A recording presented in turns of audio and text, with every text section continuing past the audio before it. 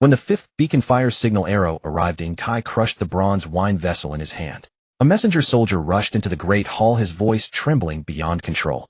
The young lord of Qin stared at the charred arrow on the table, his temples throbbing violently. In just 5 months this was already the 5th time. 12-year-old Ingja stood by the side of the great hall, watching the murderous intent surging in his elder brother's eyes, feeling his own blood rush to his head. The whole world knew. The beacon fire was the death warrant that summoned the feudal lords to rescue the capital in an emergency. But now it had become a toy for the son of heaven, King Yu of Zhou, to amuse his beloved, and a silent joke, shared by every lord in the realm. Ingja's thoughts were suddenly dragged back to that cold night, when he first received the beacon fire arrow.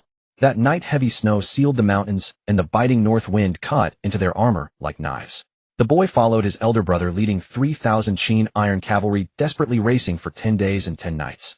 When they charged to the foot of Haojing's city wall, men and horses were utterly exhausted. Some soldiers fell straight off their horses. But when they looked up, not a single enemy shadow could be seen on the battlements. Just as the Qin army hesitated, a frivolous laugh suddenly came from atop the city wall. "My beloved, look, another contingent of lords has arrived." Ingja jerked his head up.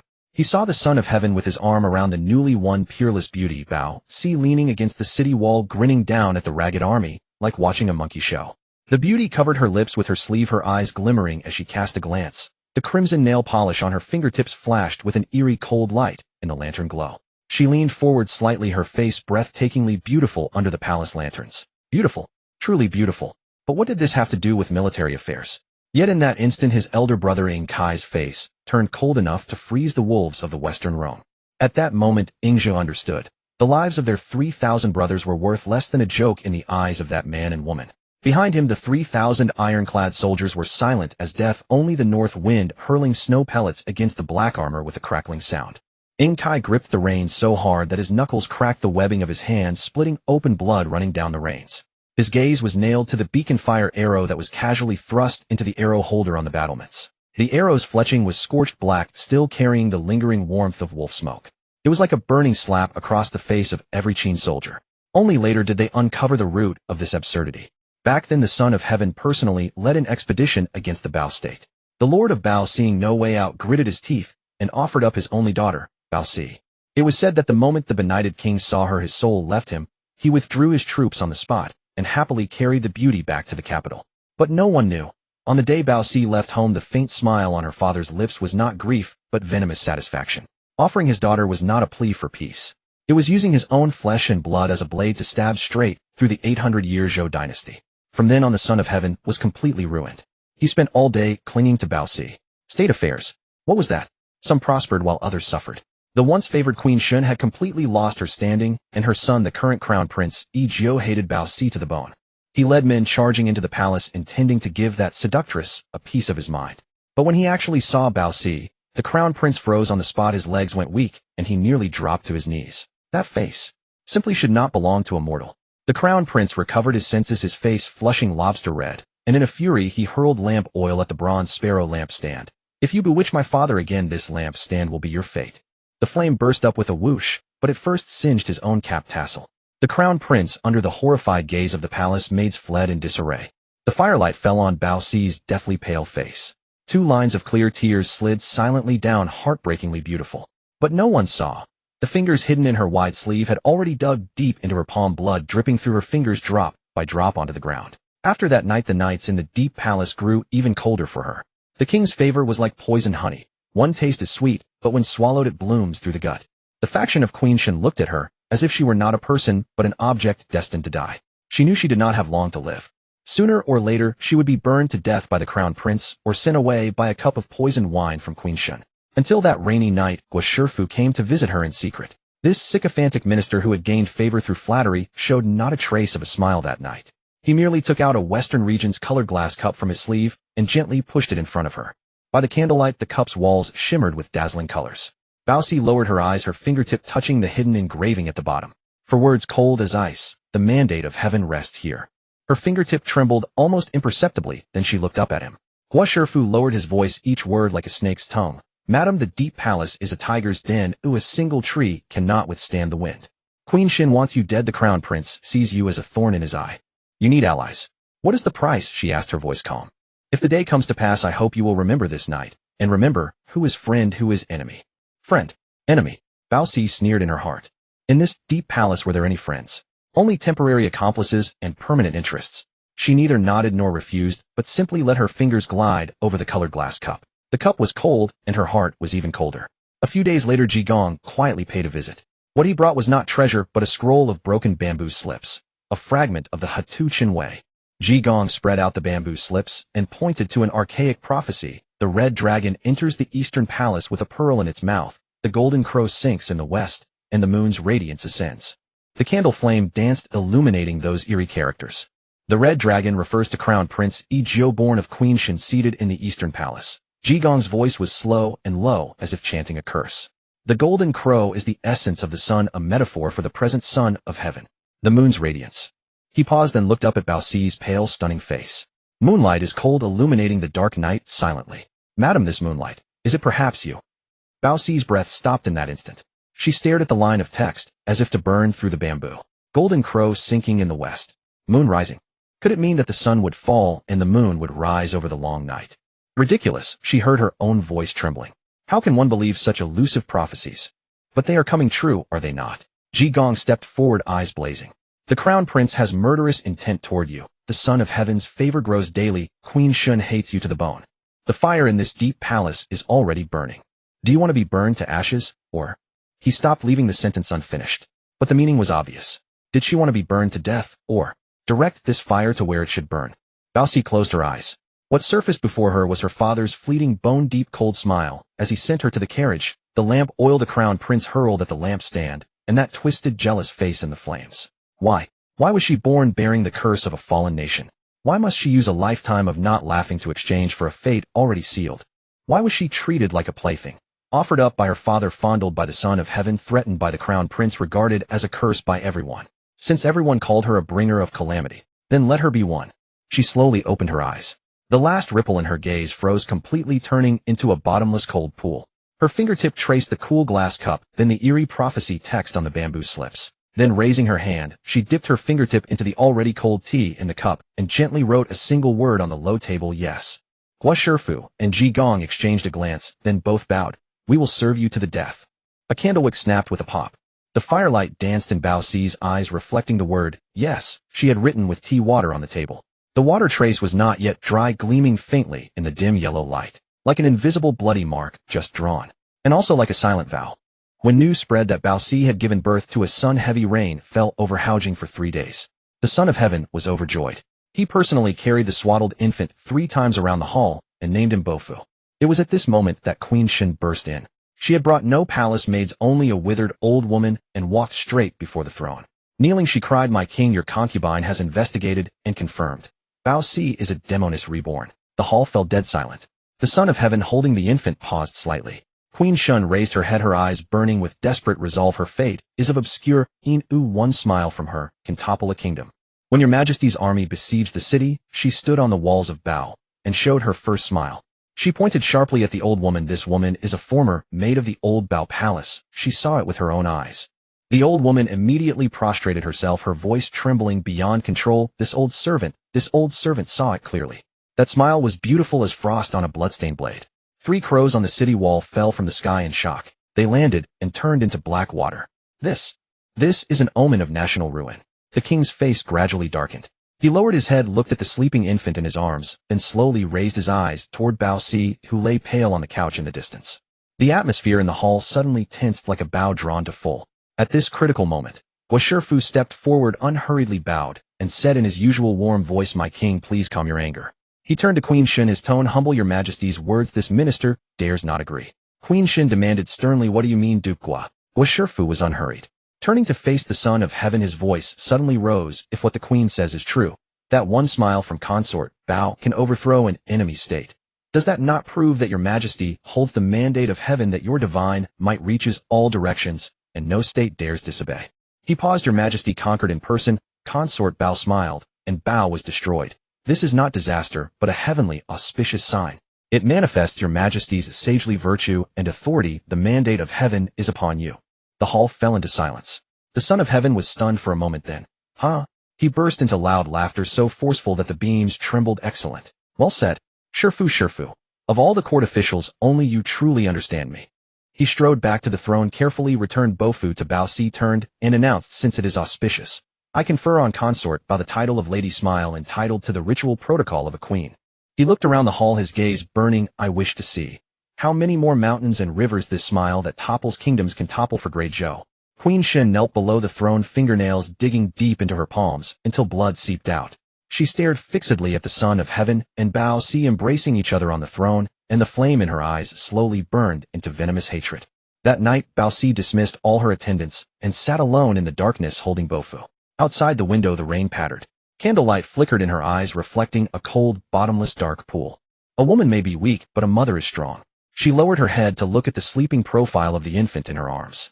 Her fingertip gently brushed through his soft newborn hair. So tender a gesture, it was almost cruel. From this day onward, she was no longer the Bao princess swept along by fate. Nor was she the lost, helpless young girl of the Deep Palace. The years of the Deep Palace had silently tempered her into a blade, hidden in the most beautiful scabbard, one that draws blood at the touch. And the hand that held the blade was her own. From that day on she began a long and meticulous taming.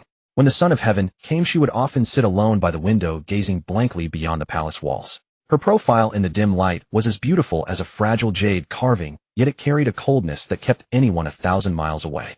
My beloved, what are you looking at? The Son of Heaven could not help asking, his voice carrying a carefulness he himself had not noticed. She slowly turned her head, the deep pool in her eyes reflecting no light at all. I am looking at the sky beyond the wall. She paused, her voice as soft as a sigh. Is it also like the sky inside the wall, only a small square patch? The Son of Heaven's heart clenched. He began to think of every way to make her happy: gems from the western regions, bright pearls from the South Sea, snowfox furs from the northern lands. Treasures flowed into her palace like running water. She only glanced at them lightly, then had the maids put them away in the storehouse. Never once did she smile. But the more she did so, the more infatuated the Son of Heaven became, and the more terrified. He feared she was bored, feared she would grow ill from it, feared that those beautiful eyes would never again reflect his figure. He gradually felt this smiling-less face of hers was more heart-shaking and soul-enthralling than all the smiles in the world combined. So he began to deliberately avoid the Eastern Palace and estranged Queen Shen. Later he would often claim illness and skip court. All day he wished only to stay by her side, like the most devout worshipper enshrining a goddess who would never smile at him. And all of this was within Bao Si's expectations. On the eve of Bofu's first birthday, only a single lamp burned in the secret chamber. Guo Shifu and Minister Ji arrived silently, their shadows cast on the wall twisted like vines growing in the dark. The time is nearly ripe. Guo Shifu's voice was very low as he presented a secret report. Marquis Shen has recently been frequently contacting his old subordinates. There are disturbances at the border. The Crown Prince has also been restless at court. Ji Gong spread out a star chart and pointed to a dim star beside the purple forbidden enclosure. The purple aura of the Eastern Palace has already declined like a candle in the wind. And beside the Emperor's star, his fingertip moved slowly to another dazzling new star. The new star is bright, its momentum is already established. He raised his eyes to Bao Si, who sat silently. My lady, it is time to proceed to the next step. Bao Si sat still as Bofu slept in her arms. She lowered her eyes, her fingertip gently tracing the infant's soft palm. Once, again, as if measuring the dimensions of an as-yet unsigned decree of deposition. The candle flame cracked with a pop, sending up a spark. Firelight leapt in her eyes, revealing a cold, blade-like gleam. She slowly raised her head, her voice calm, and even yet it made the temperature of the secret chamber plummet. Then, light the fire. I will set this second fire myself. I want the Eastern Palace to have no chance to rise again. Not long after, strange and unsettling rumors began to circulate in Haojing. First, someone said that passing by the Eastern Palace at midnight, they heard low murmuring from within, spoken in the language of the Chuanrong. Then another palace maid swore she had seen the Crown Prince disguised and leaving the palace late at night, heading northwest, the direction from which the Chuanrong came. The rumors spread like poisonous vines crawling over the palace walls. Overnight, the Crown Prince had secretly colluded with the Chuanrong, promising to cede 3 cities after his accession. The bronze bells on the Eastern Palace eaves rang by themselves with no wind, and 3 days later all broke off at the roots with dark red stains oozing from the fractures like congealed blood. At first the Son of Heaven did not care, even having a few talkative servants came to death.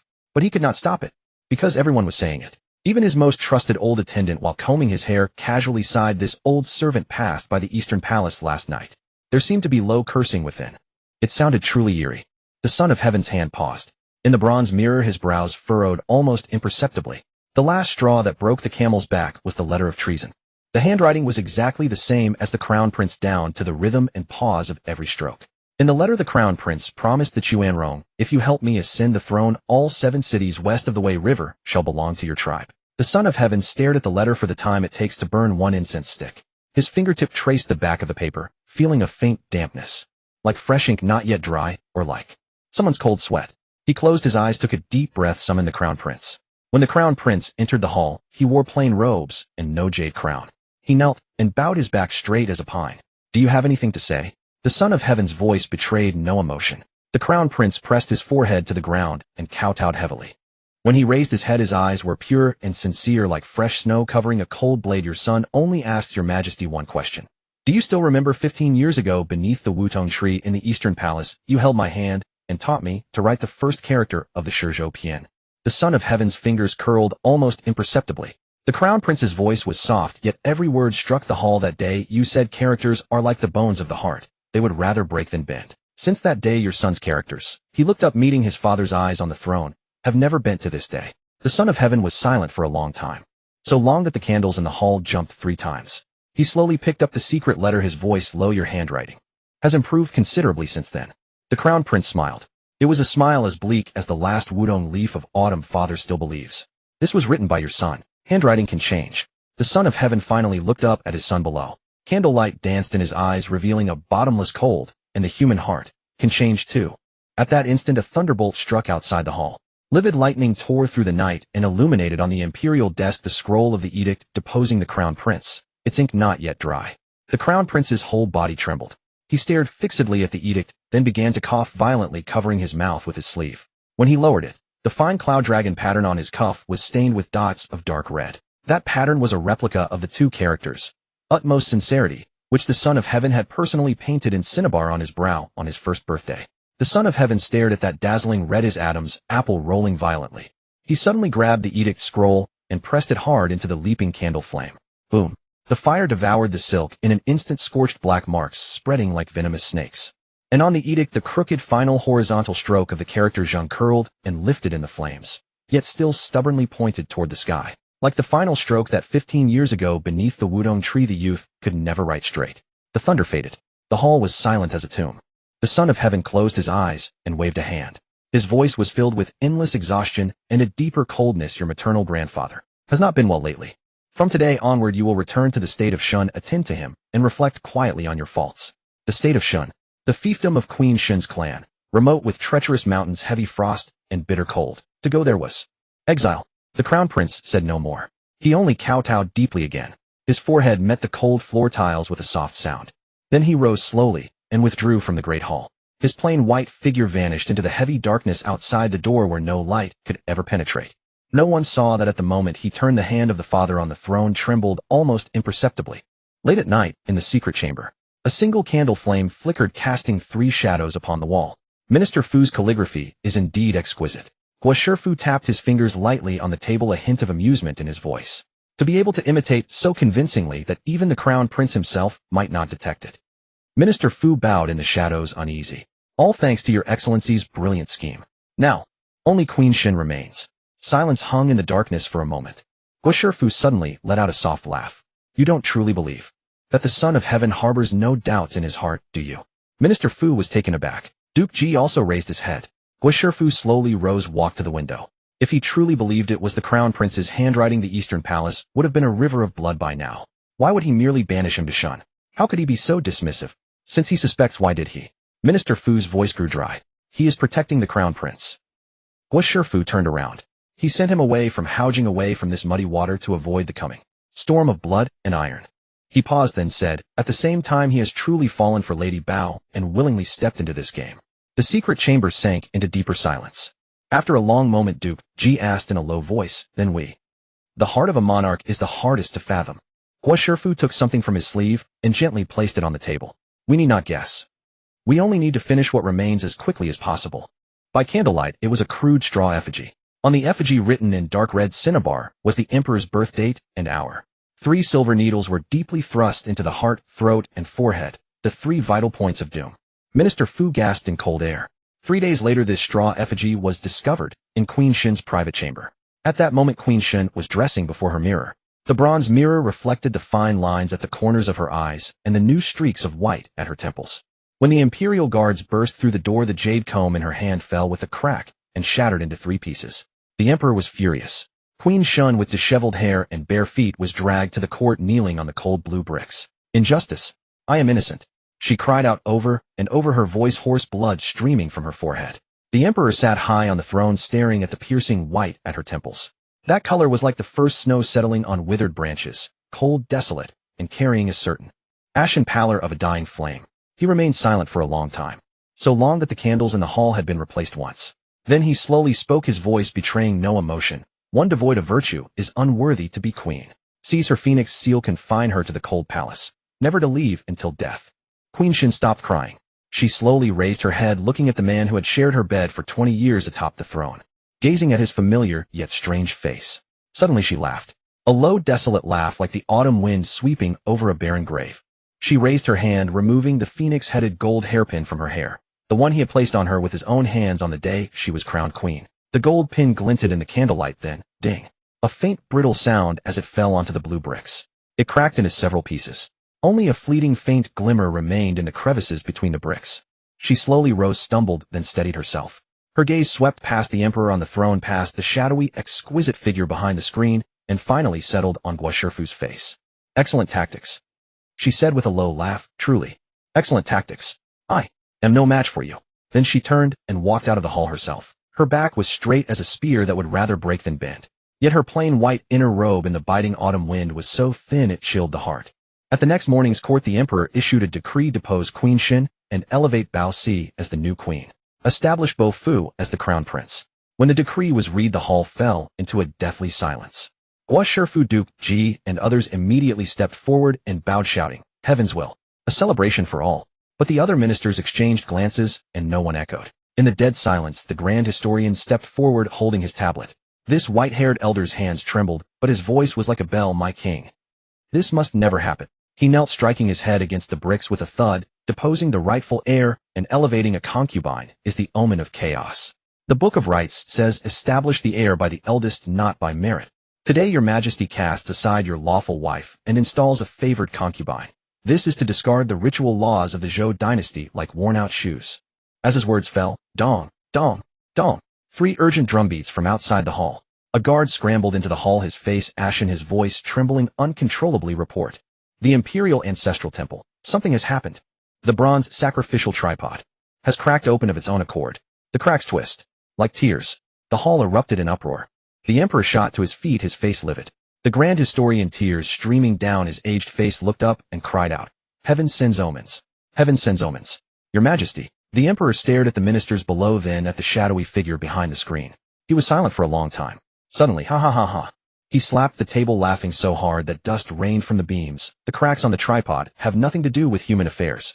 My family's matters. How dare you meddle?" With that, he swept his sleeves and left the court, ignoring all else. The ministers retreated to the steps outside, feeling the chill of early spring. Looking up at the sky, dark clouds pressed down. The frost on the withered branches flickered in the wind, just like the sparks that fell when the bronze sparrow lamp in the eastern palace toppled that day. In the end, it would become a prairie fire. When the news reached the border, Marquis Shin, still in his armor, rode alone for 3 days and nights, galloping back to Haojing. But he was stopped at the palace gate. He removed his armor, cast aside his sword, and knelt barefoot with disheveled hair before the gate for 3 days. Snow piled up on his shoulder armor, and between the blue stone bricks a dark red stain slowly seeped from under his knees. On the morning of the 4th day, the palace gates groaned open. A eunuch emerged holding a decree, his voice sharp and cold. The emperor decrees Marquis Shin failed to teach his daughter properly. Reduce his fief by 3/10 and return to his state immediately to reflect on his faults. No lingering. The decree unfurled, wind and snow lashing at his face. Marquis Shin looked up to the sky and laughed. His laughter was shrill, almost tearing through the cold canopy. In the midst of his laughter, a mouthful of bitter warmth rushed up his throat, spattering onto the snow. Dark red blood bloomed in the pure white snow like a bizarrely beautiful red spider lily. He wiped the blood from his lips, pressed the decree firmly into his palm, nearly crushing it. Then he slowly rose, mounted his horse. Finally, he turned back and glanced at the majestic palace gate. In his eyes, the last trace of warmth was utterly extinguished. This matter. His voice was hoarse, each word dripping with blood. Will never end here. Oaths shattered the frozen river ice, startling countless crows. His back was as resolute as a blade, disappearing into the endless wind and snow, never looking back. On the day of the coronation, the newly built Deer Terrace blazed with lights, a fiery display of trees and silver flowers that burned all night without ceasing. Bao Si sat upright on the phoenix, throne her ceremonial robes heavy as iron, the golden crown pressing painfully on her neck. Yet in her heart there was only emptiness, not a trace of joy. The emperor gazed at her ever-cold, frost-like countenance, then leaned in and asked softly, "You are now the queen mother of the realm. Why still no smile?" Bao Si lowered her eyes. "Your servant has never been fond of smiling since childhood. I beg your majesty not to blame me. Could it be that you still care about those baseless rumors of a smile bringing down a kingdom?" The emperor dismissed it, taking her hand. "I am the son of heaven, receiving the mandate from heaven. What have I to fear?" Bao Si tried to force a curve at the corners of her mouth, but the muscles of her cheeks were stiff as ice, and the resulting grimace was more hideous than a cry. "Your majesty." Her voice was strained. "Your servant truly cannot smile."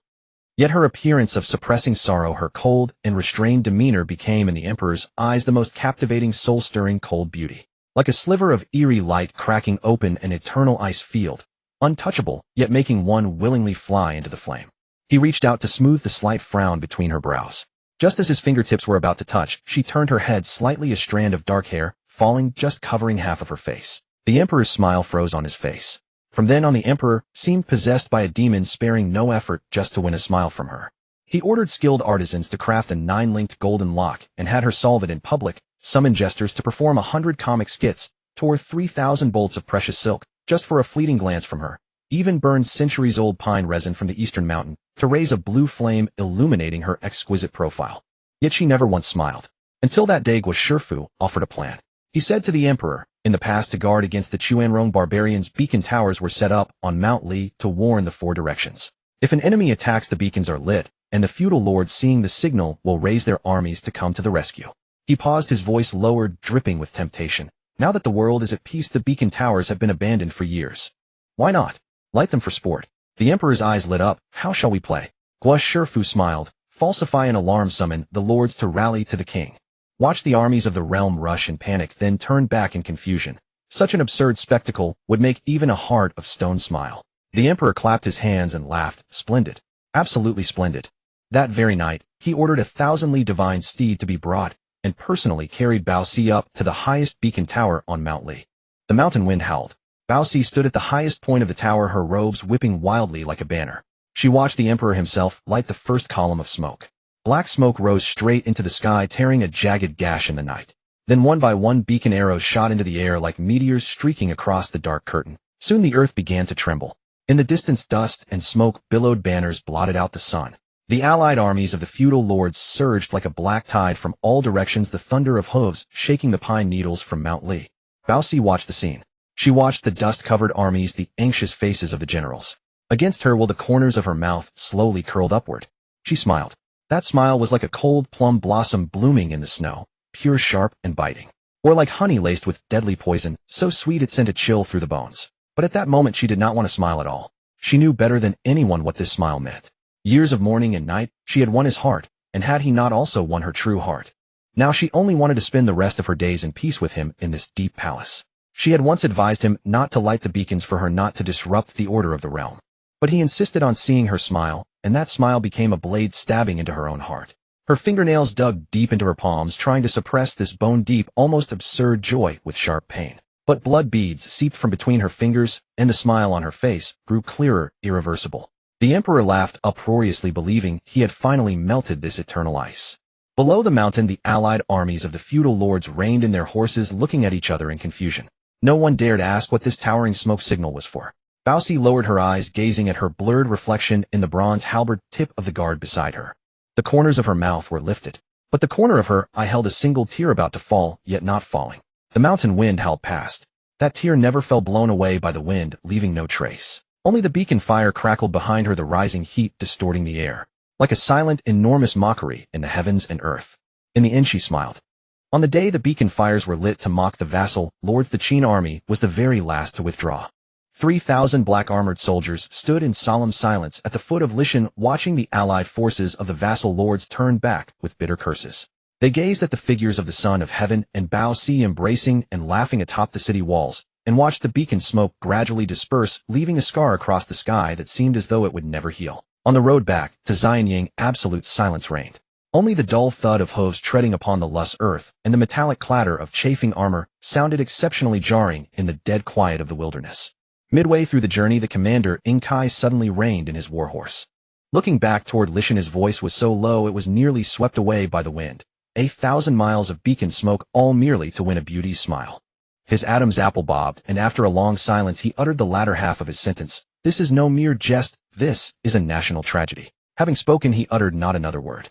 He merely unfastened the wine flask from his waist, tilted his head back, and took a deep draught. The searing liquor burned down his throat, provoking a fit of coughing, yet his eyes grew red. That was the first time Ingja had ever seen his second brother. This commander of the Qin army, who had gone to battle at 15 and never shed a tear despite bearing 7 arrow wounds, with reddened eyes. It was not for himself, but for the 3,000 soldiers behind him who had marched 300 miles only to be treated as playthings by their sovereign.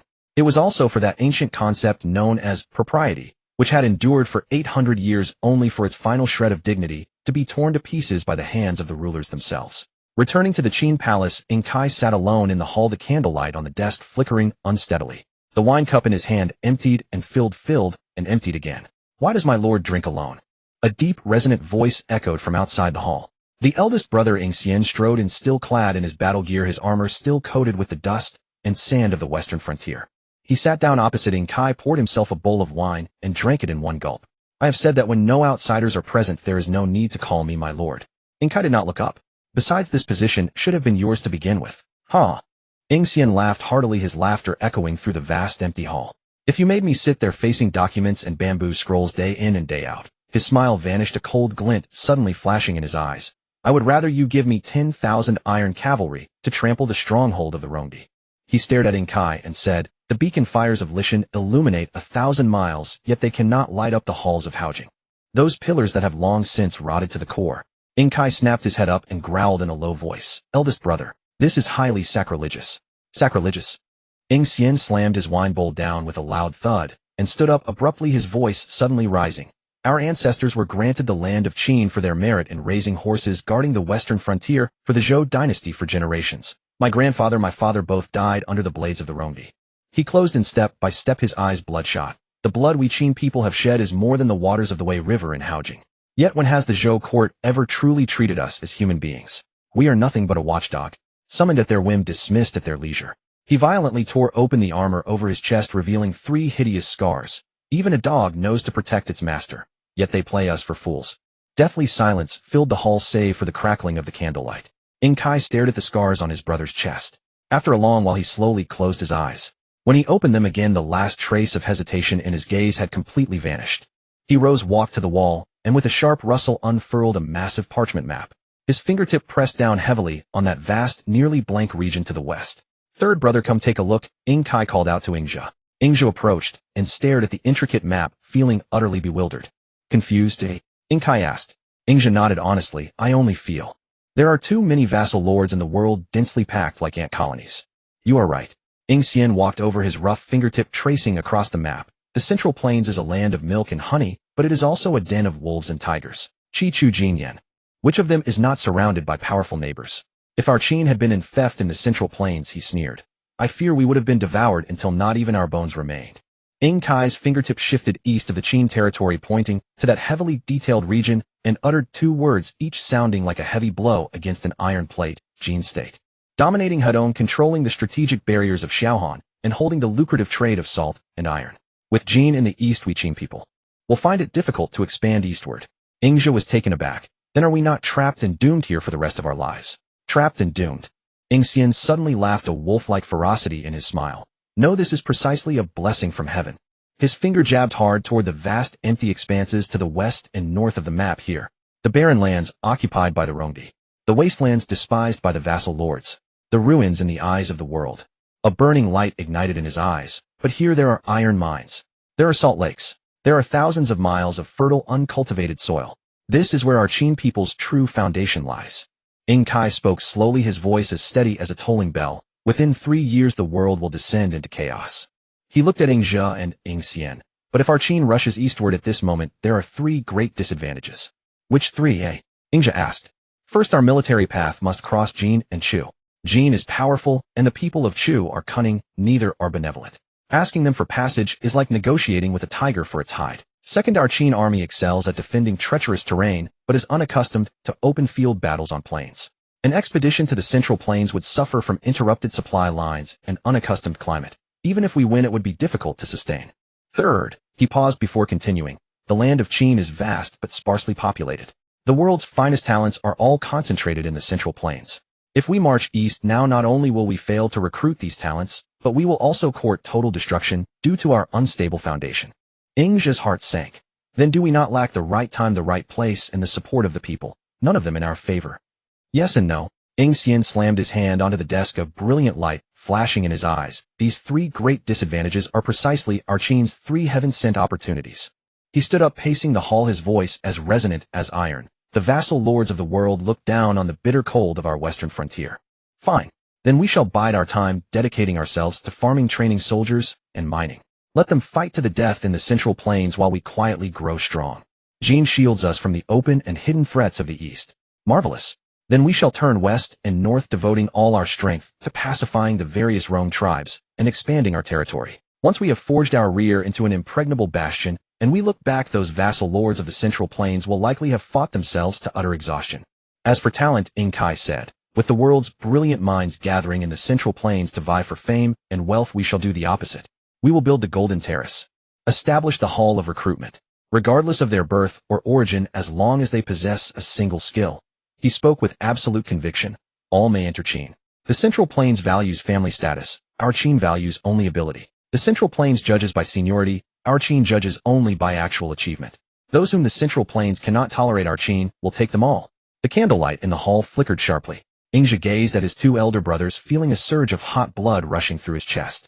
So it was that the century-long blueprint of the Qin people had long been deeply buried within the dust and sand of the western frontier, the sharp blades of the Rongdi and the disdainful gazes of the world.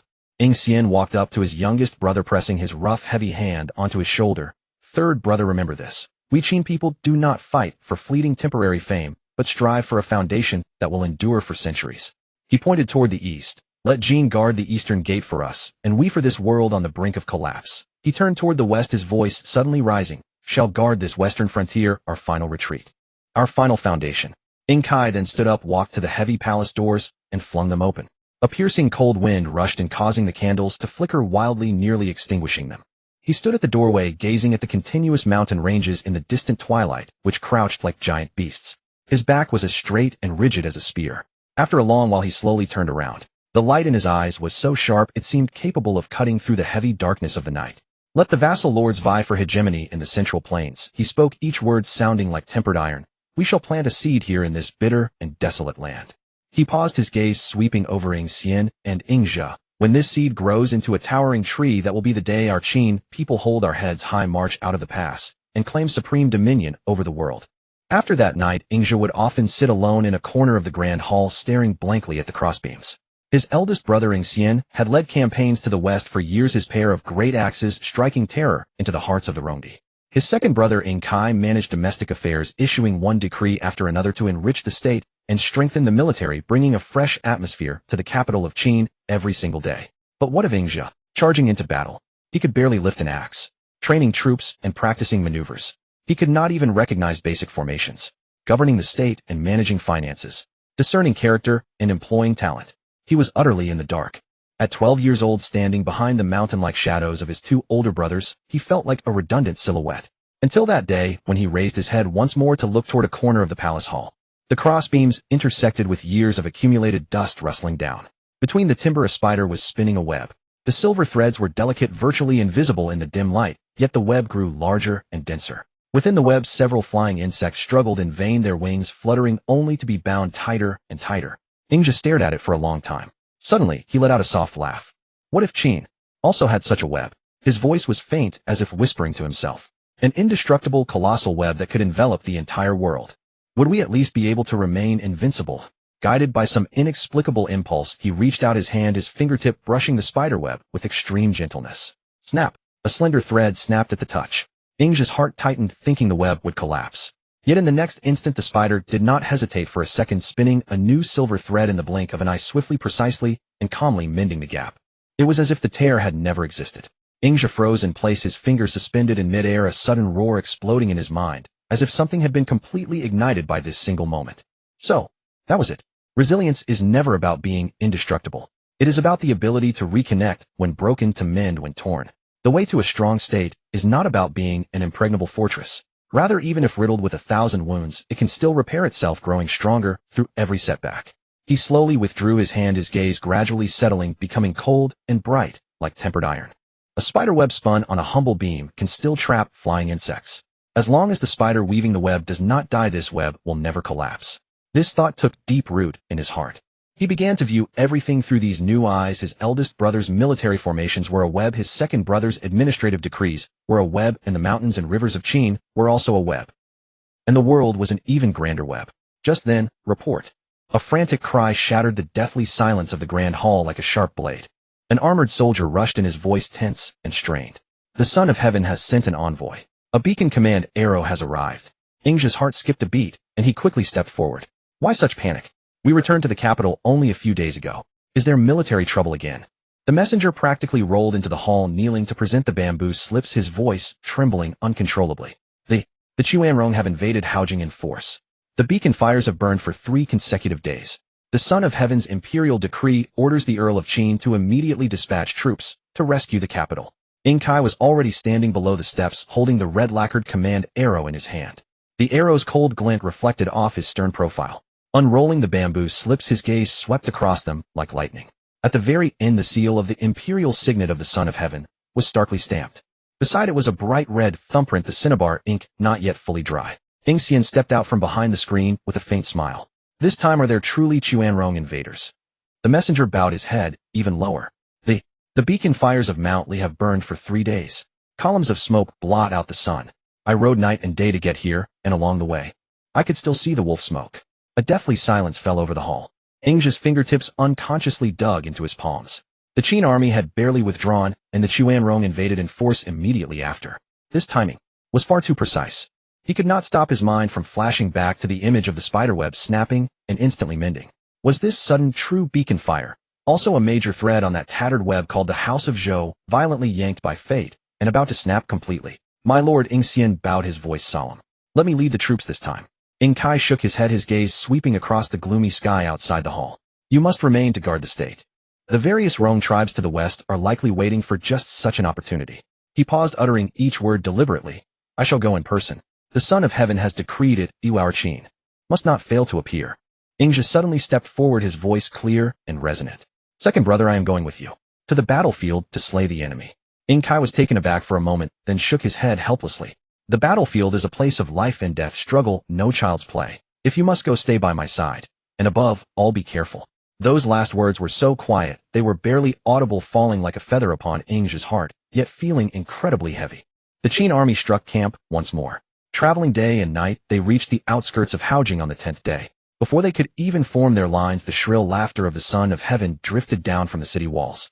Mingled with the heavy scent of wine and the cloying sweetness of rouge, the sound pierced through the palace walls and struck the faces of the Qin soldiers. Kai reined in his warhorse and looked up. Atop Mount Li, the beacon fires and wolf smoke had still not been extinguished. Yet on the eastern gate tower of Haojing, the Son of Heaven leaned against the railing, playing dice with his courtiers. Surrounded by concubines, the faint sound of music and singing drifted through the air.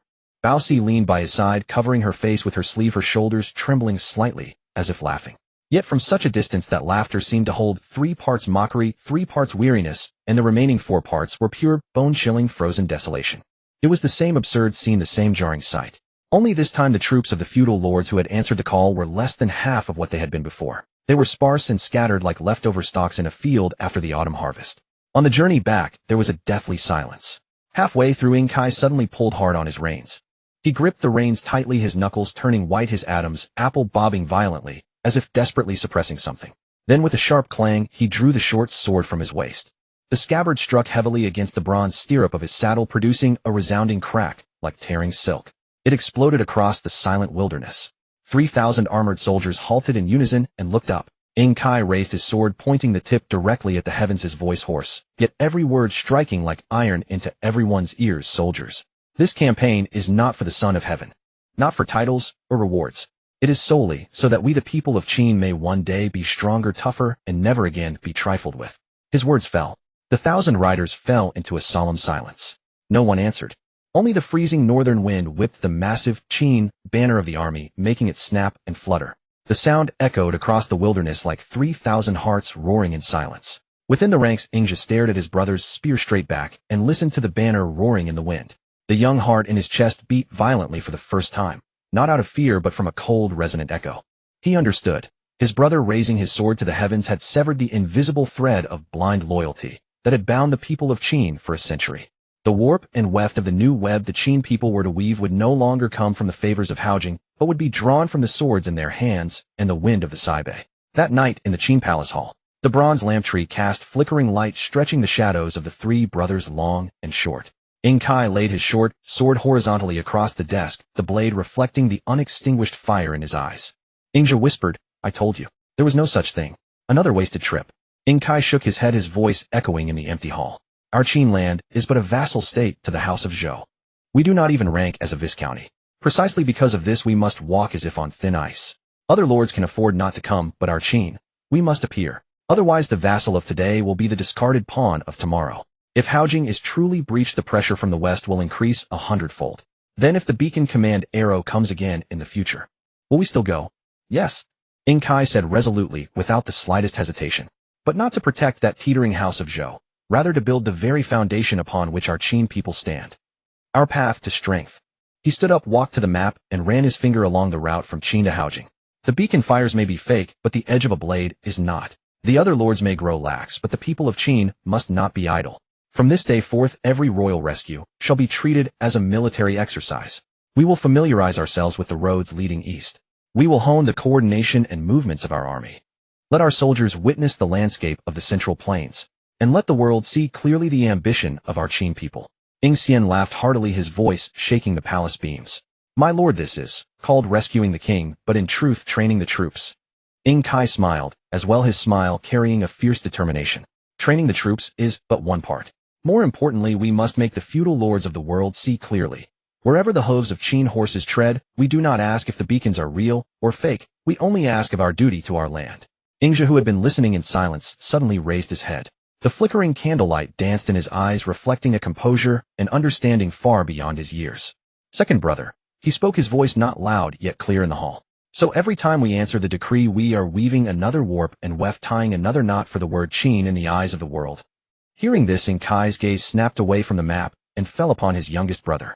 A flash of surprise crossed his eyes, which then softened into a deep, barely perceptible look of approval and gratification. He nodded slowly. "Indeed. The warp and weft form a pattern, and the knots make a web. Right now this web catches righteousness and the hearts of the people. When it becomes dense and resilient enough." He did not finish his sentence, but his gaze, sharp as a blade, swept toward the vast central plains on the map. Within a few days the beacon fire summons from Haojing was indeed delivered to Xianyang once more. This time Ing Kai did not even wait for the envoy to enter the main hall to present his case before ordering the three armies to prepare their gear and march immediately. Beneath the walls of Haojing, it was indeed another absurd reenactment of playing with the feudal lords through beacon fires. This time, however, apart from the tide-like black-armored Qin army, arriving on schedule, only a smattering of troops from the states of Jinwei and Zheng showed up. The rest of the feudal lords held their forces back, choosing to watch from the sidelines. Atop the watchtower, Bao Si stood leaning against the railing, her smile carrying an ambiguous blend of joy and sorrow. As her gaze swept over the solemn iron-like array of the Qin army below the city, the corners of her eyes twitched almost imperceptibly. Only the Zhou Emperor King Yu remained drunkenly reclined in his dragon chair, draped in brocade cushions. The golden cup in his hand tilted, spilling the fine wine and soaking the hem of his azure dragon robe, yet he was completely oblivious. By the time Ing Kai received the beacon fire summons for the fourth time, which seemed to carry an invisible mockery, and led his army to the gates of Haojing, not a single trace of any other feudal lord's forces could be seen across the vast wilderness. Between heaven and earth there seemed only to remain this black torrent from the western frontier and the city of Haojing standing in solitary isolation against the biting winter wind. Standing atop the city wall, Bao Si's face was utterly devoid of expression. A permanent frost seemed to settle between her brows, colder than the most freezing blizzard of the western frontier. Her fingertips dug fiercely into her palms, drawing beads of blood that stained her nails, yet she seemed entirely unaware. At that moment, Ingja, who was silently observing from Ing Kai's side, actually found the peerlessly beautiful queen to be somewhat pitiable. This time the emperor did not sit in his dragon chair. In a rare display, he was clad in armor, standing alone behind the battlements of the city wall, a layer of cold white frost coating the metal plates of his armor. His gaze fell upon the only loyal army beneath the wall, as serene and undisturbed as an ancient deep pool. Earl of Qin. The emperor's voice was hoarse, piercing the crisp cold air and echoing across the vast landscape. Of all the ministers in court and the feudal lords of the realm, only you Qin are my loyal subject. Kai looked up from his horse, his face as calm as still water. Without saying much, he dismounted, stepped forward, and raised both hands to receive the summons, trembling, handed down by the attendant. Then, parting his war robe, he knelt on one knee and responded in a deep voice. Though not loud, every word was crystal clear, striking the hearts of everyone atop and below the walls like a heavy hammer. Your servant, Kai, respectfully obeys the royal decree. My Qin clan, generation after generation, is willing to guard the western frontier for the great Zhou forever. Even if the beacon fires turn to ash, the western frontier shall not fall. Even if the feudal lords all disperse, the banner of Qin shall never fall. As his voice fell, the howling northern wind across the wilderness suddenly ceased, and even the fluttering banners seemed frozen in midair. A profound silence enveloped the world. Only the echoing words, "The banner of Qin shall never fall," lingered in the freezing air for a long time. Meanwhile, thousands of miles away inside the grand tent of the Chuanrong chieftain, the atmosphere was eerie and tense. The Marquis of Shun slowly pushed a meticulously drawn parchment map across the table toward the Chuanrong chieftain. On the map, marked in striking vermilion ink, were the strengths and weaknesses of Haojing's defenses, surrounding passes, supply routes, and even the usual garrison areas and mandatory return paths of the Qin army. The numerous circles and annotations were startling to behold. The chieftain narrowed his hawk-like eyes, casually scanning the map, with an indifferent expression, seemingly unmoved. Haojing. The mountains are high and the road is far. Our army would have to march a great distance at immense cost with no profit to be made. No, we will not go. The Marquis of Shun's throat tightened. He knew all too well that this was the Chuanrong's customary tactic of inflating prices on the spot to extort more. Suppressing the rising tide of humiliation and hatred in his heart, he said in a low voice, "Grand Chieftain, look. These 10 chests of gold outside the tent are the deposit. On the day Haojing falls, another 10 chests will be presented in full. The Grand Chieftain only needs to execute the wicked consort Bao Si and slay the treacherous ministers Guo Shifu and the Duke of Ji to restore peace and purity to the court of our great Zhou." Upon hearing this, the chieftain did not even bother to glance at the glittering gold outside the tent. He scoffed, his voice laced with disdain. "Gold? How many prized steeds of our grasslands can it buy? Is it enough for the tens of thousands of warriors under my command to drink their fill of strong wine?" Before his words could fully fade, he suddenly raised his hand and flung aside the heavy wolfskin cloak covering him, revealing a muscular chest. A hideous scar ran diagonally from his left shoulder to his right rib, like a sprawling centipede, looking exceptionally terrifying in the flickering firelight. This scar was left 30 years ago by the iron cavalry and spears of the Qin people. Back then, did your noble Zhou Emperor ever bestow upon me a cup of wine or comfort me with even half a cart of grain? The grand tent fell instantly into a dead silence, broken only by the occasional crackle of the charcoal fire. The Marquis of Shun's fingertips clenched so hard they turned white. His throat was dry, and for a moment he could not make a sound. The chieftain slowly pulled his fur robe back over himself, hiding the charred-looking old scar in the shadows. Only his cold voice echoed, 100,000 sure of grain. Deliver 100,000 sure of grain to my camp, and I will assemble my iron cavalry to crush Haojing for you within 10 days. The Marquis of Shun lowered his head, his fingers inside his sleeves, digging fiercely into his palms, leaving deep crescent-shaped imprints. 100,000 sure. This was nearly half of the grain reserves in the state of Shun's treasury. He gritted his teeth and remained silent for a long time before squeezing out the words from between his teeth. 50,000 sure. No more than that. 70,000 sure. The chieftain sneered, one hand already resting on the hilt of the scimitar at his waist. His tone broke no argument.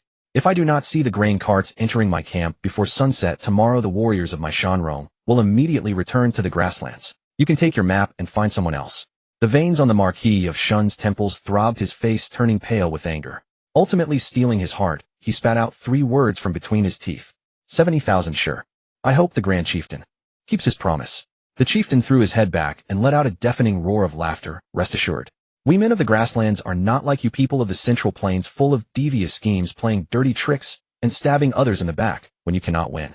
The Marquis of Shun remained silent, bowing as he retreated from the tent filled with the pungent smell of raw meat. The howling wind outside was freezing, yet it paled in comparison to the coldness in his heart. He thought to himself, these barbarians only know how to plunder. How could they ever comprehend our Huaxiao wisdom of playing one power against another and driving tigers to swallow wolves? Inside the tent, the moment the Marquis of Shun's figure vanished completely, the chieftain instantly ceased his laughter. He sprang up, stepped onto the low table, and raised his arms to shout, "Brothers, a massive business deal has come right to our door. That fool from the Central Plains, the Marquis of Shun, has brought us the defense map of Haojing. We only need to bypass the main roads and launch a surprise attack according to the map, and Haojing will be ours for the taking. The gold, silver, grain, and women in the city will all be ours." Instantly, thunderous cheers erupted inside the tent as the chieftains shouted in unison, praising the Grand Chieftain's brilliance, their bloodthirsty eyes glittering in the firelight. They all shared a tacit understanding. Even if the Marquis of Shun did not provide a single grain of food or a single coin, with this detailed defense map alone, they were absolutely certain they could trample that seemingly impregnable city. Pitiable was the Marquis of Shun, blinded by national enmity, family hatred, and the lust for power, to the point of treating this pack of insatiable bloodthirsty wolves as mere lackeys he could drive and exploit. Little did he know that bargaining with a tiger would only lead to being devoured, and inviting wolves into one's home would inevitably bring ruin. The wolves at long last were coming. The fifth signal arrow lay quietly across the desk. Ing Kai's fingertips brushed over the scorched black mark on the arrow shaft, its lines clear and identical to the previous four, without the slightest difference. "Second brother, let me go with you this time as well." Ingja reached out steady and took the arrow. His tone was calm, yet resolute. "Even if it is yet another false alarm, the promise of our Qin people must be as heavy as metal and stone. 5 times we have answered the call to defend the king, never daring to slacken." A faint, inexplicable unease stirred in Ing Kai's heart, but it passed in an instant, as fleeting as an illusion. He gazed at his younger brother, whose face still bore traces of youth, but whose eyes had already settled into a steadfast light. After a moment, he finally nodded. "Very well. This time I will lead the elite of the left army ahead. You will command the right army and follow as support. Make sure to protect the supply lines and both flanks, and be cautious with scouts. If there is any real change, remember, do not get entangled in battle. Swiftly join me, and we will act together." "Yes." Ingja nodded in acknowledgement, tucking the heavy arrow into his leather belt. As he turned and strode out of the tent, his armor clanked with a rhythm like iron law echoing through the empty camp. Yet when Ing Kai and Ingja galloped to the outskirts of Haojing, the scene before them was utterly unlike any previous time. Beneath the capital city walls, the dark mass of Chuanrong iron cavalry loomed like a black cloud pressing down. The blade edges reflected the setting sun, casting a cold, piercing gleam. On the city wall, the royal banner fluttered violently in the wind. The Zhou king stood behind the crenellations, his crown's tassels trembling faintly. He gazed into the distance. The iron cavalry outside the city surged like a tide, but he saw no banners of any allied lords coming to their aid. Only the smoke from the beacon towers on Lishan Mountain rose straight into the hazy sky, the smoke tinged with a bloody hue spreading across the heavens like a shocking crimson stain, like dried blood. His fingers clutched the cold brick of the city wall, the knuckles white. His throat moved, but he could not utter a forceful rebuke. The beacon had been lit 5 times. The first 4 times were mere jest. The lords of the realm had been exhausted by the feudal marches, their hearts turned cold.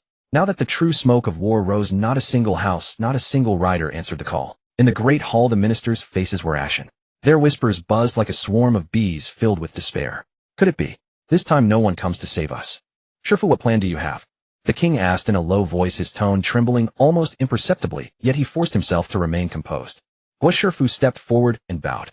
"Your Majesty, I have secretly dispatched fast horses bearing the royal decree to the states of Jinwei, Jingqin, and others, commanding them to dispatch troops immediately to defend the king. Any who disobey shall be charged with the crime of disloyalty. Haojing's walls are high and its moat deep. It is a fortress of bronze and iron. We need only hold firm and await reinforcements. Even if the Chuanrong surround us like wolves, they are but cornered beasts. In time they will collapse on their own." As his words fell, the sound of war drums and battle cries suddenly erupted from the direction of the east gate. A scout galloped into the hall, his armor stained with blood and mud.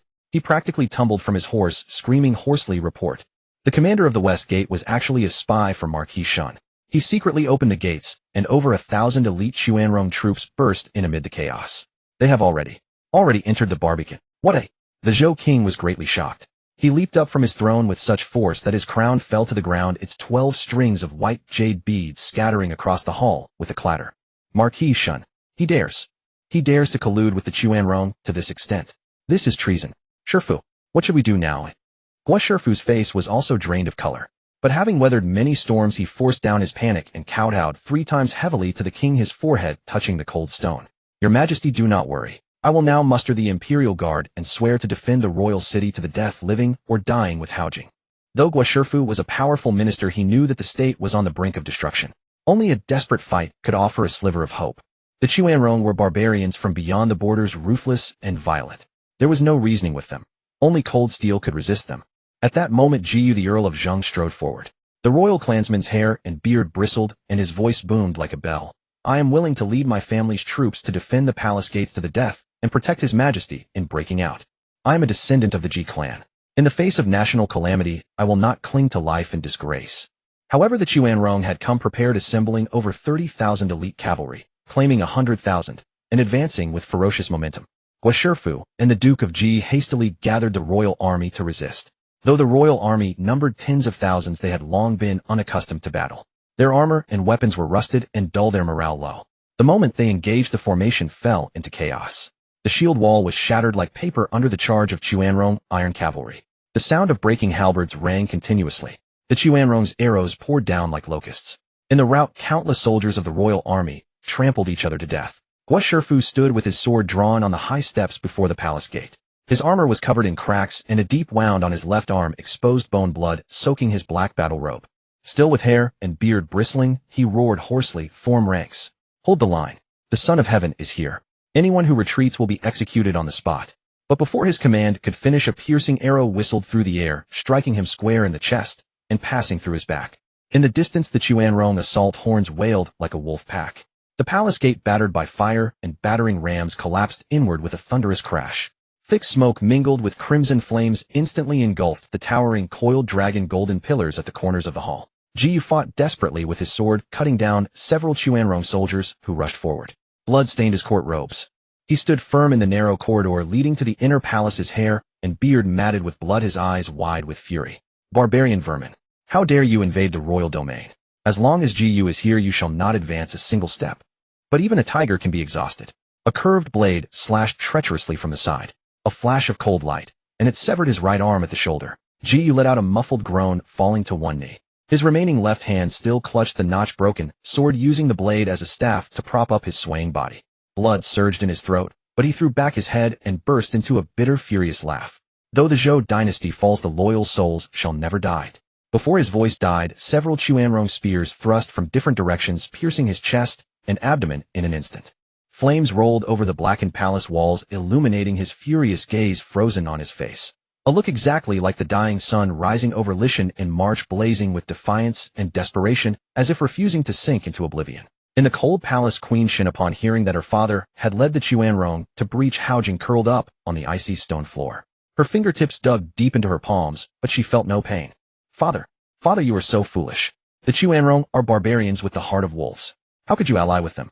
Now you have invited the wolf into the house, destroying the ancestral temples and the state. Your daughter, how can she have the face to live in this world?" She murmured softly, her expression desolate. Slowly she pulled the ribbon from the jade pendant hanging at her neck.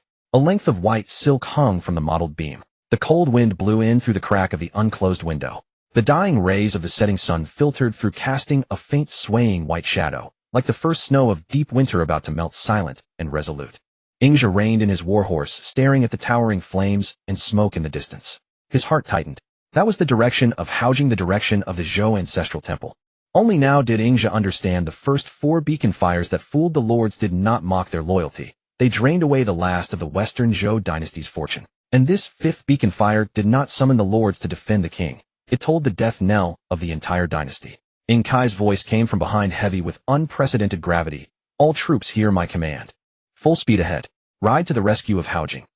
Beneath the blazing glow of towering flames, the king led Bao Si, escorted by a small remnant of armored soldiers, fighting desperately as they retreated in panic from the royal city, now engulfed in a sea of fire, fleeing toward Mount Li.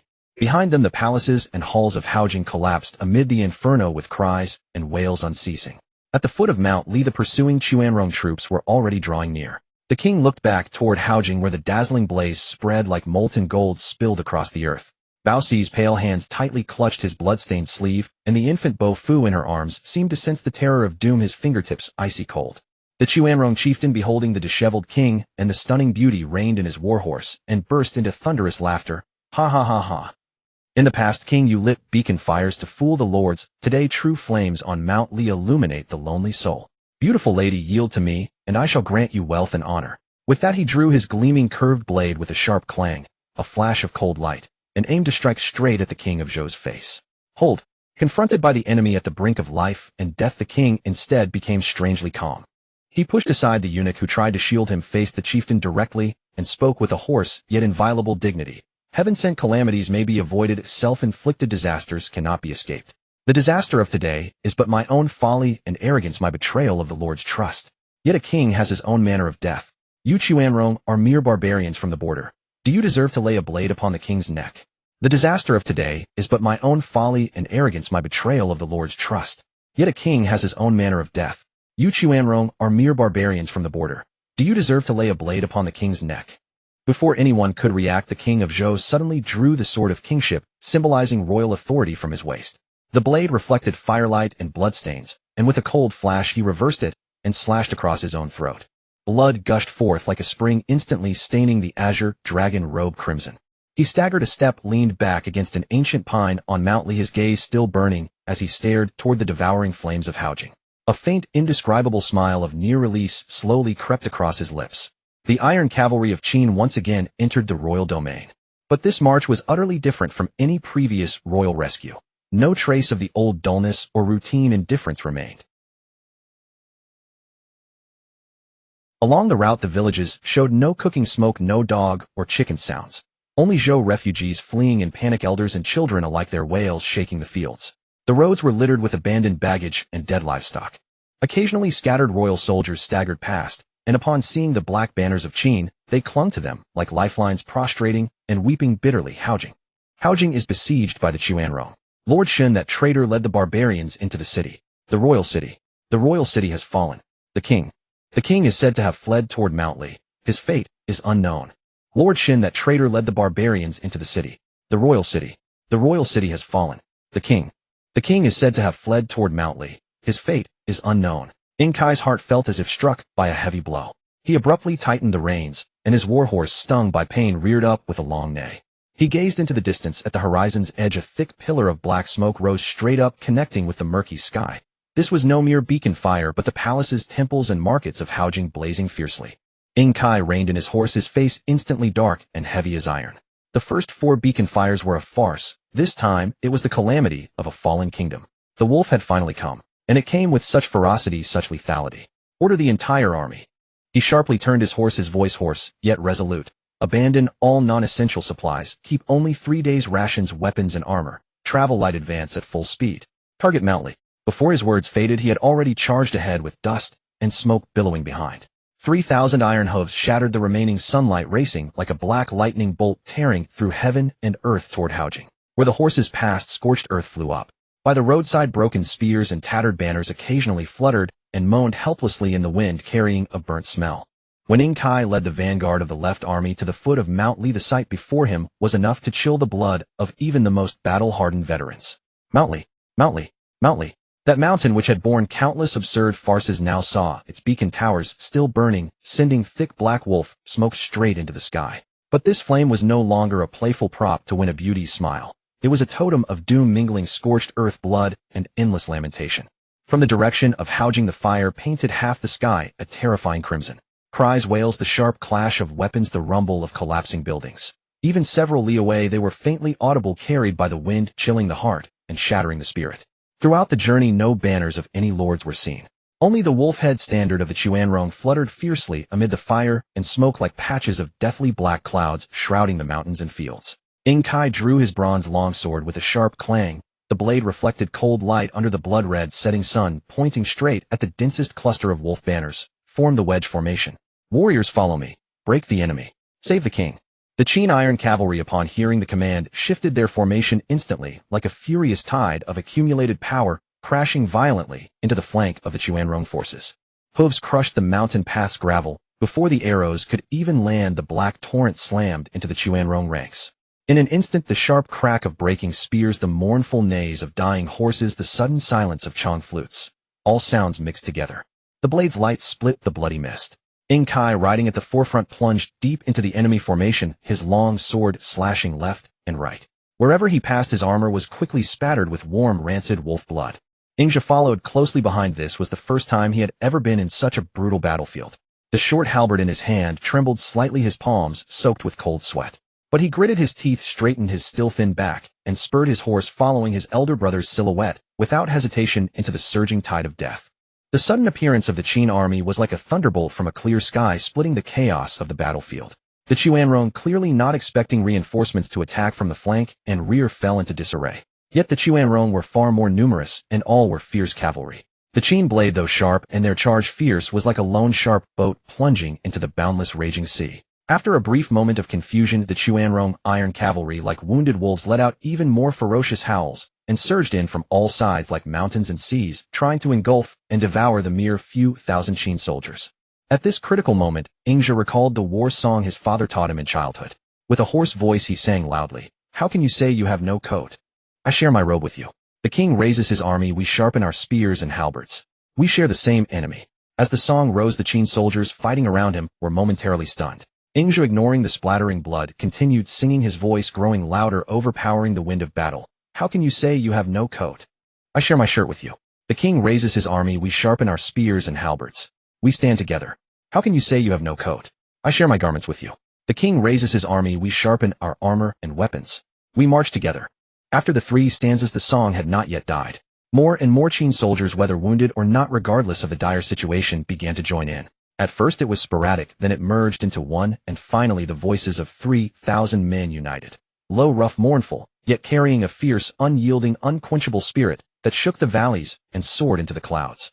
Those whose armor was soaked in blood threw a spare armor plate to a comrade whose armor was broken. Those whose spears had snapped picked up broken shafts from the ground and hastily tied them to remaining blades. The wounded soldiers tore strips from their robes to bind their wounds, leaned on their weapons, and struggled to stand again.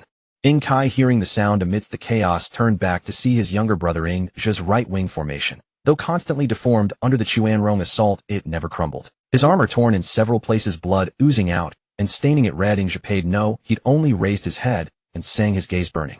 Kai's eyes instantly turned red as wildfire. This was clearly the unyielding backbone of the Qin people, emitting a resounding, indomitable roar amid the flames of national ruin. "Kill! Kill! Kill!" 1,000 horsemen responded in unison with the simplest shouts, echoing the ancient war song. The rolling sound waves momentarily, overwhelming the clamor of battle. Kai's chest swelled with a blend of heroic spirit and grief. With a long roar, he once again charged ahead, the left army's elite, like a red-hot iron wedge, crashing fiercely toward the tallest wolf-head standard in the Chuanrong formation. The right army then pressed forward with full force, attacking from both sides. The Chuanrong, already intimidated by this sudden counterattack and the thunderous song, saw their formation crack and weaken like rotten wood under a heavy blow. At that moment, Kai locked his gaze on the Chuanrong chieftain, who was shouting commands. His bronze sword transformed into a deadly flash of cold light, aiming straight for the chieftain's throat. Before the sword's edge arrived, the fierce, killing aura had already cut the air between them. The chieftain, in panic, raised his curved blade to parry. A resounding clang, sparks flying. Kai's arm strength suddenly pressed down, and the sword's spine slammed against the chieftain's elbow joint, holding the blade. A sickening crack. The chieftain roared in pain, and his curved blade flew spinning from his hand. The chieftain staggered back, his neck veins bulging like twisted dragons, a look of terror appearing in his eyes for the first time. But before he could act, Kai's sword tip traced an even faster, colder arc. Before the bloodline could spray, the tough leather armor on the chieftain's chest tore open with a ripping sound, revealing a 3-inch crimson gash from which blood quickly gushed. "Retreat. Temporary retreat. Reform the ranks, then fight them again." The chieftain, shocked and furious, shouted while clutching his wound. He fixed a deadly stare on Kai as if to engrave the Qin general's face into his bones. "Kai, I will repay this sword wound tenfold in the future. I will repay this sword wound tenfold in the future." With that, the mournful sound of the Chuanrong retreat horn echoed, and the wolf-head standard retreated in defeat. The Chuanrong cavalry, which had surged like a tide, now receded like an ebbing tide, fleeing westward in a cloud of dust. Do not pursue a cornered enemy. Consolidate the formation, tend to the wounded. Kai reined in his horse, holding his sword before him. His armor was crossed with cracks, blood and sweat streaming down it, but his eyes were like iron as he swept his gaze over the panting, blood-soaked soldiers. Quickly clear the battlefield, search for the king's whereabouts. The Qin iron cavalry ceased pursuit and swiftly took control of the key paths at the foot of Mount Li, sending out small scout parties to cautiously search toward the still-burning ruins of Haojing. The emperor leaned against the ancient gnarled pine of Lishan, his crown long since askew and fallen, rolling in the dust. The sword of the Son of Heaven, symbol of supreme authority, was half buried in the scorched earth, its tassel trailing, stained with mud and blood, heavy and lifeless, its former luster gone. He could no longer speak, only his gradually dimming eyes still stubbornly, tenaciously fixed on the black banner of the Qin army fluttering in the wind. It seemed that banner was the last shred of dignity and unwillingness of the great Zhou's 800-year reign, an ember about to be extinguished. Bao Si knelt beside him, her arms wrapped around the small child in her embrace with a near spasmodic intensity. The child's body lay limply against her, the terrible wound on his neck long since clotted, his small face a pallid gray, his breath having ceased long ago. Kai dismounted in a tumble, landing heavily on one knee amidst the gravel and dust. Blood and mud dripped from the cracks in his armor, splattering a dark stain before the emperor's mud-smeared boots. Your servant. Arrived too late to save your majesty. A crime worthy of 10,000 deaths. His voice was hoarse, laden with the exhaustion of battle and deep remorse. Rise. Bao Si's voice was terrifyingly calm, not even lifting her head to look at him, her gaze still fixed on the child's face now devoid of life. The Son of Heaven can no longer speak. Your servant will first escort her majesty and the young lord to a safe place to take shelter, then devise a plan. Kai's throat tightened, his words caught in his throat. He unfastened his own cloak soaked with blood and tattered, and with excruciating slowness and gentleness tried to wrap the small cold corpse. His fingertips inevitably touched the child's neck, the skin stiff as stone. Kai's Adam's apple bobbed violently, as if swallowing a burning coal. He suppressed the surging sorrow, rage, and helplessness, uttering not another word. A safe place. Bao Si finally raised her eyes slowly to look at him. Those eyes, once beautiful enough to captivate a nation and bear countless legends and curses, were now hollow, like an abandoned well, in late autumn, reflecting no light. In this Haojing, where is there a safe place? Is there still a palace? She extended a fingertip with a ritualistic slowness and gentleness to stroke the child's cold, pallid cheek. A single tear rolled silently from the corner of her eye, falling precisely onto the child's cool forehead, shattering into tiny cold droplets of light, quickly vanishing into the dust. The world calls me a femme fatale, saying one smile can topple a kingdom, she said softly, as if telling someone else's story. But no one knows that I actually do not want to smile. I once knelt before him, pleading, earnestly begging him to prioritize state affairs, to put the nation and the people first. But he only took it as a whisper in the wind. She paused, her gaze sweeping over the distant ruins, still smoldering, a crack of profound pain splitting the hollow emptiness. Now the palace walls have crumbled, the ancestral temple has burned, and even the child's body cannot be encoffined. Then, where does your majesty intend to go? Kai asked in a low voice, a premonition of doom already stirring in his heart. Where to go? A faint elusive curve appeared at the corner of Bao Si's lips, her gaze turning westward, toward the direction from which the Chuanrong cavalry had retreated, where the dust had not yet settled. Westward. Did the chieftain not wish to take me as his beloved consort? I shall go with him then. Impossible. Kai raised his head abruptly, the armor plates clashing with a sharp sound. His eyes burned, his tone resolute, and brooking no dissent. The Son of Heaven's body is not yet cold. The young lord's blood still stains the ground. How can your majesty surrender to the enemy? This act would not only disgrace the Zhou ancestral temple, but also chill the hearts of all loyal and righteous men under heaven. Bao Si's gaze slowly shifted to his bloodstained sword tip, then to his face, taut with indignation. Suddenly she let out a soft laugh. The laugh was very light, yet colder and emptier than the winter wind howling over the ruins of Lishan, carrying a sense of absurdity, that everything had come to an end. Chill the hearts. She repeated the words, her eyes filled with sheer mockery and sorrow, as if hearing the most ridiculous thing in the world. The hearts of the people under heaven have long since been chilled, shattered, and scattered to the winds by the repeated beacon fires played as tricks by the royal banners that time and again broke faith with the feudal lords. She no longer looked at Kai, but lowered her head, and with great solemnity and slowness placed the child's corpse wrapped in the tattered cloak into Kai's suddenly stiffened arms. Her fingertips lingered for a moment on the child's bloodless lips, as if wanting to feel the last trace of warmth that no longer existed, but only encountered a dead, icy stillness. You could protect the 3,000 li of Qin territory, but you could not protect this shattered royal city in an instant, she said, her voice low, but each word clear. And I am nothing more than a pitiable woman who lost her husband and child in a single day with nothing left. She rose slowly, her bare feet stepping directly onto the scorched, still warm earth. The hem of her skirt was already torn, revealing pale, slender ankles stained with mottled blood. Then allow me to commit this last act of folly. She raised her eyes to the thick, impenetrable dust on the western horizon, and a desperate, almost mad light burst forth in her gaze. Since the world says that one smile can topple a kingdom, then I shall smile once more. This time I will walk laughing into the chieftain's tent of the Chuanrong, and see if that barbaric, blood-drinking land can also be brought to ruin by this femme fatale smile. With that she turned decisively, no longer looking at anyone, not at the devastated Lishan, nor at the ruins of Haojing behind her, which had borne her glory and humiliation, her brief joys and long despair. She took a step westward.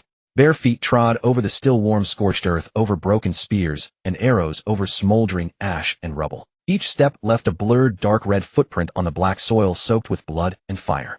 Her tattered white dress fluttered wildly in the evening wind, thick with the smell of gunpowder, like the last broken banner of this collapsing age still stubbornly waving. Ing Kai stood frozen, watching the solitary figure heading west. The anger that had risen in his heart at her treason was strangely washed away by a stronger emotion. Was this folly or mere survival? It was clearly a sacrifice of herself, using her smile as a blade, using her last shattered beauty and life as a stake to thrust the most venomous mockery and the most tragic revenge into the enemy who had destroyed everything she possessed. This resolve was far heavier, far more tragic, and far more desperate than a heroic death. His chest heaved violently, as if molten lava surged within. The next moment, he suddenly dropped to both knees, thudding heavily onto the ground. His forehead struck the still-hot earth, without hesitation raising fine blood-tinged dust. Your servant, Ing Kai, bids Her Majesty farewell. His voice was hoarse and breaking, but he used all his strength, piercing through the cold wind of Lishan at dusk, echoing clearly in the empty valley. It was like a command. Behind him, all the Qin soldiers who had witnessed what had just happened, whether battle-hardened veterans soaked in blood or pale-faced youths experiencing such a national catastrophe for the first time, without needing any order, without even a glance, as if pulled by an invisible thread, turned to face the westward figure toward the burning sunset and drifting smoke, and fell to their knees with a thunderous crash. Thousands of Qin elite warriors in black armor, their robes stained with blood, fell like a heavy, orderly wave of wheat blown by an invisible wind, prostrating themselves on the hot, sorrowful earth, bidding Her Majesty farewell. Thousands of voices, low and rough, mingled with the choking smell of gunpowder and the unwashed scent of blood, yet converged into a wave of immense solemnity and weight, breaking the silence at the foot of Lishan, rumbling through the valley, lingering long. In the distance, the white-clad figure seemed to pause almost imperceptibly, but in the end she did not turn back. Her silhouette, silhouetted against the blood-red setting sun, grew farther and farther, her outline gradually blurring, merging with the surging smoke and the twilight of the dusk. Only the last trace of her tattered skirt, fluttering like the dying embers of a campfire at the end of the wilderness, stubbornly drifted westward, disappearing into the boundless darkness that symbolized the unknown and destruction. She was truly beautiful. Ingja stared in a daze, watching the silhouette that finally vanished at the blood-red horizon. This was the last time in his life that he would see with his own eyes this woman inscribed in history and legend, bearing the name of a smile that topples a kingdom. That figure, gradually receding into the setting sun and the depths of smoke, was tragically beautiful, fierce, stripped of all vanity and pretense, revealing a stunning, unforgettable, almost destructive beauty. Like the legendary phoenix, bathing in fire in the final chapter of its life, within the soaring flames it spread its blood-stained wings for the last and most dazzling time. The setting sun finally sank completely behind the western mountains, and the boundless, ink-black night, like the heaviest curtain, slowly covered the scarred and scorched earth of Mount Li.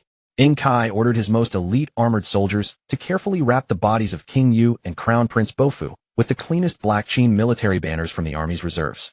He personally selected a sheltered dry hollow beneath a cliff, temporarily placed the two bodies wrapped in the black war flags there, and ordered a squad of loyal and reliable soldiers to guard them strictly, without any negligence. The death of the Son of Heaven and the fall of the young heir were events that shook the world, and an unavoidable heavy burden that weighed upon the Qin people.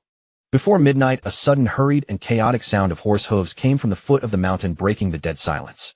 A scout galloped in to report, his voice filled with suppressed rage and astonishment. General, Marquis Shun has arrayed several thousand armored soldiers at the foot of the mountain, requesting an audience with the general. This shameless old villain. Ingja's rage flared at the words, and his hand had already grasped his sword hilt. He brought the wolves into the house, plunged Haojing into chaos, caused the Son of Heaven to suffer, and the ancestral temples to burn. How dare he still show his face? Brother, let me go and strike him down. Wait. Ing Kai raised his hands, steadily pressing down on Ingja's trembling arm, his expression as calm and deep as a frozen pool, unruffled. Since he dares to come, he must have some support or some scheme. Now the Chuanrong are not far away, still pillaging Haojing. The Zhou court cannot be without a master for a single day, yet the new ruler has not been established. If we start an internal conflict and slaughter at the foot of Mount Li now, it would only grieve our allies and delight our enemies, making the barbarians laugh, and plunging this already shattered situation into even greater chaos. Soon Marquis Shun was led into the temporary military tent. His hair and beard were disheveled, his face covered with dust and tear-streaked furrows, and his brocade robe, once a symbol of his noble status, was torn in many places, stained with mud and blood, far from the dignified bearing of a marquis, looking utterly wretched. General Ing. Marquis Shin entered the tent without any pleasantries, bowed deeply to Ing Kai, his voice hoarse and dry, filled with endless remorse and exhaustion. I have committed a grave mistake. My original intention was only to borrow some military might from the Chuanrong to clear the court of evil ministers, to execute villains like Gua Shifu and Jigong, to seek justice for the crown prince, and to restore order. Who would have thought? That the Chuanrong barbarians with their wolfish ambitions would break their oath after entering the capital, slaughtering the palace attendants, burning the ancestral temples, plundering the treasuries, and treating the Zhou court's rights and past alliances as nothing. Even my poor daughter could not escape their evil hands. His voice choked, and by the end, he was weeping profusely, tears streaming down the deep wrinkles on his face, soaking the already filthy front of his robe. When I learned of the horrors in the capital, my heart was torn asunder with regret. I immediately sent trusted men with heavy gold and lavish gifts to the Chuanrong camp, begging them to withdraw their troops. But the Chuanrong chieftain arrogantly declared, "Haojing is already broken, the wealth and women are in our grasp. Why should we bother with you?" It was truly like seeking a skin from a tiger. Too late for regret. He let out a dejected sigh, his back hunched, as if he had aged another 10 years in an instant, and continued, "Now I have urgently dispatched envoys back to Shun to welcome Crown Prince Ezhou to come and take charge of the situation, to succeed the throne and calm the hearts of the realm. At the same time, I have issued an 800-li urgent summons for relief troops, sending them to allied states such as Zhongwei and Jin, requesting their swift reinforcements. I believe within a few days the relief armies from all directions will arrive at Mount Li day and night."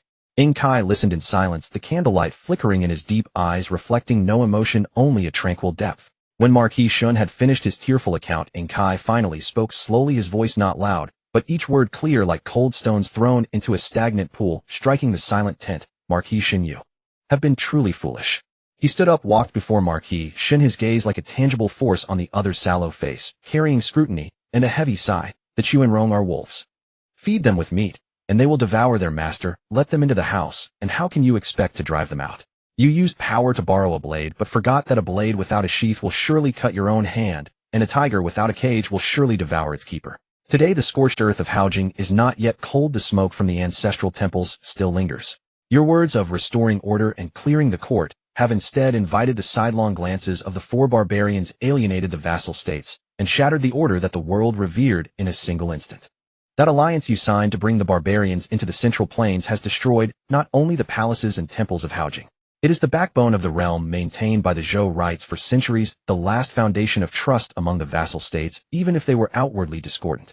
Marquis Shun trembled all over, covering his face with his sleeve, sobbing uncontrollably. "I know. Too late. I regret deeply. But since things have come to this, the die is cast. Regret is useless. I only hope to exhaust my remaining strength to make amends in some small way, even if it means my death." Ing Kai remained silent for a long time.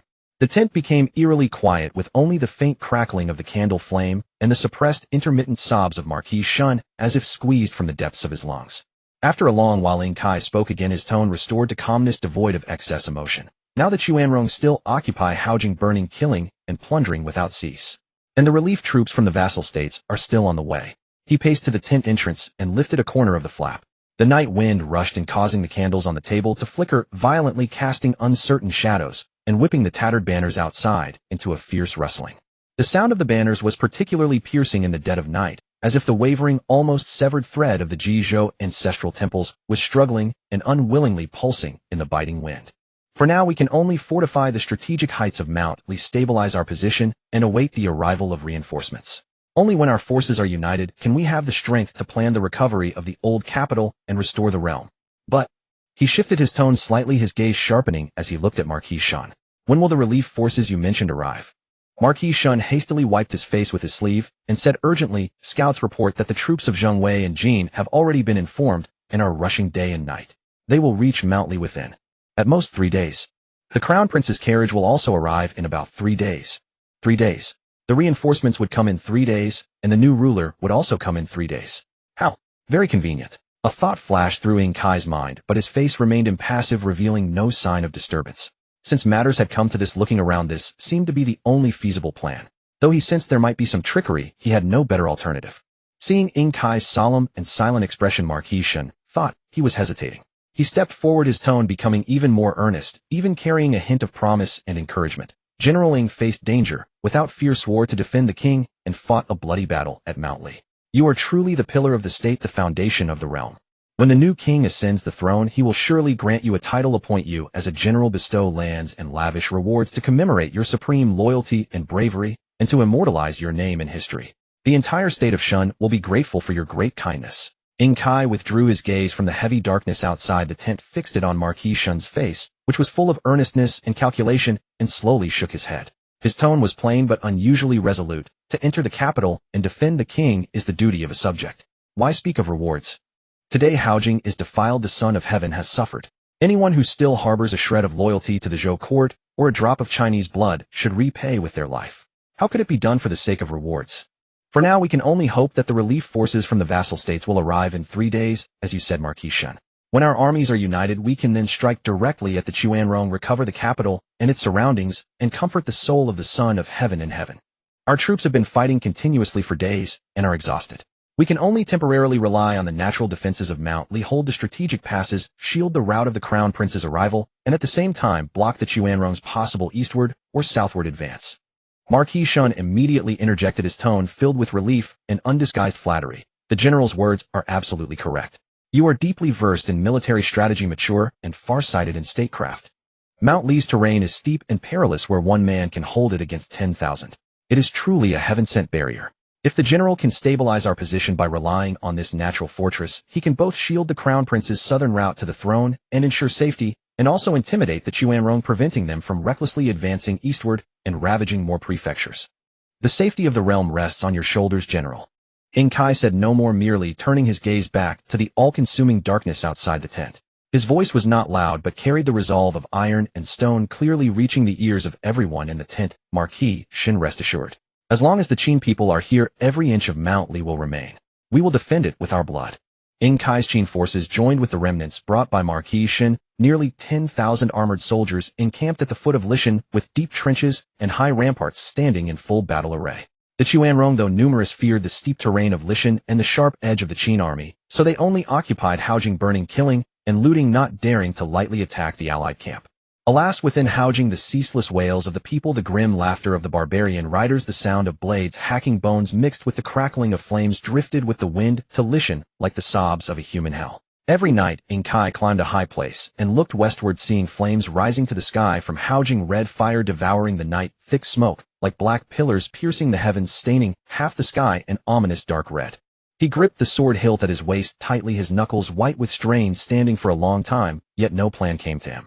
Ingja stood beside him, gazing at the burning former capital, unable to contain himself any longer. Brother, how can we sit idly by while the barbarians run rampant, slaughtering our Zhou people? The barbarians' momentum is fierce, our army is outnumbered. Attacking now would only waste our soldiers' lives, doing no good for the overall situation. Ing Kai's voice was as heavy as iron and stone, his eyes still fixed on the sea of fire. The Qianrong have long lived beyond the border, skilled in raiding and swift attacks, but weak in prolonged defense. Wait 3 days until the allied forces of the feudal lords arrive, then we will strike from within and without and annihilate the stubborn bandits. Ingja clenched his fists until his palms bled, his nails digging deep. How can the people in the city wait 3 full days? Even if they can't wait, they must. Ing Kai abruptly turned his armor, clanging, his gaze like a tempered blade staring straight at Ingja. War is a place of life and death, a path of survival or destruction. My primary responsibility is the lives of these 3,000 Qin sons under my command. If I act on impulse, ignoring the disparity between enemy and us, and drag the entire army into a death trap burying the foundation of Qin, that would be the greatest betrayal. He paused, raised his arm to point at the distant surging blood, and smoke, his voice suppressing a deeper pain. You see that fire? It burns the ancestral temples, it topples the state. But if we rashly attack now, what will fall beneath the walls of Haojing will be the bones of our Qin sons, bringing no moment of peace, only adding new souls. Ingja choked, his chest heaving with blood and anger, yet he knew his brother spoke the bloody truth. He finally said no more, only casting his heavy gaze fixedly at the ruins of the former capital being mercilessly licked by flames. Was this the cruelty of war?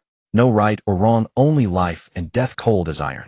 3 days, 36 hours, 288 moments. Every moment was like a dull blade grinding the heart.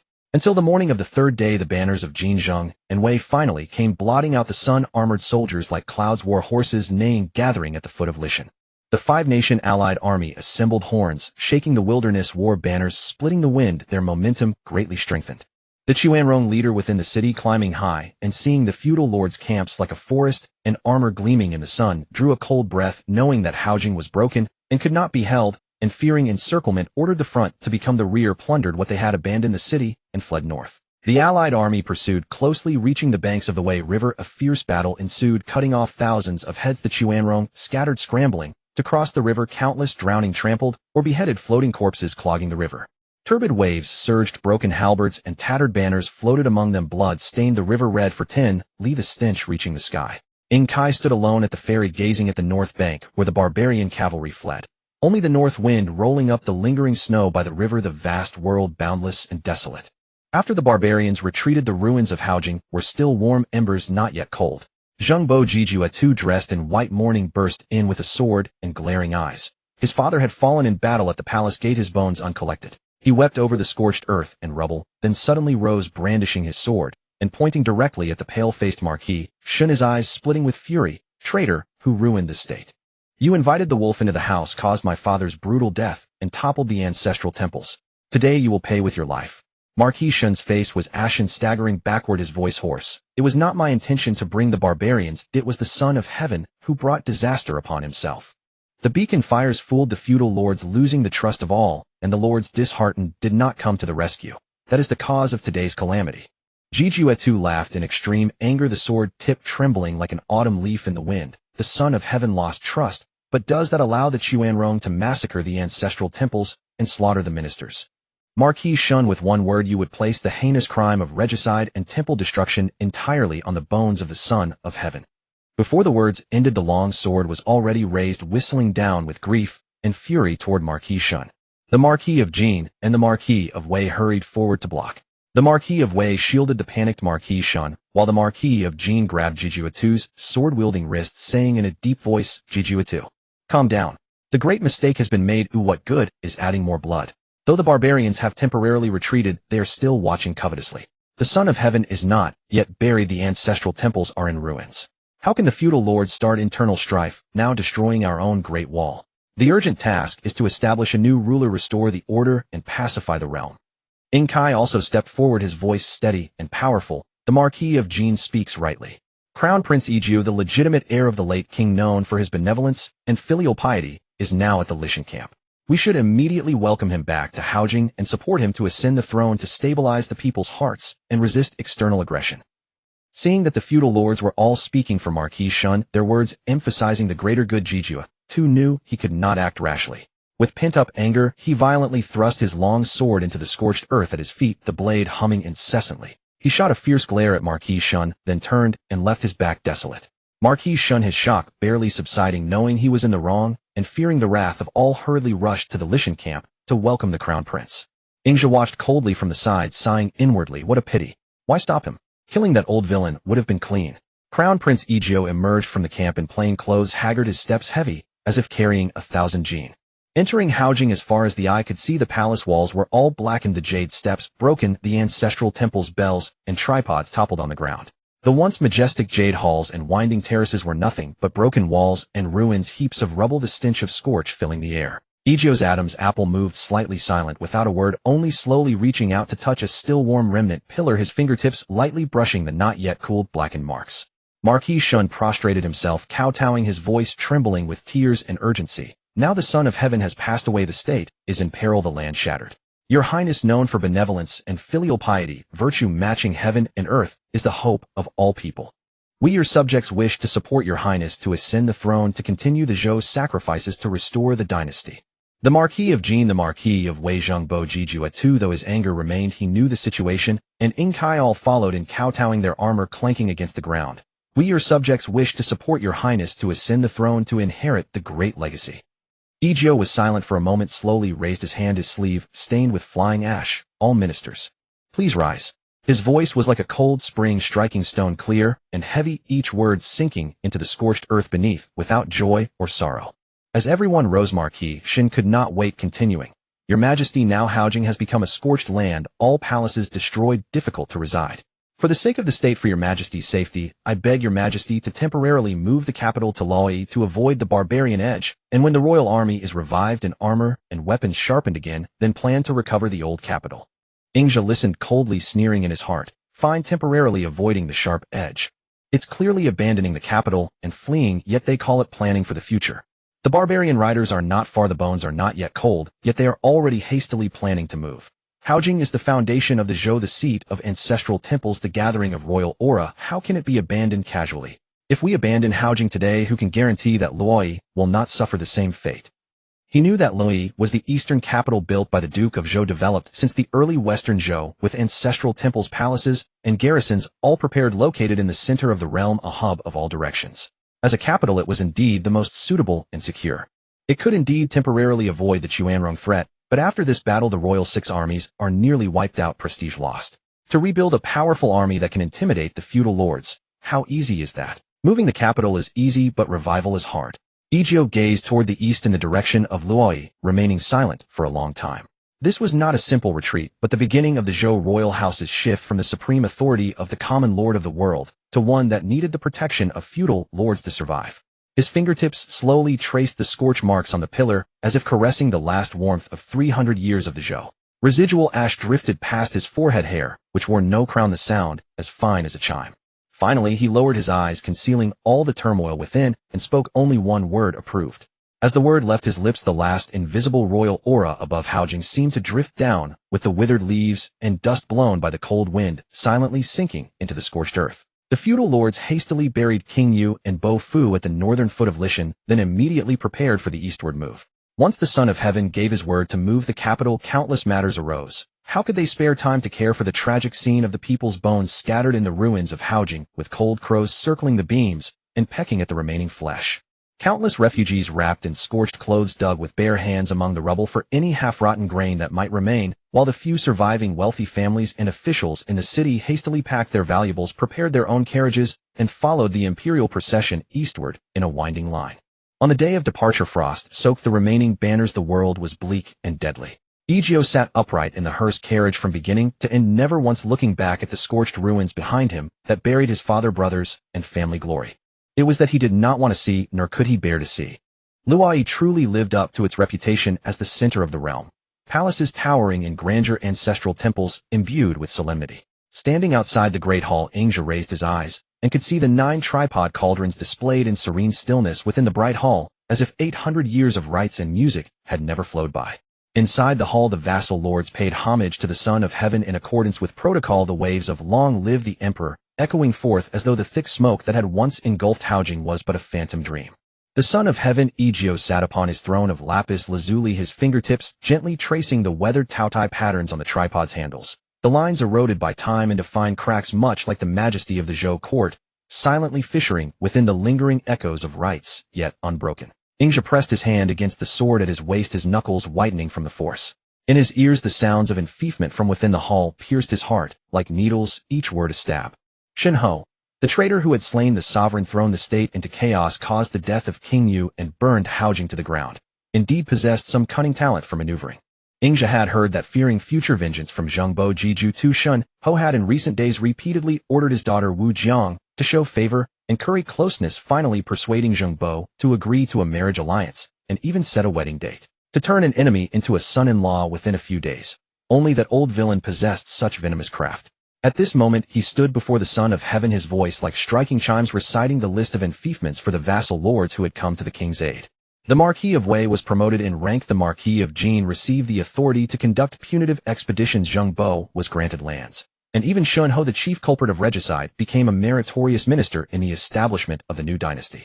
And as for the Qin people, they had buried thousands of their comrades beneath Mount Li, shed blood and fought, only to receive from him a single sentence: grant you the title of Earl, and bestow upon you the lands of Qifeng. Everyone knew that Qifeng had long been the grazing grounds of the Rongdi barbarians, merely empty words inscribed on bamboo slips. What chilled Ingja's heart even more was that his most respected elder brother Kai had actually compromised with Shenhe for the sake of this empty promise, repeatedly preventing him from slaying that traitor.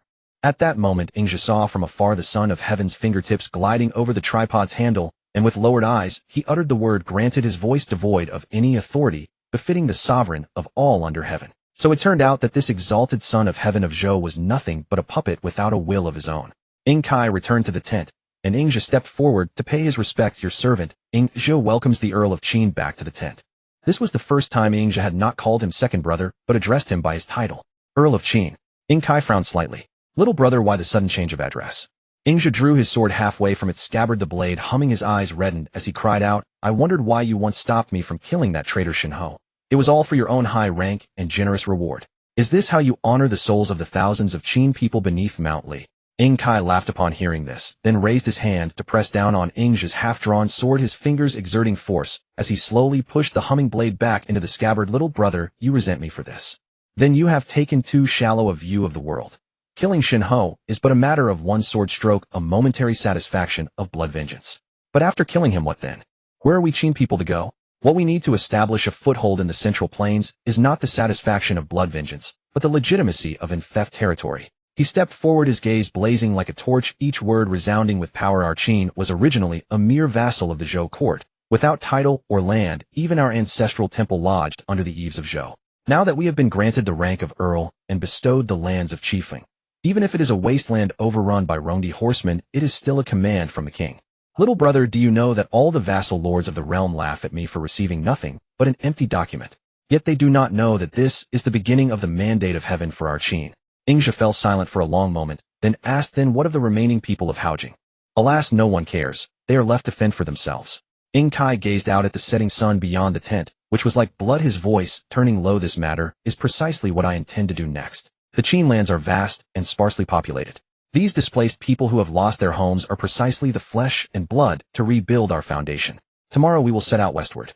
Along the way, anyone among the common people who wishes to join regardless of age or gender may become a Qin citizen and rebuild their homes in the western frontier. The Zhou court abandons them, our Qin takes them. The hearts they discard I gather. The people they refuse to protect I protect. A sudden blaze lit up Ingja's eyes like the first spark of a fire kindled in the twilight. Second brother, you have truly not changed. You are still the second brother who raised the broken banner under the beacon fires of Mount Li and protected the bloodline of our Qin people. The next day the Qin army formed up and marched westward, taking in refugees along the way. The common people supporting the old and carrying the young followed the banners, their steps unsteady, their eyes still filled with fear, yet now holding a glimmer of hope for survival. When the people of Haojing saw the Qin army heading west, several thousand of them abandoned their homes and followed. Ingja then ordered his subordinates to set up shelters and distribute gruel, settling the elderly and weak to travel ahead. Gazing at the winding stream of people, Ingja thought to himself, these are the future sparks of our Qin. Every bare foot treading the yellow earth sows a seed of flame in the wilderness of Qin. Every cry of a child is like the dawn bell ringing for the new state in the western border. A little girl suddenly stumbled and fell, her earthenware bowl tipped over, spilling the gruel on the ground. The child burst into loud wails. Ingja bent down and picked her up, handing her a piece of wheat cake, and said softly, don't cry, big brother will give you a cake. What is your name? The little girl looked at Ingja, timidly shaking her head. I have no name. Where are your parents? They are over there under the big tree, sleeping. The girl took the wheat cake, her small hands trembling violently, but she first broke off a large piece and turned toward the old locust tree, stretching it out, whispering softly, Father, Mother, eat the cake. But after calling twice, no one answered. Only then did she realize with a dawning understanding that her parents under the tree had already stopped breathing. Beneath the old locust tree, a couple lay tightly entwined, their faces livid, already dead. The cold wind stirred their thin garments, as if silently recounting their last embrace from the night before. Ingja pulled the child into his arms, wrapping his cloak around her tiny frame, his voice low but firm. From today on, your name is Moe. I am your elder brother, and the land of Qin is your home. The child lifted her tear-stained face, repeating in confusion, M.O.E. M.M. Ingja wiped the dirt and tears from her face with his fingers, gazing toward the vast mountains in the west. Your clothes are as dark as ink, so this shall be your name. Live well. That is the best comfort you can give them. The trembling of the child in his arms gradually ceased. Ingja lifted her up and said to his personal guard in a deep voice, bury that couple with full honors, and set up a wooden marker. Tell them, the Qin people have come to take you home. The west wind whipped the banners, snapping loudly. Ingja held the child named Moe in his arms. At that time he did not know that this child whom he had saved on a whim would become his future bond. After settling the refugees, the column continued westward. As they approached the foot of Mount Chi, a scout suddenly galloped up with a report. A band of Rongdi horsemen, taking advantage of the chaos, was raiding and heading straight for the temporary settlement of the refugees. Wherever they passed, they burned, killed, and looted, their ferocity blazing to the skies. Ingja gripped his sword hilt tightly and stepped forward to request permission. Second brother, leave this battle to Ingja. Ing Kai said in a deep voice, be sure to act with caution. Set up an ambush using the terrain, wait at ease for the exhausted enemy. Do not engage rashly. Ingja accepted the command and left. He selected 300 elite Qin armored soldiers and hid them in the forests on both sides of the Qishan mountain pass. He also sent some veteran soldiers disguised as refugees, feigning a rout to lure the enemy deep. The Rongdi horsemen, long arrogant, and assuming the main Qin force was still far away, charged into the pass, without any caution, howling wildly. This was Ingja's first time leading troops. Beads of sweat oozed from his hands gripping the sword, but he forced himself to stay calm. When the last enemy had fully entered the killing zone, Ingja gave the order, and rolling stones and arrows rained down simultaneously. The cries of battle suddenly shook the entire valley. The Qin soldiers, all hardened men who had fought the Rongdi for years, roared as they leaped from the forests, engaging in close combat, the cold gleam of blades and halberds interweaving. In less than half an hour, the band of several dozen Rongdi horsemen had been thoroughly routed, killed, or captured. None escaped. The Qin people captured a great number of horses, cattle, sheep, weapons, and grain, achieving a bountiful victory. When Ingja returned to the formation carrying the head of the Rongdi chieftain, he looked up and saw Ing Kai standing beneath the banners, his eyes filled with undisguised approval. The newly attached refugees all knelt on the ground, their weeping voices overflowing with gratitude and reverence. Some refugees tremblingly offered water. An old man wept and cried out, "Finally, there is someone to protect us," and children peeked out from behind the adults, their eyes no longer filled with fear, but with light.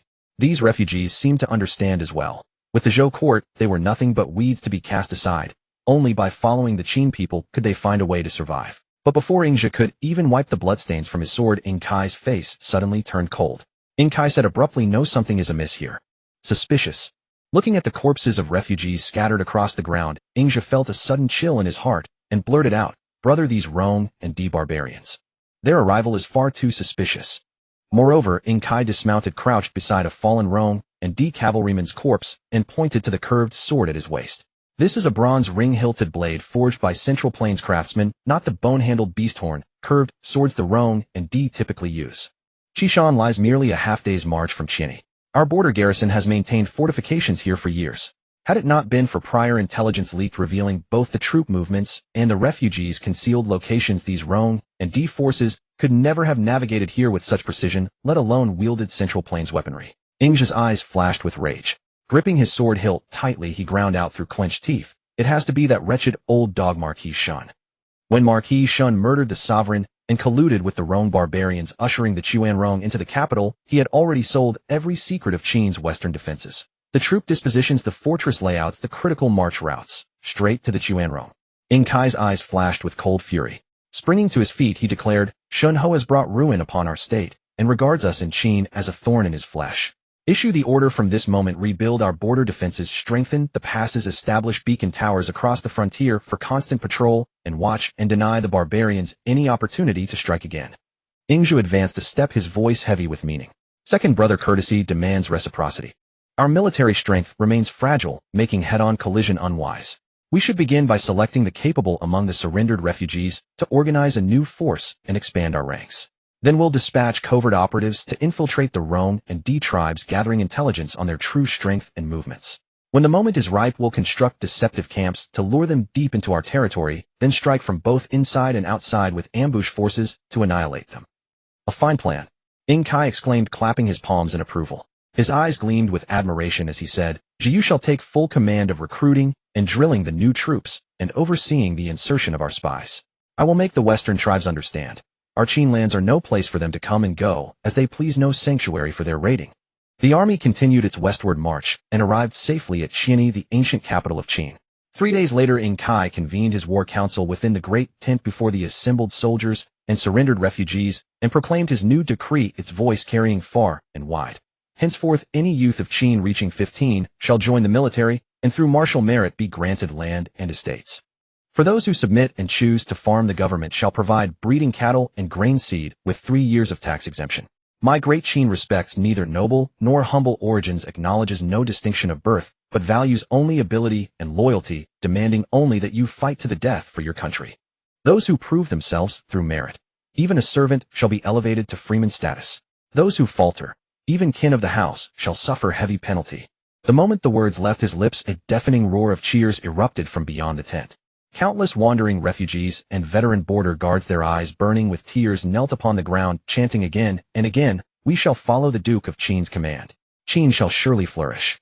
Having been cast aside by the Zhou court and battered by the Rong and D raiders, they had never glimpsed any prospect of escape from their plight. Yet this one edict offered them a way out, a path carved by their own calloused hands and sharpened blades, leading toward a future and a homeland they could claim for themselves.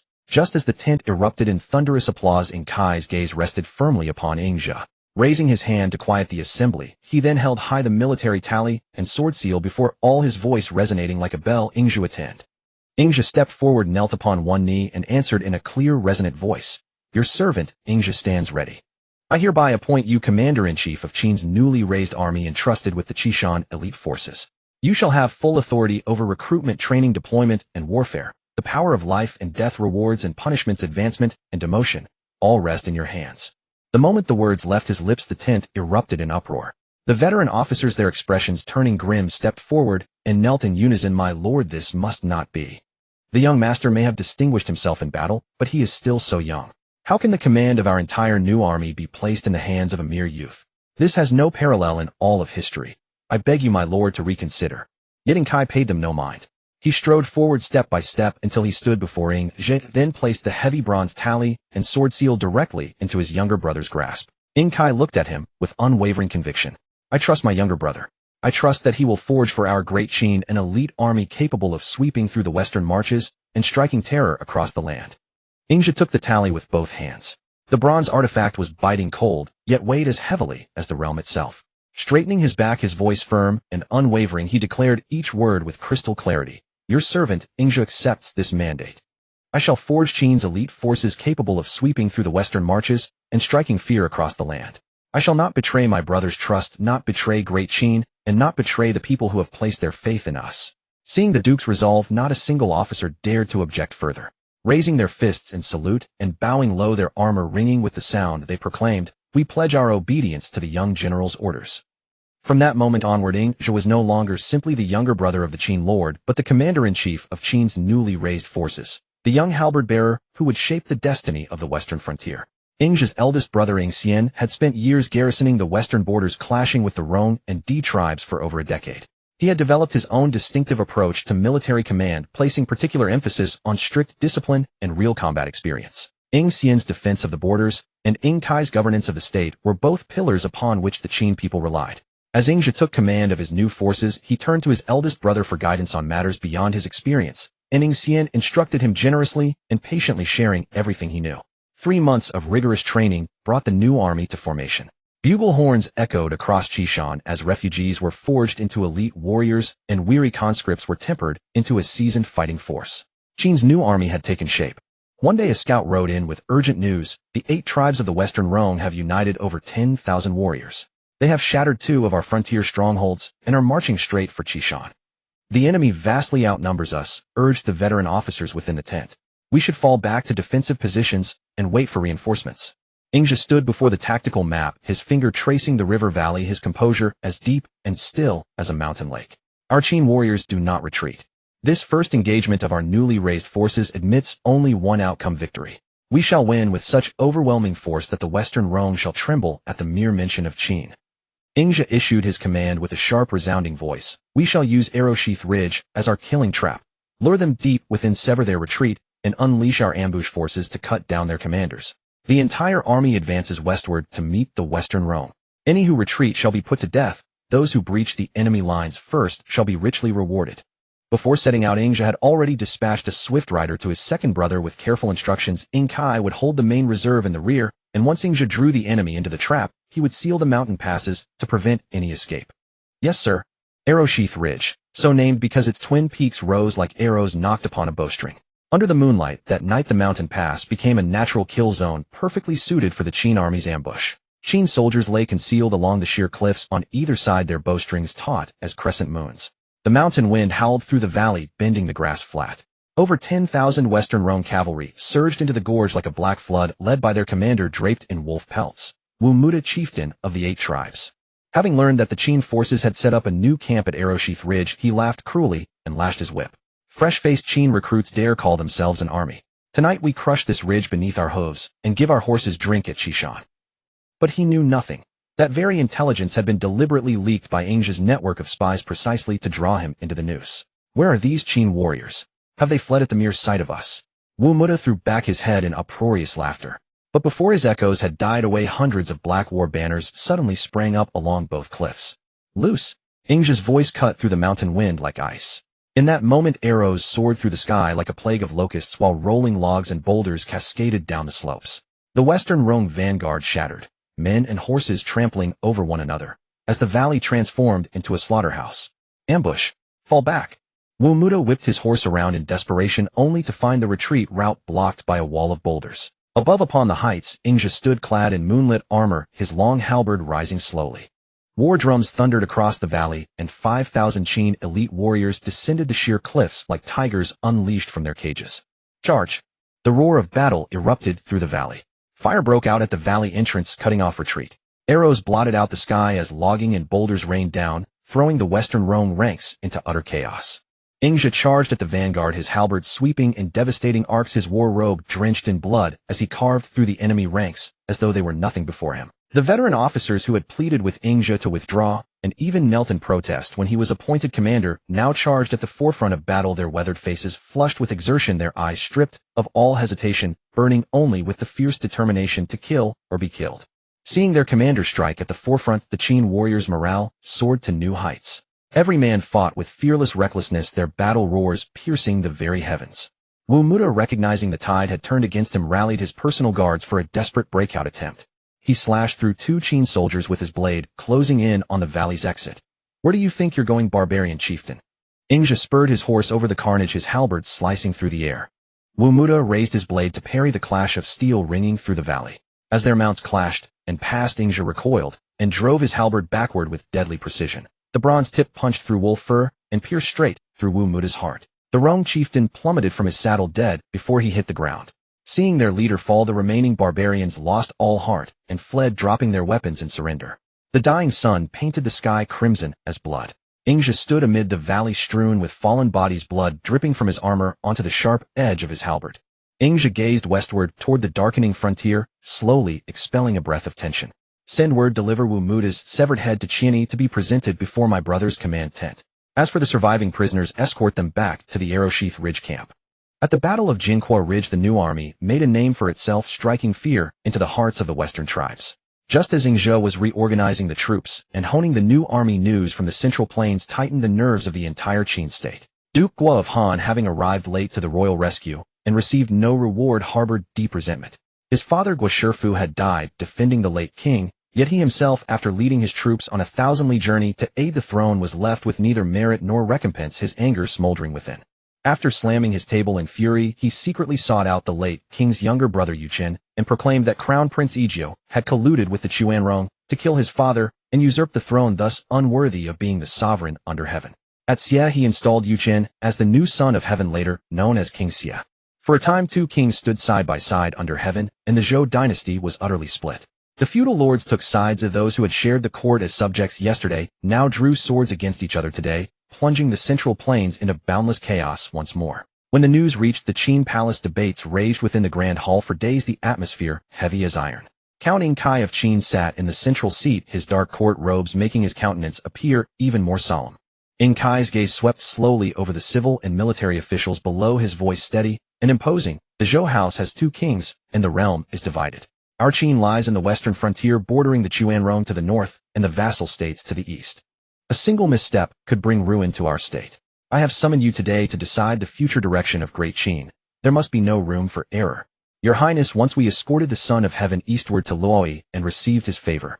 By reason and by sentiment, we should raise troops to support King Ijio and punish the rebel Yuchen. Indeed, the throne belongs to him who holds rightful claim. Qin should raise the banner of righteousness and restore the Zhou house." As the words fell, disputes erupted within the hall. The military commanders advocated sending troops to support King Ijio, seeking official recognition from the royal house to elevate Qin's status. The cautious senior ministers shook their heads, repeatedly arguing that Qin, having just emerged from war with weary soldiers, depleted treasuries, and unsettled people, should not rashly embroil itself in the Central Plains conflicts. Both sides held their ground, yet no one proposed a strategy that balanced righteousness with practical benefit. Kai tapped his fingers lightly on the table, his expression calm.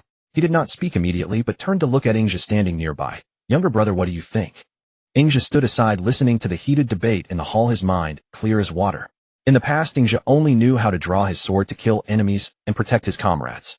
But now, commanding an army, he had to plan a lasting path for Qin. Indulging in the fleeting satisfaction of aiding the throne would only drag the newly established Qin into an abyss of doom. Ingja raised his eyes to the assembly, his voice clear and forceful. Your Highness, esteemed ministers and generals, though the Zhou house is in decline, its name still holds sway as the sovereign under heaven. Our Qin has been a vassal of Zhou for generations. For our service in escorting the Son of Heaven east to Li, we were enfeoffed as counts and granted the lands of Qi and Feng. We should openly acknowledge the rightful king, accept royal decrees, and thereby secure our legitimacy and deter the border tribes. But we must never send troops to participate in the civil war of the Central Plains nor wade into the muddy waters of the two kings' conflict. As his words fell, the once noisy hall fell into absolute silence. The civil and military officials were stunned. No one had expected that this young general, who had only known battlefield slaughter, could produce such a comprehensive strategy to stabilize the state. Ingzhi continued calmly. The Zhou house's internal strife is the Zhou king's family matter. If our Qin sends troops eastward, victory would gain us no land, only waste our strength. Defeat would leave the western frontier exposed, and the Chuanrong would surely take advantage to strike at Qin. The best strategy is to outwardly honor King Yizhou as the Son of Heaven, seizing the moral high ground, internally cultivate military and governance to strengthen the state, use the royal name to stabilize the borders, and rely on our own power to protect Qin. In this way we neither offend the feudal lords nor hinder our development. A long-term plan. A gleam of insight flashed in Kai's eyes. He struck the table decisively. Let it be, as my younger brother says. The assembly fell silent, then one by one bowed in agreement. Qin immediately set its policy: first, send envoys to the Son of Heaven's seat in Loi, acknowledge his legitimacy, and perform the rights of a vassal. Second, close the borders and focus inward for 3 years, fully training troops, cultivating land, fortifying cities, and stockpiling grain to build strength. Third, outwardly uphold the royal cause, proclaiming that the Western Rhone repeatedly encroach on the royal domain, and that Qin is willing to guard the western frontier for Zhou, sweeping away border troubles, thus establishing its name and authority without embroiling itself in the Central Plains conflicts. That night, as the assembly dispersed, the moon hung high in the sky. Kai kept Ingzhi alone in a side hall, dismissing the attendants until only the two brothers remained. The lamp flickered, casting long shadows. Kai gazed at the deep night outside the window, then spoke in a low, grave voice. Younger brother, what you said in court today was prudent and much to my liking. But between us brothers, let me speak from the heart. Ingzhi bowed. Elder brother, please speak. Kai turned his gaze, falling on Ingzhi with an unprecedented depth. Qin is small, surrounded on all sides by enemies. It is not a place for a lasting state. If our Qin is to grow strong, to expand eastward, to stand firm in the realm, we must have a true capital. Ingzhi's heart jolted. Elder brother, you mean? Kai raised his hand, pointing to the place where the west and south converged, as if his gaze pierced the palace walls to see the mountains and rivers 1,000 li away. At the confluence of the Qian River and the Wei River, the land is fertile with mountains behind and rivers before. Advancing, we can attack the Central Plains. Retreating, we can defend the western frontier. When Qin is stable, we will build a new city there, establish the ancestral temple, set the state altar, and make it the eternal foundation of Great Qin. Ingzhi's breath caught his blood surging within him. He had never imagined that his elder brother harbored such a grand and far-reaching vision. Elder brother, Ingzhi's voice trembled, but was resolute. If this city is built, it will surely be the dragon's rising ground of Qin. No matter how many years, no matter where I am, I will help you accomplish this, so that the capital of Great Qin stands at the confluence of the Qin and Wei. A rare warmth appeared in Kai's eyes. He raised his hand and pressed it firmly on Ingzhi's shoulder. This may not come to pass in our lifetimes, but you must remember, Qin's root is not in Qin, but between the Qian and Wei rivers. Qin's rise will begin from this city. We two brothers make this pact today. Qin will one day march out of the western frontier from here and contend for supremacy under heaven. I will remember it forever, never forget. That night the pact between the two brothers, silent and unspoken, settled like a boulder engraved into their very bones. At that time, Ingzhi did not know that this pact would be fulfilled by his own hands years later, nor that this city would become the true starting point of Qin's rise. Soon the Zhou king's envoy arrived at Qin, issuing an official decree enfeoffing Kai, bestowing upon him bows, arrows, and golden drums, commanding him to pacify the western frontier and protect the Zhou house. Thus Qin gained a righteous name. The border tribes dared not act rashly, and the eastern feudal lords could not afford to underestimate it. Kai received the decree solemnly, declaring with grave dignity, Qin, having received the royal command to guard the western frontier, will take it as its duty to sweep away the Chuanrong and pacify the borderlands generation after generation.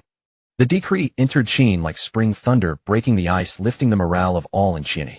Kai immediately set up an altar at the ancestral temple to announce to heaven. After the policy was set, Qin moved swiftly and decisively, advancing 4 tasks simultaneously, sending envoys, cultivating land, fortifying cities, and training troops. Thus began a full year of concentrated military preparation. During that year, Kai personally oversaw agriculture, digging ditches, leveling fields, building irrigation canals, encouraging farming and weaving, and settling refugees. The Qin treasury gradually filled.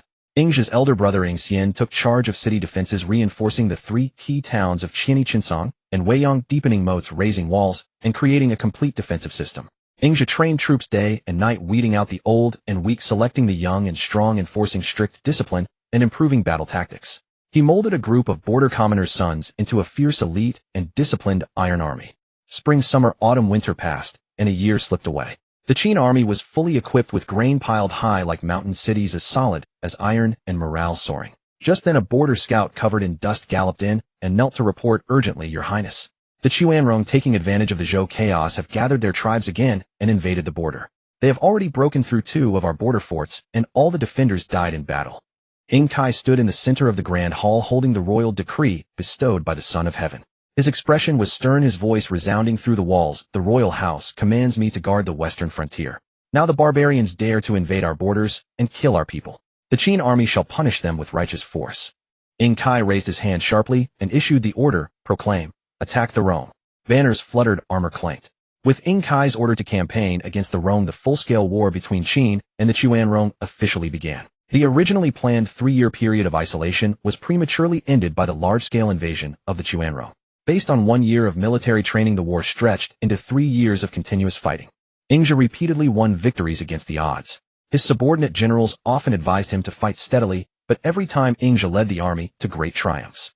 Over time, these cautions sounded like superfluous cowardice in Ingja's ears. The Chuanrong had long been beaten into fear. What tricks could they still pull? Yet under Ingja's command, the army repeatedly shattered the Chuanrong's elite forces, accumulating small victories into a great momentum, pushing the borders steadily westward. The Qin people privately revered Ingja as the war god of the western frontier. His name struck such fear that Chuanrong children dared not cry at night. Where his banners pointed, the actual line of control west of Mount Qi and north of the foothills had quietly expanded 100 li outward. Ingja once led 3,000 light cavalry 500 li deep into the western Rong heartland, using a blinding sandstorm to set an ambush. He routed over 10,000 Chuanrong cavalry under the left worthy prince, capturing numerous horses, cattle, and sheep. When the news of victory reached Qiani, an old Qin man, leaning on his staff, stepped out of his door, looked up at the sky, and wept with a long cry. "With such sons and brothers, what need has our Qin to fear the wolves of the world?" Yet, just as Ingja's fame spread across the western frontier, and the Qin people hailed him as the protector god of the state deep in the Rong land north of Mount Qi, within the chieftain's royal tent, a net was quietly being woven to trap Ingja. Since taking command of the new army, 3 years of campaigns have passed without a single defeat. His soldiers obeyed his every word, and refugees from all directions flocked to him like a tide. Amid successive decisive victories, Ingja had long accepted the title, war god of the western frontier, with equanimity. That indomitable pride between his brows no longer needed to be concealed. The only thought in his heart was the Chuanrong are nothing to fear. One day a scout rode in at full gallop, his voice trembling, "Reporting to your lordship, young general. The Chuanrong chieftain has shattered 3 beacon towers along the northern foothills of Mount Qi. Their vanguard is less than 200 li from Dogmount. The nomadic cavalry can already see the Wei River." Inside the tent, a deathly silence fell. "This is perfect timing." Ingja rose slowly, his hand resting on his sword hilt, a cold gleam in his eyes. "For years the Chuanrong chieftain has been evading us from corner to corner. I have been looking for an opportunity to strike at his stronghold. My great Qin's newly forged blade needs testing." Ingja took a step forward, bowing deeply to Kai. "Brother, I volunteer to lead 10,000 of our new troops as the vanguard. I will slay the Chuanrong chieftain from horseback and reclaim the lands of Qi and Feng in one campaign. I beg your permission, brother." Kai's brows furrowed slightly. Watching his ambitious younger brother, a nagging unease stirred within him. He spoke gravely, "Though the Chuanrong have suffered defeats, their main forces remain intact. Moreover, the terrain along the northern foothills of Mount Qi is treacherous, deep valleys and dense forests where rash advances could prove fatal. Furthermore, the Chuanrong chieftain has personally taken command this time. This matter is not what it seems." Ingja held his head high. "Brother, do not worry. This only proves the Chuanrong are but a bowstring at its end. In this campaign, I shall rid Great Qin of the northern threat, and I will surely not let you down." The atmosphere in the tent grew suddenly taut. Kai gazed at the fire in his brother's eyes, a mixture of generational blood feud and burning ambition, and knew that suppressing him now would be unwise. After a moment of silence, he finally nodded slowly, each word heavy as iron. "I grant your request. But there are 3 conditions you must follow to the letter." "Speak, brother." "First, you shall not advance alone. Divide your 10,000 troops into vanguard center and rear units supporting one another never more than 30 li apart, so that in danger you can instantly rally to each other's aid. Second, deploy scouts extensively and establish widespread reconnaissance. Whenever you encounter forest valleys, river bends, or other terrain prone to ambushes, you must scout 10 li ahead and confirm the path is clear before proceeding. Third, Ing Kai's gaze burned like torches as he spoke each word deliberately. If you face overwhelming force or the battle turns against you, do not press forward recklessly. You must retreat immediately and link up with my main force. Remember, your life belongs not only to yourself, but is also the hope of tens of thousands of Great Qin soldiers. Brother Zhou, I shall obey your orders without fail. Yet Ing Kai remained uneasy, and before Ing Zhou left the tent he added a final warning in a grave tone: be cautious in all things. If you encounter an ambush, withdraw immediately. I will lead the main army to support you from behind. Never linger in battle. Yes. Ing Zhou turned to face the generals in the tent, his black cape billowing as he issued his orders in a commanding voice. The entire army will march immediately to intercept the Chuanrong. This battle will take no prisoners. I want the northern slopes of Mount Qi free of barbarian cavalry for 30 years. Ing Zhou mounted his horse as the black war banners snapped in the wind. 10,000 elite Qin soldiers followed closely behind, surging westward into the heart of the barbarian territories like a raging flood. In the beginning, Ing Zhou kept his brother's instructions firmly in mind. The 10,000 troops were divided into vanguard center and rear formations supporting one another. Scouts worked day and night, without ceasing, their riders weaving constantly across the terrain, reporting every 10 li, examining every inch of ground. The two armies clashed in the narrow passes of Mount Qi. The Chuanrong formation cracked like rotten wood the moment it met the fierce momentum of the Qin vanguard. In the chaos of battle, a curly-bearded Chuanrong leader's eyes widened with terror as he screamed hoarsely, "It is the war god of the western frontier. Retreat! Retreat swiftly!" Suddenly the enemy collapsed like a mountain, crumbling, their straw armor and curved swords strewn across the mountain paths. Ing Zhou reined in his horse atop a ridge, watching the Chuanrong banners lie trampled and their broken soldiers scattering like ants. He brandished his halberd and roared, "Spread your wings on both flanks and annihilate the remnants in the valley." The Qin army's thunderous charges shook the earth like hungry eagles swooping on prey, kicking up yellow dust as they pursued the fleeing enemies. A deputy general rode up and lowered his voice. "General, this collapse of the Chuanrong seems too sudden. There may be a trap." Ing Zhou sneered at the disgraceful sight of the retreating Chuanrong, pointing his horsewhip toward the devastated mountain path ahead. "They have abandoned their royal banners and standards, casting their leather armor and bows like filth. This is a routed army stripped of courage. What treachery could they possibly conceal?" Ing Zhou raised his sword and cried out, "Generals, follow me. Seize their banners. Kill their commanders." They pursued for 20 li, finding nothing but abandoned provisions, weapons, royal standards, and armor along the way. The scouts sent ahead reported back in haste after only 3 li, claiming no signs of ambush in the valley ahead. The distance between the vanguard center and rear units had already stretched beyond control, unable to support one another. For the past 3 years, Ing Zhou had relied on just such relentless pursuit, time and again driving the Chuanrong to abandon their helmets and armor in disgrace. Those so-called luring tactics had always ended with the barbarians in full flight. Over time, his deputies' warnings had faded into mere echoes of cowardice in Ing Zhou's ears. As they pressed into the deep valley, the broken Chuanrong soldiers vanished like mud horses sinking into the sea, suddenly inexplicably gone without a trace. Ing Zhou reined in his horse, sharply gazing at the layered peaks of Mount Qi, swallowing the twilight mist seeping through the forest gaps and flocks of crows falling silent. Ing Zhou raised his hand to halt the army, his fingertips lightly tapping his sword scabbard. "Vanguard, advance slowly and clear the path. Center, hold your formation steady. Rear, protect both flanks. All crossbowmen, draw your bows." Before his words had finished echoing, "Fwip, fwip, fwip," 3 black feathered arrows shot from the depths of the dense forest, like mournful hawk cries tearing through the silence. Ing Zhou swung his sword backward to deflect the bolts, sparks flying as metal met metal, and the arrowheads shattered on impact. Almost simultaneously, a scouting deputy general rolled from his horse, a head of black feathered arrow of the same design buried to the hilt in his throat. Those were the unique marks of the Chuanrong King's elite guard, the Pale Falcon Battalion. Mountain winds tightened, suddenly dead, leaves whirling like flying blades, and the entire Mount Qi seemed to awaken from slumber. Ing Zhou's pupils contracted sharply, his sword point angled toward the ridge above. If the Pale Falcon Battalion has appeared, the main Chuanrong force must be nearby. Stay composed, 3 units. Follow me and break through. No sooner had the order been given than, rumble. Massive boulders crashed down from cliffs on both sides, raising clouds of dust that blotted out the sky, and the vanguard formation disintegrated instantly. Ing Zhou's voice thundered, "Center, form a circular formation. Archers and crossbowmen, fire." Arrow rain soared upward in retaliation, but dark silhouettes loomed along the cliff tops, and dozens of bronze war drums beat, in unison, their wave-like sounds swallowing even the whistling of incoming arrows. At that moment a rider came galloping bloodied from the valley entrance, his voice raw and desperate. "Young general, the rear guard has been ambushed. The Chuanrong cavalry has cut off our retreat." Their scouts had failed to reconnoiter, even 10 li, and the enemy's intentions remained completely unknown. Ing's 5 fingers whitened around the reins as he looked up at the sky. Dense clouds like ink were devouring the last traces of daylight. Ingja dug his spurs fiercely into his horse's flanks, charging against the torrent of fleeing soldiers toward the rear guard, his roar piercing the chaos. "Vanguard, abandon your baggage and lighten your load. Link up with the center." Center split into 2 wings and cut diagonally along the mountain foot. "Pierce through the enemy lines. All archers and crossbowmen cover my retreat. Switch to flame arrows and set the forest ablaze to drive out the enemy." Before his words had finished, crack! A pale white lightning bolt tore through the thick clouds. Thunder exploded overhead, and torrential rain poured down. Ingja drew his long sword, its blade reflecting the lightning as he pointed it toward the heavens. "Elite soldiers of Great Qin, follow me. Slaughter the Chuanrong and capture their chieftain alive." Wrapped in oil-soaked hemp, flaming arrows struggled to spark flickering embers amidst the torrential rain plunging into the sodden woodlands. As dense smoke and rising steam billowed and mingled, the Chuanrong ambushers began to descend into disarray. Ingja charged headlong at the forefront, his sword light flashing like cascading silk. Wherever he passed, armor splattered with blood and steeds, and riders were overthrown.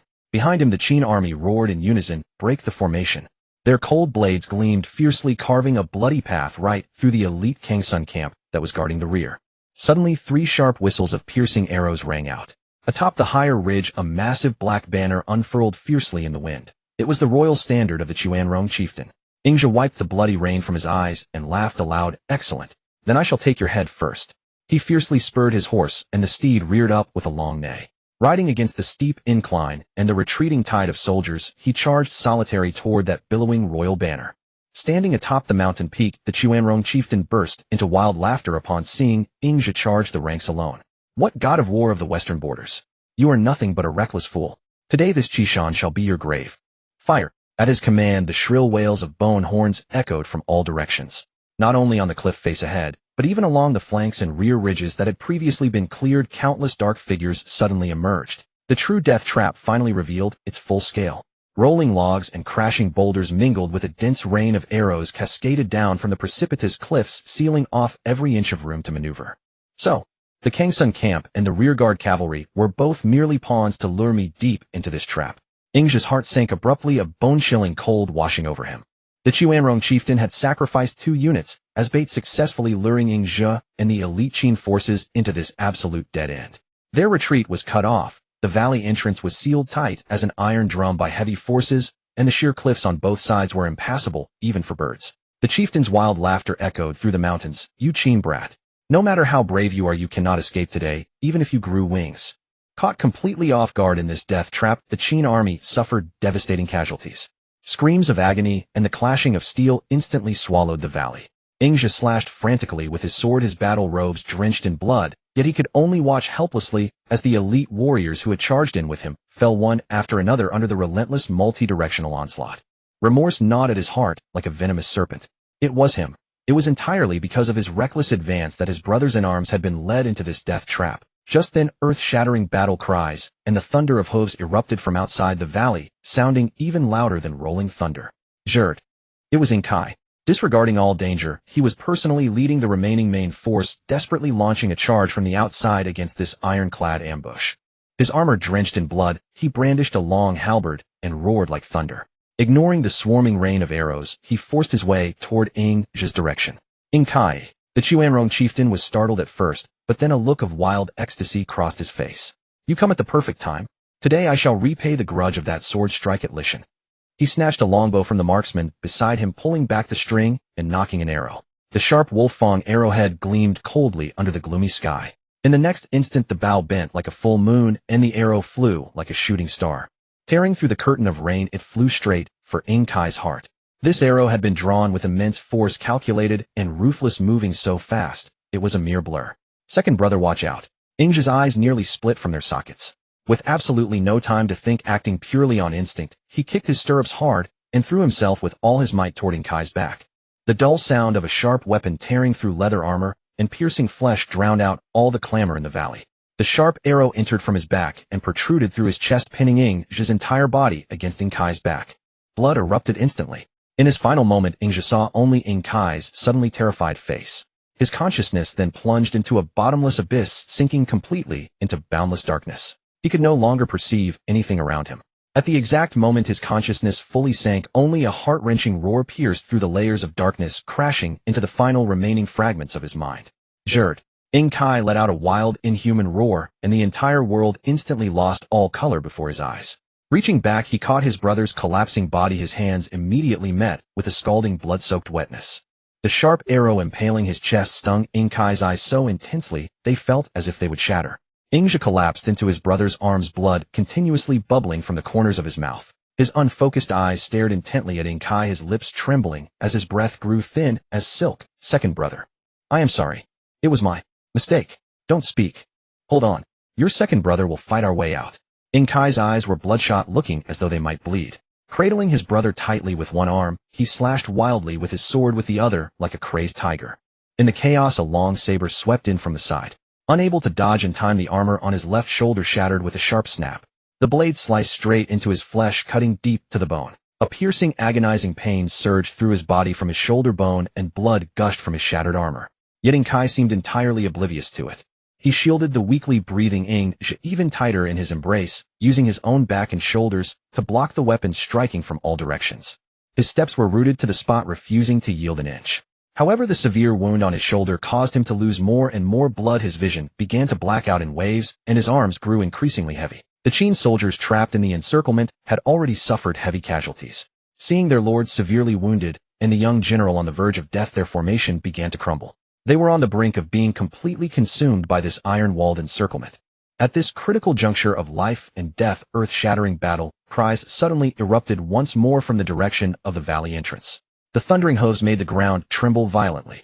A fierce general clad in heavy armor, his beard and hair bristling with rage, led several hundred brave, death-defying warriors like a raging torrent, violently tearing open a bloody gap in the Chuanrong encirclement from the outside. It was Ing Xian. This taciturn eldest son of the Ing family, who had guarded the western border for years, now appeared like a god of war descended upon the world, matchless in his ferocity. Brandishing a pair of mountain-splitting giant axes, he hacked left and right. With every strike, several Chuanrong soldiers were decapitated. Even with an arrow still embedded in his shoulder blade, he fought on tenaciously without taking a single step back. He fought solely to carve out a path of survival for his two brothers who were on the brink of death. Second brother. Third brother. Hold on. Ing Xian's roar boomed like thunder. As he swept through, he forcefully cleared an open space among the Chuanrong soldiers, blocking the valley entrance. Second brother. Take third brother and go. I will guard the rear. Since Ing Kai had succeeded as the patriarch of the Ing clan and grandee of the western border, this was the first time Ing Xian had addressed him as second brother on the battlefield. His mountain-like towering frame spun around abruptly, resolutely blocking the only path of escape at the valley entrance. The twin axes in his hands whirled into a tempest of death. With every swing, enemy soldiers fell like mown grass, and corpses quickly piled up before him to form a rampart of flesh and blood. Eldest brother, you must return alive. Ing Kai's eyes welled with blood, tears mingling with the grime and gore on his face. He knew that even a single second of hesitation would mean the annihilation of their entire army. He could only grit his teeth and squeeze a blood-weeping roar from his throat. Retreat. Break through with me. The surviving Qin soldiers summoned their last remaining strength, fiercely shielding the severely wounded Ing Kai and the dying Ingja. Along the gap that Ing Xian had carved open with his life, they scrambled, battered and bruised, out of this valley of death. Behind them, Ing Xian's earth-shattering roars and the increasingly fierce sounds of battle were gradually swallowed by the din of combat and the rising dust within the valley. Eventually, the sounds faded into obscurity. Rainwater mingled with blood surged across the valley floor. Amidst the heavy mist, the twilight grew dark as ink, leaving only a faint crimson glow bleeding across the horizon. Ing Kai abruptly yanked the reins on his jolting steed and looked back. Toward the entrance of the Qishan Valley, dust and twilight merged into a chaotic haze. He could no longer see his eldest brother's mountain-like silhouette. In his embrace, Ingja's breath was as faint as silk. That sharp arrow had pierced straight through his chest, and the young general's life force was slowly draining away with his warm blood. His once bright and sharp eyes were now tightly shut, and his once high-spirited face was pale with the color of impending death. Even his breathing was so faint it was barely perceptible. Ing Kai held him tightly with his uninjured arm, as if trying to preserve that fading spark of life with his own body heat. Yet he too was pale from excessive blood loss, his body shivering with cold as his vision blurred in waves. His voice was hoarse and shattered beyond recognition as he whispered repeatedly into his brother's ear, as if speaking to Ingzhe, or perhaps clinging to his own obsession. Hang on. Second brother is here. I will save you. Eldest brother will return. None of us brothers can be left behind. Do you hear me? The western wind wailed as it swept across the wasteland. The black Qin banner, tattered and torn by arrows, hung limply from its staff. Illuminated by the blood-red setting sun, it cast a deep, oppressive shade of despairing crimson. The blood rain at Qishan had not yet dried. The remnants of the army, dragging broken spears and shattered halberds, stumbled back to Qi. As the news of defeat spread, the entire city fell into a deathly silence, then was swallowed by a profound sorrow. On the city walls, white funeral banners fluttered like snow. The still uncoagulated blood on the soldiers' armor trickled down the flagpoles, spreading a glaring red on the blue stone slabs. Inside the great tent, the candlelight was dim. 2 beds lay side by side. Ingzhe lay supine on one, his chest pierced by a wound that, though bandaged, had already soaked through several layers of linen. His face was ashen, his breath faint, with only a barely perceptible rise and fall of his chest.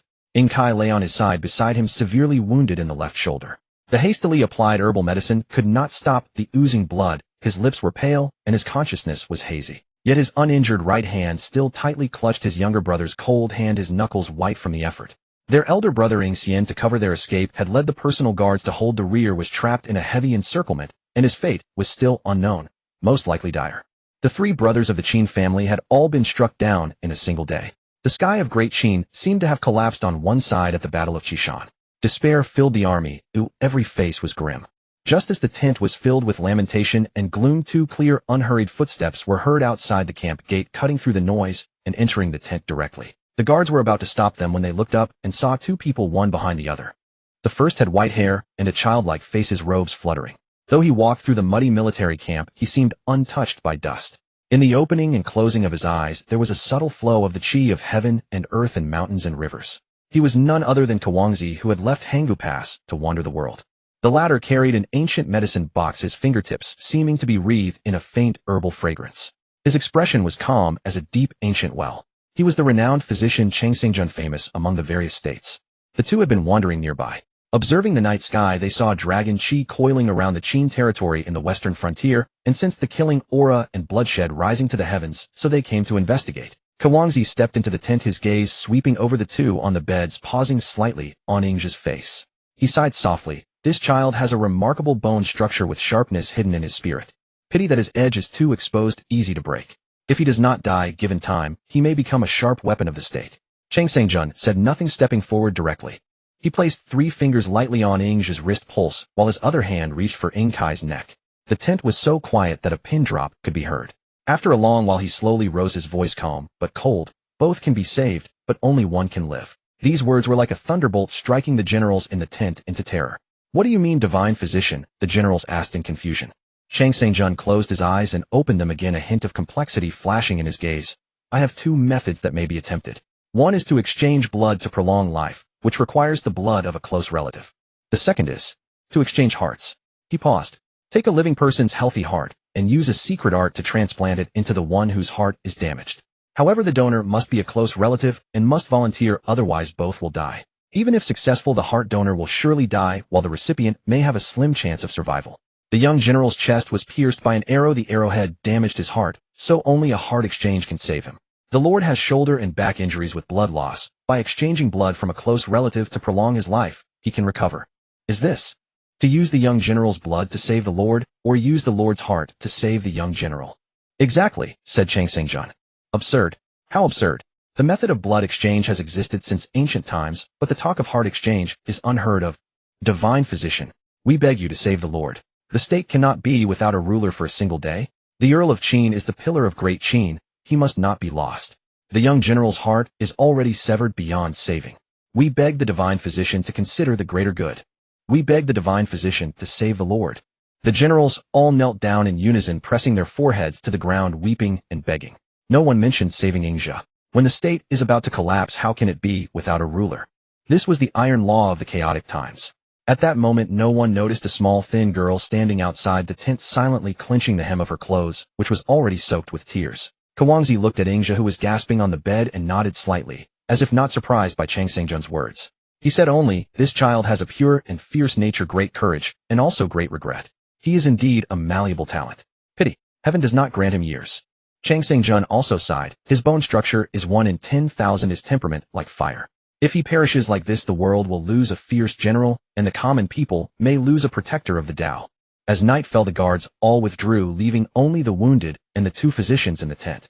Chang Seng-jun and Kawangzi were about to perform the procedure, extracting the essence blood from Ing's body to infuse into Ing Kai to prolong his life. Ing Kai mustered his last trace of clarity, his fingers moving slightly to grasp Chang Seng-jun's sleeve. His breath was as faint as a thread, but his words fell like iron and stone. Master, I beg you one thing. Take my heart and exchange it for Zhou. Chang Seng-jun spun around sharply, his eyes filled with disbelief and deep regret.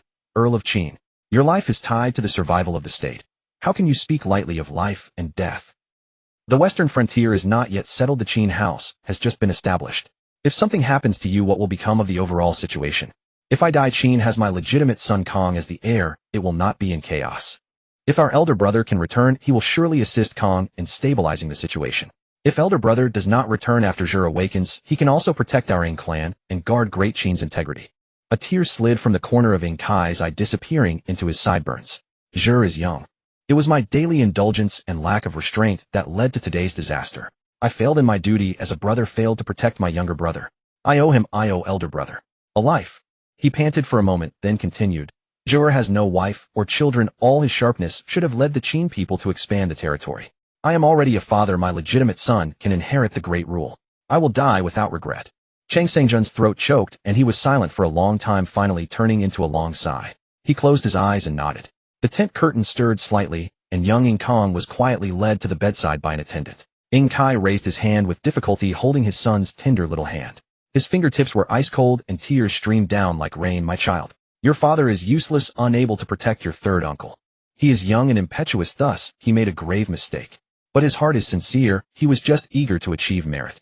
In the future, when you succeed to the throne, you must not harbor resentment over this nor ostracize him, and certainly not make things difficult for him in the slightest. You must treat him as a father, respect him, and trust him. Little Ing Kong bit his lower lip, holding back tears, and nodded heavily. Ing Kai's breathing grew more rapid, but he still strained to instruct. After I die, tell the outside that the Lord died of severe blood loss from his wounds beyond cure. Never reveal the matter of the heart exchange. Say that Chang Seng-jun did his utmost, but could not save me, and in utter helplessness he turned to the procedure to save your third uncle. If this matter leaks, even a little Zhou will be caught in the world's condemnation and endless guilt for the rest of his life, with no peace. Can you swear an oath to your father? Young Ing Kong fell to his knees with a thud, kowtowed heavily, his forehead touching the ground, and when he raised it, his forehead was red. His voice was young, but each word was resolute. I swear. In this life, I will never resent my third uncle, never reveal the heart exchange, and after I succeed, I will treat my third uncle as my right hand, respect him as a father and teacher. If I break this oath, may heaven and man forsake me, and may I die a bad death. A faint relieved smile appeared on Ing Kai's pale face as he slowly closed his eyes. Good, good. Qin has a successor. I can rest assured. He trembled as he took a blood-written edict from under his pillow and placed it beside his pillow. The cloth was mottled with blood characters, the strokes trembling from intense pain, yet still penetrating the cloth. Established the legitimate son, Ing Kong, to succeed, inherit the state of Qin, guard the western frontiers. If my younger brother awakens, he shall wholeheartedly assist, sharpen his will, and cultivate himself, and together restore Great Qin. The state is paramount, brothers united. This edict. At the end of the cloth, there was his final handprint made with his finger dipped in blood. The imprint, deep and shallow, seemed to embody all the unwillingness, concern, and entrustment of the dying lord. The candle flame in the tent suddenly jumped. Chang Seng-jun silently picked up the blood edict, carefully rolled it up, and put it into his bosom. He turned to look at Ing Kai's peaceful face, then at Ing Zhou, whose life or death was unknown, and made a deep bow. This bow was in honor of the dying lord, in honor of the unfulfilled ambitions, and even more in honor of the blazing, inextinguishable fraternal bond in the smoke of this chaotic world where one would not hesitate to exchange his heart for another's life. Outside the tent, the night was as dark as ink and the stars were hidden. Inside the tent, at the moment before the curtain fell, Ing Kai took one last look at his dying younger brother beside him, and with the last of his strength pressed the hands that had been clasped together all along against his own heart. A heart exchange to defy fate and change destiny was about to begin. And the fate of a dynasty, the rebirth of a young general, and a secret sealed by blood and oaths would slowly unfold. Candle tears fell silently, piling up, and the long night was not yet over. Kawangzi took out a strange stone from his bosom, its color like liver. He rubbed it between his fingers, softly chanting ancient incantations of exorcism, in a clear stone-like voice, each word resonating with the rhythm of heaven and earth. Heaven and earth are fixed mountains, and rivers communicate. Sun and moon alternate. Cold and heat shift. The soul returns to its dwelling. The spirit guards its abode. This heaven-defying, heart-swapping art, concealed by layers of curtains, supported by the lifelong medical skills of Chang Sang-jun, was quietly carried out in the military tent. Qin sat in silent vigil, his spiritual energy circulating, protecting the fragile thread of life, while harmonizing the backlash of heaven and earth. As dawn approached, a pale light seeped through the tent seams. Ing's chest began to rise and fall slightly, his heartbeat emerging from nothing, gradually stabilizing, and his complexion slowly warming. Meanwhile, beside the other bed, the curtains hung silently, veiling everything. Count Kai of Qin lay there, his expression peaceful, as if asleep, but without breath. The entire army went into mourning, and white banners instantly covered the wilderness. It was said that the Qin lord had been severely wounded, lost too much blood, and could not be saved, thus passing away. Though Chang Sang-jun had exerted all his efforts to save him, he ultimately could not defy fate, only managing to rescue the young General Ing's life. No one knew that within the young general's newly beating chest, the heart that pulsed was one that his elder brother had exchanged with his life, his kingdom, and his entire future. 3 days later, Ingja struggled to open his eyes amidst intense pain and suffocation. As his consciousness began to awaken, he coughed and hoarsely called out, "Second brother." The only response was the dazzling white banners filling the camp, the suppressed grief of the entire nation, and the cold black memorial tablet in the center of the mourning hall. The young Kong, dressed in plain white, knelt at the very front of the spirit shrine, his lips tightly sealed, keeping silent as sworn. The generals bowed their heads in sorrow, only murmuring repeatedly, "The Lord was grievously wounded and could not be saved." Ingja struggled to roll off the sickbed, stumbled, and fell before the spirit shrine, his 10 fingers clawing at the ground, as if to tear it apart, his nails splitting and bleeding without his notice. Memories flooded back like a tide, arrogance and underestimation of the enemy, rash advance into an ambush, causing his elder brother to cover the rear with unknown fate, and his second brother to be critically wounded. And now his second brother had died because of him. Overwhelming regret, fiercer than a rain of arrows and rolling stones, crushed him utterly. It was his arrogance that had killed his 2 beloved brothers. It was his incompetence that could not protect his kin or his soldiers. He prostrated before the spirit shrine, his forehead pressed against the cold bricks, weeping heart-wrenchingly, fainting several times only to be painfully awakened. Qin could not bear it, and came over to placing Kai's blood letter in Ing's hand, his fingertips cool. "Now that you bear this heart, you must continue this life, fulfill this oath. This is what the Qin lord left for you before his death. Do not disappoint him." Ingja tremblingly unfolded the blood letter, his fingertips tracing the dried dark red characters, as if touching his elder brother's still warm palm. "To restore great Qin together. Can I, as I am now, achieve this?" Ingja traced the dried characters on the blood letter, tears blurring his eyes. He made a decision on the spot, and before the 2 sages of the age, he fell heavily to his knees with a thud, bowing his head in kowtow. When he looked up again, a patch of bruises marked his forehead. "Masters," his voice was hoarse and broken, yet each word resolute. "Ingja knows his own folly and recklessness, brave, but without strategy unworthy of the task. My past deeds are unworthy of a general, unworthy to stand in this world, and even more unworthy to be my brother's brother. Today I am willing to renounce my title, surrender my military power, and sever my name from the Qin royal house, only to be accepted as a disciple under you both. I only ask to cultivate my heart and nature, comprehend the Tao and understand principles, and with this remnant body learn skills to strengthen myself. Until my heart is settled, until my sins are atoned, until my great vengeance is fulfilled." Ingja swears not to be a man. Qin gazed at him for a long time, his eyes deep, and slowly raised his hand in a gesture of support. "Since you have this remorseful heart, you may follow me in wandering the world, observing the Tao, and cultivating the mind to calm your wild nature." Chang Sang-jun also nodded and said gravely, "I can teach you the medical arts to understand life and death. A healer can save others, but must also know how to save himself. I hope that in the future you can use this path to protect those you wish to protect." Upon hearing this, Ingja again kowtowed heavily 3 times, each strike resounding. He only asked for brush and ink, dipped his fingers in the still wet blood and tears on his palm, hastily wrote a short letter, as sharp as a blade, and left it in the tent. Then silently he followed the 2 departing sages out of the tent and disappeared into the biting sandstorms of the western frontier in the early autumn of the Yihai year. On the city wall of Qin, the young Kong, dressed in plain white, clutched the blood-stained edict left by his father, watching his 3rd uncle's resolute and lonely figure gradually vanish into the rolling yellow dust until it was gone. The cold wind whipped the white banners throughout the city, wailing as if heaven and earth shared the grief. Great Qin had lost a benevolent and steady founding monarch. However, a heart soaked in blood, tears, remorse, and the life of an elder brother, a soul forcibly subdued, and awaiting tempering for rebirth was also buried deep in the dust. No one knew what form it would take when it broke through the ground one day. The next morning before the mist had dispersed, dew condensed on the grass by the roadside. A group of travelers came to a fork in the wilderness and saw a thin figure standing in the morning mist who had been waiting for an unknown length of time. Ink Robe was taller than when she was in the Qin palace, but still slender and frail, wrapped in faded gray old cloth clothes like a reed that refused to bend even in the cold wind. She carried a small cloth bundle on her shoulder, standing quietly, her fingertips tightly gripping the bundle's ties. Ink Robe, the girl looked up. The morning light filtered through the mist, illuminating a dark calm in her eyes. No plea, only quiet stubbornness. Young master, her voice was soft but clear, take me with you. Ingja was silent for a moment. In the distance the wind blew, rustling the dry leaves. The road ahead is uncertain, full of hardship. His voice lowered as if speaking to her, and also to himself, stay in the Qin lands. I will arrange a proper place for you. A peaceful life, isn't that better than drifting and suffering with me? Wherever the young master is, that is my home. She stepped forward, looking up at him, her gaze too calm for her age. Ink Robe is not afraid of hardship nor of death. Only afraid of not seeing the young master in the future. The last few words she spoke very softly, likely unheard by anyone but herself. The wind rose again, stirring the stray hairs on her forehead. Ingja remained silent for a long time, then finally turned his face away, avoiding her gaze. In the morning light his Adam's apple moved slightly, and after a while he let out a barely audible sigh. Since you insist, then come along. His voice was hoarse, as if utterly exhausted, but the road ahead is treacherous. If something happens, I may not always be able to protect you. Ink Robe did not reply, only quietly looked at him.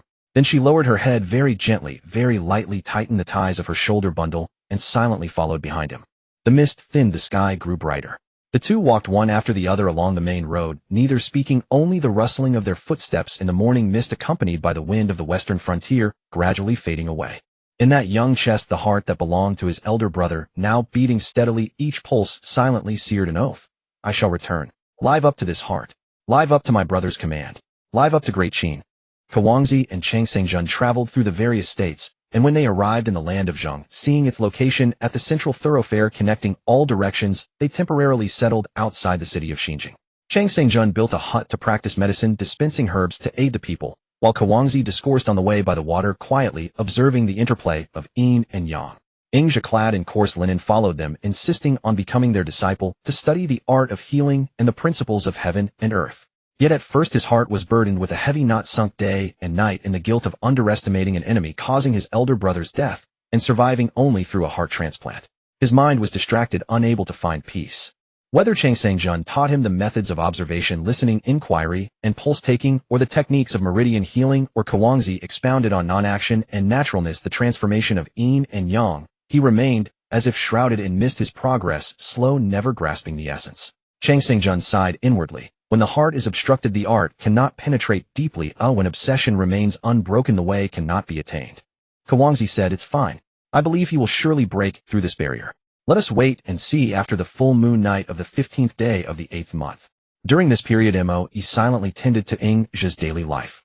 He grew increasingly silent, pouring all his energy into arduous training, trying to combat the surging pain within his heart through physical exhaustion and mental focus. Both Guangxi and Changshangjun were perceptive.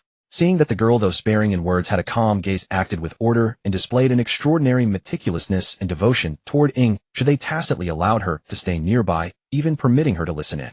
At first, she sat quietly under the eaves, or in a corner, listening to Guangxi speak of the movement of heaven and earth, the waxing and waning of yin and yang, and to Changshangjun analyze the properties of herbs and the flow of meridians.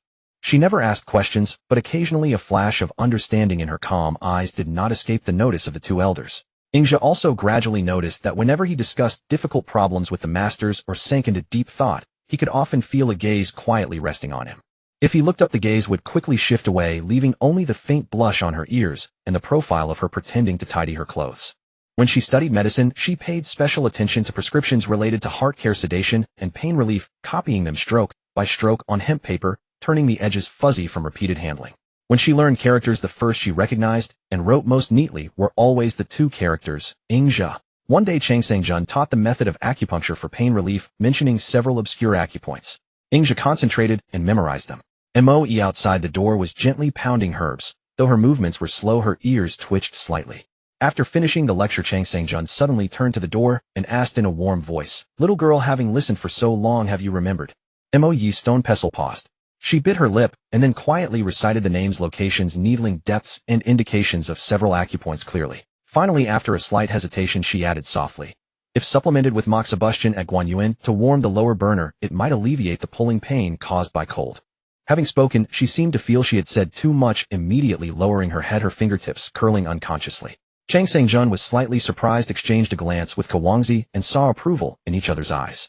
Kawangzi stroked his beard and said slowly, "Her mind is meticulous. She can see what others overlook and think what others cannot. This girl indeed has spiritual roots and is a teachable talent." From that day on, Moe formally attended the two elders, receiving instruction and seeking the way. On the 15th night of the 8th month, the full moon night, when the yin energy of heaven and earth converged, Ingja suddenly felt the heart from his elder brother raging and palpitating wildly in his chest. The pain was like 10,000 blades piercing his chest, causing him to curl up and tremble, cold sweat drenching his linen clothes, on the verge of fainting. After an unknown time, as Ingja's spirit wavered, a figure clad in black armor appeared before his eyes with gentle brows and a warm expression. Upon closer look, it was the figure he had been yearning for day and night. His second brother In Kai stood right there in the moonlight. The illusory yet vivid figure slowly crouched down, gently stroked his sweat-drenched forehead, and said in a voice so tender it broke the heart, "Jur, it was second brother's fault back then.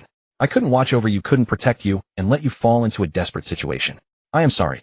Ingja convulsed in pain, tears mingling with cold sweat, and cried out hoarsely, "No, it was me. It was my arrogance and conceit, my reckless advance that caused the death of eldest brother and second brother. I am not worthy to be a general, not worthy to be a man of Qin.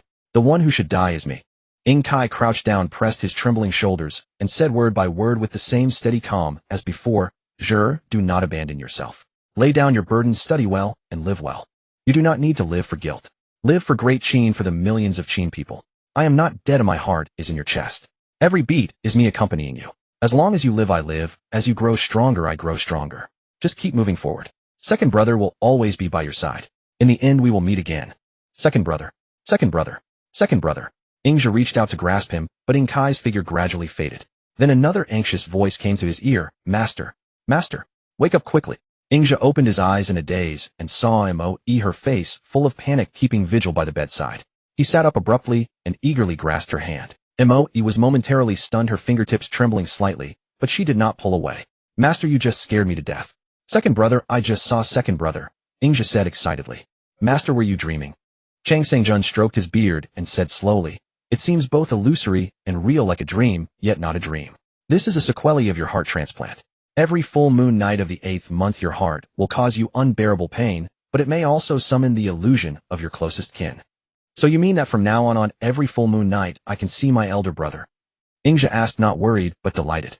"Judging by your expression, it seems you have already broken the demon in your heart," Kawangzi said, stroking his beard. "I will give you this scripture of nourishing life. May you and Moe support each other and achieve great learning."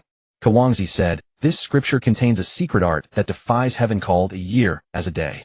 It is not martial arts, but a creation of the way. Once mastered, one's own chi mechanism synchronizes with the primordial energy of heaven and earth, and the flow of life slows drastically. While an ordinary person ages a year, the cultivator experiences it as only a day passing. Lifespan is extended, and the spirit never decays. But this method has 3 prohibitions. First, it cannot be forced. Only those with a clear mind, free of attachments and aggression, can enter the gate. Second, it cannot be pursued greedily. If the mind has even a single flaw, it will suffer backlash from the chi mechanism, leading to either chaotic heart meridians or, in severe cases, complete depletion. Third, it cannot be passed to those who hold power. Rulers burdened with the nation and the people and deep attachments, as vast as mountains and seas, can never cultivate it. Attempting to do so will only bring self-destruction. This method requires a fated person with a tranquil and clear heart to achieve sudden enlightenment. Whether you succeed depends on yourselves." After receiving the scripture, the two studied it day and night. Moe had a clear spiritual root, fully understanding the mental framework. She could use acupuncture and herbal medicine to stabilize Ingja's chi mechanism and harmonize the backlash of his heart meridians. However, as for the longevity creation of a year as a day, Ingja, because of the special connection between his transplanted heart and heaven and earth, first glimpsed the threshold. Moe's mind was pure and flawless, and she was also qualified, but she still lacked the final perfect moment of mental completion, temporarily stuck at a bottleneck. Through arduous cultivation, Ingja first achieved the initial stage of 10 days as one day.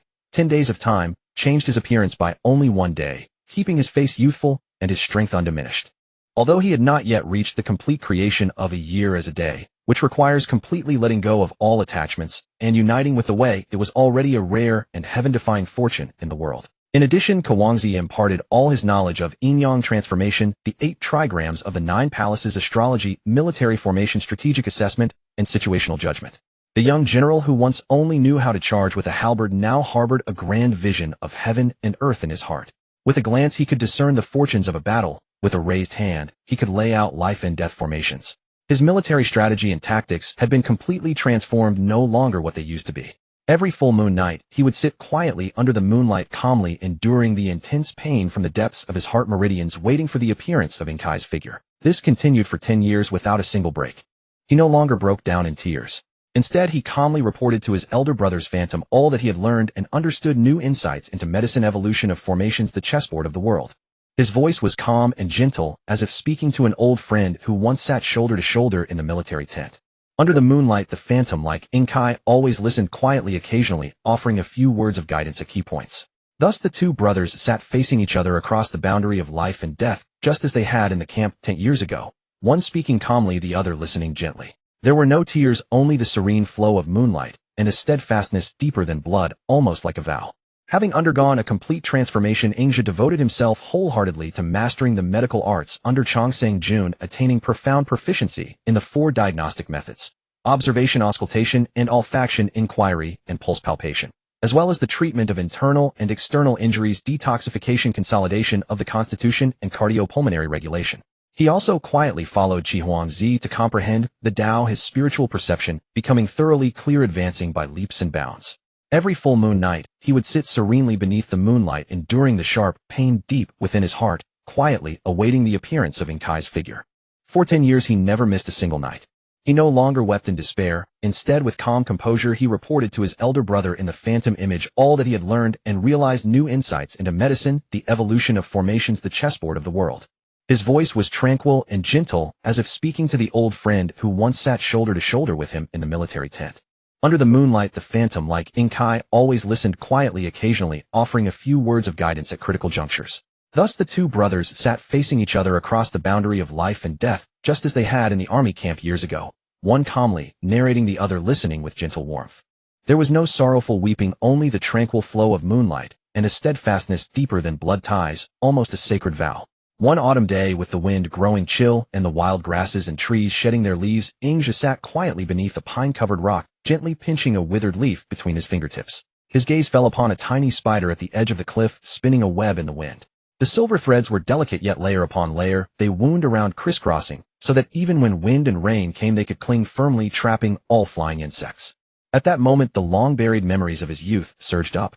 In the army camp at Qin, when he had chatted with his 2 elder brothers, they had once seen such a spiderweb in the corner of the tent. Back then he had thought the spider tiny and fragile. Now he understood that by weaving thread after thread, without ceasing, it could create a place to dwell and survive, a realm to trap enemies and seek life. At that time he was alone and helpless, like a flickering candle in the wind. Now accomplished in learning, with a single stirring of his heart, a long-hidden plan finally settled in his mind. He would build a web that asked not about nationality, distinguished not between noble and lowly, but was loyal only to him alone. The people in this web, like him now, would be displaced orphans, homeless refugees, children abandoned by the warring states and trampled by the chaotic world. They had no roots, no attachments, but were the most malleable, the most trustworthy, and the most willing to repay with their lives. "My lord," a woman's voice came from behind, interrupting his thoughts. She held a half-worn thick cloth robe in her hands. "The wind has risen. Oh, please put on more clothes." Ingzhi draped the robe over himself and looked at the woman in dark clothes. The little girl he had once carried from the pile of corpses during the westward migration, now grown into a serene young woman. He said slowly, "These days you have worked hard. I know that during the day you listen to the lectures and help with the herbs, and at night you still have to organize these scrolls and copy notes." His eyes swept over her slightly rough fingertips, marks left by years of manual labor and writing. "You don't have to do everything to perfection. You should also have some time for yourself, to think a little about yourself." His words came out with some difficulty, carrying a tone of probing and a kind of awkward care. He wanted to make her feel at ease and happy, but he didn't know how to give, and even feared giving expectations he shouldn't. He was clearly caught off guard by his direct mention. A flicker of surprise flashed in her eyes. She raised her head, that surprise quickly transforming into a deeper tenderness, even spreading into a faint yet genuine smile. He does not find it hard." She gently shook her head, her gaze resting on the distant vast mountains. Her voice was soft, yet carried a strange contentment. Being able to follow you, my lord, to learn so many things I never dared to imagine before, to be able to help a little. That is joy in Mo Yi's heart. She withdrew her gaze and looked at Ingja, her eyes clear and candid. This is what Mo Yi wants. Wherever my lord is, that is the scenery Mo Yi wishes to see. Without concealment, without indirection, she laid her want plainly before him. This frankness struck him more powerfully than any subtle admiration. Ingja was momentarily speechless. After a moment his gaze shifted back to the spiderweb, and after a long silence he suddenly asked, Mo Yi, you have been studying with us for some time now. Observing this spiderweb, do you have any insights?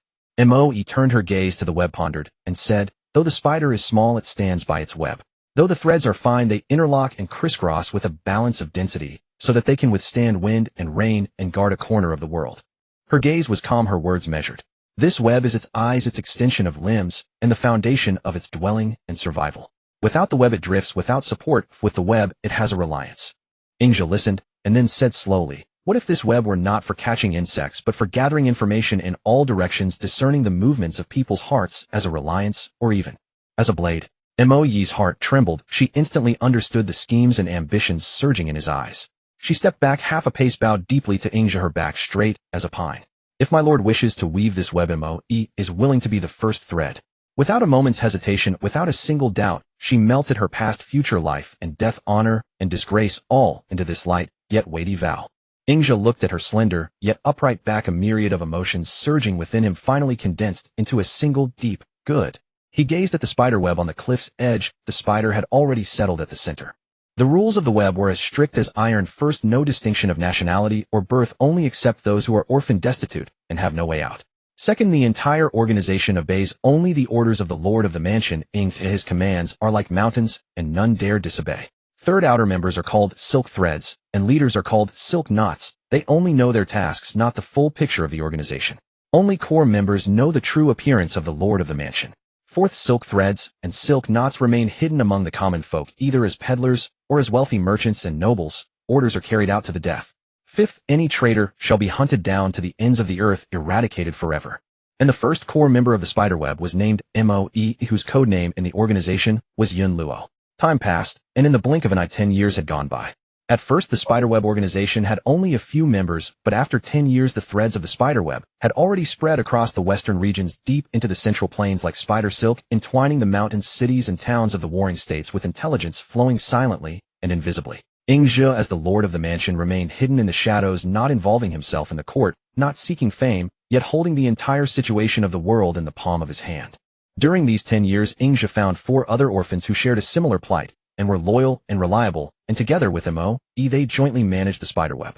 Thus the core members of the spiderweb increased to 5 each, with assigned duties and responsibilities. Tianxi, heavenly thread, responsible for intelligence.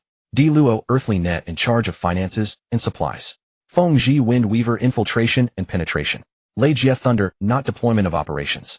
Yun Luo, Mo Yi, liaison and dispatch, purging traitors and overall control. Ingja had taught the basic methods for strengthening the body and prolonging life, from the classic of nourishing life to the 5 core members, hoping they could suffer less from illness and injury and serve the organization longer. However, these people all harbored deep-seated blood feuds and other obsessions from their past. Their minds could never return to purity. They could only consolidate their foundation and extend their lifespan, and none could touch the advanced threshold of a year as a day. Even Ingja himself, now deeply entangled in the chess game of power among the warring states, bearing his elder brother's last wish and the future of Qin, and harboring a blood debt unavenged for 10 years, was burdened with worldly affairs and persistent obsessions, his mind unable to attain emptiness. He was temporarily stuck at the realm of 10 days as one day, unable to advance half a step further. In 10 years the state of Qin had changed beyond recognition. During this time only Ying Kong and a few former confidants knew that Ingja was still alive. Every year secret letters were exchanged conveying every move of the Qin court. The settlement of Qianwei, which he and his elder brother Ing Kai had agreed to build in the tent, had already been constructed. Its fertile fields stretched for 1,000 li, gradually becoming Qin's granary and a key military source in the Guangzhou region. Ing Kong, the child who had made a vow with his hair still in bangs, had grown into a young monarch. Overriding opposition, he moved the capital there and established it as the new capital of Qin. Although Ing Kong had personally led troops to inspect the area several years ago and decided to establish the capital there, there were not a few in the court who were dissatisfied with this move. The ministers believed that moving the capital violated ancestral traditions and might shake the foundation of Qin. Now undercurrents surged even more within the court, especially among the old clan ministers and the old aristocracy. It seems I must make a trip to this Qianwei settlement. Ingzha's fingertips traced the familiar map of Qin territory in the secret report. After 10 years of lying low, the time for return had finally come. He put away the secret report rose and prepared to take his leave from Zi and Chongqing. Deep autumn with heavy dew. The thatched cottage outside Xinjiang city was still immersed in morning mist. The stream babbled, and Zi sat quietly on a blue stone, his gaze seemingly drifting away with the flowing water. Chongqing was bending over to arrange his medicine basket, gently placing a few freshly picked herbs. Ingzha, dressed in plain linen cloth with a bag slung over his shoulder, walked to the cottage and made a solemn, deep bow to the two men. Masters, today I must journey westward to Qianwei. Chongqing stopped his work and turned his gaze, slowly sweeping over him, like taking a pulse, then nodded. 10 years to sharpen a sword, its frosty blade, yet untested. This journey is not a mere excursion, but an entry into the game. The ailments of the court run deeper than the vital organs. The poison of human hearts is fiercer than deadly wine. Since you understand medicine, you should know that the 4 principles of observation, listening, inquiry, and pulse-taking can also be applied to the court. He took out a small lacquered box from his bosom and handed it to Ingzha. This is the soul calming incense. In the future, when you encounter bewildering obstacles or a wavering mind, take a little and burn it. It will calm your spirit and stabilize your mind, keeping your spiritual altar clear. Ingzha took it with both hands, tucked it into his bosom, and bowed again. Thank you, master. I will remember. To cure an illness, one must first diagnose the symptoms. To govern a country, one must also discern the facts. The miraculous medicine and exquisite incense are all signs of your care for me, master. I will use them well. Zi still did not turn around, still gazing at the stream, his voice drifting like mist. Go. Water flows downward, people return to their place. Your heart is tied to Qin, to your brother, to that new city. This journey is to return to your place. He took out a strange stone from his sleeve, its color like a liver with natural yin-yang patterns on it, and gently placed it on a stone beside him.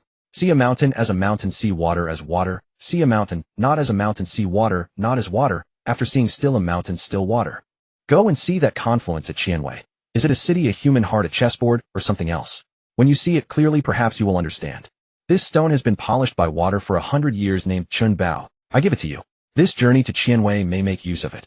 Ingzha stepped forward and reverently lifted the strange stone. The stone felt warm to the touch, its patterns fitting his fingertips, as if it had a life of its own. He knelt, prostrated himself, and performed the most solemn grand bow. Disciple bows to thank the masters. The teachings of observing situations, responding to opportunities, and the principle of harmony. I will engrave them in my heart. This journey will not betray your kindness, nor my elder brother, and the state of Qin. He rose, his gaze sweeping over the cottage, the stream, and finally deeply at the figures of his 2 masters, gathering into his heart the tranquility and weight of a decade of time in this corner. Then he turned and stepped onto the westward path. The autumn sun slowly rose, and his white-clad figure cast a long shadow on the yellow earth road, gradually merging into the distant mountain's faint mist. Zi waited until the figure vanished at the horizon's edge, then sighed, leisurely, to Chongqing. I have taught the Nourishing Life Sutra to several people, but only a few truly comprehend the Tao. This child has turned misfortune into fortune. The calamity of heart transplant has become an opportunity for advancement, allowing him to reach the state of 10 days as 1 day. But this time worldly affairs will entangle him, and his path will likely be difficult to advance further. Chongqing stroked his beard, looking at the layered mountains to the west, and said slowly, perhaps this is where his destiny lies. The stream babbled on, still flowing east.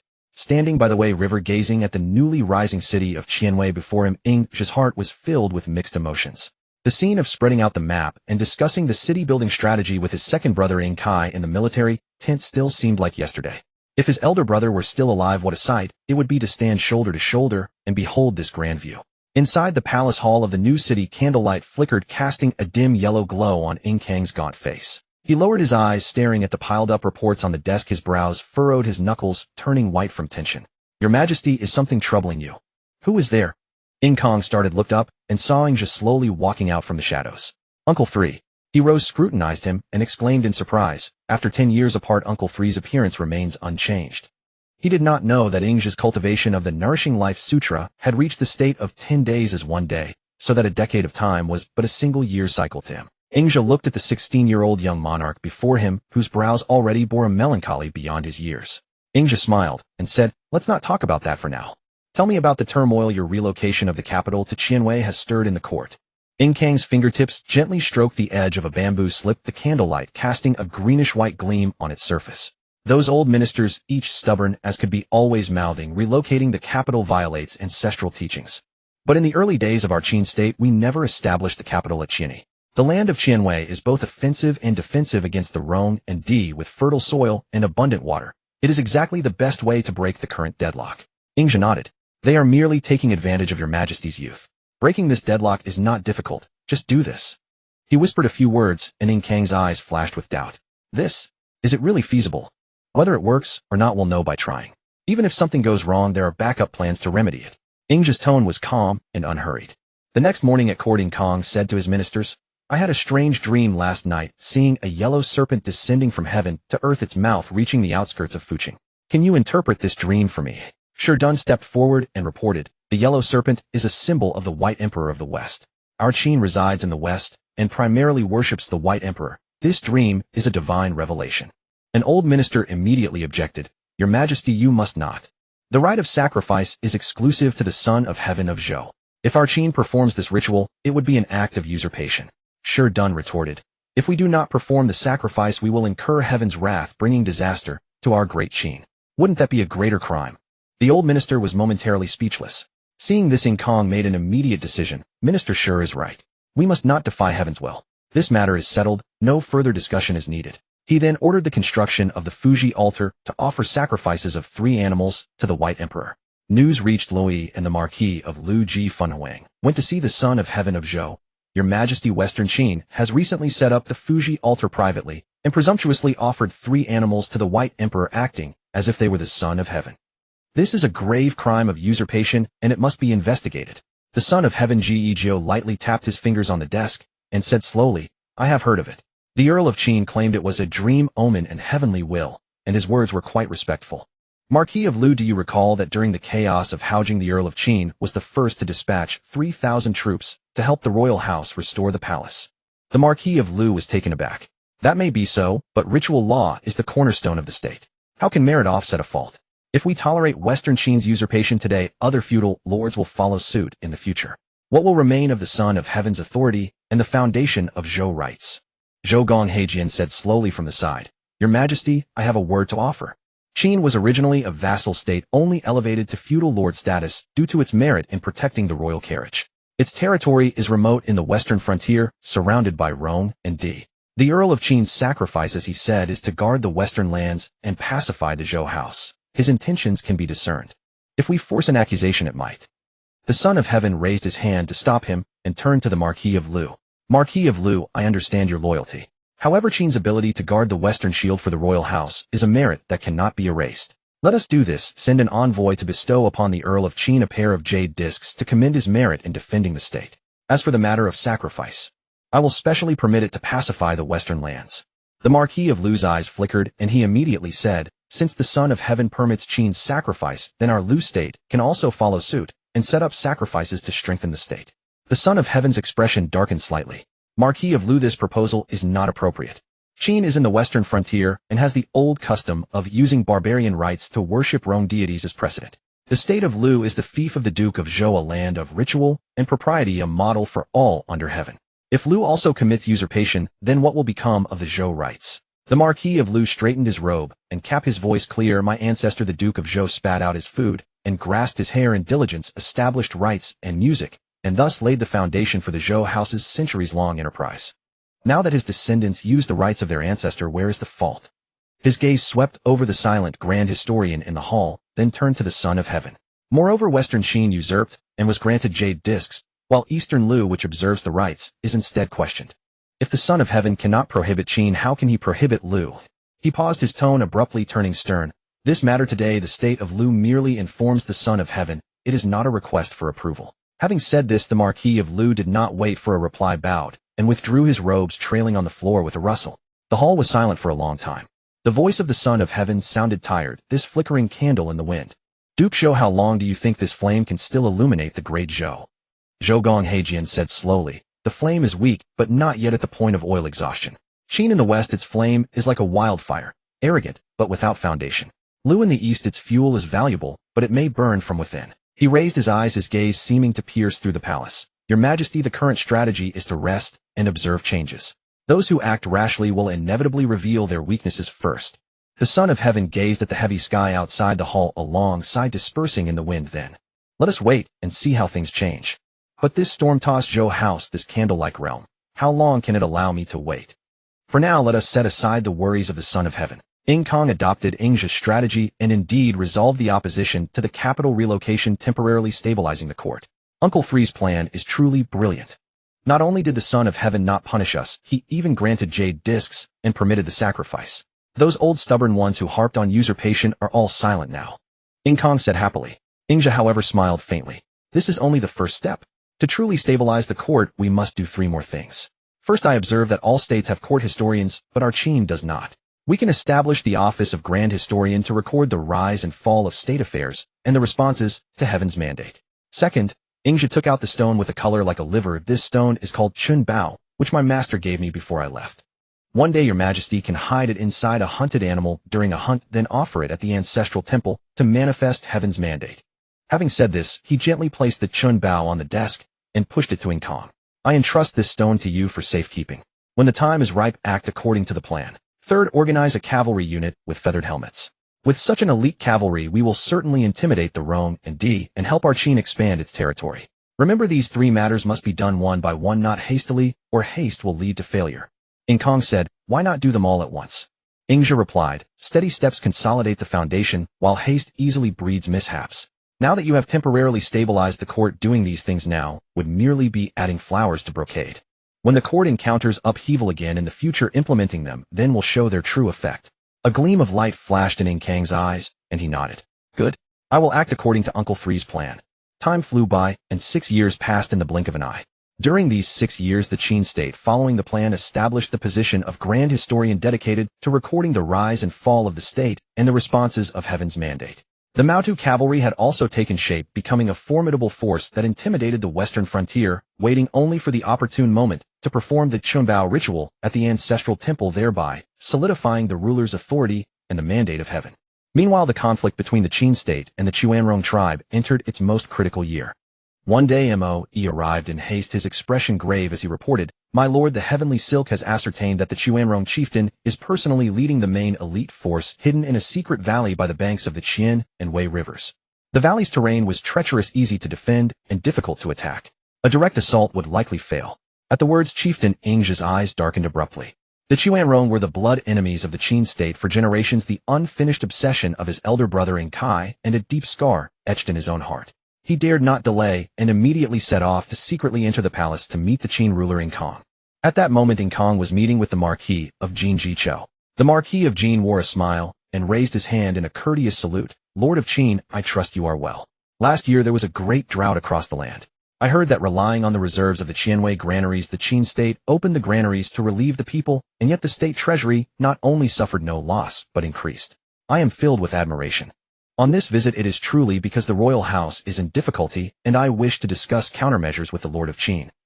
Kong quickly returned the salute, signaling the attendants to refill the wine, and said gently, Please speak, Marquis. As long as the Qin state can help, I will not refuse.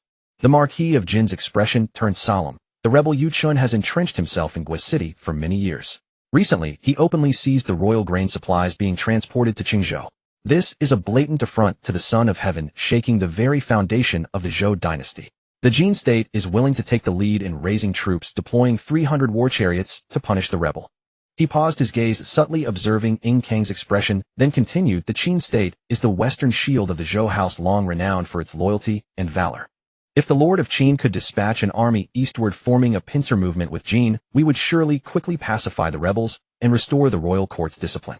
This would be a great merit of honoring the king and quelling chaos. All the lords of the realm would surely praise the loyal and righteous deeds of Qin and Jin. Kong listened, his expression turning grave. He sighed lightly, alas. Marquis, what you say concerns the great righteousness of the realm. How could I not understand, and how dare I disobey? Advancing east to aid the Son of Heaven in punishing the rebels has always been the long-cherished wish of the Qin state. He shifted his tone, his brows furrowing deeply, his voice laden with pain, but just recently urgent border reports have come in like falling snowflakes. The Chuanrong chieftain, leading the main force, has secretly moved camp to a perilous valley by the banks of the Qin and Wei rivers. Judging by this posture, he clearly intends to plunder our border cities. His ambition is plain to see. Now all the Qin state's elite forces are fully deployed on the western front on high alert against the Chuanrong invasion. He leaned forward slightly, his tone solemn and resolute. I beg the Marquis to understand. The very foundation of the Qin state's existence lies in guarding the western frontier for the Zhou house, and repelling the Rong and D. If we were to divide our forces to march east at this moment, the western gate would be left wide open and the Chuanrong cavalry could charge straight in. At that time, not only would we fail to aid the Son of Heaven, but we would also plunge the royal house's western territory into danger. If the Rong and D were to take the opportunity to ravage the old lands of the Zhou, would I not become a sinner for all eternity? He paused, then added, compared to punishing the rebels guarding the ancestral temple's western border and curbing the Chuanrong's power, is the most urgent matter of survival at this moment. The Marquis of Jin was silent for a long while, finally raising his cup to Ing Kong in salute and sighing. It was I who was inconsiderate, rash. May the Lord of Qin soon pacify the western Rong and relieve the western frontier's woes. He drained his wine in one gulp, a faint, elusive, complex expression flickering in his eyes. Ing Kong also raised his cup and drained it. Thank you for your understanding, Marquis. Once the western campaign eases, the Qin state will surely pay attention to the eastern situation and do its best to assist. Outside the hall, Ingja leaned against the corridor pillar, the shadows completely concealing his figure. After the Marquis of Jin departed, the two dismissed their attendants. The hall doors closed, the lamplight flickering. Ing Kong rose personally, filled a cup of warm wine for Ingja, who was seated below, and offered it with both hands, bowing slightly. Please, uncle. Were my words just now, when the Marquis was present, inappropriate? Ingja took the cup, his fingertips touching the warm bronze. Your Majesty need not be so formal. He took a small sip, then set down the cup. You used the phrase, duty as a shield, to block the Marquis of Jin. You did not accept his empty fame, nor drain Qin's strength. Very good. We will not wade into this muddy water. Ing Kong sat down at the opposite table, his expression grave. This time the Marquis of Jin borrowed troops without a royal decree. It is likely his own idea. More than 20 years have passed. That Yu Chun by seniority is the uncle of the Son of Heaven Egio. The Son of Heaven has not spoken, so why should we interfere? Ingja's gaze was sharp, so we need only watch and wait. He took a silk scroll from his bosom and spread it on the table. The detailed intelligence is here. The valley the chieftain chose. I have seen it. It is a death trap, a place of no return. Ing Kong leaned in to examine the map, his brows slightly furrowed, backed by mountains and facing water with only one narrow pass for entry and exit, truly perilous and narrow. This is clearly an open pocket waiting for our army to walk in. Exactly. Ingja's fingertip pointed at the pass on the map. This valley has only this one way out. Once we block the pass with troops, his entire army will be trapped like birds with clipped wings. But conversely, if we launch a frontal assault, we can only charge through this narrow defile. He will rain arrows down from above, and our army will suffer heavy casualties. The Chuanrong are fierce, and they hold the high ground. A direct attack is not feasible. The only way is to lure the snake out of its hole. What do you think of this plan? Ing Kong listened, and replied, we shall proceed according to this plan. The next day, rumors spread throughout the Qin region, all saying that the Qin ruler Ing Kong had arbitrarily discussed moving the capital, violating the ancestral mandate, showing unfilial and disrespectful behavior, and that even certain ministers were secretly colluding, plotting rebellion. The rumors spread extremely fast, reaching the banks of the Qian and Wei rivers within 3 days, and were also heard in the Chuanrong camp. For a time, the hearts of the people in the Qin state were unsettled, the uproar spreading far and wide among the various lords. The Chuanrong chieftain did not take it lightly. He only ordered his scouts to closely monitor the activities in the city of Qianwei and the movements of Ing Kong, while also hastily investigating the truth of the rumors in Qinni.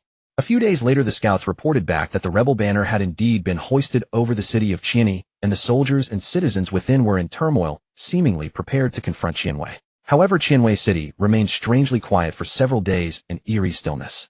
One day, an urgent scout report arrived. Ing Kong was personally leading 30,000 Qin troops on a hunting expedition outside the city, moving in secrecy, but heading in the direction of Qinni. At present, only a few hundred elderly and weak garrison troops remained in Qianwei, leaving the city defense vacant. The Chuanrong chieftain paced in thought, greed and ruthlessness flickering in his eyes. He said to his subordinate generals, the Qin people and our Chuanrong have been blood enemies for generations. Today Qianwei is empty. This is our golden opportunity to launch a surprise attack and seize Qianwei in one fell swoop. Capturing Qianwei will allow us to plunder grain and weapons and strike directly into the heart of Qin. Why not? Among the generals, someone hesitated and advised Chieftain Ing Kong has always been cautious. Could this move be a trap? Better to send more scouts to investigate thoroughly lest we fall into an ambush. The chieftain waved his hand, his tone both arrogant and impatient. The rumors have been verified, yet Qianwei city is strangely silent. Why is that? He must be afraid that I will take advantage of the chaos to attack his Qianwei, so he set up a suspicious array. His hunting expedition with 30,000 troops is a pretense. The real purpose is to suppress the rebellion. Now Qianwei is left with only the old and weak. If we remain inactive and wait for him to return after quelling the rebellion, won't we miss this opportunity? Issue the order tonight. The entire army will move out and launch a surprise attack on Qianwei. That night the moon was dim, dark clouds covered the sky, the perfect time for a surprise attack. The Chuanrong army surged silently like a black tide toward the gates of Qianwei. The elderly and weak garrison troops at the gate were lax in defense and collapsed easily. In moments the city gate was breached. The chieftain personally led the charge, storming into the outer city. But the moment he set foot inside, his heart suddenly turned cold. The outer city was empty, with no cries of the people, no resistance from soldiers, not even a trace of grain or weapons. Something's wrong. The chieftain's heart tightened, and he barked sharply. How can this Qianwei city be so empty? As soon as the words left his mouth, a soldier rushed in to report. Chieftain, this Qianwei city has an inner and outer city. We have only breached the outer city. The inner city still has a defensive gate. I didn't expect this Qianwei city to have an inner city. The chieftain was both shocked and furious, roaring, "Quick, storm the inner city immediately. Do not give the Qin army any chance to catch their breath." But before his voice died down, a thunderous crash was heard. The very outer city gate they had just breached came crashing down, firmly locked shut. All the Chuanrong soldiers who had entered the city were trapped between the inner and outer walls like turtles in a jar. At the same time, the roar of battle cries erupted outside the city, and ambushes sprang up from all sides. The 30,000 Qin main troops who were supposedly far away suppressing the rebellion in Qiani had long since turned back and were ambushed around the city. The Chuanrong reinforcements outside the city were firmly blocked and unable to enter, losing contact with the main force inside. They fell into chaos, were routed by the Qin troops, and almost completely annihilated. As for the Chuanrong trapped inside the city, they had no way to escape. On the inner city wall, arrows rained down like a torrent. Where the arrows fell, blood splattered across the gray brick walls, and the Chuanrong soldiers fell like wheat being mowed down. The Rong and D cavalry that had once trampled through Haojing were now like mad dogs trapped in a cage, futilely crashing against the cold battlements, smashing their heads bloody. Ingzhi stood atop the city wall, his robes billowing in the wind, his gaze as sharp as a blade fixed on the disheveled figure in the midst of the chaos. The Chuanrong chieftain. When enemies met, their eyes burned with hatred. Ingzhi's voice was cold and fierce, cutting through the sounds of slaughter. Years ago, you led the Chuanrong to invade our territory, killed my father and brother, slaughtered my people, and burned our cities. Today your death has come. The chieftain raised his head, and upon seeing Ingzhi, a man who should not exist, who should have been shot dead by his own arrow, he was both shocked and enraged. He barked fiercely, "Well, if it isn't the Western frontier war god." "What? That arrow didn't kill you. Did it hit your second brother?" His eyes darted around, sensing the ambush of Qin troops, and a chill of alarm crept into his heart.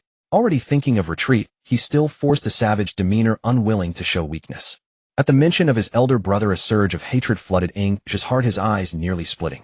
But he suppressed his fury, slowly raising his longbow, his knuckles white from the strain. "That arrow has been lodged in my heart for 16 years, burning day and night, without a moment's respite. Today you shall pay with your blood." The chieftain laughed loudly. "Has it been 16 years already? My memory is poor, you have long forgotten. I didn't expect you to still be yearning for me. This city of Qianwei New Town, was it built specifically to lure me into a trap?" Ingzhi smiled scornfully, the bowstring already drawn halfway. "Don't overestimate yourself. This city was built to protect the Qin people and annihilate the Rong and D. Today it shall become your burial ground." The chieftain's laughter abruptly ceased, a murderous gleam flashing in his eyes. His tone was laced with cruel mockery. "Burial ground. That remains to be seen. I recall that day you and your brother fled in disgrace, and your eldest brother stayed behind to cover your retreat. Don't you want to know what became of him?" "My eldest brother." Ingzhi's hand gripping the bow trembled violently, the calm in his eyes shattering instantly. "You lie. My eldest brother. Tell me, where is my eldest brother now?" Seeing him thrown into disarray, a glint of triumphant malice flashed in the chieftain's eyes. His gamble had paid off. This was the young man's Achilles' heel. He deliberately dragged out his words, manipulating the other with his speech, while his foot stealthily edged toward the stirrup of his warhorse. His voice was dripping with malicious satisfaction. "Where is he?" He's still alive. 16 years ago he stayed behind to cover the retreat, and I didn't kill him. I kept him to be my slave. He leads my horse and holds my stirrup by day, and feeds the horses and cleans the tents by night. My Rong and D brothers have certainly given your precious eldest son of the Ying family a hard time." He spoke faster and faster, deliberately twisting the knife into Ingzhi's wound. "If you let me go, I'll return him to you. Otherwise, you'll never see him again in this life."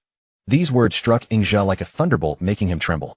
His hand on the bowstring loosened half an inch, the whiteness of his knuckles fading into a pallid gray. 16 years of hatred, 16 years of endurance. Before the words, "My eldest brother is still alive," the guilt and longing of 16 years surged up. He almost forgot the enemy before him, wanting only to see his brother immediately, even if he were a slave rather than being separated by death. He instinctively reached for the soul-calming incense in his bosom, his fingertips just touching the lacquer box as he blurted out, "What did you say? Is he really alive?" That was the moment of distraction. The chieftain had been waiting for this opportunity. He bellowed, vaulted onto his warhorse, and lashed the whip fiercely against its flank, shouting, "Brothers, break out with me." The Qianrong army fought desperately toward the city gate, but Ingja had not yet recovered from his grief and rage. Seeing this, Kong called out, "Uncle, don't fall for his trick. This must be a ruse the chieftain is using to deceive us."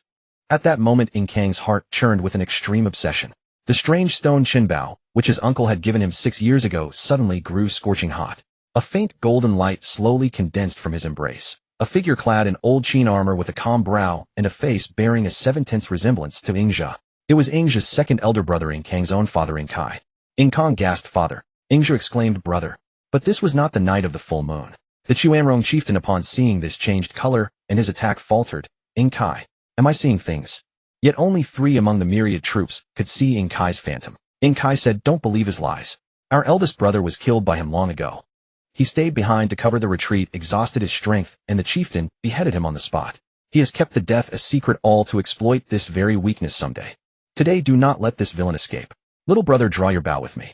The voice seemed to have the power to steady the soul, instantly pulling Ingja's scattered mind back together. He snapped back to his senses, his fingers tightening once more around the arrow. Almost instinctively, he drew the bowstring to its fullest, to the very limit. And Kai's phantom slowly raised its hand, hovering over Ingja's hands, forming the posture of 2 men shooting together. In his chest, the heart that belonged to his elder brother now beat in resonance with the phantom's aura. 16 years of guilt, longing, and blood vengeance were all condensed into this single arrow. The Qianrong chieftain was terrified. The gate had not yet been breached, but a fatal arrow was already racing toward him. Whooshed! The arrow pierced through his chest, straight through the heart. The chieftain fell heavily from his horse, black blood gushing from his mouth. He squeezed out a final venomous roar, "Kai, Ingja, I'll be waiting for you on the Yellow Springs." With these words, his head thudded into the dust, and he fell silent forever. With the chieftain dead, the Qianrong army instantly lost morale and fell into chaos. The Qin forces took the opportunity to defeat all enemies within the city. Father. Kang's voice trembled, his throat choked with sobs. 1,000 words were stuck in his chest, finally emerging as a whisper, barely audible, "Child, I've missed you so much." Kai's phantom gaze was gentle as he looked upon his son, now a composed ruler. A soft light glimmered in his eyes. He raised his hand slightly as if to stroke his son's hair, but it passed through only a beam of moonlight. "Kongra, you have grown up." Kai's voice was soft, filled with the tenderness of a long-awaited reunion. "I have watched you every day, watched you uphold the state of Qin, watched you protect the people, watched you lead this storm-tossed Qin step by step toward stability and strength. I am very proud." Kong could no longer hold back. Tears streamed down his cheeks. He lowered his head, forcing back his sobs. "Child has not done enough. I often fear that I will fail you, fail the Qin people, fail to guard the kingdom you bought with your life." Kai gently shook his head, his gaze firm and tender. "You have done exceptionally well. Ascending the throne young, you stabilized the court and repelled foreign enemies. Today's battle has completely eradicated the great scourge of the Qianrong. You are more composed than I, more decisive than I, and more suited to be the ruler of Qin." He paused, then spoke, each word with the gravity of entrusting a kingdom. "Kong, listen. In the future you will surely be a wise sovereign, leading Qin to a broader world. You will surpass me, surpass all the former lords, and set Qin atop the realm." Kong lifted his head abruptly, his eyes blurred with tears, but he met his father's gaze full of trust and expectation. "Father, the Qin people will not forget, great Qin will not forget." Kai said softly, "Go now, guard your kingdom, protect your people. I will watch over you from the heavens, watch over Qin as it grows stronger and more glorious step by step." Moonlight fell silently, father and son gazing at each other. Across the divide of life and death, 1,000 words were finally condensed into the heaviest concern and farewell. On a distant mountaintop, Kawangzi and Chongseng Jun looked toward the city, their expressions solemn. Chongseng Jun said, "I never imagined that the day you absorbed Bo's obsession into the Qinbao stone, it would eventually transform into a protecting soul shadow, helping to break the Qianrong and stabilize the nation. But it's a pity for that child, he must endure the pain of parting once more." Kawangzi gazed at the direction where Kai's phantom had dispersed, silent for a moment, then slowly said, "No. The obsession has dissolved, the ties are fulfilled. He lives as long as the nation lives. This is not a separation." He turned and, leaning on his staff, walked slowly down the mountain, and his heart remains. "It's time for us to go." Chongseng Jun took one last look at the city below, where the battlefield was being cleared. Lamps flickered on one by one like newborn stars on the earth, Yes, it's time to go. Will the conflicts of this world end soon? Mountains high and rivers far, fate has its own course. His heart embraces the land, his body carries the nation's destiny. He will surely forge a new path out of this chaotic age. The mountain wind swept past, and the silhouettes of the two old men quietly vanished into the vast night, as if they had never appeared. And unbeknownst to anyone, as Kai's obsession dissipated and his soul returned to heaven, a wisp of primordial vitality, remaining in the Chunbao stone, silently merged along the bloodline into the heart beating in Ing's chest. 16 years of guilt, blood, vengeance, and obsession cleared in an instant. His heart pulse suddenly connected with the vital energy of heaven and earth, and the bottleneck of 10 days, like one day, that had trapped him for over a decade, quietly loosened. At the same time, far away in the camp outside the city, Moe, who was treating the wounded Qin soldiers with silver needles, felt a sudden tremor in her fingertips.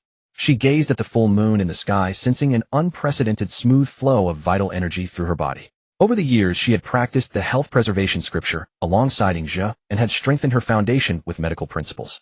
She had long since seen through the method, only lacking the perfection of her state of mind. Now, watching the young lord settle the blood vengeance of 16 years and his inner demons dissipate, the heart that had been suspended for half her life finally settled. The bottleneck that had trapped her cultivation for over a decade also at this moment cracked open a seam. On the ramparts of Qianwei City, dawn breaks through the smoke of battle. Kong and Ingzhe stand side by side, gazing at the eastern lands newly won.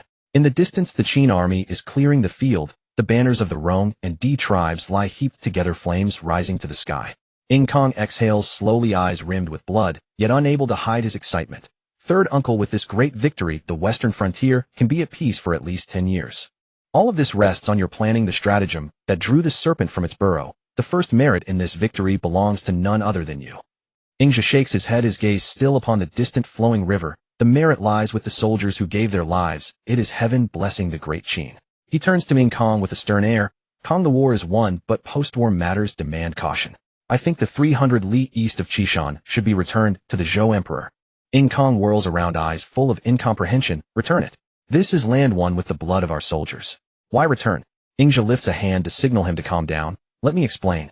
There are 3 reasons. First, status. Although Qin has established a state in the eyes of the Eastern lords, we are still the Shihuai Defu barbarians. What the emperor granted our ancestors was only the areas around Qishan and Fengshui. This war is a recovery of lost land, not an expansion of borders. Even if these 300 li were once occupied by the Rong and Di in name, they remain the Zhou emperor's soil. If Qin occupies it, it would be overstepping and invite censure. Kong frowned. But this land was won back with Qin people's blood, inch by inch, from the Rong and Di. Even if nominally royal soil, it should belong to Qin. Secondly, the situation. Ingzhe says slowly. The Marquis of Jin previously failed to raise troops and is not pleased with Qin. Jin and the feudal lords are anxious for a way to curb Qin. If Qin swallows this king's land, they could raise the banner of respect the king, exile the barbarians, and punish the disloyal, and march against us. Then would Qin be beset on all sides or stand against the many? Kong falls silent, fingers tapping the wall absent-mindedly. Thirdly, practicality. Ingzhe continues, this place lies far from Qin's heartland, is sparsely populated, the land ruined, rebuilding would cost a fortune. The defeated Rong and Di troops would still harass us from time to time. If Qin divides its forces to garrison, our strength will be scattered and worn thin. If we do not defend, we fight a losing battle and drain the state. There is no use in holding it, but if we return it, his tone shifts, a keen light flashing in his eyes, there may be great use. Kong asks, what use could returning land have? The land can be returned, but the people must all be moved. Ingzhe lowers his voice. I have had the MOE secretly survey. Within these 300 li lie nearly 10,000 households of Zhou refugees who fled from the Rong and Di, along with many who are skilled at farming and animal husbandry. They suffered under the Rong and Di their hearts toward their homeland, yet did not dare or could not return east. I will return the land to the emperor to show our great virtue, then relocate these exiles into Qin-assigned lands and enroll them in the registers. They, grateful for life and for a place to settle, will surely become Qin's loyal subjects. To have people is the true foundation of a strong state. Land is inert, people are living. If people's hearts return, there will be land. Kong heard this light, filling his eyes. His earlier indignation gives way to thoughtful consideration. So you mean? I take the people, the emperor takes the land, the feudal lords cannot raise trouble, and the Zhou court can guard the eastern gate for me. Ingzhe nods. Precisely so. Qin gains the honorable name of upholding the king with loyalty, the tangible benefit of tens of thousands of households, avoids the perils of the lords' coalitions, and by returning this stubborn frontier to Zhou, lets the emperor shoulder the worry with grace. He gains face and owes us a favor. We gain substance and a solid foundation. That is a win-win bargain. Ing Kong gazes at the new land in the morning haze, then back at the Qianwei city, behind him scarred by war, but slowly reviving. He finally nods relief and resolve upon his face. Very well, we shall follow your plan, third uncle. Land will be returned openly and properly. People will be moved back safely. I will at once draft an imperial memorial, send an envoy to Zhou to declare the achievement, for the emperor recover Qi's eastern lost lands, and request an edict to relocate the exiles to the western frontier and forever quell the wrong, and d. The resettlement must be thorough and swift with no half measures. The gifting of land proceeds smoothly. The Zhou emperor accepts the land with pleasure and issues decrees praising Qin's achievements. In the hall, candlelight sways as a secret dispatch arrives with urgent news. The Marquis of Qin secretly led troops to ambush my hunting party. We were defeated and my men were shot down by Qin. Did the Marquis of Qin truly kill my men? So swift, Ing Kong exclaims in astonishment. When I first heard it, I too was surprised, though I did not think Qin could accomplish this alone. It seems the emperor, even if he did not openly state it, has given tacit approval. The emperor rewarded Qin with black millet wine, red bows, Lu bows, fine horses, and more informally, granted him the power to lead campaigns on behalf of the king. From this, Qin's prestige will rise, and in the days to come the feudal lords of the Central Plains will likely regard him with respect, Ing says with solemn gravity. If we did not aid him before, will we be suppressed by him later? A defensive mindset must not be abandoned. Yet as Qin clears the western Rhone, we have unseen in part relieved Qin's flank as well. Moreover, Qin's strength lies in the Central Plains. We should not falter because of this. Qin's policy remains unchanged: expand to the west, welcome talents, and strengthen our roots. The affairs of the Central Plains cannot be rushed. Moreover, I intend to go to Zheng to see if we can use Zheng to curb Qin and prevent him from becoming too powerful. Why go so far to Zheng? With your talent, you staying in Qin to help me, and uncle would be better, would it not? Besides, among the states, why choose Zheng in particular? The affairs of Qin you can handle yourself. There is not much more I can do here. Moreover, my status is special and not suitable to be known by many. If future matters arise, I will find a way to contact you. Ing gazes eastward and speaks softly. In the old days, Qin Shinwei Zheng and other feudal lords once aided the emperor's eastern migration. Marquis Shin died a few years ago. Duke Wei Ji, he died not long ago. Among the states, only Zheng Bo still has a connection with us. This trip may yield an opportunity. Since you are resolved to go, nephew will not detain you. Ing Kong bows with ceremony. But please remember, Qin will always be your home. Relax, I have remembered. Qin is my root. Wherever I go, this will always be my home. The two exchange a farewell bow. Ing turns and parts into the morning light. He never reveals to Ing Kong the secret of 20 days as one day. Not distrust, but excessive concern. The master once said, do not pass this on to those who grasp power too tightly. He agrees deeply. Ing Kong is a sovereign. His mission is to lead the Qin people to expand and sustain the realm within a limited life. If he learns of a path to immortality, he might fall to it by force, or longevity could lead to neglect in governing and a succession crisis. Moreover, what Ing would do is to be an advisor, not an immortal regent. He wants to see Ing Kong grow into a great ruler, not forever depend on his uncle. To him, longevity has never been a privilege, only a tool to guard great Qin longer and fulfill his elder brother's legacy. On the eastern road, Mo rides beside Ing. The autumn wind lifts her cloak, and her eyes remain quietly serene. My lord, in these days I feel a strange current of qi around me. The Yangxing Jing my master taught has finally unlocked. She speaks softly, fingertips exuding the same gentleness as Ing. My master once said my state of mind was pure, only needing the final moment of ignition. Today, seeing you end 16 years of blood feud and inner demons, the weight I've carried for half a lifetime is lifted. 20 days of daylight for me now feels like one day in sync with you. Ing checks the reins, turns to her with a look of first surprise, then soft relief. He raises a hand and gently brushes her hair, just as on the westward journey when he took the girl who held a loaf of bread. Good. His voice is low, carrying a rare ease. Then let us go together and see where this world will ultimately lead. That same night, entering Zhang's lands, the two sit under the moon, their breath and qi weaving together, and the state of 20 days as one day is fully stabilized. Yet neither of them fully achieves the perfection of 20 days as one day. Ing still bears the longing to aid great Qin, while Mo Yi's heart remains fixed on following the master.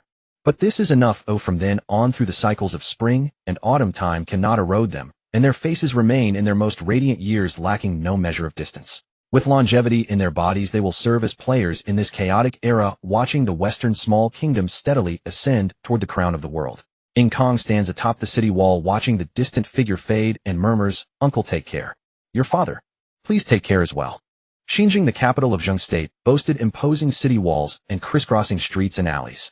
Within the city, merchants and traders gathered in abundance, the clamor of the marketplace intertwining with ritual music, presenting a scene of bustling prosperity. Ingja, dressed in plain linen clothes, walked leisurely among the common folk. Having been in Zheng for 5 years, he had concealed his identity, and under the name Master Wuyun, served as a counselor to Zheng Boji II. His unique insights earned him great favor from the ruler. His gaze swept over the carriages, horses, and pedestrians in the streets, yet Ingja had long seen through the facade of prosperity to the surging struggle for the throne that was about to stir the Central Plains. The Zheng harem and court had long been divided into two factions over the two sons. Madame Wujiang, who had nearly died from a difficult childbirth when giving birth to the eldest son Gongzi Wuxing, had since favored her second son Gongzi Duan, who was born smoothly. Gongzi Duan was valiant, handsome, and flamboyant with a love for daring contests. Most court officials currying favor declared that he should be the rightful heir. In contrast, the eldest son Wuxing appeared plain in demeanor, acted with cautious respect, and yielded in every matter, leading the court and public to view him as weak and easily bullied. The world was deceived by appearances, but Ingja saw through it all with clarity. Gongzi Wuxing was as still as a deep pool. His sharpness entirely concealed, his forbearance measured. His depth of character and strategic vision far surpassed his brothers by 100-fold. This was the man truly capable of governing Zheng and stirring the world. Ingja thus intended to cultivate a friendship with him. When Wuxing heard that Master Wuyun was profound in the Tao and exceptionally knowledgeable, he also wholeheartedly welcomed him. The two often met, discussing matters of the people's livelihood and military strategy, finding resonance in every word with a mutual appreciation for each other. During this time, Madame Wujiang incessantly pestered the ruler day and night, urging him to depose the eldest son and establish the younger one. Jiju too was troubled and unable to make a decision. Knowing that Ingja was close to Wuxing, he specially invited him to the palace for a private audience one day. After 3 rounds of wine, Jiju too seemed to casually ask, "Master, what do you think? Most of my court officials have close ties with Gongzi Duan. Yet you alone are close to Wuxing. Why is that?" Ingja understood his intent and pondered to himself, if Zheng could become strong, it would not be a bad thing for Qin. Since the death of Duke Ji He of Wei, the Marquis of Zheng had begun to dominate the court. Over the years, he had annexed neighboring small states, steadily increasing his power. However, Zheng was situated in a land surrounded by enemies. Chu to the south, Jin to the west, and Qi to the east, with great powers encircling it on all sides. Zheng might flourish for a time, but it could hardly maintain its strength for generations. A strong ruler in the Central Plains would only further complicate the situation among the feudal lords, and the northward expansion of Jin and Chu would face additional constraints. This was undoubtedly more beneficial than harmful to Qin. He poured wine with a smile and responded calmly, "What your majesty sees is the sycophantic attitude of the court officials. What I see is the foundation of Zheng's centuries-long legacy. Wuxing is magnanimous, benevolent, and virtuous, adhering to propriety and maintaining composure. He can pacify the people and secure the state, carrying forward the will of the former rulers. Gongzi Duan, though sharp and aggressive, lacks resilience. He can show temporary strength, but cannot withstand major upheavals. Establishing the eldest son as heir is not merely about following ritual law, it is the fundamental strategy for the long-term stability of the state." Ingja said with a serious expression, "Your Majesty Ji Wuxing is outwardly gentle, but inwardly firm, forbearing, and decisive. He is by no means a weakling. If Zheng is entrusted to him, it will surely dominate the Central Plains." The Marquis of Zheng, upon hearing this, felt the fog in his mind dissipate and secretly resolved to establish Wuxing as the heir and never change his mind. This matter quietly reached the ears of Wuxing outside the palace walls. The young man stood silently in the corridor, gazing at the distant mountains beyond the palace walls. After a long while, a faint, barely perceptible curve appeared at the corners of his lips. On the night of the full moon by the banks of the Yingshui River, while Ingja was assisting the Marquis of Zheng in deciding the heir, a change was also occurring in the northern state of Jin. Since receiving the Son of Heaven's mandate to punish in the name of the king, Marquis Ji Qiu of Jin had campaigned year after year, conquering the states of Han and Yang, greatly expanding Jin's territory. However, every gain comes with a loss. Ji Qiu contracted a stubborn illness from constant warfare and eventually succumbed to a severe disease, passing away in the palace of Yiqing. His son Ji Bo succeeded him, historically known as Jin Zhaohou. The new ruler was young, and the court affairs relied heavily on his uncle Cheng Shi, historically known as Huan Shu. Late one night, Ingja received an urgent report from the Spider Network. A figure in black robes quietly entered the room and presented a silk scroll. "Feng Zhi has established a foothold in Jin," she said in a low voice. "He is one of the 5 core members of my Spider Network, specializing in infiltration and espionage. He was sent to Jin 3 years ago, and now serves as a close attendant to the new ruler, enjoying considerable trust." Ingja unrolled the scroll and examined it closely, a sharp glint appearing in his eyes. The scroll stated that Feng Zhi would soon suggest to Marquis Ji Bo of Jin, "Huan Shu holds great power in the court. It would be better to grant him a fief outside the capital. This would both show favor and relieve concern." However, if the fief were too small, Huan Shu would certainly be unwilling. It would be better to grant him the land of Tsiwa. Tsiwa was rich and prosperous, surpassing even Yiqing. Huan Shu would surely be delighted to go there. An excellent strategy. Ingja put down the scroll, a cold smile curling at his lips. Tsiwa, Moe frowned. That place. 100 miles of fertile land with waterways and roads accessible. It has always been the richest region of Jin. Ingja rose and walked to the window, gazing northward. If Huan Shu obtains Tsiwa, he will certainly manage it with great effort. Within a few years, Tsiwa's prosperity will far exceed that of Yiqing. Then, he turned around, the candlelight flickering in his eyes. When the root is weak and the branch is strong, the conflict between uncle and nephew of the Zhou house will surely replay in Jin. Moe gasped. Will Jin fall into chaos? Chaos is not the word for it. Ingja's voice was low.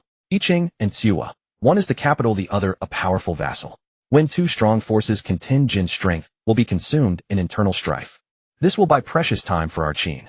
He took up a brush and wrote swiftly, sealing the silk scroll in a moment. Send word to Fengji this plan is viable, ensure it is carried out. Also tell him to act with caution. The situation in Jin will hinge on his words.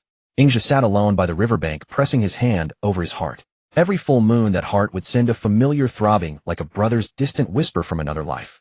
Moe quietly approached, sat down beside him, and draped a cloak over his shoulders. Did you go see that child Wuxing again today? She asked softly. Ingja nodded. This child is extraordinary, but living in such circumstances, it is hard to tell whether it is a blessing or a curse.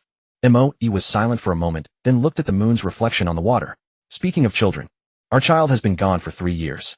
Ingja's hand trembled slightly. A letter from the Spider Network came yesterday, Moe said in a very soft voice, as if afraid to shatter the moonlight. They said the children are doing well in the farming family. Have they been given names? As you instructed, they took the farming family surname. The eldest is called Qing, the younger, He. Moe paused. That couple said when the children are older they will teach them to read and learn some skills and let them live in peace. Ingja looked west toward the direction of Qin, where the 2 children were. This is best, he said in a low voice. Born in a chaotic age, it is better to be born into an ordinary family.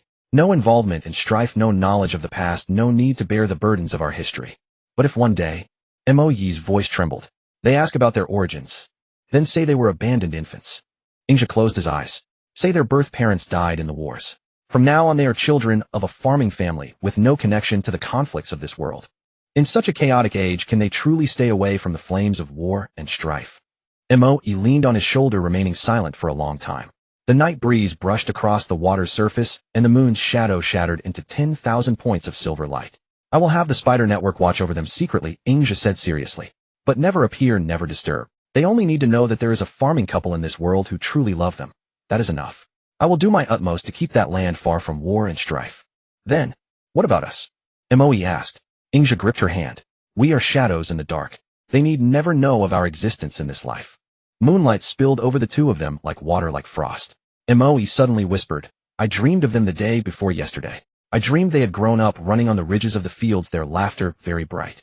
In the dream, they called me mother. Ingja pulled her into his arms, feeling the cloth on his shoulder gradually dampen. He raised his hand, gently stroked her hair, and said in a low, tender voice, when they have lived their peaceful lives, we will seek their next lives. For them time had long ceased to be an obstacle.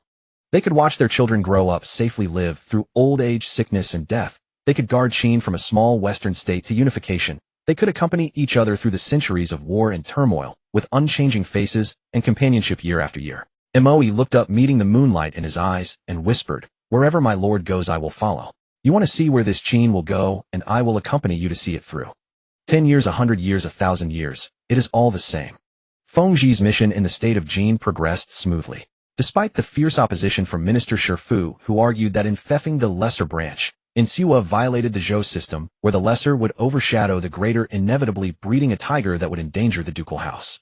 However, the young Marquis of Jinjibo was both unable to resist the authority of his uncle Cheng Shi, and swayed by Fengji's eloquent words, seeking only to expel this uncle, who wielded immense power over the court from Yiqing, so that he could govern alone.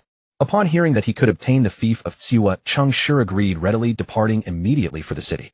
The Marquis of Jin, having reclaimed the reins of power, felt that the great threat had been removed, and was filled with complacency. Seeing this, Shifu could only let out a long sigh. The chaos of Jin begins from this moment. He then handed over his official seal and retired to the mountains. The court of Jin barely maintained a surface calm. About a year later, a grave incident occurred in the state of Zhou. The Duke of Zhou suddenly fell gravely ill, and no medicine or remedy could avail. He was at death's door on the verge of passing at any moment. On his deathbed, the Duke of Zhou summoned the crown prince, Ji Wuxing alone. "I fear my time is short," said the Duke, his breath faint as he gazed at the youth kneeling before his bed. "I have long established you as my heir, you are legitimate, and Zhou will not be thrown into chaos. But do you know why I overruled all objections and insisted on making you the crown prince?" Wuxing bowed his head and replied, "Your son is dull-witted, I beg my father to enlighten me." "It is because of Master Wuyun," the Duke said slowly. "He said you are outwardly gentle, but inwardly firm, patient, and decisive, by no means weak or mediocre. If Zhou is entrusted to you, it will surely dominate the Central Plains. Though he is usually taciturn, he always sees through to the core of matters with unique insight. For some reason, I always feel I have seen him somewhere before, yet I cannot recall his origins. Do you know why during my reign I kept him only as a staff officer and never promoted him?"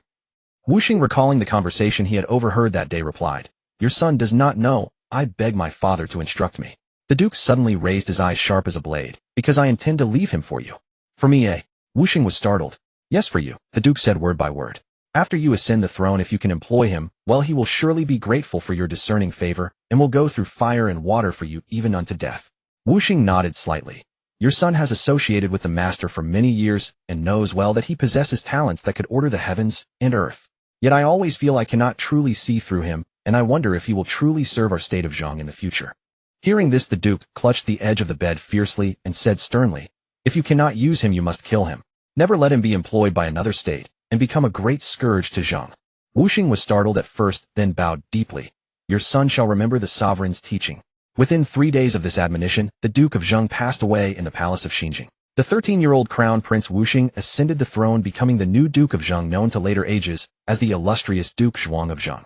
The day after his accession, the new Duke summoned Ingzhe for a private meeting in a side hall. Candlelight flickered within the room, casting light upon the young but exceptionally resolute face of the youth. "Master, you have been in Zhou for 6 years, yet still occupy only the position of a staff officer. This is truly unfair treatment." The Duke came straight to the point, his words earnest. "Now the state is beset with difficulties, surrounded by hostile powers eyeing us covetously from without, and within the royal clan is unsettled, and hidden currents run deep. I wish to appoint you as senior minister, and I ask you to help uphold the state." His gaze was clear, his demeanor humble, entirely the image of a wise ruler thirsting for talent. Ingzhe did not immediately respond with thanks. He keenly sensed something amiss. Though the young monarch's words were sincere, his slightly clenched fingers and the fleeting scrutiny and wariness in his eyes revealed a cunning and calculation far beyond his 13 years. "Your sovereign's favor moves me to tears," Ingzhe said, slowly bowing. "But I have 3 concerns and dare not accept this high office. First, I am a foreigner. Assuming the position of senior minister so abruptly may invite criticism from court and country, which would not benefit your majesty's control over the court. Second, a new ruler should first stabilize the royal clan and pacify the ministers, not make drastic personnel changes. Third," he looked up at the Duke, his gaze frank, "the office of senior minister concerns the foundation of the state. If I am unworthy, I would only harm Zheng's affairs. I beg your majesty to withdraw the order." "Master is too modest," the Duke said with a faint smile that did not reach his eyes. "I know well your great talent. Could it be that you find the position of senior minister too low and are unwilling to assist me?" In that instant, a warning bell rang in Ingzhe's heart. A trace of faint killing intent, though fleeting, was clearly detected by Ingzhe.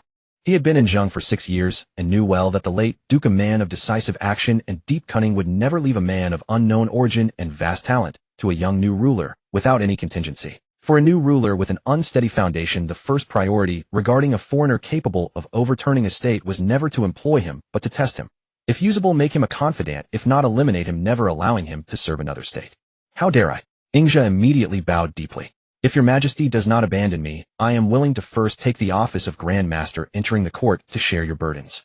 When I have rendered some small merit, we can discuss promotion later."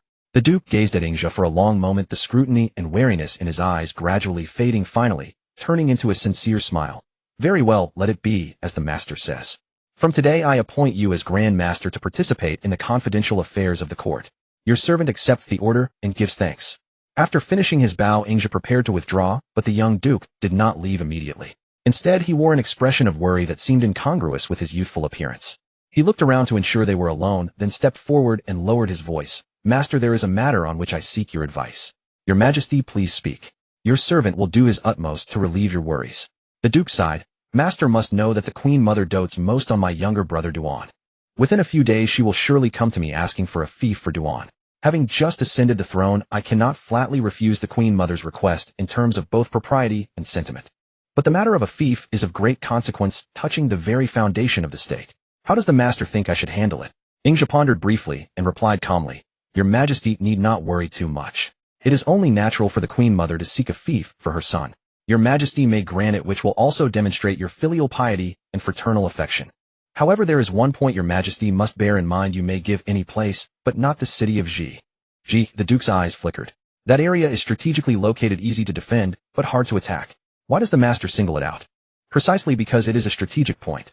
If given to your younger brother, should trouble arise in the future, it would become a problem too large to handle. Other places, no matter how prosperous, can be given. They remain within Your Majesty's control and will not cause major upheaval. The Duke's brow did not relax. He continued, What the master says is reasonable. But what if the Queen Mother insists on Zhi? I would find it hard to refuse. Ingja looked up at the Duke and said clearly and firmly, If the Queen Mother insists on Zhi, Your Majesty may say that place is Zhi was where the Lord of Guo died. It is an inauspicious sight. The Queen Mother who dotes on her younger son will surely not want it if she hears it is ill-omened and endangers the life of Prince Duan. The Duke was silent for a moment, his eyes shimmering with contemplative light. He pondered Ingja's words carefully, especially the phrases, the Lord of Guo died there, and inauspicious sight, and the more he thought, the more ingenious it seemed. After a long while, a genuinely relaxed smile finally appeared on his face. He cupped his hands solemnly to Ingja. The master's words have truly enlightened me. I know now what to do. Thank you for your guidance. This is what a servant ought to do, Ingja replied with a bow. The Duke nodded, said no more, and strode away steadily, his steps seemingly more resolute than when he had arrived. When the sound of the Duke's footsteps had completely faded, he emerged from the shadows like a ghost, his face grave. He said in a low voice, Young master, do you know that just now he harbored murderous intent? I know, Ingja replied calmly. He was testing me. If I had gladly accepted the position of senior minister, it would show I was too ambitious, eager to seize power. If I had firmly refused, it would indicate my heart was not in Zheng, that I had other designs. Accepting the post of Grand Master at this moment is the optimal choice, showing proper restraint. Are you afraid, young master? He looked at him. Afraid? Ingja chuckled lightly, a sharp glint flashing in his eyes. I am not afraid of death. I am simply playing a game of chess. The game has just begun. How could I overturn the board on the first move? The Duke of Zheng is far more complex than I anticipated. But the more so, the more interesting this game becomes. He seemed thoughtful. Then what does the young master plan to do next? Wait, Ingja said, gazing out at the dense night. Wait for the Queen Mother to make her move. She is the daughter of the former Marquis of Qin, skilled in scheming, but also reverent of spirits. If I am not mistaken, within 3 days the answer will be clear. 3 days later, Wu Jiang indeed entered the palace. You are now the ruler of Zheng State, she declared, seated imperiously, her tone brooking no dissent. Yet your younger brother Duan still holds only a minor sinecure. As the saying goes, when brothers are of one mind, they can cut through metal. You should grant him a proper fief to fulfill the bond of kinship. The Duke of Zheng concealed a cold sneer, yet maintained a respectful facade. Your Majesty speaks with great wisdom. But may I ask where you deem suitable? Zi, Wu Jiang answered without hesitation. The Duke's heart jolted. It was exactly as Ingja had predicted. Feigning deliberation, he wore a troubled expression. Zi is a treacherous terrain. The late Guoshu met his demise there, truly an ill-omened place. I fear it would bode ill for my brother. Save for Zi, any other city, I shall grant as you command, mother. I shall not refuse. Wu Jiang furrowed her brow. She indeed held reverence for spirits and omens. The place's inauspiciousness gave her pause.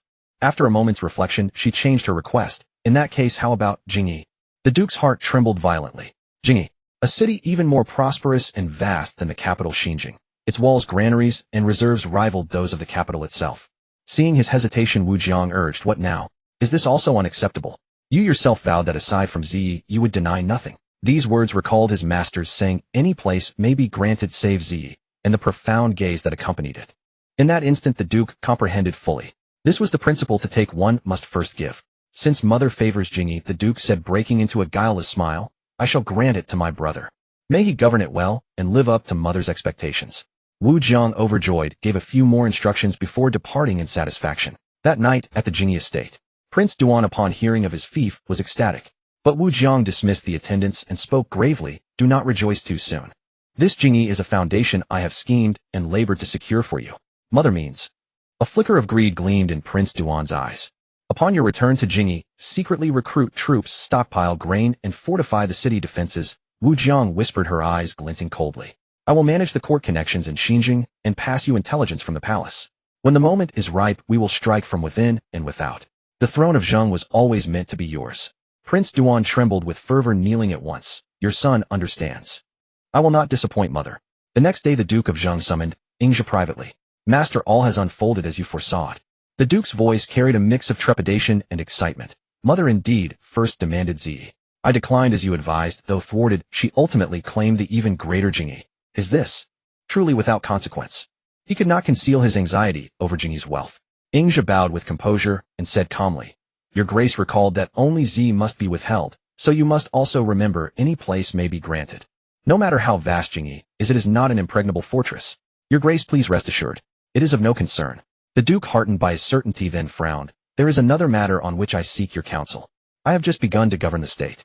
Among the many courtiers I know not whom to trust or who is loyal. Whenever I ponder this I feel uncertain. Ingzhi smiled faintly. That is easily resolved. In the coming days your Grace need only do one thing. What? The Duke leaned forward slightly. Drink, indulge in pleasure, and neglect state affairs.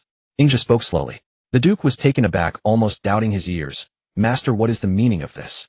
Would that not be to abandon governance and invite criticism? Not at all. Ingzhi replied, a glint of worldly wisdom in his eyes. Your Grace has just ascended. The people's hearts are unsettled. If you attend to every matter diligently, the ministers will merely follow routine, and loyalty and treachery will remain indistinguishable. Only by temporarily slackening governance can one reveal true character. Those who dare to remonstrate are loyal ministers, those who point out flaws are capable ones, of flatterers are sycophants, and those who conspire in secret are traitors. The mettle of men is tested thus. This is the art of observing in stillness and discerning subtlety. The Duke felt as though a veil had been lifted from his eyes, all doubt vanished, replaced by admiration and enlightenment. Master, your words have opened my mind. I now know what to do. From that day on, the young Duke of Zheng indulged in courtly feasts and banquets, seemingly casting governance aside. The court and public buzzed with speculation. In Xinjing, Ingzhi listened calmly to Mo Yi's secret report, his expression undisturbed. All proceeds as you foresaw. Mo Yi said, Wu Jiang indeed secured Jingyi for Prince Duan, who has begun covertly recruiting troops. The Duke, following your counsel, has now abandoned himself to pleasure. But Jingyi's walls are high and its moats deep, its wealth far exceeds Xinjing's. To grant such a city to Prince Duan while the Duke appears negligent, is this not to nurture a tiger and court disaster? The larger the tiger, the more evident its ambition. The more evident the ambition, the more numerous its vulnerabilities. Ingzhi stroked the teacup on the table, smiling faintly. Though young, your lord has mastered the art of forbearance. The more Wu Jiang and Prince Duan revel in their arrogance, the closer they draw to their downfall. Zheng and Jin may both seem to have inverted priorities, but their fates will diverge as heaven and earth. What concerns me is never their growing power. Then what does concern you? What concerns me is... Ingzhi gazed into the deep night beyond the window, a sharp glint in his eyes. Your lord possesses great wisdom. I need only hint at one thing, and he grasps two or three. And he can endure. A man like that, once he bares his fangs, will strike like a thunderbolt. By then how many will become pawns and sacrifices in this struggle for the throne? Including you, master. Ingzhi laughed, a smile filled with the calm excitement of a master facing a challenging puzzle. Since I have entered this game, I shall play it to the end with him. But as to who is the pawn and who is the player, he raised the teacup and took a sip. That remains to be seen. Lord Zheng held continuous banquets within the palace for days on end, with music and dance unceasing. When the court ministers witnessed such spectacles, they could not help but harbor deep concerns in their hearts, all secretly fearing that the young ruler, indulging in pleasure, would prove incapable of bearing the weight of the nation's greatest responsibilities. There were those parasitic flatterers who seized the opportunity to fawn and ingratiate themselves, seeking personal gain. Yet others with treacherous designs had long been secretly corresponding with Gongzi Duan in the capital city, their ambitions stirring like embers waiting to ignite. Lord Zheng observed all of this with his own eyes, yet on the surface merely pretended ignorance.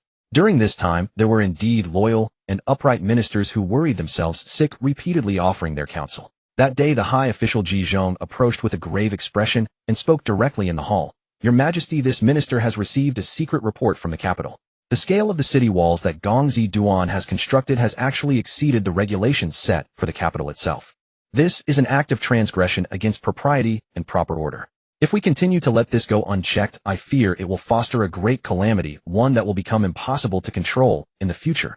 Lord Zheng listened, and knowing full well his loyal intentions, merely sighed, softly, his expression one of difficulty. This matter stems from the Dowager Mother's wishes.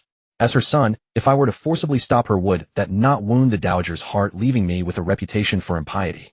Ji Zhong stepped forward, his words earnest and sincere. That the lady of the first consort dotes on her youngest son is known throughout the realm. But the nation's laws and proper rituals must not be cast aside so easily. If we indulge him by even an inch today, tomorrow he will dare to commit transgressions 10 times worse. Now the neighboring states of Qisong and Wei watch with hungry eyes ready to pounce. If our state descends into internal chaos, first what will we have to resist external enemies? This minister only fears that the ancestral foundation will be utterly destroyed. Lord Zheng fell silent for a moment, then slowly replied, "What you say, Ji, I am not entirely unaware of. But I once heard the ancients say one who repeatedly commits injustices will surely bring about their own destruction.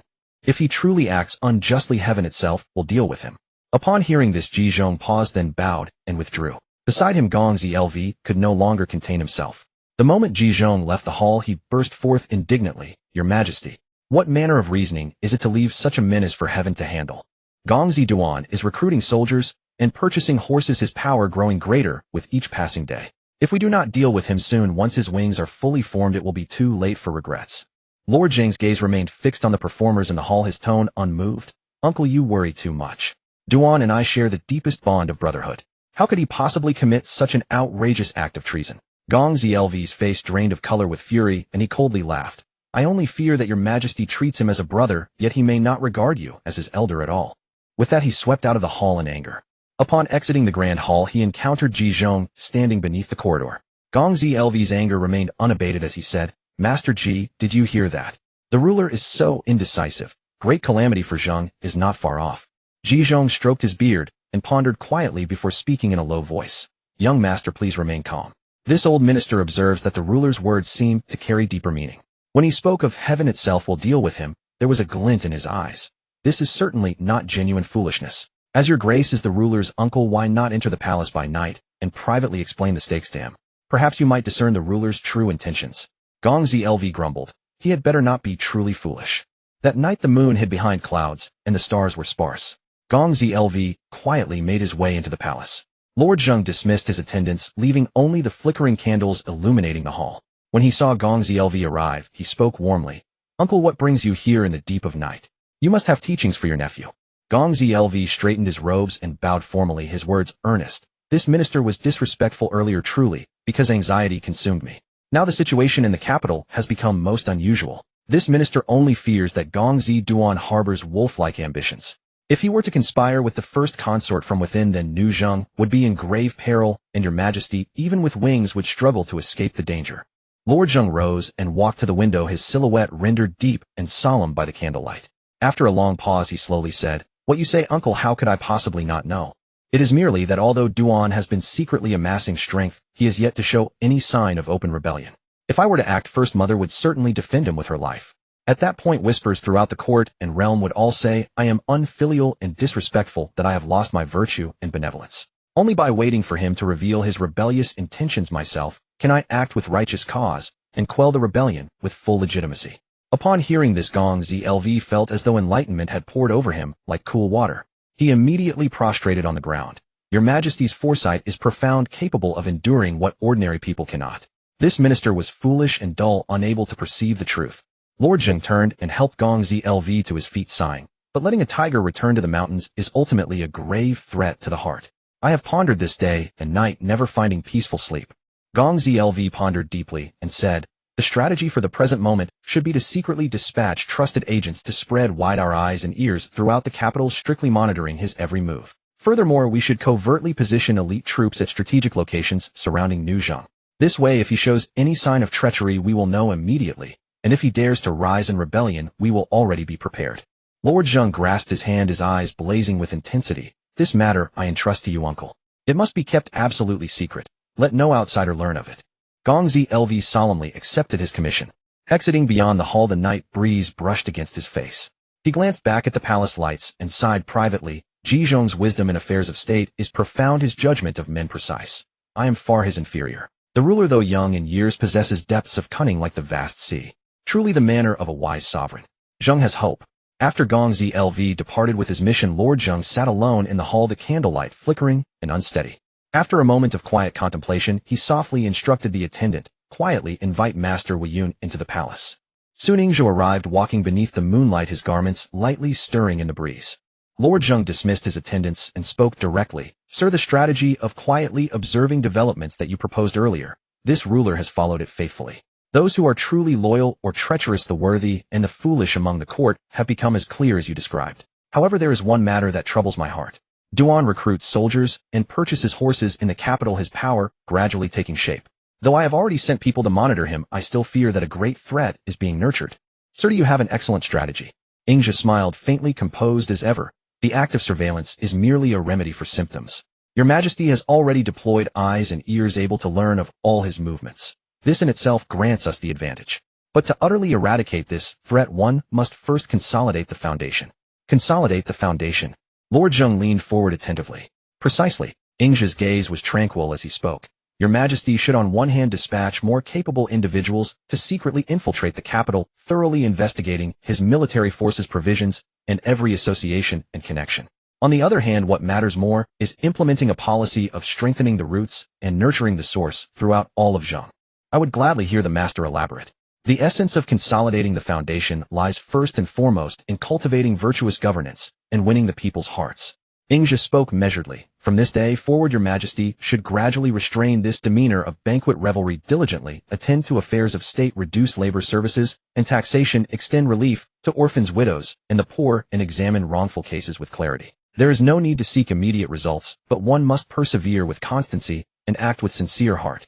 Let the common people gradually come to understand your Majesty is not a ruler who indulges in pleasure, but rather an enlightened sovereign determined to revitalize the state, and deeply sympathetic to the hardships of the common folk. Lord Zheng seemed to grasp something. The master's meaning is, the people's hearts are like water. They can carry a boat aloft, but they can also capsize it. A profound meaning gleamed in Ingzhi's eyes. If the common people of Zheng all believe that only with your Majesty upon the throne can they live in peace and contentment, that only under your Majesty's governance can there be years of peace and stability, then even though Gongzi Duan may possess troops and horses, he would merely be a rebel and a traitor. If he were to raise arms, he would not merely be rebelling against your Majesty, but against the collective will of all the people of Zheng. At that time, when your Majesty punishes him, you would have justice on your side. The common people following you would be of one heart and one mind. This is what it means to use the people's hearts as your fortress wall and virtuous governance as your weapon. Upon hearing this, Lord Zheng's eyes sparkled with intensity. After long contemplation, he clapped his hands and said, Master, your words are truly like parting the clouds to reveal the blue sky. This ruler was only concerned about the strength of his military forces, yet failed to consider that he has lost the people's hearts. One who wins the people's hearts, even without fortified passes or strategic strongholds, cannot be conquered. A one who loses the people's hearts, even with the most impregnable walls, will ultimately collapse of its own accord. Your Majesty possesses true insight. Ingzhi smiled and nodded. The act of surveillance can prevent his sudden treachery. The practice of virtuous governance can sever his foundations. By applying both remedies simultaneously, the larger Gongzi Duan's power grows, the more conspicuous his rebellious intentions become, and the nearer his day of ruin approaches. Lord Zheng rose and bowed with great solemnity. This ruler has received your teachings. I shall gradually make my plans and quietly await the opportune moment. Ingzhi returned the bow and withdrew slowly.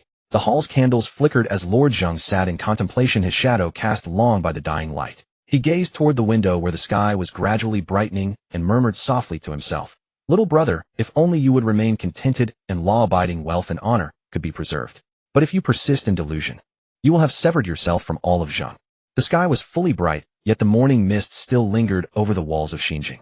In the main hall where songs and festivities had continued through the night, the wine and dance had long been cleared away. On the table lay scattered secret dispatches and military reports from various regions. A half-consumed candle had burned through the entire night, its wax cascading down the bronze holder and piling up like a small mountain. Zhengbo Wuxing sat upright in the main seat, having shed all trace of the languid decadence from the night before. Though his youthful features still bore a hint of immaturity, his eyes held a gravity far beyond his years. Below the steps, Jizhong and Gongzi Lu stood with hands clasped, their faces no longer showing the indignation of before, but only complete reverence. Since that night of secret talks with Ingzhi, the young monarch had seemed like a different person. He had abandoned his indulgent pursuits, diligently attended to state affairs, reviewed memorials, lightened taxes and corvée, and observed the people's condition. Following every step Ingzhi had advised to consolidate the foundation and win the hearts of the people. Time flowed, and 5 years passed in a blink. Your Majesty, the latest secret report from the capital of Jingyi, said Jizhong, stepping forward. He presented a bamboo scroll. After acquiring Jingyi, Gongzi Duan has been repairing the city defenses day and night, expanding his private army. Now the garrison in Jingyi exceeds 3,000, far beyond the regulation for a regular city. He has ordered the western and northern frontier towns to obey him and has annexed Linyin and other areas. Gongzi Lu immediately stepped forward, his armor clinking softly as he clasped his fists, his voice angry. Your Majesty. Gongzi Duan has privately annexed border towns, expanded his army, and hoarded grain. How is this different from rebellion? I beg to lead 100 war chariots and 1,000 armored soldiers to launch a surprise attack on Jingyi, capture him alive, and bring him back to Xinjiang for your judgment. Zheng Bo gently rubbed his fingers along the edge of the bamboo scroll. When he looked up, his eyes held no trace of emotion. Uncle, calm yourself. In his heart, he laughed quietly. All rebels hide in the shadows, afraid of being discovered. But you, my little brother, act as if you want the whole world to know. Have you overestimated yourself or underestimated me? He rose and paced to the center of the hall. The morning light fell through the window lattice, casting a long shadow of his youthful figure. Let him be. For now he has only overstepped the rights, not raised arms in rebellion. If I send troops now, the Queen Mother will be displeased and the court, and people will only accuse me of being narrow-minded and intolerant. Then instead of eliminating him, I will give others a handle against me. Gongzi Lu was stunned, then suddenly understood. At first he had thought the monarch was indecisive, but over these years he realized this young ruler was never truly foolish. He was merely waiting for a moment of undeniable justification to strike a fatal blow. Then, shall we let him grow so powerful? Gongzi Lu still could not hide his worry. Let him. Zheng Bo let out a light laugh, a sharp gleam flashing in his eyes. Of course not. Zhizhong secretly sent people into Jingyi. Record every piece of evidence of Duan's recruitment of soldiers, his embezzlement of granaries. Every detail, without missing a single one. Your servant obeys. Zhizhong bowed and accepted the order. Uncle. Zheng Bo turned to Gongzi Lu, his tone suddenly solemn. Secretly deploy your trusted garrison soldiers, have them infiltrate Duan's new army in batches scattered among the units. Everything must appear normal until he commits an act of treason. Duan must not sense anything amiss. Your servant obeys. Gongzi Lu clasped his fists, his chest clearing of pent-up frustration, replaced by sheer excitement. After the two had taken their leave, the hall fell silent again. Zheng Bo walked to the window, gazing toward the direction of Jingyi, his fingers slowly tightening. Not enough, not yet, little brother, you are still not strong enough. But I can help you, make you stronger, so that you will have enough confidence then. In the southern part of Xinjiang, a secluded courtyard. This was Ingzhi's residence in the state of Zheng, nestled deep in the marketplace. It looked ordinary, but it was the headquarters of the spider network. Inside and outside the walls, hidden sentinels of the spider network were everywhere. Even a bird flying past could not escape their eyes. Molly, dressed in plain clothes, placed 3 secret reports gently on the table, her fingertips still carrying a faint herbal scent. Her face still bore the appearance of a young maiden, as if time had left no trace upon her. Only the calm and sharpness in her eyes had deepened even more than before. Master Tianxi has sent 3 sealed reports, all verified. Ingzhi was sitting by the window, observing a game of Go. The black and white stones interlocked, mirroring the political landscape of Zheng and the other states. He glanced at the reports on the table and said lightly, read them. The first is from Fengji. Molly picked up the leftmost bamboo scroll, her voice calm. Fengji's operation encountered an unexpected turn. Pan Fu, a close minister of Marquis Ji Bo of Jin, turned out to be a spy that Huan Shu had planted in Yicheng. A few days ago, Pan Fu hosted a private banquet for the Marquis of Jin alone, got him drunk, and assassinated him in his residence. Then he sent a swift horse to Tsiwa, inviting Huan Shu to enter Yicheng and claim the throne. Fortunately, Fengji detected it in time and secretly contacted loyal ministers of Jin. They executed Pan Fu in public, closed the 4 gates of Yicheng, and held firm. Huan Shu led troops from Tsiwa, but failed to breach the city, suffering losses, and had to retreat to Tsiwa. Now the ministers of Yicheng have installed Marquis Ji Bo's son Ji Ping as the new ruler. Ingzhi frowned slightly, picked up a black stone with his fingertips, and placed it heavily on the Go board at the position of Jin, producing a crisp sound. The world is vast. There are always unforeseen variables. Fortunately, Fengji handled it properly. Once Jin is unified, it will surely dominate the Central Plains. Then it will guard Hanggu Pass to the west, and our Qin will have no chance to advance eastward. We must keep it in constant internal strife, exhausting each other. Only then can Qin develop peacefully in Guanzhong and accumulate strength. He looked westward, a sharp light flashing in his eyes. Inform Fengji, Tsiwa has been laying groundwork for years. Pan Fu is certainly not the only pawn in Yicheng's court. He need not deliberately investigate. His own safety and concealment are paramount. If Yicheng's fate is sealed, he may switch sides and help Tsiwa seize Jin. With an illegitimate claim, Tsiwa will continue slaughtering the royal clan and purging old ministers, plunging Jin into even greater chaos. But remember, his own preservation is the top priority. Yes. Molly noted it down and picked up the second report. The second is from Qin, personally written by Lord Ingkong. At the mention of Ingkong, Ingzhi's expression softened slightly. The Lord says that following the national strategy you set, sealing off the interior, pacifying the Western Rhone, and promoting agriculture, The newly reclaimed wasteland in the Guangzhou Plain has exceeded 10,000 qing. 3 irrigation canals have been completed. This year's harvest is abundant, and the treasury is full. The remnants of the Western Zhou tribes dare not invade for now. The remaining 2 strategies you left have also been implemented. While hunting in Qinsong, the lord happened upon a Qin Bao and built a Qin Bao shrine on the northern city wall. The Maotu cavalry has gradually been integrated into the army.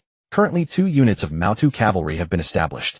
Additionally, the lord added a new clause to the Qin code: those who commit treason shall have their clans exterminated to the 3rd degree. Upon hearing this, Ingzhi slowly nodded, a hint of relief in his eyes. Years ago, his elder brother had traded his life for his rebirth, and he had promised to protect Qin, protecting Kong, and continue the legacy his brother had left unfinished step by step. Now it seemed Ing Kong had not disappointed his expectations, nor had he betrayed Ing Kai's trust. This young monarch had grown into a sovereign capable of standing alone.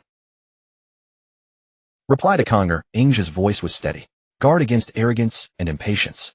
Continue to deepen our roots in Guangzhou. Do not act rashly due to temporary victories. The chaos among the Central Plain states is about to erupt. We need only sit on the mountain and watch the tigers fight, accumulating strength. No matter how the Central Plains turns out, Qin must not lightly intervene. Guard the western frontier, solidify the foundation. That is the greatest victory. Yes. Mai noted it down and picked up the last report, her expression turning slightly serious. The 3rd is from Tianxi. 2 years ago, the son of Xiong Sun, who had been killed, proclaimed himself the new ruler of Chu under the name Xiong Tong. He seems no ordinary man. He drills his troops day and night and appears to harbor ambitions of marching into the Central Plains. Chu. Ingzhi raised an eyebrow, a flash of understanding in his eyes. So it has come. I remember when I was young, my eldest and second brothers once said that the southern lands of Chu should not be underestimated. Perhaps years later they would join the battle for hegemony in the Central Plains. Notify Tianxi, be sure to send people to closely monitor Chu's movements and observe the situation patiently. Yes. Mai sighed softly. It seems the turmoil in the world will be hard to quell for 100 years. 100 years. Ingzhi let out a soft laugh, picking up a white stone with his fingertips. The world strife has only just begun. The white stone in his fingertips fell with a sharp sound, landing precisely on the southeastern Chu position on the go board, ringing clearly in the silent courtyard.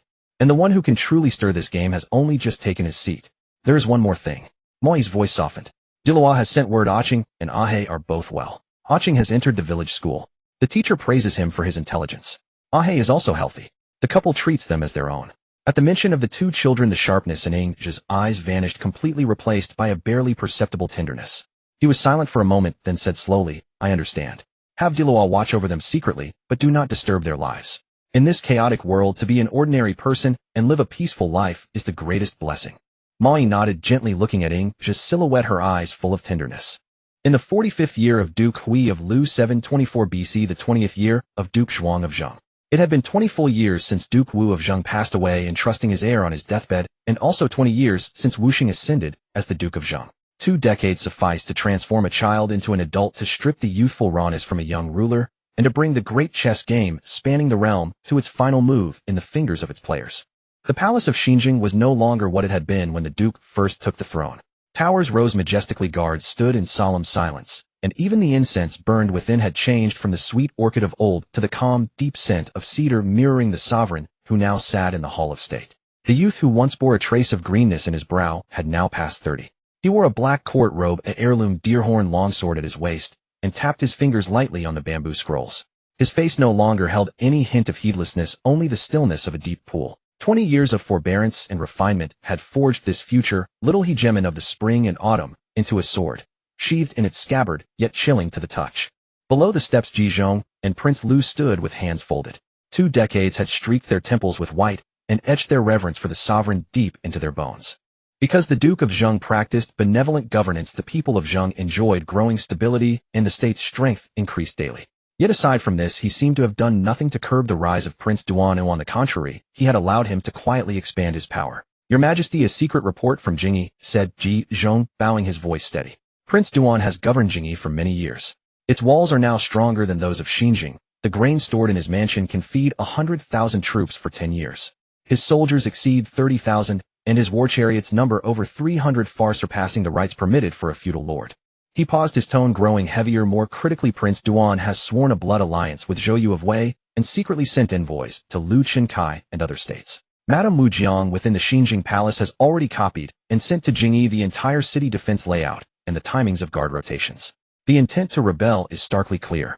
Prince Lu stepped forward, his armor plates rustling softly. 20 years on the battlefield had made this veteran of the royal clan even more ferocious, and his voice still carried the indignation he felt toward Prince Duan. Your Majesty. 20 years. We have endured for 20 years. Now Prince Duan's rebellious intent is exposed. He is allied with foreign states, and he may march west at any moment. This suffices to prove his disloyalty. I beg to lead 300 chariots immediately, strike Jingyi directly, and capture Prince Duan and his rebels in one fell swoop. The Duke of Zhou raised his eyes unruffled and said calmly, Uncle, be patient. He rose and walked to the center of the hall. The autumn sun fell through the lattice window upon him, but could not dissolve the piercing chill. We have endured 20 years. Why rush this moment? Though he harbors rebellious intent, he has not yet actually raised his army. If I send troops now, my mother will still threaten death to stop me. The other states will still accuse me of being intolerant of my own brother, and those lords who secretly correspond with him will have an excuse to intervene. He traced the cold window sill with his fingertip, a faint, icy smile, curling at the corner of his lips. Wait a little longer. The moment he truly raises his banner, the moment he leads his army out of his lair and charges straight for Xinjiang, that is when we close the net. Then with righteous justification and a net spread across heaven and earth, let us see where he can flee. Ji Zhong and Prince Lu exchanged a glance, then bowed in unison. Your servant obeys. After they withdrew, the hall fell silent again. The Duke of Zhou tapped his finger on the table, still missing the last bit of heat before he would fully leap out. Little brother, your patience has exceeded my expectations. What will it take for you to finally make your move? The Duke of Zhou looked up toward the direction of Jin in the west. These years the internal strife in Jin had never ceased, allowing Zheng's borders to remain peaceful. As an observer, he felt that an invisible hand was fueling the chaos in Jin, and he had sent men to investigate, but found nothing. In the southern part of Xinjiang, that secluded courtyard remained unchanged despite the winds and rains. The threads of the spider web had already spread across all the states with thousands of spies under its control. The heavenly silk controlled the intelligence of all states' courts. The earthly net governed the trade routes and wealth of the world. The thunder not managed operations and deployments, and the wind weaver handled the chaos in Jin. These four branches, like the four main strands of the spider web, had already woven the entire spring and autumn world into Ing's chess game. In the chess room of the courtyard, he was placing a stack of secret reports on the table arranged by state. 20 years had left few traces on her face, only a deeper stillness in her eyes and a sharper aura around her. She was no longer the young girl who only knew how to guard. She was now the true steward of the spider web, overseeing the hidden threads across the world for Ingja. Master, the secret reports from all states have been verified. Ingja sat before the chess table, a black stone between his fingers, his gaze fixed on the board. 20 years had tempered his youthful sharpness into a gentle, introverted demeanor, but his eyes could see through the world's affairs more keenly than ever. Though he had served as a guest minister in Zheng for 20 years, the Duke of Zheng had granted him exemption from daily court attendance. Over these years he held no power, led no troops, and only occasionally spoke when the Duke sought his counsel. Yet the entire course of the world's affairs had always flowed through his fingertips. He raised his eyes and said calmly, read the reports from Jin first. The wind weaver's intelligence. I said it should be within these days. Yes. Moe picked up the leftmost sealed letter, her voice soft and clear. The wind weaver reports as you anticipated that 3 days ago on the night of the Mid-Autumn Festival, the Red D raided the border of Zhou in Dongshanjing. The elite troops guarding Yicheng were all dispatched north to repel the enemy. As expected, there was still an insider in the Yicheng court. He leaked word to Earl Shan of Tsiwa, Duke Zhuang of Tsiwa, who personally led 3,000 elite troops in a surprise attack on Yicheng. The insider secretly lowered the city gate to let Earl Shan enter the palace. Marquis Ji Ping of Jin was feasting in the palace completely unprepared and was beheaded in his bedchamber by Earl Shan's vanguard. Earl Shan has entered Yicheng and taken control of Jin's palace. Ingja smiled faintly, and the black stone in his fingertips landed on the board at the position of Jin with a crisp click. There should be more, shouldn't there? The Wind Weaver has laid the groundwork in Jin for so many years. Would he let Earl Shan so easily take control of Yicheng? 15 years ago, Duke Huan of Tsiwa was defeated and retreated to Tsiwa, dying of depression 8 years later. His son Earl Shan of Tsiwa succeeded him, ruthless, bloodthirsty, and ambitious. Every step of Tsiwa's expansion of the army and grain storage, every diplomatic alliance, every clash with Yicheng was under his control. Tsiwa always seemed to hover on the edge of victory, but always lacked the final fatal blow. He did not want anyone to unify Jin. He wanted Jin to be forever mired in the blood feud of Qin, slaying Qin, forever unable to form a unified force that could threaten Qin. Everything proceeds according to your plan, Master, said Moe. The old ministers and royal clan of Yicheng, seeing Earl Shan usurp the throne by regicide, are all indignant. Wan Gongzi has led Ji Ping's younger brother Ji Shi and the remnants out of Yicheng, rallying troops at Sui, and has sent envoys to Sun for aid, pledging to jointly punish Earl Shan. She paused, then added, the Wind Weaver has followed your instructions and secretly leaked Earl Shan's defense plans and grain stockpiles in Yiqing to Luan Gongzi. Earl Shan's regicide was only the fuse to ignite internal strife. Only by letting him first enter Yiqing, then be driven back to Tsiwa by the Jin people, would Jin's division be more thorough, the hatred more ingrained, and the chaos continue endlessly. Send word to the Wind Weaver. Ing's voice was steady, each word carrying unmistakable finality. 3 things. First, seek opportunities to win over insiders, but never act rashly lest you spoil the plan. A second, after Earl Shan's defeat, ensure he safely retreats to Tsiwa intact. Keep him alive, for Jin's turmoil still needs him to continue. A third, and most importantly, prioritize your own safety. Never reveal your identity. Yes. Moe recorded the instructions, then picked up the second sealed letter, her tone softening. The second is from Qin, personally written by your sovereign Ing Kong. Konger has sent another letter. Mentioning Ing Kong, the coldness in Ing's eyes completely dissipated, replaced by a hint of tenderness. Over these 20 years, although he resided in the state of Zhou, he had never ceased his control over the state of Qin. Occasionally, under the guise of wandering, he would secretly return to the state of Qin to help Ing Kong establish state policies, suppress rebellions, and expand territories. The young monarch of those years had now become the Duke of Qin, whose might shook the western frontier. Yes, his lordship said that following the policies set by you, the state of Qin has cultivated Guangzhou for 15 years. Now it has pacified all the western Rong tribes, with its territory extending west to Didao, east to Huashan, south to the Qinling Mountains, and north to the Luo River. The entire Guangzhou plain has been incorporated into our Qin territory. In Guangzhou, 12 irrigation canals have been completed, and over 100,000 hectares of new land have been reclaimed. The population has increased from 500,000 households back then to 1,200,000 households. The granaries are full, and the weapons and armor are excellent.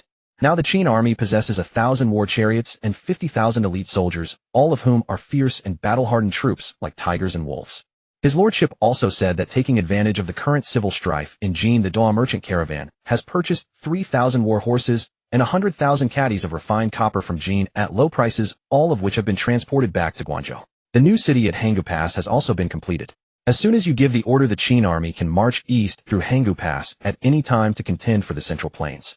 The candle flame on the desk flickered, reflecting the faint light in Ing's eyes. He had ultimately preserved the foundation that his elder brother Ing Kai had entrusted to him with his life, and had even brought it to a height they had never dared to imagine back then. The chessboard of the Central Plains was in chaos, and this was precisely the golden period of development for Qin. Reply to Kong. Ing's voice carried a hint of relief and an unshakable steadiness. He has done very well, not betraying the trust of the former lord, nor disappointing my expectations.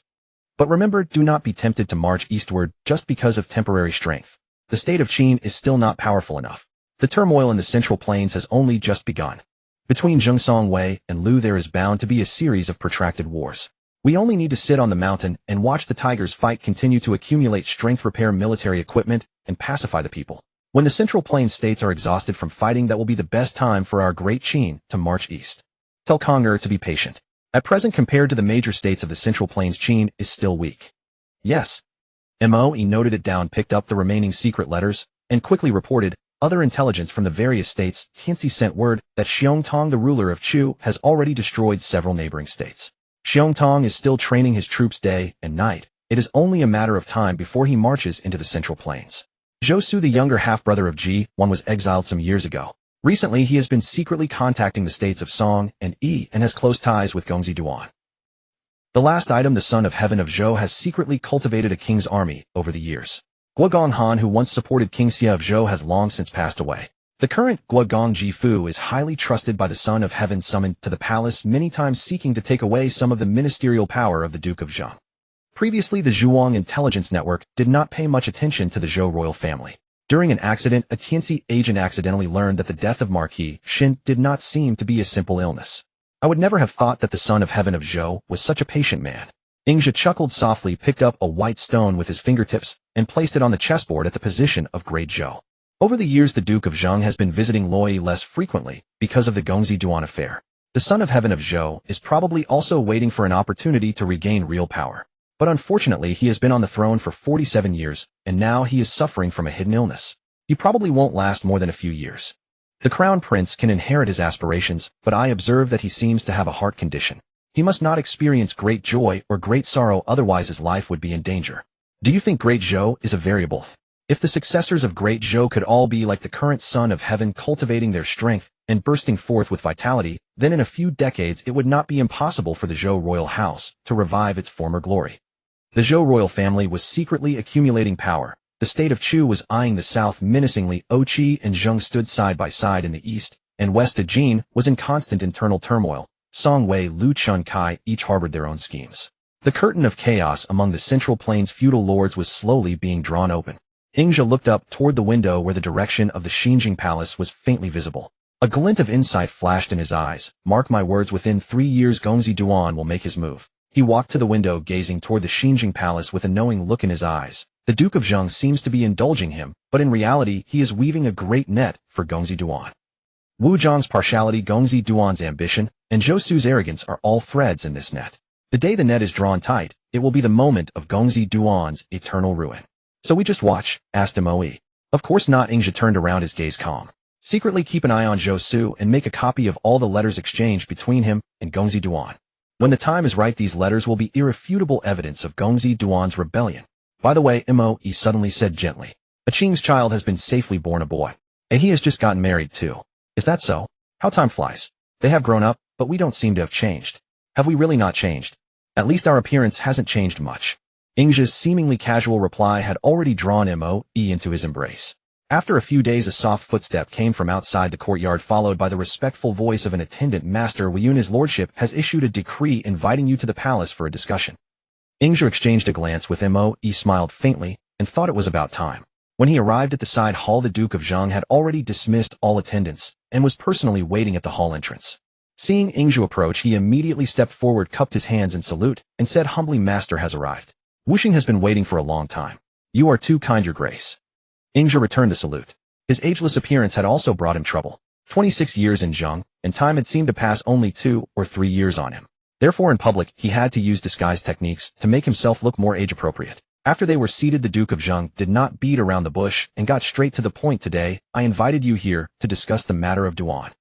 You must have heard that his behavior in Jingyi is becoming increasingly excessive. He has embezzled grain reserves, expanded his private army, and all his actions are now blatantly obvious.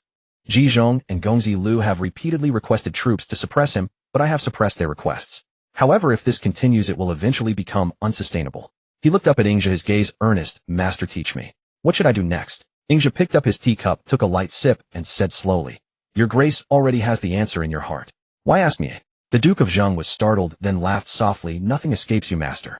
What your Grace wants is never how to stop him, but how to make him fully expose himself, and how to eliminate him in a just and rightful manner.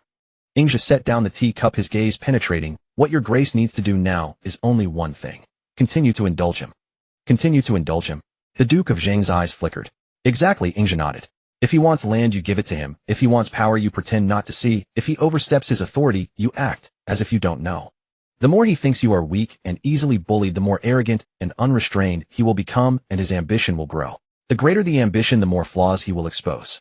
He paused, his tone clear and firm. When all the people of Zheng know that Gongzi Duan is about to rebel, and when all the civil and military officials can no longer tolerate it, then if your Grace sends troops, it will be in accordance with heaven's will and the people's hearts. The battle will be decided in one stroke, and no one will be able to say a word. But when do you think he will act? I observed the situation of Gongzi Duan. Within 3 years he will definitely make his move. Your Grace must keep a close watch on his movements. The Duke of Zheng listened, and the doubts in his eyes completely vanished, replaced by pure admiration. He stood up and made a deep bow to Ingzhi. Your words, Master, are more enlightening than 10 years of study. Wuxing, I have been taught. Ingzhi helped him up, smiling faintly. Your Grace already understood it clearly. I merely pierced the window paper. At that moment an attendant rushed in hurriedly, his face pale, and fell to his knees to report urgently, Your Grace. An urgent dispatch from the border of Jin. 800 Li. The rebel army of Lord Shan of Tsiwa attacked Yicheng, killed the ruler, and proclaimed himself ruler. But within 3 days he was defeated by Luan Gongzi's combined forces with the state of Sun, and fled back to Tsiwa in disgrace. Ingzhi sat before the desk, picked up his teacup, and looked out the window, his expression utterly calm, as if all of this was already within his chess game. The Duke of Zheng looked at his serene profile, and the doubts in his heart grew deeper. Could the invisible hand he had been investigating for 15 years be none other than the Master Weiyun before him? If that were truly the case, this man's wisdom was truly unfathomable. 2 more years passed. By spring the warmth in Xinjing grew stronger, while the influence of Gongzi Duan, the Lord of Jingyi, continued to expand. No one anticipated that this tranquility would be shattered by a fortune-teller. These days a fortune-teller had arrived in Xinjing. Missing a finger on his left hand, he was known as the nine-fingered half-immortal. His predictions were remarkably accurate, drawing crowds seeking to know their fortunes. Upon hearing of him, Jiangshi Wu Jiang sent for him to be brought to the palace. She first asked about trivial matters within the court, all of which the half-immortal correctly foretold. Only then did she trust him enough to inquire about her son Duan's future. "Master, you are truly a living immortal. To be honest, there is a significant matter I wish to consult you about," said Jiangshi. "Please speak freely, my lady," the half-immortal replied respectfully. "My youngest son is in Jingyi preparing a great undertaking. Can you divine whether he will succeed?" Jiangshi lowered her voice. As Jiangshi finished speaking, the incense smoke curled from the censer in the hall, wrapping around the half-immortal's severed finger. He lowered his head, his four fingers gently brushing the tortoise shell, producing a faint rustling sound. "My lady," the half-immortal raised his eyes, his gaze seemingly murky, yet capable of piercing the shadows behind the screen. "May I be so bold as to ask, is the great undertaking your son prepares related to the cauldron?" A slight tremor ran through Jiangshi's hand hidden in her sleeve. Her smile deepened, and the wrinkles at the corners of her eyes concealed a sharp edge. "Master, your insight is truly remarkable. This matter concerns the foundation of our ancestors, and more importantly, the will of heaven." She deliberately emphasized the words, "will of heaven." The half-immortal said no more. He took out 3 worn copper coins polished to a shine and shook them in his cupped palms. The clinking of the coins echoed sharply in the empty hall. After 6 shakes, the coins slipped from his fingers, spinning on the smooth stone floor before coming to a halt. He bent down to examine them carefully, tracing invisible lines of fate on the ground with his 4 fingers. After a long moment, he slowly exhaled, his voice dry and hoarse. "The hexagram shows Upper Dui Lake over Lower Li Fire. The hexagram of revolution." "Revolution?" Jiangshi leaned forward. "This is the 49th hexagram of the Book of Changes. The oracle says, heaven and earth change, bringing the 4 seasons. Shang Tang and King Wu of Zhou changed dynasties, following heaven's will and the people's hearts." The half-immortal's voice was low, each word striking Jiangshi's heart. "Dui represents the lake, symbolizing the people's allegiance and public opinion, hiding the momentum to break the old and establish the new. Li represents fire, signifying warfare, and the legitimacy of the ruler, also embodying brightness. Fire burns beneath the lake, water and fire clash. The tide of revolution is unstoppable. What your son intends to do follows heaven's will and the people's hearts. An auspicious omen." Jiangshi's eyes lit up, and she gripped the armrests of her chair tightly. "Auspicious? Master, are you certain? The hexagram reveals it clearly. Heaven's will is plain to see." The half-immortal slowly gathered the coins, his movements agonizingly deliberate. "But the key to this revolution hexagram lies in timing. If heaven's hour has not yet come, forcing the matter will lead to failure. When the moment arrives, breaking the old and establishing the new will happen naturally." "Then when is the right moment?" Jiangshi asked urgently. The half-immortal closed his eyes, counting on his 4 fingers and muttering incantations under his breath. The hall fell into a terrifying silence, broken only by Jiangshi's rapid breathing. A spring breeze drifted in through the window, yet it could not stir the heavy curtains. After a while, the half-immortal opened his eyes, a flicker of inscrutable light passing through them. The Sea month and Wu Day mark the peak of Yang energy, when Yin just begins to emerge, unable to contend with Yang's strength. The azure dragon constellation hangs high in the central sky, precisely echoing the hexagram of a great man changing like a tiger. The change of dynasty and the establishment of a great enterprise are ordained by heaven. My lady, the 5th day of the 5th month at the hour of Wu in the 3rd quarter. That is the timing destined by heaven. The 5th day of the 5th month at the hour of Wu in the 3rd quarter. Jiangshi repeated softly, savoring each word with boundless anticipation and resolve. She could already envision that day. The army of Jingyi under the scorching summer sun, marching straight toward Xinjiang. Excellent. A fine example of following heaven's will and the people's hearts. A fine example of a flying dragon in the sky. Jiangshi clapped her hands and laughed, her joy laced with a chilling recklessness. But her laughter abruptly ceased, her face turning cold as frost. Her voice dropped to a whisper, yet each word was clear. "Master, what you have said today leaves your lips and enters my ears. If a single word were to spread." The half-immortal immediately bowed low, his forehead nearly touching the ground. "Rest assured, my lady, I am but a rustic man who today I merely answered a single question for you. Once I step through that door, the hexagram and the fate will be forgotten, as if nothing ever happened. I shall take my leave now." Jiangshi nodded in satisfaction and ordered a maid to bring a tray of gold ingots. Yet the half-immortal took only one, insisting on not accepting more, and bowed as he retreated from the hall. His silhouette faded down the corridor, the sleeve of his severed finger seeming to flutter faintly in the breeze. Immersed in the ecstasy of great fortune and heaven's timing, Jiangshi was lost in her schemes, unaware, and would never know, that the fortune-teller, after leaving the palace, walked through the bustling streets of Xinjiang. His steps appeared unsteady but never paused. He turned into a dark alley, at the end of which a plain blue carriage without markings awaited. The curtain was lifted and light fell on his lowered face. Raising his hand, he first removed a leather finger sheath from his left little finger, perfectly matching his skin tone. The nine-fingered guise was but a disguise. Then he tore off the gray beard and sideburns, revealing a clear, composed face. It was Ingzhe. How did it go? Inside the carriage, he asked with a smile. Ingzhe rubbed his left ring finger, slightly reddened from prolonged binding, and said calmly, "The fish has taken the bait." The revolution hexagram was explained clearly. Now it is up to his lordship to cast the net. He shed the Taoist robe, revealing a clean blue garment underneath, as if the eerie nine-fingered half-immortal had never existed. Days later, a secret letter was discreetly delivered to Jingyi through Jiang Shi's trusted aide. Gongzi Duan unrolled his mother's elegant, yet forceful silk letter, reading it 3 times, his brow furrowing deeper with each reading. He took up his brush to reply, his strokes filled with suspicion. "Respected mother, I have read your letter thoroughly. Itinerant fortune-tellers are often charlatans. How can we trust them entirely? The matter of revolution concerns our very lives. One wrong step leads to utter ruin. Though I train troops in Jingyi, Xinjiang's walls are high and its moat deep. My elder brother has governed with benevolence over the years. He is no feeble ruler. To act rashly seems far from a comprehensive plan. I beg you, mother, not to be swayed by empty words. Be cautious again." When the message reached Xinjiang, Jiang Shi read her son's reply, and her own heart began to waver. Her son's concerns were reasonable. That nine-fingered half-immortal had come from nowhere. What if he were merely a street swindler? Clutching the letter, she paced back and forth in her chamber, indecisive. Should she trust the great fortune of the hexagram or her son's prudence? Just as she was caught in a dilemma, a palace attendant reported that Zheng Bo had come to pay his respects and bid her farewell. Zheng Bo walked in his face, wearing a perfectly measured expression of vexation and helplessness. He respectfully said to his mother, "Mother, I have come this time to bid you farewell. It has been a long time since I last visited the royal capital to pay homage to the Son of Heaven.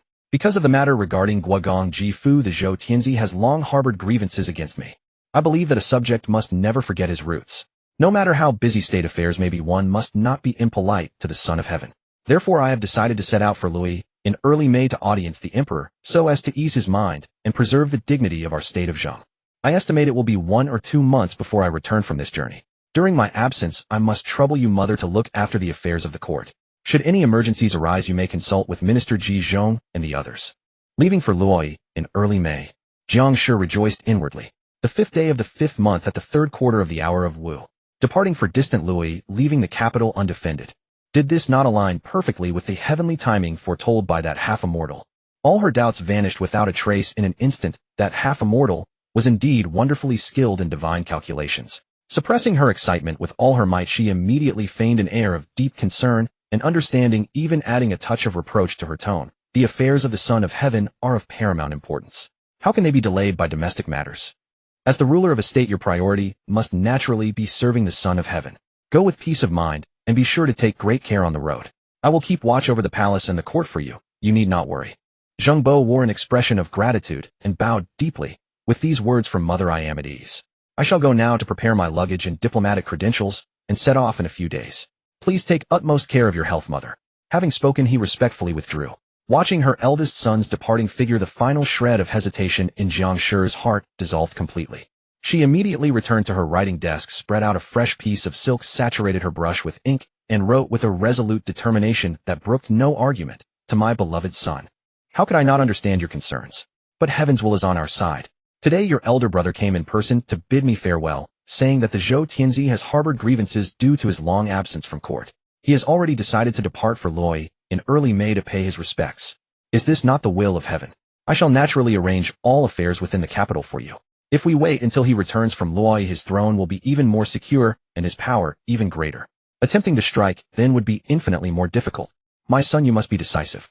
Do not let a moment of hesitation cause you to squander this once-in-a-lifetime opportunity. Remember this. Remember this. On the day of our agreement, I shall hang a white flag upon the city wall. Once you see the white flag raised, you may enter the city without fear. Our grand enterprise shall succeed." Upon receiving his mother's second urgent letter in Jingyi, especially after learning of his brother's impending departure for Luoyi, the phrases, "Heaven's will is on our side," and "once-in-a-lifetime opportunity," coupled with the specific and secure-looking signal of the white flag, completely incinerated the remaining doubts in Gongzi Duan's heart, replaced by a blazing ambition and the fanaticism of divine destiny, conveyed in his mother's words. Hesitating no longer, his reply was brief and resolute. "I understand, and shall reverently obey my mother's command. On the 5th day of the 5th month at the 3rd quarter of the hour of Wu, we shall march our troops upon Xinjiang. We shall take the flag as our signal and join forces in this grand undertaking. Little did he know that a secret copy of all 4 letters written by him and his mother was currently resting quietly on his brother Zheng Bo's desk. In a courtyard south of Xinjiang, Ma Yi placed a secret report onto Ing's desk, his expression solemn. My lord, intelligence from our hidden agents in Jingyi indicates that Gongzi Duan has already sealed a secret pact with Wu Jiang. Ingja, who was practicing calligraphy, paused his brush upon hearing this. A drop of ink fell onto the Xian paper, spreading into a small blot. He raised his eyes and said calmly, "Are they finally about to make their move?" "Yes," Ma Yi nodded, his voice quiet and steady. "On the 5th day of the 5th month, she will act as an inside agent within Xinjiang, opening the city gates to let Gongzi Duan's troops in." Ingja set down his brush and walked to the window, gazing in the direction of Jingyi, a sharp gleam flashing in his eyes. Last month, Zheng Bo had finally lost his patience and asked Ingja to devise a plan to provoke Gongzi Duan into taking action sooner. Ingja knew it was not that Zheng Bo lacked patience, but rather that in recent years the relationship between the Son of Heaven and Guogong had grown increasingly close. If this continued, Zheng Bo feared his own standing at court would be threatened. Ingja had proposed utilizing Wu Jiang's superstitious devotion to ghosts and gods to set this trap. That day in the palace, Ingja had personally disguised himself as the 9-fingered half-immortal. Drawing upon the hexagrams, he spoke with absolute certainty, planting the date of the 5th day of the 5th month deep within Jiang Shi's mind before Zheng Bo played along with his grand performance of departing for distant Loi. Thus a conspiracy for usurpation enacted in the name of heavenly mandate by ruler, subject, mother, and son was quietly set in motion. It was the 1st year of Lu Yinggong 722 BC, the 22nd year of Zheng Zhuanggong. The 4th day of the 5th month. Auspicious for travel, praying for blessings, moving; inauspicious for breaking ground, visiting relatives. On this day, Zheng Bo led his carriage convoy toward Li, leaving behind a capital that appeared peaceful and secure. Upon receiving the news, Gongzi Duan immediately summoned his trusted generals to a council to deploy the route for a surprise attack on the 5th day of the 5th month. Inside a secret chamber in Jingyi, the flickering candlelight illuminated Gongzi Duan's face, flushed with excitement. Clad in armor, with his hand resting on the hilt of his saber, his gaze swept over his trusted generals seated below. He deliberately kept his voice low, yet he could not conceal the overflowing excitement within him. "Gentlemen," Gongzi Duan cleared his throat, his eyes shining brightly. "I have just received a secret report from Xinjiang. My dear brothers set out on the 3rd day of the 5th month with a grand procession marching in state toward Loi to pay homage to the Son of Heaven." As these words were spoken, the generals below reacted in various ways. Some rubbed their hands in excitement, while others fell into deep thought. Highly satisfied with this reaction, Gongzi Duan continued, "At this moment, Xinjiang is undefended and its guards are lax. Mother has already arranged everything within the city. Once our troops arrive beneath the walls, she will use the white flag as a signal to open the gates. This is a godsend, a once-in-a-lifetime opportunity. My mind is made up.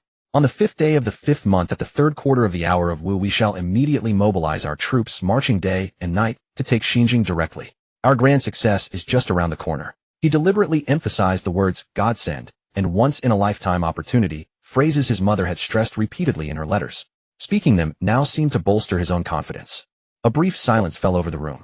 An older, weather-beaten general stroked his beard in contemplation for a moment, then finally raised his head, his eyes filled with cautious doubt. "My lord, does this matter not seem too convenient? Zheng Bo has governed for over 20 years. He is a man of deep intellect and cautious military strategy. Would he truly depart from the capital for distant Loi at such a critical juncture? Furthermore, as far as I know, Zheng Bo has not personally traveled to Loi to pay homage in many years." This question voiced the hidden anxieties of several other generals, and the atmosphere in the secret chamber suddenly grew tense. Gongzi Duan had anticipated this. He smiled calmly and said, "A good question." He paced a couple of steps and tapped his finger on the hanging map. "Why did my brother not go for over 20 years, yet suddenly rushes there now, eh? Have you ever thought about that?" He looked around at everyone, lowering his voice with an air of possessing classified intelligence. "It is not that he wanted to go, but rather that he had no choice. Have you not heard? Recently, Guogong Jifu has found great favor with the Zhou Tianzi, who has long been dissatisfied with our state of Zheng's lack of attendance at court. My brother is afraid. He fears that if he does not go to secure the monarch's favor, his influence with the Son of Heaven will be usurped by Guogong. The power of the court and the trust of the Son of Heaven are the foundations of his throne. How would he dare to take them lightly?" This matter had indeed been widely discussed in court, and the military generals had also heard rumors of it. Seeing that the doubts in the generals' eyes had lessened slightly, Gongzi Duan struck, while the iron was hot, his tone turning passionate. "This is precisely the best opportunity bestowed upon us by heaven. Were it not for his fear of losing his grip on power, why would he leave Xinjiang so easily? This opportunity is once in a lifetime. Once missed, it will never return." When he returns from Loi, perhaps carrying the commendations of the Son of Heaven, his throne will only be more secure and his power even stronger. At that point, trying to make a move would be as difficult as scaling the heavens. He turned abruptly to face the generals, his gaze as sharp as a blade, his voice decisive. Right now Xinjiang appears stable, but it is actually at its most vulnerable. With my mother on the inside and us on the outside, we shall strike in coordination. By seizing the capital with lightning speed and taking control of the court, the grand situation will be secured. By then my brother will be far away in Loi, beyond reach. By the time he receives the news and marches back, the deed will be done. Who in all of Zheng would dare to defy us? Finally, he proclaimed with stirring passion, all of you have risen with me from Jingyi and are my most trusted confidants and pillars of support. Today's merit shall be tomorrow's nobility. This sovereign swears here and now that once our enterprise succeeds, every single one of you here will be promoted by 3 ranks, granted fiefs, and share in the wealth and glory of the state of Zheng. We are willing to fight to the death for my lord. Together we shall achieve this grand undertaking. The remaining generals rose one after another and knelt in unison, the clatter of their armor ringing out sharply, their voices echoing in the secret chamber, filled with resolve and fanaticism. Gongzi Duan looked at his trusted followers kneeling before him, felt a surge of heroic pride in his chest, as if he could already see the flags changing atop the walls of Xinjiang and himself seated upon the throne. He slammed his fist heavily onto the table, causing the candlelight to flicker violently. Excellent. Pass down my military command. Let all divisions immediately ready their troops, secure ample provisions and weaponry, and maintain absolute secrecy. On the 5th day of the 5th month, at the 3rd quarter of the hour of Wu, we march on Xinjiang. We reverently obey your command.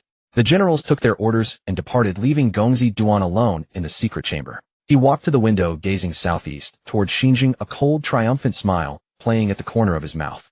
At this moment, he seemed to already stand high above the grand hall of Xinjiang, with civil and military officials performing the deepest bows before him, while Gongzi Lv and Ji Zhong bowed subserviently below the vermilion steps to his left and right.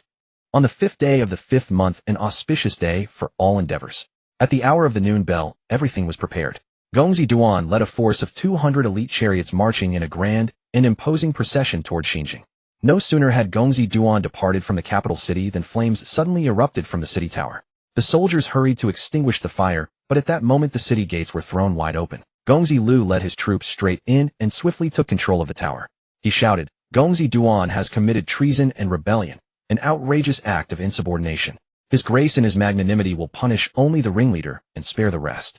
Years earlier, Gongzi Lu had secretly planted soldiers and officers within Gongzi Duan's ranks. The fire on the tower was the signal sent by his agents.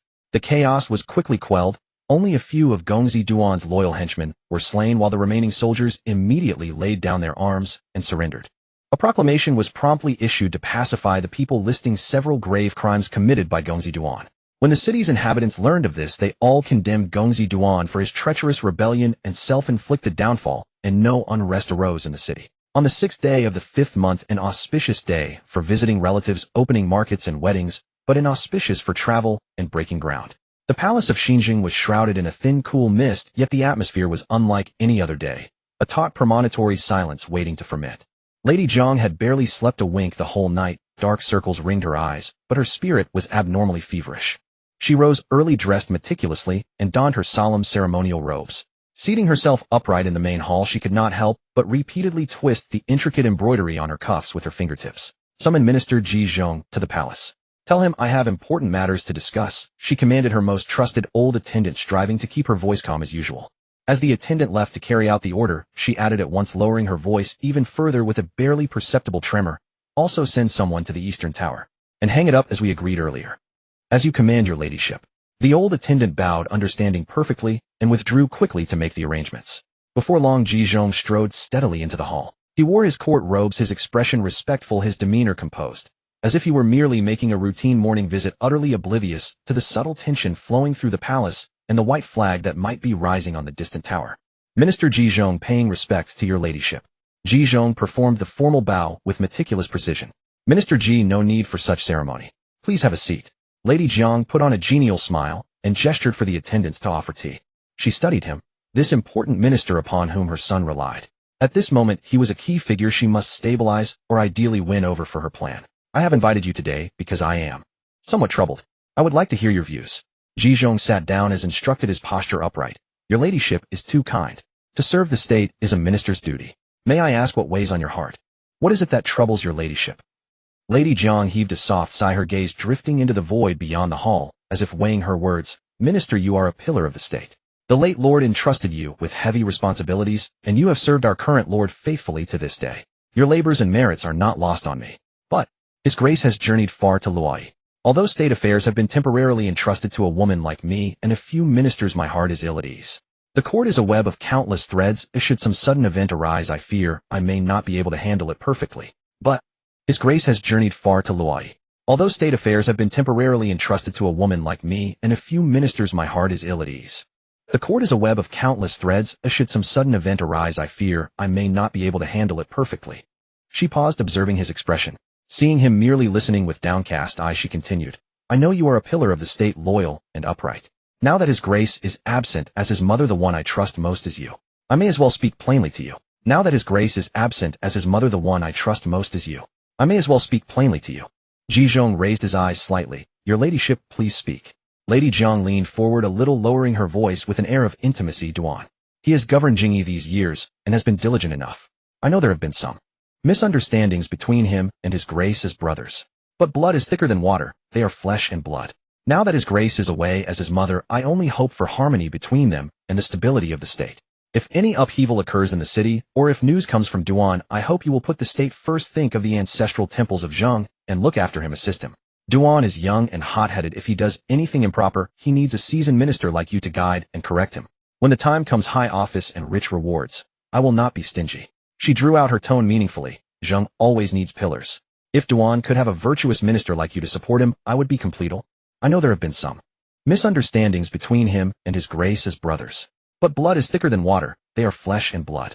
Now that His Grace is away as his mother, I only hope for harmony between them and the stability of the state. If any upheaval occurs in the city, or if news comes from Duan, I hope you will put the state first. Think of the ancestral temples of Zheng and look after him, assist him. Duan is young and hot-headed. If he does anything improper, he needs a seasoned minister like you to guide and correct him. When the time comes, high office and rich rewards. I will not be stingy. Zheng always needs pillars. If Duan could have a virtuous minister like you to support him, I would be completely at ease. Ji Zhong listened without any expression of surprise, fear, or the understanding or allegiance Lady Jiang had hoped for. He merely remained silent for a moment, then spoke slowly. Your ladyship flatters me. I share your motherly love. Gongzi Duan has indeed rendered meritorious service in guarding Jingyi these years. He clasped his hands. However, the peace Zheng enjoys today, its people well-fed and clothed, its borders free from war, all stems from His Grace's benevolent governance, strict laws, harmony with neighboring states, and care for his ministers and subjects since ascending the throne. His Grace's wisdom is evident to all the people of Zheng. This is the fortune of Zheng and our blessing as ministers. However, the peace Zheng enjoys today, its people well-fed and clothed, its borders free from war, all stems from His Grace's benevolent governance, strict laws, harmony with neighboring states, and care for his ministers and subjects since ascending the throne. His Grace's wisdom is evident to all the people of Zheng. This is the fortune of Zheng and our blessing as ministers. He raised his eyes and met her gaze calmly. As for the state affairs, your ladyship worries about His Grace made thorough arrangements before his departure. The court has its ministers, each performing their duties. Your ladyship need only remain in the palace and govern. We ministers will naturally fulfill our duties, serve the state with loyalty, repay His Grace's favor, and secure the altars of Zheng. This is our bounden duty, and we dare not slacken or harbor any improper thoughts. We ministers will naturally fulfill our duties, serve the state with loyalty, repay His Grace's favor, and secure the altars of Zheng. This is our bounden duty, and we dare not slacken or harbor any improper thoughts. Thus the two of them remained, one trying to bribe him with high office, the other deflecting every word with perfect discretion. Yet both seemed willing to keep each other waiting in that great hall. Meanwhile, Gongzi Duan, after a breakneck journey day and night, arrived at the walls of Xinjing the next day. Sure enough, a white flag fluttered aloft, and the city gates were tightly shut. Gongzi Duan rejoiced greatly. He was about to call out for the gates to be lowered when two banners unfurled from the battlements. On the right was written, Gongzi Shuduan has committed treason and rebellion, an outrageous act of insubordination. On the left was written, His Grace in His magnanimity will punish only the ringleader and spare the rest. Before Gongzi Duan could regain his composure, banners waved on all sides, war cries shook the heavens, and dense ranks of troops emerged from the woods and behind the earthen slopes surrounding his 200 chariots in an impenetrable ring. Beneath the great central banner, a man in golden armor and black robe sat astride his horse. Who else could it be but his elder brother Duke Zheng, who was supposed to be far away in Loi? Lord Zheng spurred his horse forward a few paces, his gaze piercing like a torch as he swept over Gongzi Duan and the restless soldiers behind him. His voice, clear and resonant, reached every ear. Rebel Shusen, hear me well. You have disregarded the bonds of brotherhood, failed to uphold your duty as a subject, heeded slanderous words, colluded with the inner court, privately recruited troops and horses, unlawfully left your fief, and plotted to attack the capital to seize the throne. Such actions defy the way of heaven above and betray human sentiment below. Truly they are treason of the highest order, deserving of 1,000 deaths. He paused, his gaze shifting to the officers and soldiers following Gongzi Duan, his tone softening, yet carrying more authority. As for you soldiers, most of you are subjects of our Zheng state, drawing stipends from the court. Your duty should be to protect our homeland. Today, following this rebel here, you were either deceived by him or coerced by him. Understandable. I know well that you have parents, wives, and children at home. How could you wish to bear the guilt of rebellion and implicate your families? Lord Zheng raised his voice and solemnly declared, I, the sovereign, swear before all here today, heaven has the virtue of cherishing life, and I too wish not to create excessive slaughter. Whoever lays down their arms and breaks away from the rebel army regardless of rank shall be considered as having been misled or coerced. I will not hold past deeds against them and permit them to return home safely without harm. If you remain obstinate and resist stubbornly, you shall share the same guilt as the chief rebel and be killed without mercy. As these words were spoken, a stir arose among the troops of Gongzi Duan. Many soldiers had harbored doubts about the sudden surprise attack on Xinjiang. Now, seeing themselves trapped and surrounded with the sovereign himself present, they were already terrified. Upon hearing that only the ringleader would be punished and the rest forgiven, their will to survive surged. The agents Lord Zheng had planted among the army immediately led the cry, the sovereign is benevolent. We wish to surrender. With that, they threw down their weapons and stepped out of the ranks. With someone taking the lead, those who had hesitated lost all restraint. A clatter of weapons falling rang out in succession. Most soldiers cast aside their arms, either kneeling to confess their guilt or drifting toward the encircling royal troops. Seeing this, Gongzi Duan's face turned as pale as paper. He knew the tide had turned irretrievably. Glancing around, only a few dozen trusted followers still held weapons to guard him, yet panic was written on every face. He glared bitterly at the white flag fluttering atop the city wall and the glaring banner, then looked toward his elder brother seated steadily on his horse. His eyes were filled with hatred and despair. Gritting his teeth, he said, Alas, my mother has misled me. Retreat. Fall back to Jingyi. The group dared not engage. They hastily squeezed out of the encirclement, abandoning their armor and weapons, fleeing in disarray toward Jingyi. Along the way, every sound startled them. By the time they reached the foot of Jingyi's walls, they were exhausted and their horses spent. However, what awaited them was not the familiar city gates and garrison. The banners atop Jingyi's walls had been replaced. The flag of Gongzi Lu was clearly visible. On the ramparts, crossbows and archers were ready. The defenders stood in strict formation. Gongzi Lu stood on the tower and shouted, Rebel Shu Sun. This city has been retaken by the royal army. Surrender at once.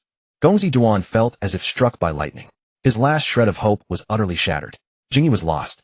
He abruptly wheeled his horse and cried hoarsely to Yendi. To my fief of Yendi. The remnants fled again, dust, unsettled men, and horses worn out. The word, Yinxing, was barely visible in the distance when from a fork in the road ahead, dust rose, and several horsemen emerged from the dense forest. The leading youth was none other than Gongsun Hua, son of Gongzi Duan. He dismounted and stopped his father's horse, his face a mix of anxiety and relief. Lowering his voice, he said urgently, Father, you cannot go to Yendi. When the garrison commander learned that the sovereign himself was leading the royal army to mete out punishment and heard the words, only the ringleader will be punished, the army's morale had already collapsed. I received news before Jingyi fell yesterday and knew it was dire. So I secretly sent out the gold, silver, and valuables from the treasury along with some trusted retainers and batches during the night. They have been shipped ahead to Gongdi for safekeeping.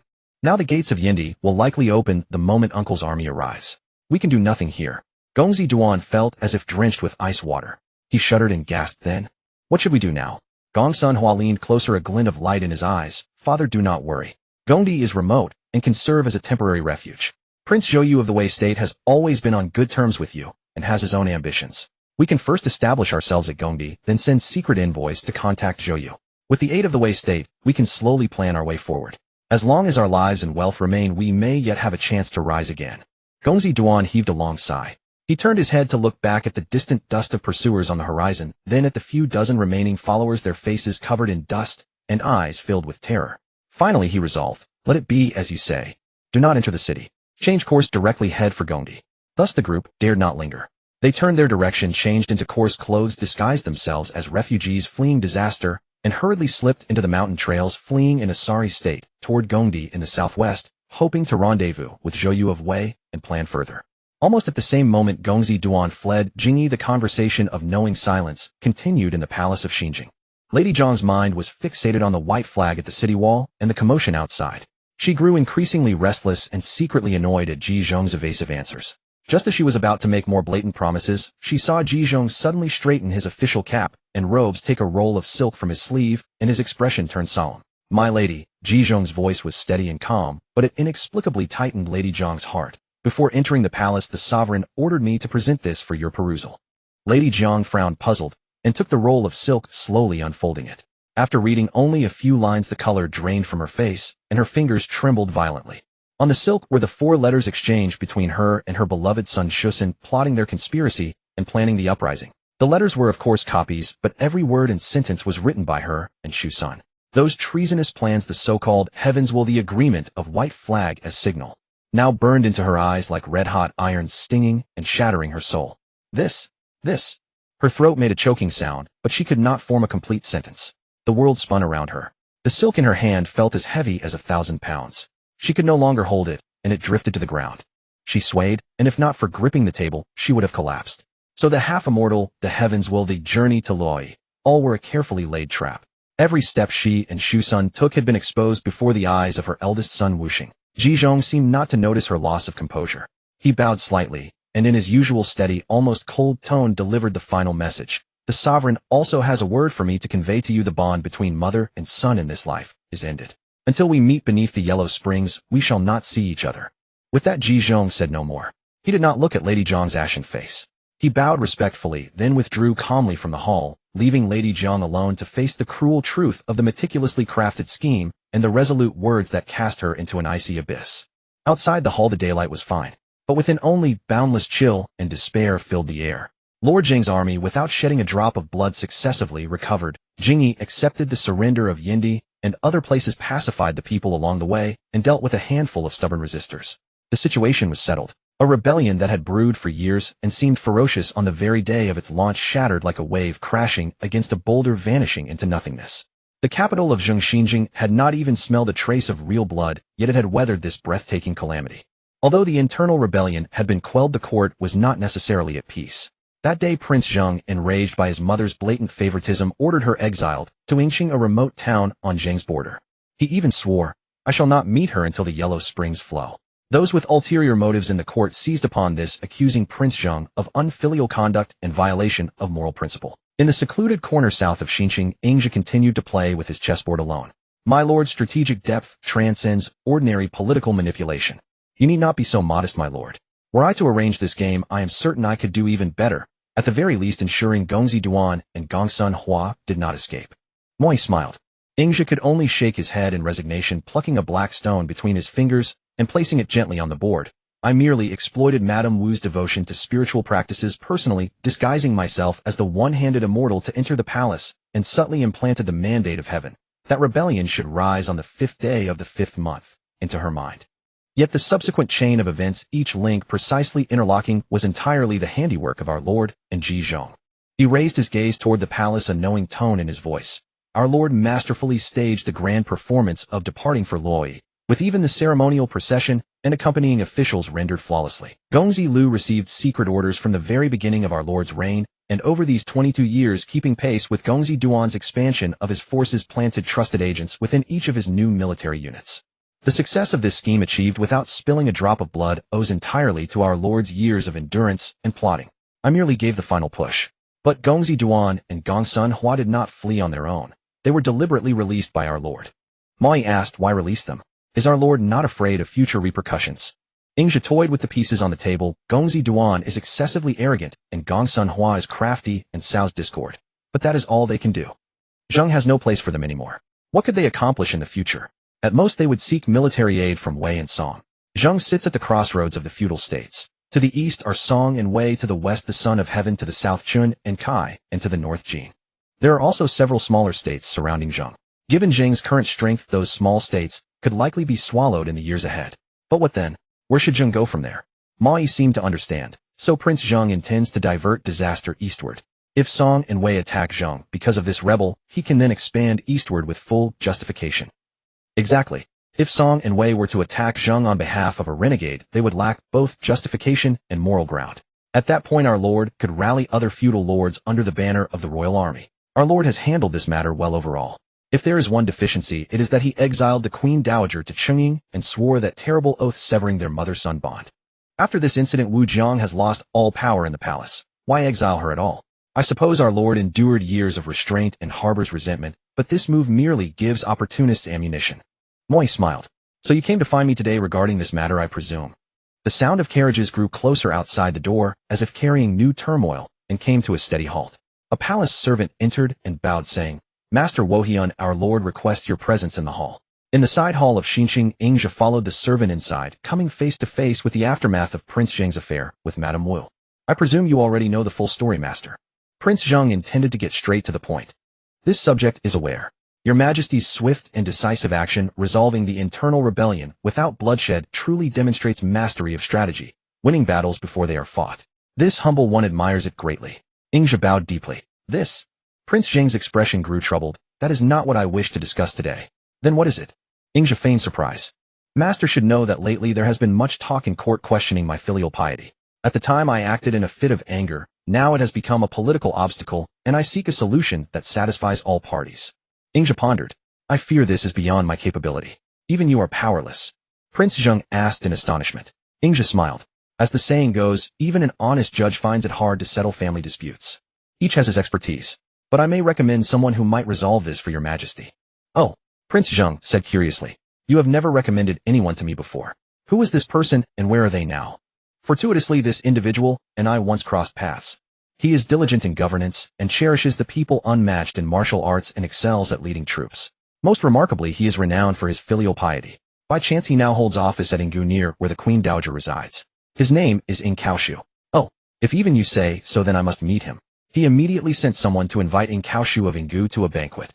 Upon learning of this, Ing Kaoshu gladly accepted. This was a private audience, so no others were present. Prince Zheng was considering how to bring up the matter when he noticed Ing Kaoshu at the feast picking only at his vegetables, leaving the meat untouched. What does Kaoshu dislike meat?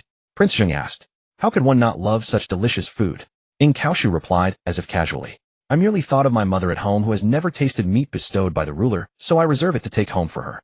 Upon hearing this, Prince Zheng was visibly moved. Alas, you still have a mother to honor, while I now have none. Ing Kaoshu asked in confusion. The Queen Dowager still lives. Why does your Majesty say such things? Prince Zheng explained. Because my mother's favoritism led her to conspire with Duan in rebellion. In a moment of anger, I exiled my mother to Yingxing and swore, I shall not meet her until the yellow springs flow. Now it is too late to regret. A mother may fail to be a mother, but a son must remain a son. Ing Kaoshu considered for a moment. Your Majesty's predicament I understand, but I do not think this is difficult. You might order the digging of a tunnel until water emerges. If so, would not this tunnel become the Yellow Springs? Excellent. Your words strike at the heart of the matter. Prince Zheng was overjoyed and immediately put the plan into action. Thereafter Prince Zheng ordered the excavation of an underground channel leading to where clear water gushed forth, naming it the Yellow Springs. Prince Zheng had Wu Jiang brought to the Yellow Springs, and mother and son reunited hand in hand within the tunnel. This touching episode completely silenced the gossip of those with ulterior motives in court, further consolidating Prince Zheng's reputation for benevolence and filial piety, while Ing Kaoshu was in theft as a minister for his clever counsel.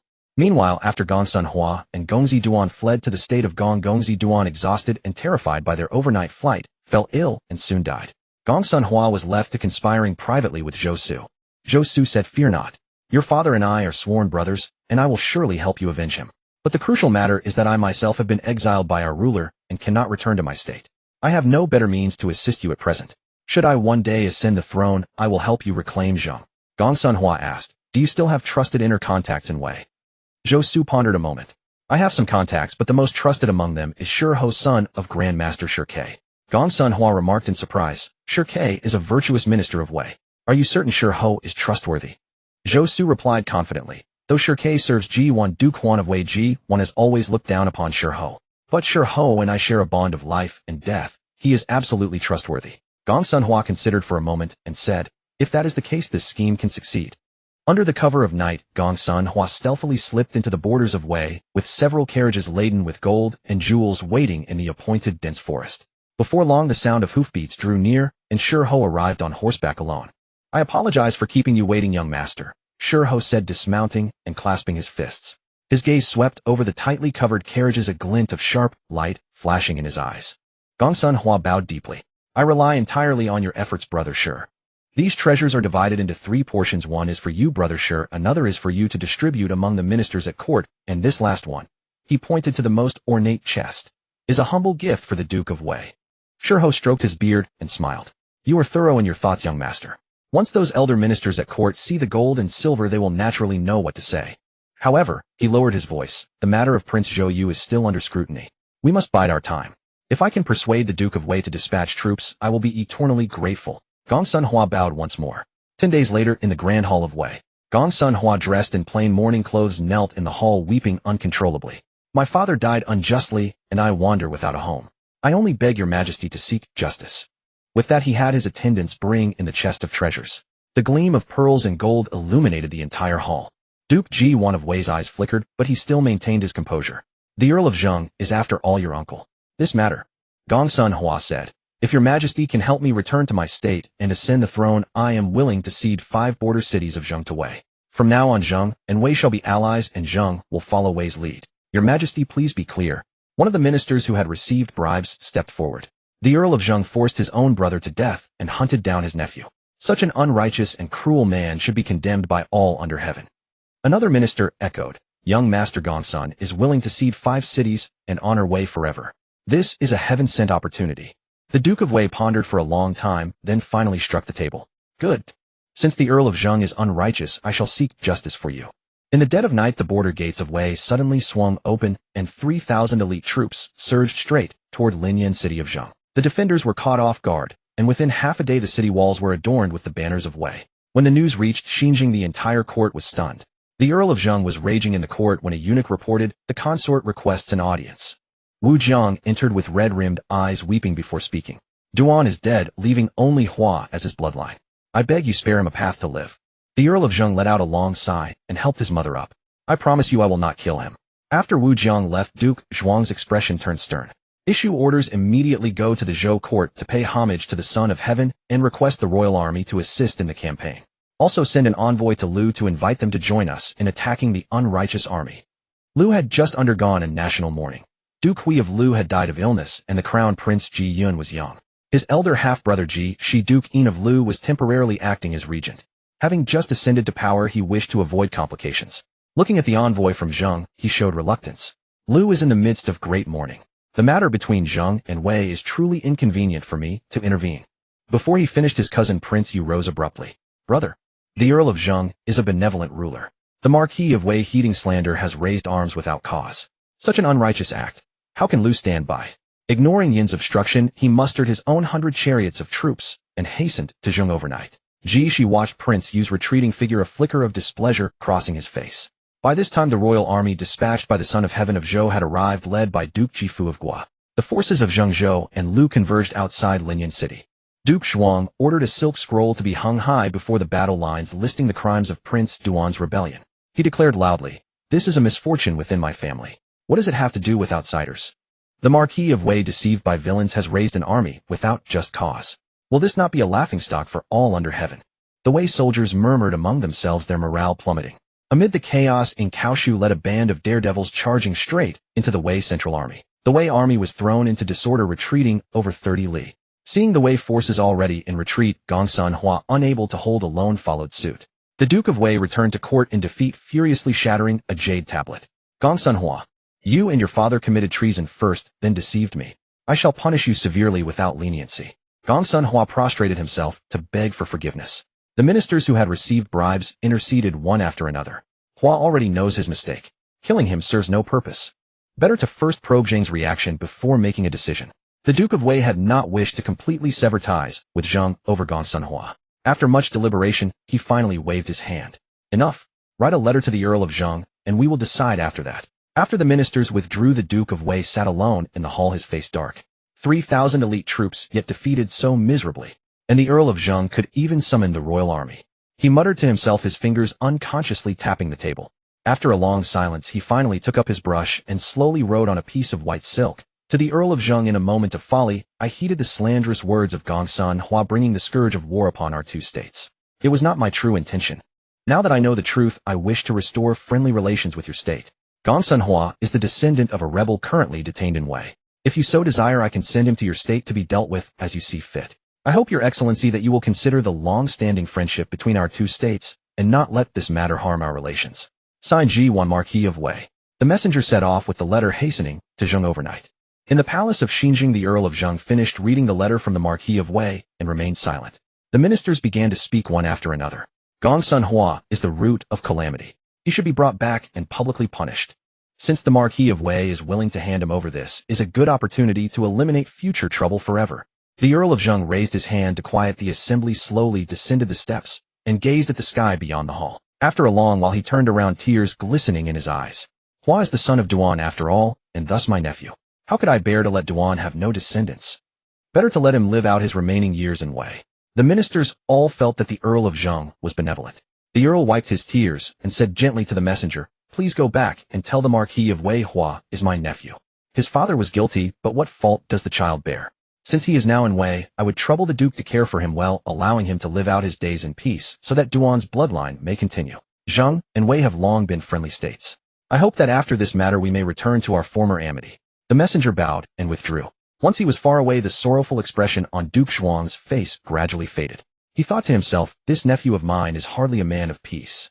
Better to let him remain in Wei. If Wei stirs up trouble again, perhaps I can use the pretext of quelling rebellion to invade Wei once more. The Marquis of Wei received the Earl of Zheng's reply, read it, and let out a long breath, but then frowned. What does the Earl of Zheng mean? He neither wants the man nor asks me to return him, but bids me to care for him well. Shirho, standing below, clasped his hands and said, "Your Majesty, this is the Earl of Zheng's benevolence. However, Gong Sun Hua is after all a guilty man. If he remains in the state for long, he may bring trouble. Better," he paused, "to send him to a remote border town under strict guard. This would fulfill the Earl of Zheng's goodwill and prevent the root of upheaval." Several ministers who had received heavy bribes chimed in, "Sure is right." The Marquis of Wei nodded. "Let it be done accordingly. Relocate Gong Sun Hua to the northern town of Wufu with guards assigned, and forbid him from leaving without orders." When the decree was delivered, Gong Sun Hua accepted it with a calm expression, giving thanks. After the messenger left, he sat alone in the empty room, gazing at the bleak autumn scene outside the window. A cold smile curled at the corner of his mouth. Wufu. Very well. Far from the court, far from the eyes of authority. Just the place to plot great deeds. That very night the merchant came knocking again. Gong Sun Hua handed him a jade pendant. "Give this to Prince Zhou. Tell him I am at Wufu awaiting good news." In Xiufu, the state of Lu, the newly enthroned Duke of Lu, Duke Yin of Lu, sat alone in the hall, toying with a piece of jade. Though Prince Yu had launched an unauthorized campaign to aid the state of Zheng and emerged victorious, the act left a bitter taste in the Duke's mouth.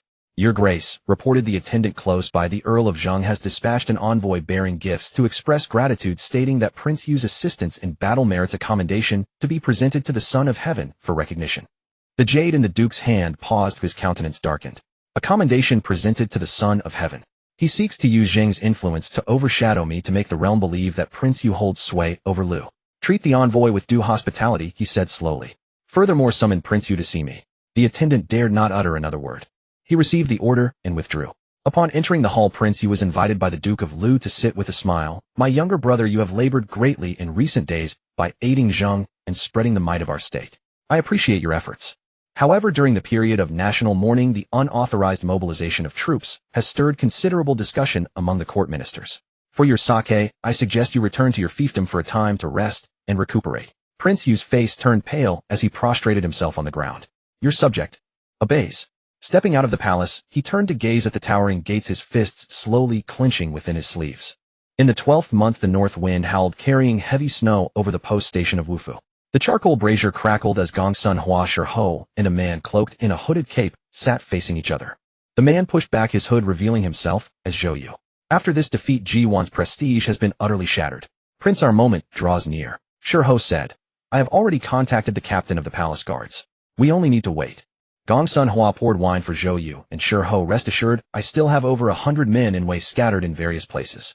Once the rebellion begins, they can serve as inside agents." "Excellent." Zhou Yu raised his cup, a glint in his eyes. "Brother Shirho, when do you think we should strike?" Shirho filled Zhou Yu's cup unhurriedly. "Do not be impatient, Prince. Over half of the court ministers have already accepted Gong Sun Hua's gifts. Having received their benefits, they will naturally speak on our behalf. However," he lowered his voice, "I must find a way to remove my father from the scene. Grand Master Shirke is loyal and upright. If he could be made to serve our cause." Absolutely impossible. Shurho shook his head firmly, a complex expression flickering in his eyes. Though my father has long ceased attending court, he still has his informants within the palace. He is a stubborn man. If we are to succeed, he must never learn of our plans. Zhou Yu nodded in understanding and raised his cup. No matter. I have another powerful card to play. I have already formed an alliance with Prince Zi of Song. On the day I ascend the throne, I shall appoint you, Brother Shi, as the Grand Minister of Wei to govern the court together with me. And you, young nephew Gongsuan, once I am crowned, I will surely help you reclaim Zheng, and we shall divide the central plains equally. It is settled. The three cups clinked softly, reflecting three faces, each harboring their own schemes. In a secluded corner of Xinjiang's southern city, Ingzhi sat lost in thought, perusing several secret reports sent by Tianxi. It seems Zhou Yu will inevitably stir up a storm in Wei. His hidden card is likely Zi of Song, Duke Shang of Song. In recent years, Duke Mu of Song has been gravely ill, and his son Zi Hifeng, Duke Zhuang of Song, is still young. Zi has seized sole power at court. If the succession is mishandled, it may plunge Song into civil strife. What do you think Duke Mu will do? Asked Moe. The throne of Song was passed to him by his elder brother, Zi Li, Duke Xian of Song. Zi is Zi Li's son. Given Duke Mu's nature, he will likely yield the throne to Zi to avoid internal turmoil, while gaining a reputation for returning power to his brother's line and ensuring Zi Feng's safety. But given Zi's character, he may not spare Zi Feng, Moe said with a smile. His Majesty is deeply concerned with the affairs of Song and Wei. I doubt he will let this opportunity slip by. He may have already reached some agreement with Duke Mu. We need only observe the subsequent developments. Our focus must remain on the unrest in Jin. Bo Shan has grown increasingly powerful over the past 2 years and may trigger greater upheaval. Feng Ji has already gained the trust of Bo Shan's inside agents, but for now we should refrain from action, merely monitor their movements. Understood. My lord, I discovered something interesting about this allied campaign against Wei, Moe suddenly remarked. What is it? Inquired Ingzhi with curiosity. Although the Son of Heaven dispatched the royal army, it was led by the Duke of Gua. Moreover, Prince Yu of Lu launched an unauthorized campaign to aid Zheng without the Duke of Lu's permission. Afterward, the Duke of Lu stripped him of his military command and sent him home to recuperate. This indicates that the Son of Heaven has begun to delegate some of His Majesty's authority to the Duke of Gua. I doubt His Majesty will let this pass. Wait until the recent internal strife and border issues are resolved, and he will soon make his move. As for Lu, Ingzhi mused. Ziyu is a close friend of the Earl of Zheng, but he is forthright by nature. This incident may be exploited by certain schemers in Lu, but it does not currently concern our plans. In the royal palace of Luoyi, the Son of Heaven listened to the report of the elder minister Zhougong Heijian, while Prince Wangzi, who stood nearby. Your Majesty, this time the Earl of Zheng used the royal army to settle a private vendetta. Although there were reasons, if this continues, other feudal lords may follow suit, undermining the dignity of the royal house. Zhougong Heijian said with great concern. The Son of Heaven sighed deeply, gazing out the window. Ever since our father the king toyed with the beacon fires to amuse his concubine, the 300-year foundation of Great Zhou was nearly destroyed in a single day. In these years, if I had not secretly retrained the royal army, the lords of the realm would have long ceased to regard the Son of Heaven with any respect. He turned to Prince Wangzi, who with earnest eyes, fortunately, we still hold the title of Son of Heaven. Though the lords harbor ambitions, they dare not openly rebel. But for now we must endure, until the day the royal army grows strong enough to subdue the lords and restore the glory of King Wu. I understand, Father, Prince Wangzi, who knelt, tears in his eyes. Your painstaking efforts I shall always remember. My health is failing day by day. The Son of Heaven coughed, twice his face pale. Your elder brother Xie Fu passed away too soon. The heavy burden of the crown prince now falls upon your shoulders. Remember, first continue my governance, strengthen the royal army, and then consider other matters. Your son obeys. Zhougong Heijian, after a moment of deliberation, added, Your Majesty, by ordering the Duke of Gua to lead the royal army this time, might the state of Zheng be displeased? A flicker of deep meaning passed through the Son of Heaven's eyes. The Duke of Gua is loyal, I know this well. This was also a test of the royal army's strength. It is not weak, but not yet strong enough. He paused, then said slowly, The Earl of Zheng has not come to pay homage for over 20 years. Let us wait and see. Outside the hall the wind and snow grew fierce, inside the candle flames flickered. The Son of Heaven gazed at the tribute scroll of the feudal lords on the table, his expression heavy. Meanwhile, in the city of Xinjiang, the Earl of Zheng toyed with a jade pendant while listening to the report from his court informant about the Duke of Gua leading the royal army. A faint, almost imperceptible smile curled at the corner of his mouth. The Duke of Gua. Humph. He tapped his fingers lightly on the table. The Son of Heaven is dividing power. Your Grace, should we? Offered Ji Zhong beside him. The affairs of our internal administration and border matters take precedence for now, said the Earl of Zheng, raising his hand. Once these matters are settled, I will personally journey to Luoyi to pay homage to the Son of Heaven. The winter snow had just melted, yet the chill of early spring still lingered. Having stabilized the court and borders, Lord Zhou mustered 300 elite chariots and marched in full force to Luoyi to pay homage to the Son of Heaven. Lord Zhou, clad in the ceremonial robes of a feudal lord, entered the hall and kowtowed according to protocol, his tone impeccably sincere. Your subject Wuxing pays homage to the Son of Heaven. Since the passing of my late Lord Zhou has suffered from my younger brother's rebellion within and Wei's border incursions without. State affairs were chaotic and the borders unsettled, resulting in over 20 years without an audience. This is my crime, and I beg the Son of Heaven to pardon me. Now that the internal strife has been quelled and the borders are somewhat pacified, I dare not delay further and have come specially to pay homage and demonstrate my loyalty. The Zhou Son of Heaven sat upright on the dragon throne, gazing at this powerful vassal whom he had not seen for over 2 decades. Recalling the 300 gleaming war chariots outside the city, his heart was already clear. His expression calm, his tone gentle, he said, Lord Zhou speaks too gravely. Your grandfather Duke Huan died defending the royal house against the Chuanrong. Your father Duke Wu rendered great service in assisting King Ping's eastward relocation. The Zhou lineage has been loyal for generations, and I know this well. Having troubles in your state and arriving late. What crime is that? Lord Zhou kowtowed again, his tone suddenly humble, yet every word sharp. The Son of Heaven is magnanimous. I am beyond grateful. But I am lacking in talent and virtue. In recent years I have found it difficult to manage state affairs. I have heard that the Son of Heaven intends to put Duke Gua in an important position. A wise move, for Duke Gua's wisdom far surpasses mine. I humbly request to resign as the royal minister, yielding the position to Duke Gua lest the world misunderstand me as coveting power and lacking a sense of propriety. At these words the court fell into dead silence. Outwardly he was resigning, but in truth he was coercing the court with an army at the gates. The Son of Heaven's hand clenched slightly within his sleeve, yet he forced a smile. Lord Zhou, why say such things?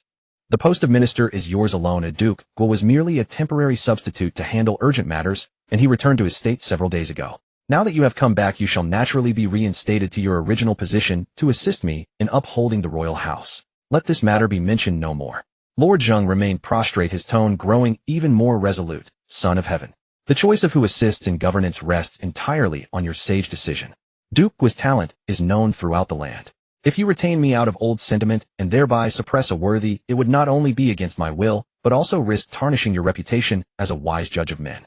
My sincerity in resigning is evident to heaven and earth. If the Son of Heaven does not grant my request, I shall remain kneeling and never rise. The scene was completely deadlocked. The Son of Heaven's expression shifted repeatedly.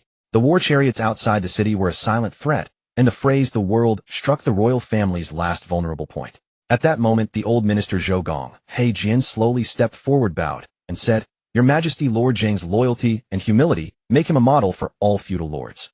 But the position of minister truly cannot be held by anyone other than Lord Zheng. The bond between ruler and subject lies in sincerity. I have a proposal. Let Prince Hu travel to Zheng. First, to learn the art of statecraft from Lord Zheng, showing the Son of Heaven's trust. Second, the prince is young and in need of experience. This way both parties are satisfied, and there will be no rift between ruler and subject.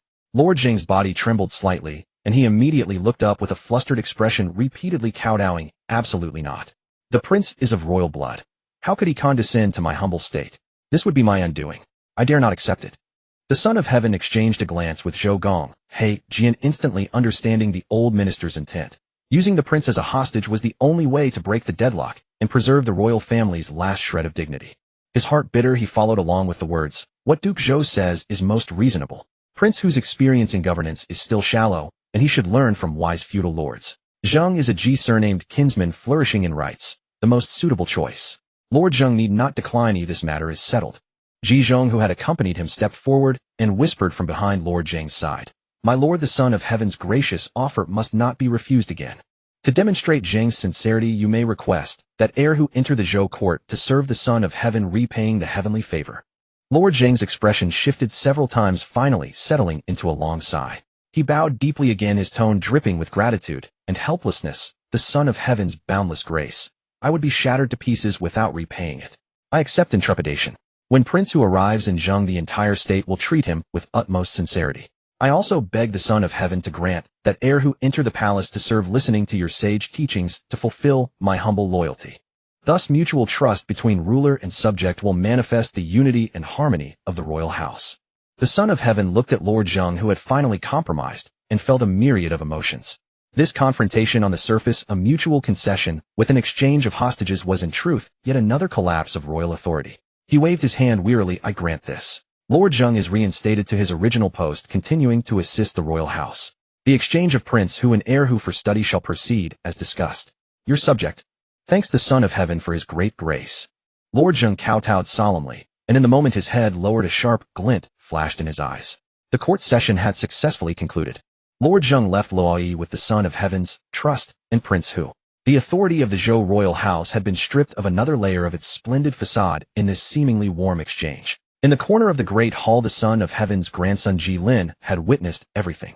Just 20 years old and full of youthful vigor, his nails dug deep into his palms, oozing blood without his notice. Enough. It was truly enough. He stared fixedly at the prostrating figure below, his eyes burning with a fury that seemed ready to erupt. Why? Why must the Son of Heaven of great Zhou grovel before a mere feudal lord? Should I ever ascend the throne, I will make all feudal lords bow in submission. And the first one will be you, Ji Wuxing. In a secluded corner of Xinjiang's southern district, Ing Zhe, who had just received the news, wore a stern expression. A subject dares to exchange hostages with the Son of Heaven. The Son of Heaven has stooped so low for the sake of the greater good. In contrast, our Lord endured for over 20 years. Now that internal and external troubles are gone, he will likely no longer endure anyone. Young master, your expression today is different. What's so special about exchanging hostages? After so many years, he had never seen Ing Zhe wear such a look. The exchange of hostages itself is nothing, but it forces us to make a decision. What decision?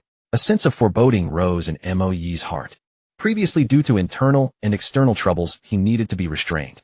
But now the internal strife is gone, the borders are temporarily peaceful. The Lord no longer needs to endure anything. Can he still tolerate me, an idle grand physician? For years I have not attended court, not held office, only offering advice when he needed it. But where in the world is there a grand physician like this?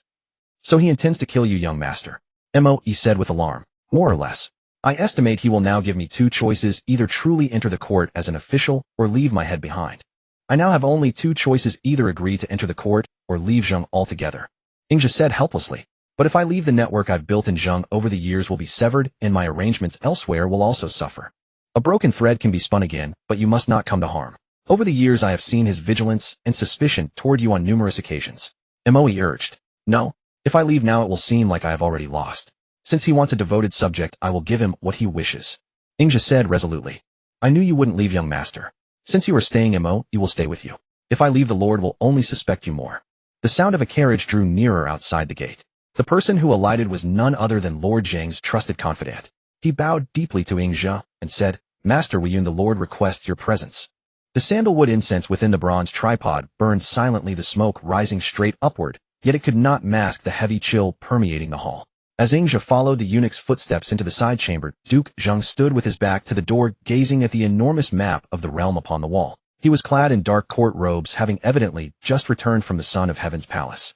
What slightly surprised Ing Zhe was that Minister Ji Zhong also stood in attendance. This was the first time Ing Zhe had seen another minister present when meeting the sovereign. Without turning around, Duke Zheng gazed at the map and spoke slowly, his voice steady. You have arrived, master.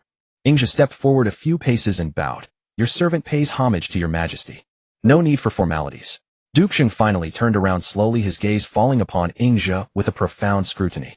Over these years, master has offered me many counsel from behind the scenes. I remember it all in my heart.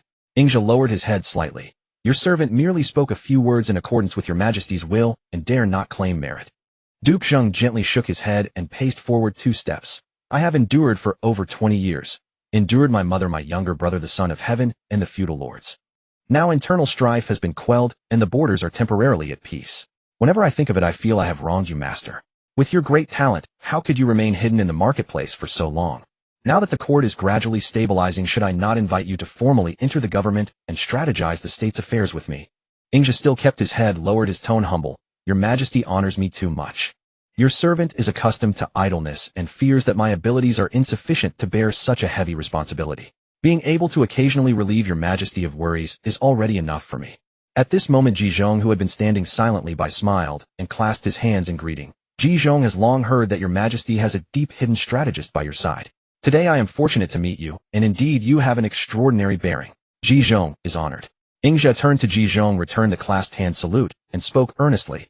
Your excellency overpraises me. Your servant has long heard in the southern city that you are the pillar of the state with far-reaching plans, managing state affairs and laboring day and night. Your servant is no match. Duke Zheng smiled slightly upon hearing this, and raised his hand to wave gently. All right, you two need not praise each other further. Both of you are great talents of this era. With two masters like you in the court, why worry about the prosperity of Zheng? The atmosphere in the hall seemed to ease somewhat. Ji Zheng stroked his beard and asked casually, conversing with you is truly agreeable. May I ask where you originally hail from? Ing's expression remained unchanged as he replied, in answer to your excellency, my ancestors were originally from Fufing town outside the capital Haojing. After Haojing was sacked by the Di and Rong tribes, my family fled eastward with the refugees, enduring hardships. Fortunately, the late Duke Wu took us in, and we settled in Xinjiang. Thanks to Duke Wu and your majesty's kindness, I am content to serve as a mere advisor. Duke Zheng's eyes flickered slightly, as if recalling something. Before his father died, he had said he seemed to have seen Ingja somewhere. Could it have been on the eastward journey? But time had passed, making it hard to confirm. Ji Zheng nodded, his tone concerned. So you are also an old resident of the capital. No wonder your insights are extraordinary.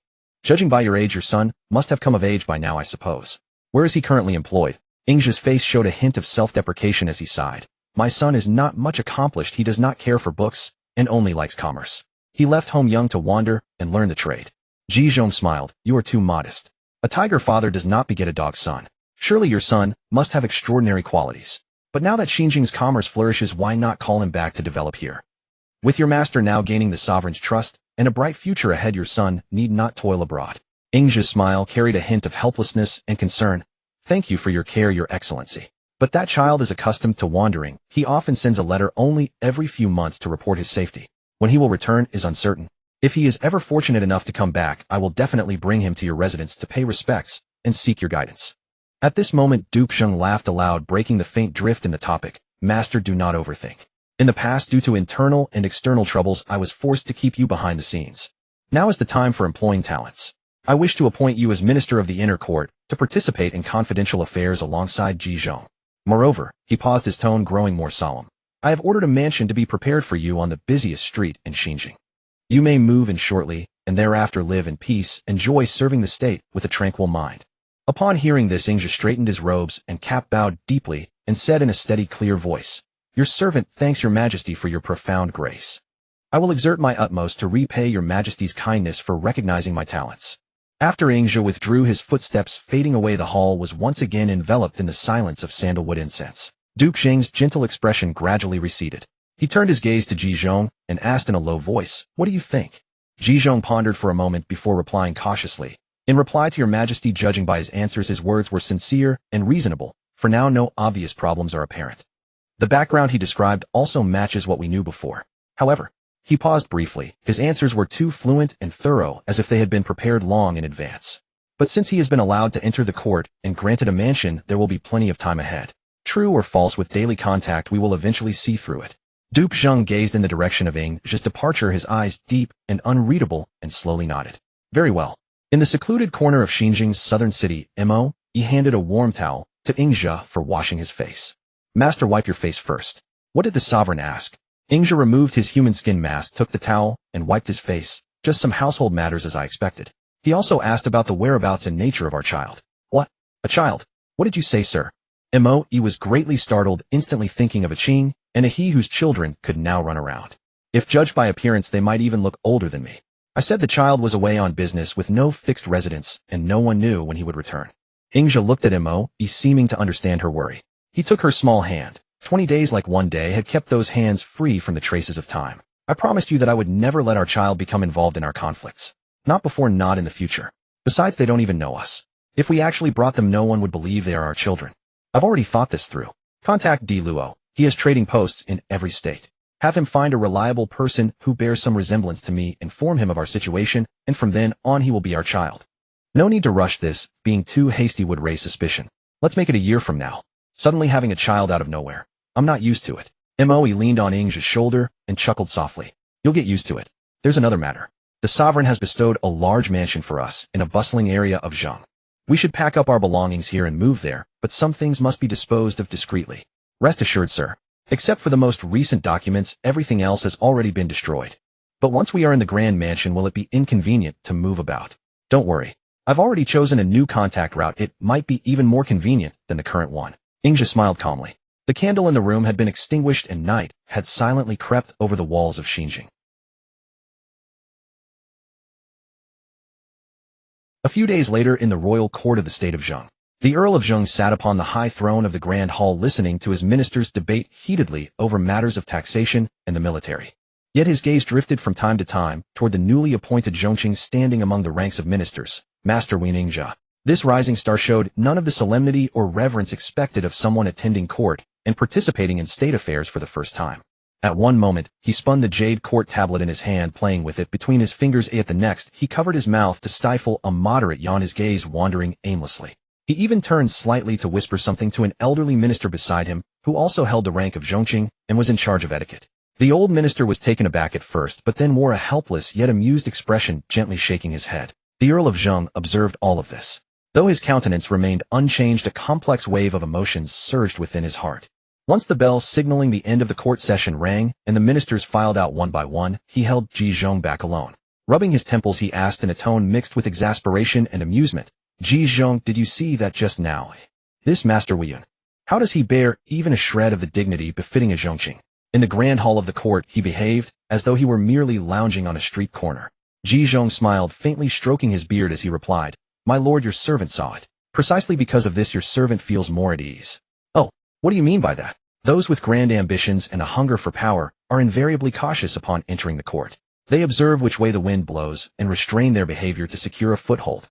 Yet this Master Weiyun is so indolent and casual, showing almost no regard for protocol. This precisely indicates that having lived among the common folk for so long, he either does not understand or simply does not care for the etiquette and rules of the imperial court. This is what we call genuineness. Had he behaved flawlessly and spoken with perfect measured restraint from the very start, your servant would instead suspect his motives were too deep to fathom.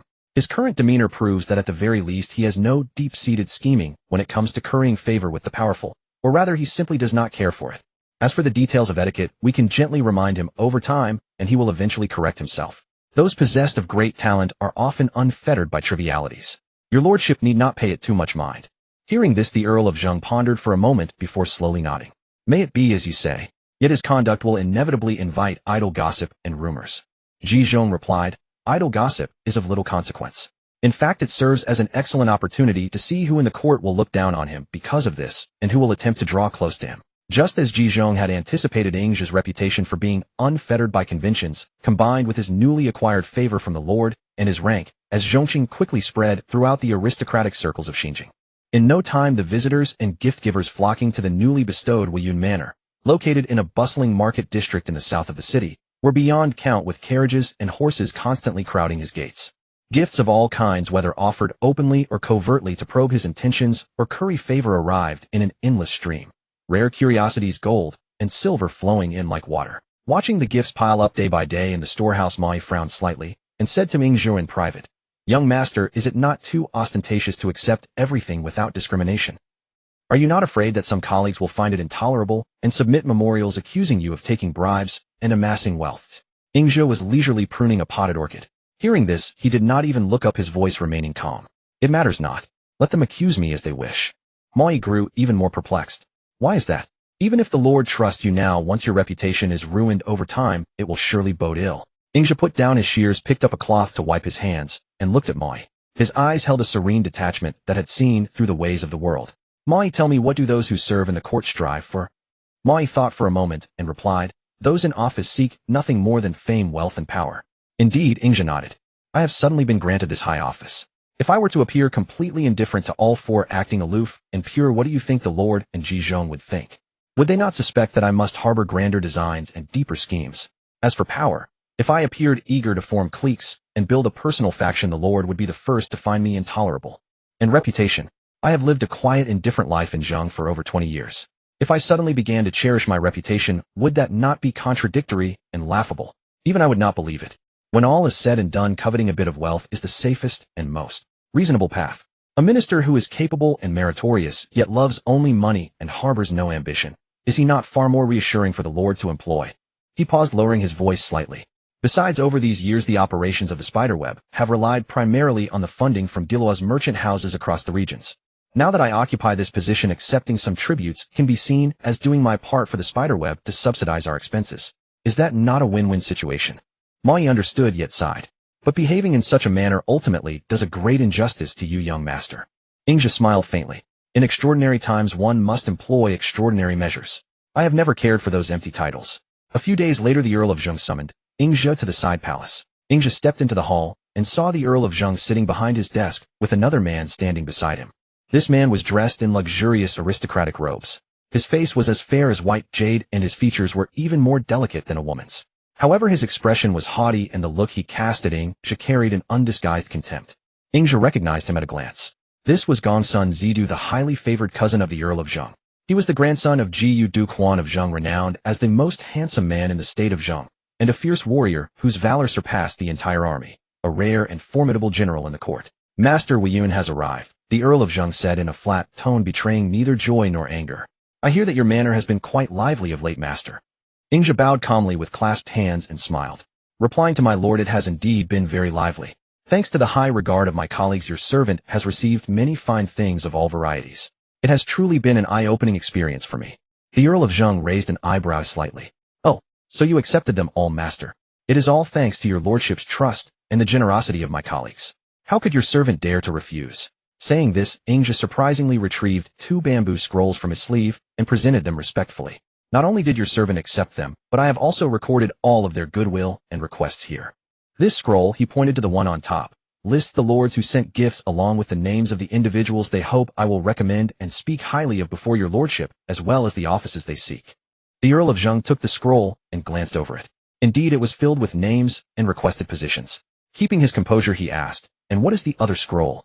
The other scroll, Ingzhe's voice was steady, is a separate list of those whom your servant, after careful observation and consideration, believes possess genuine talent and are fit for service. I have appended their specific areas of expertise for your lordship's reference and selection. For instance, Gao Qimi, though of humble origin, possesses ingenious insights into weapon manufacturing and city defense. There is also Zhu Dan, who is exceptionally brave and well-versed in chariot warfare, making him suitable for a general's commission. The Earl of Zhou unrolled the second bamboo scroll and examined it closely.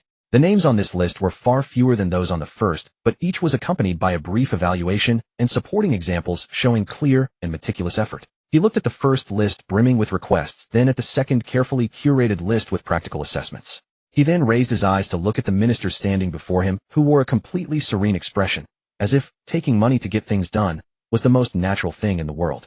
Suddenly the Earl burst into hearty laughter. His laughter echoed throughout the hall, carrying a sense of ease and a unique appreciation. Excellent, Master Weiyun. To accept gifts and perform tasks, yet to do so in such a unique fashion. We understand. The Earl of Zhou waved his hand. You may dismiss yourself first, master. I shall keep these lists. Your servant takes his leave. Ingzhe bowed deeply and withdrew with composure. From beginning to end, he did not spare a single glance at the displeased Gongsun Zidu standing beside him. Once Ingzhe was out of earshot, Gongsun Zidu could finally contain himself no longer. He stepped forward and spoke with biting sarcasm, My lord. This man openly accepts bribes and corrupts the regulations of the court. Can we truly let him off so lightly? Would that not simply benefit such a parasite? The Earl of Zhou ceased his laughter. His gaze swept over that peculiar gift list as he said with deep meaning, Do those who serve in office seek anything other than fame, wealth, and power? If he were completely unmoved by any of these, I would instead feel uneasy, suspecting that he harbored far grander designs. Yet as it stands, what he loves seems to be merely this gold and silver. He picked up the recommendation list and lightly tapped the desk with it. Furthermore, though he is greedy with a sense of self-justified reason, and he is even able to fish out and recommend useful talents for us from these muddy waters.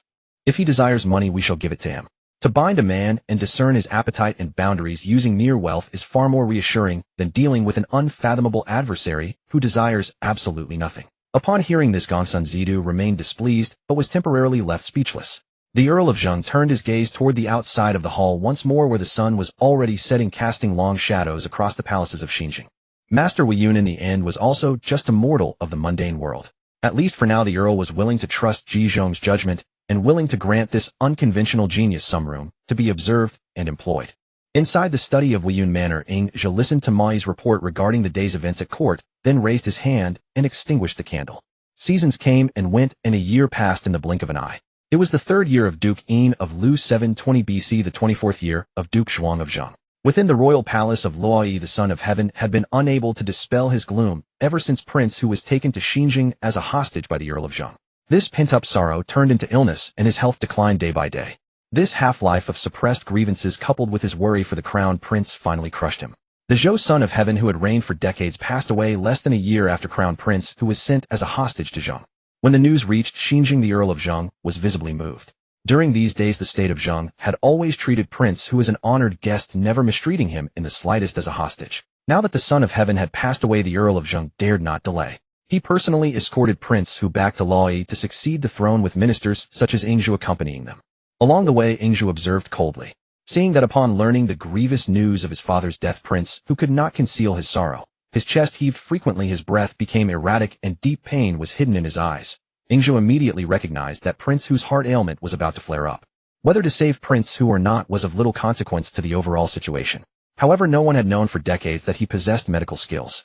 If he revealed this, it might arouse other thoughts in the Earl of Zheng, so he pretended not to know. Halfway through the journey, Prince Hu suddenly felt a sharp pain in his chest. A metallic sweetness rose in his throat, and his body went limp as he collapsed.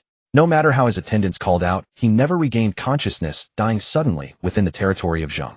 This sudden turn of events plunged the entire procession into a deathly panic. The Earl of Zheng's face changed drastically. He ordered the convoy to halt, and immediately summoned his ministers to a makeshift tent to discuss countermeasures.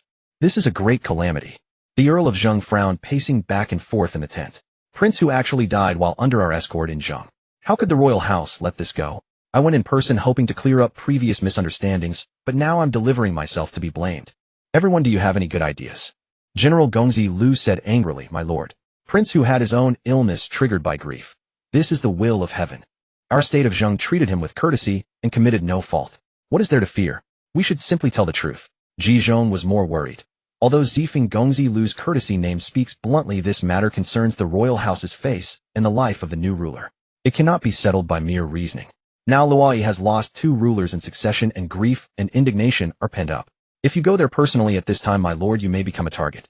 With one misstep, your life could be in danger, let alone retrieving Prince Hu. The tent fell into a deadlock. The Earl of Zheng's gaze swept over everyone, and finally settled on Yingzhu, who had been silent with his head lowered. Master Weiyun, what do you think? Yingzhu stepped forward and bowed with clasped hands. My lord, Senior Minister Ji Zhong is quite right. Prince Hu's death was indeed due to a sudden heart attack, not the fault of Zheng. But it is a fact that he died on the road back to his country under the escort of our Zheng people. Difficult to argue against. At this time, the whole of Luoyi must be filled with suspicion, grief, and anger.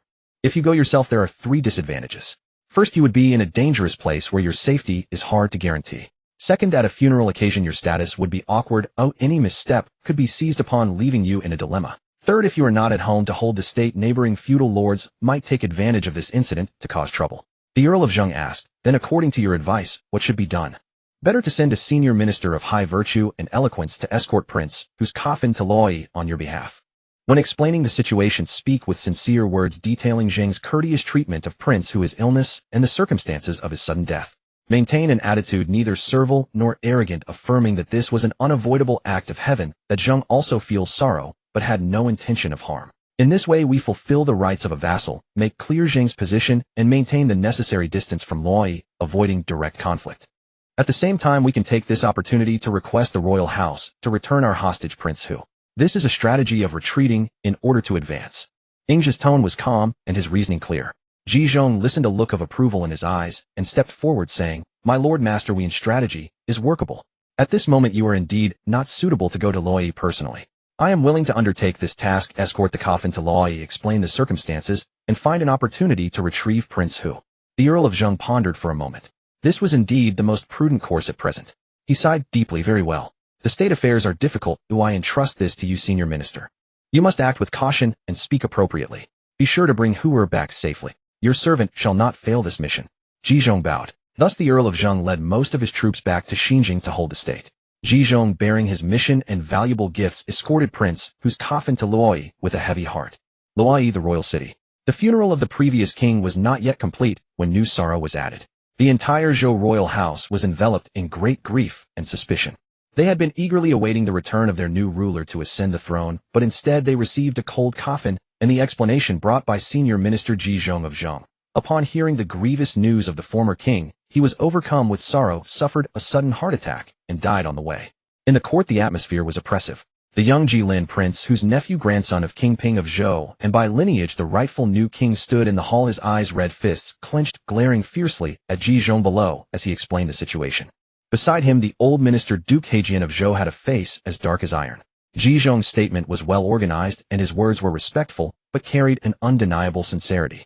He detailed Zheng's courteous treatment of Prince, who described his illness and reaction upon hearing the bad news and the circumstances of his sudden death. He presented Zheng's official letter and generous funeral gifts expressing the Earl of Zheng's condolences and regret for being unable to save him. Finally, in accordance with protocol, he requested the return of Zheng's hostage Prince Hu.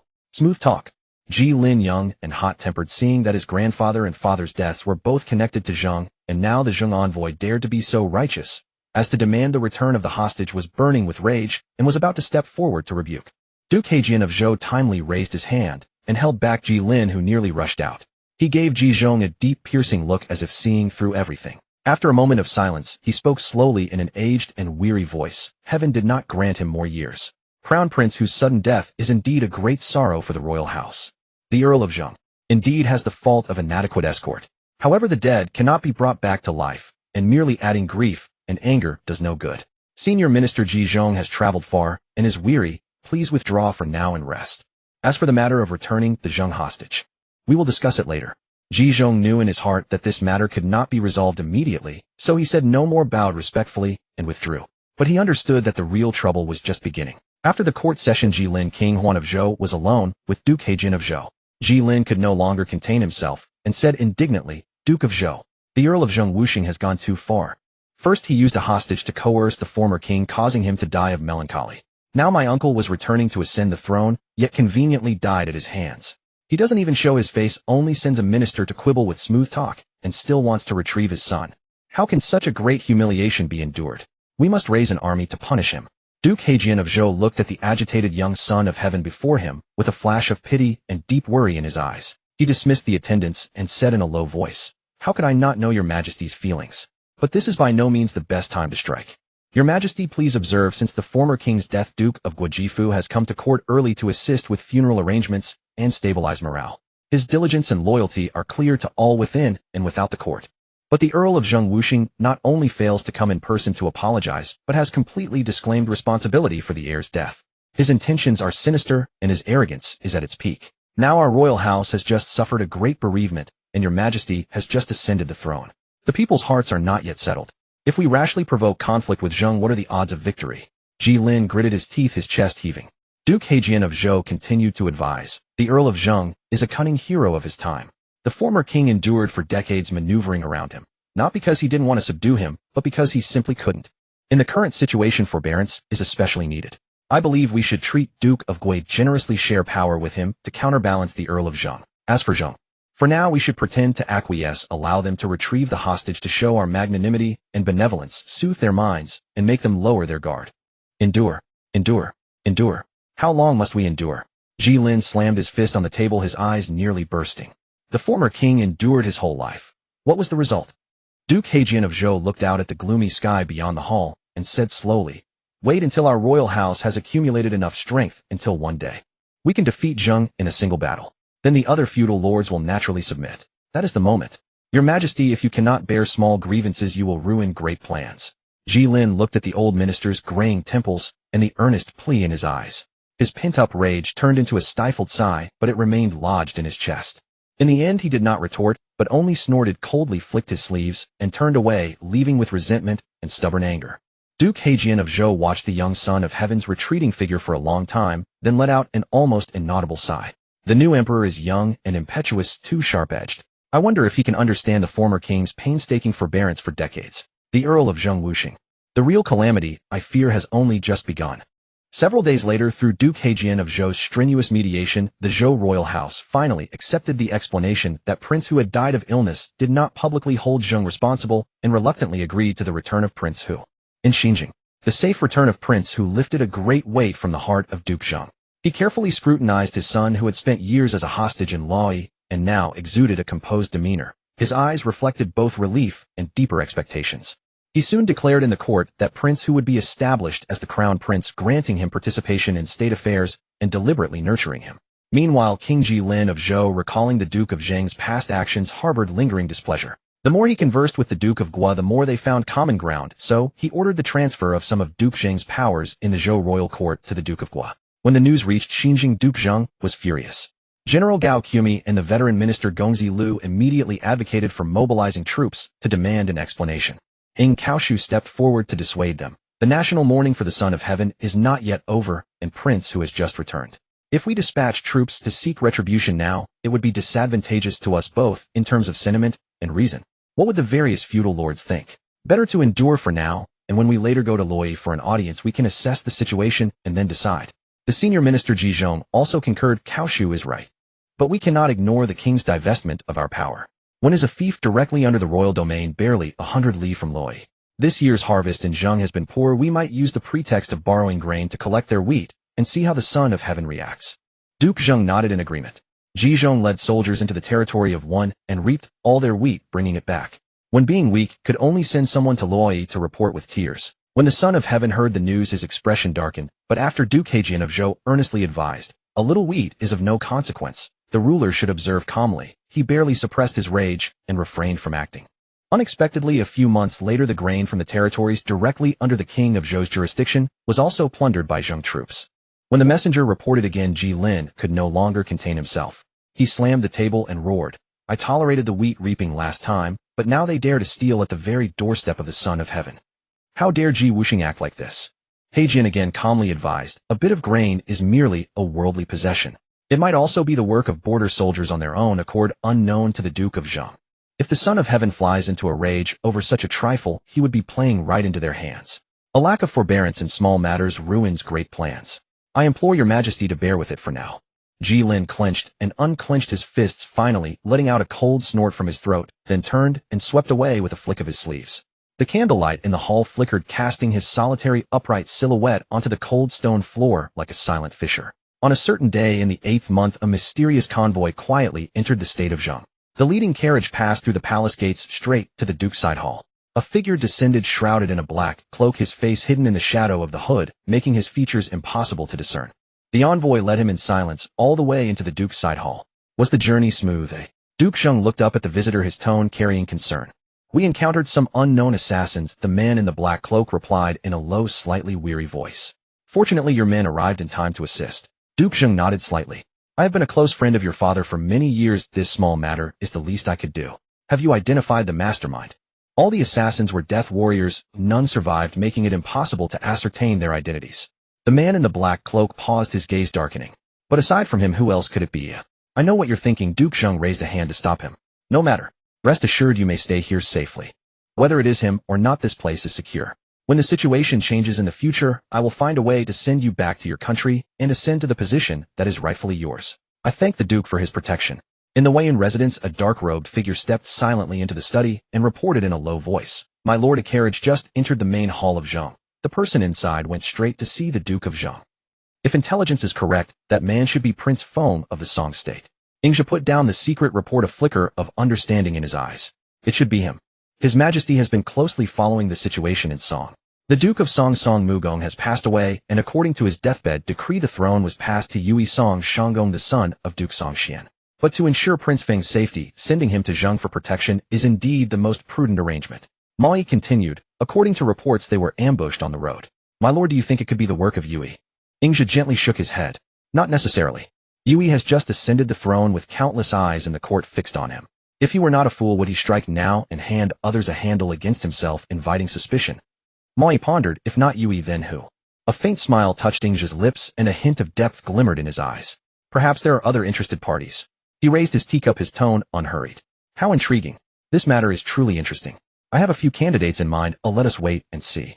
In a deep underground cellar, only a single bronze lamp burned with a flame no larger than a bean. The flickering candlelight cut two faces into half light and half shadow, and even their breaths were suppressed to the lowest. "You failed." Zhou Yu tapped his fingers on the table, his tone growing heavier. Wuxing's reinforcements arrived earlier than expected. Gong Sun Hua raised his wine cup, his fingers rubbing against the cool bronze wall, then suddenly let out a low laugh. "Failed? On the contrary, our plan has already succeeded." Zhou Yu looked up, the candlelight flickered in his eyes. "You and I know best what kind of man Yui is." Gong Sun Hua took a sip of wine, his voice light, as if floating in the air. "When we first formed our alliance, he spoke more sweetly than anyone. Now that he has ascended the throne, he turns around and wants to sever ties with us. Even the promised gold, silver, and grain supplies are being delayed with excuses." He paused, his gaze fixed on Zhou Yu like a venomous snake. As soon as Prince Feng left Song, he was pursued by assassins. If you were Prince Feng, what would you think? Now the entire realm will only believe that the new Song ruler is narrow-minded, unable to tolerate his exiled cousin, and sent death warriors to chase him 1,000 li. The Duke of Zheng has now safeguarded Prince Feng like an iron fortress. This black mark will be pinned on Yue for good. He can no longer sever ties with us. Zhou Yu suddenly realized a flash of sharpness in his eyes. You mean? Whether Prince Feng lives or dies is not the point here. Gong Sun Hua interrupted him, a cold smirk curling at the corner of his mouth. What matters is that his fate is now tightly bound to ours. Then shall we confront him now? Zhou Yu leaned forward. Not yet. Gong Sun Hua waved his hand, the candlelight, making his eyes seem bottomless. Let him enjoy his triumph a little longer. He paused, his voice dropping even lower. First take care of matters at home. Wait until Ji1 is truly finished and you ascend the throne of Wei, then go to him. Zhou Yu was silent for a moment, then slowly nodded and raised his cup. All right, then I will take Ji1 first. The two bronze cups clinked gently, producing a crisp, muffled sound. Suddenly a draft from outside the cellar twisted the candle flame, distorting the two shadows into grotesque shapes that slammed heavily against the stone wall. Several days later, after the morning court, Duke Zheng summoned Ingzhu alone. Master, Duke Zheng gently pushed a silk scroll across the desk, his expression grave. I have just received a personal letter from the Marquis of Qi, Duke Shigong of Qi. He paused, his eyes sweeping over the characters on the bamboo slip. Now that our crown prince of Zheng has been newly established, though internal affairs are somewhat settled, external threats remain. As for the king of Zhou, although the son of heaven King Huan of Zhou is young, he seems to me no easy opponent. The Duke of Guo's rise to power is certainly not good for Zheng. For Zheng to stand firm in the central plains, it cannot rely solely on its own strength. Duke Zheng looked up at Ingzhu, his tone carrying a hint of significance. The Marquis of Qi and I have exchanged some correspondence over the years. In this letter he expressed a desire to forge a lasting alliance with our state and pursue great endeavors together. At this, Duke Zheng leaned forward slightly. While this gesture shows that the Marquis values our state's importance, it may also be a means to test our true strength. I wish to send the Crown Prince personally as an envoy to Linzi. First, to demonstrate our sincerity, second, to take the opportunity to assess the situation in Qi, and third, if a true alliance with Qi can be achieved, it would be an immense boon. His gaze burned intensely as he fixed on the other man. This matter concerns the great strategy of the state. It requires someone eloquent and perceptive. Since you serve by my side, would you be willing to assist the Crown Prince and undertake this journey on my behalf? Ingzhu understood in his heart that the Duke's move was both to build political capital and external support for the Crown Prince, and to further rely on and test him. He bowed in response. Your Majesty's far-sighted strategy of allying with Qi to stabilize Zheng is indeed a wise plan. Though I am but a dullard, I am willing to assist the Crown Prince on this mission to Qi, and will do my utmost to not disgrace this charge. Excellent. Duke Zheng clapped his hands. With you accompanying, I have no worries. For the specific arrangements, you may discuss them in detail with the Crown Prince and Ji Zhong. All necessary carriages, horses, gifts, and ceremonial equipage shall be prepared with the utmost generosity. Your servant obeys. Several days later, the diplomatic convoy of the Zheng state departed from Xinjing, heading eastward. Ingzhu and Prince, who traveled together in the same carriage. Throughout the journey, Ingzhu engaged the Crown Prince in conversations about Qi's customs and local conditions, as well as the Duke of Qi's temperament, taking the opportunity to observe the young prince's character. Prince, who demonstrated composure and wisdom in discussing official matters, revealing excellent manners and insight. Upon arrival at Qi's capital, Linzi, Lord Qi Shigong received them with grand ceremonial honors. Prince, whose dignified appearance and steady demeanor impressed during the formal discussions. His eloquent speeches conveyed Zheng's goodwill while projecting the bearing of a future sovereign, earning Lord Qi Shigong's great admiration. The two sides exchanged views on mutual trade and border stability, achieving smooth negotiations. They agreed to schedule a meeting between their rulers on the 5th day of the 12th month at Sherman. Following the discussions, Lord Qi Shigong hosted a banquet. The atmosphere grew relaxed as he observed Prince, who with growing fondness. Emboldened by wine, he smilingly inquired, "Young and capable indeed, Crown Prince. May I ask your age and whether you have taken a wife?" Unaware the Duke of Qi would raise the subject so directly, Prince, who blushed slightly as he clasped his hands in greeting and replied, "My lord, I am 13 years old and have not yet taken a wife." Lord Qi Shigong burst into laughter. Excellent, excellent. I have a young daughter named Wenjiang, just 10 years old. She is bright and adorable. What a fine match it would be for the Crown Prince. Zheng and Qi would draw even closer through such a union. Prince, whose cheeks flushed deeper. He felt flustered yet quickly composed himself, rising from his seat to bow respectfully yet resolutely in declination. "My lord, your kindness touches me deeply. Yet marriage is a weighty matter, not child's play. I am young and unfamiliar with affairs of state, truly unworthy of such generosity, and dare not delay Miss Wenjiang." The atmosphere grew awkward momentarily. Ingzhi observed this and nonchalantly raised his cup with a smile. My lord, please forgive him. The prince is young and bashful. Mentioning marriage so suddenly naturally leaves him flustered. Moreover, the prince raises a valid point. The two are still young, and discussing marriage at this time is indeed premature. Allow me to return home, report to our lord, and we shall deliberate further. What does your grace think? Lord Qi Shigong's attention shifted to Ingzhi. He studied him intently and asked, this must be the renowned master Wei Yun upon whom the Duke of Zheng relies so heavily. I have long heard of the master's remarkable wisdom. Meeting today, his bearing is indeed extraordinary. Ingzhi wore a lifelike mask that made him appear nearly 40. He bowed his head modestly. My lord overpraises me. Wei Yun is merely a rustic scholar from the countryside. Fortunate that our ruler does not disdain me, I merely offer what slight service I can. I truly dare not claim the title of wise strategist. Lord Qi Shigong studied Ingzhi more intently, then sighed with evident regret. Alas, what a pity. The master appears him somewhat advanced in years. Otherwise, given the master's talent, offering my elder daughter, Xianjiang, to the master would make a fine tale indeed. Ingzhi's heart paused internally. Was the Duke of Qi's daughters so difficult to marry off? Maintaining composure, he bowed again. I am deeply honored by your grace. Yet I am already married and of humble origin, utterly unsuited to wed a princess of your noble house. Lord Qi Shigong showed disappointment, but pressed no further. The banquet concluded with a subtly tense atmosphere. As they returned to the embassy, Ingzhi traveled alongside Prince Hu. Gazing at Linzi's nocturnal scenery through the window, Ingzhi asked casually, Your Highness Qi is a great Eastern power with formidable strength. The Duke dispatched you to Qi this time, and arranging a marital alliance was entirely expected. Why then did your Highness reject it outright? Could there be another reason? Prince Hu had long heard of Ingzhi's notorious greed in court and held him in low regard. His tone turned frosty. This is my personal matter, hardly the concern of Master Wing. Undeterred by his cold reception, Ingzhi smiled and responded, a personal affair would indeed be none of my business. Yet this matrimonial arrangement carries state implications, especially given the Duke's subtle cues before his departure. This transcends mere personal matters. I am merely curious about your Highness's grounds for refusal. If you could persuade me, perhaps I might advocate on your behalf before the Duke. Prince Hu contemplated in silence. Though dismissive of Ingzhi, he recognized the man's deep trust with the Duke, and his words carried undeniable merit. His youthful spirit could not conceal his thoughts forever. Moreover, this matter had weighed on his heart for so long. With youthful defiance, he declared, Qi is indeed a great power. But precisely because of this, if I marry his daughter, won't the feudal lords mock me as a mediocre crown prince of Zheng, who relies on his father-in-law's influence and marital alliances to secure his position? A true man must establish himself through merit, much like our ruler. If I gain prominence by marrying a great state's princess, won't future generations mock me, saying the crown prince of Zheng depends on his father-in-law's support? Moreover, when Zheng and I are strangers, there is no affection between us. How could we become husband and wife? Secretly, Ingzhi marveled the Duke of Zheng that generation's brilliant strategist had sired such a principled son who followed his heart. Pursuing this thread, he probed delicately. Your Highness's ambition is admirable. Tell me, could there already be someone who holds your heart? Prince Hu blushed again, raising his gaze to meet Ingzhi's. His voice was soft yet distinct. I won't deceive you, there is. Several years ago, when Lord Qin Huangong visited Zheng with his youngest daughter, I played with that young princess in the palace gardens. We got along well. We were young then. Perhaps it was merely childish banter, but she asked. She asked whether I would marry her when we grew up. I promised her then. His ears burned crimson by the end, yet his eyes remained clear and unwavering.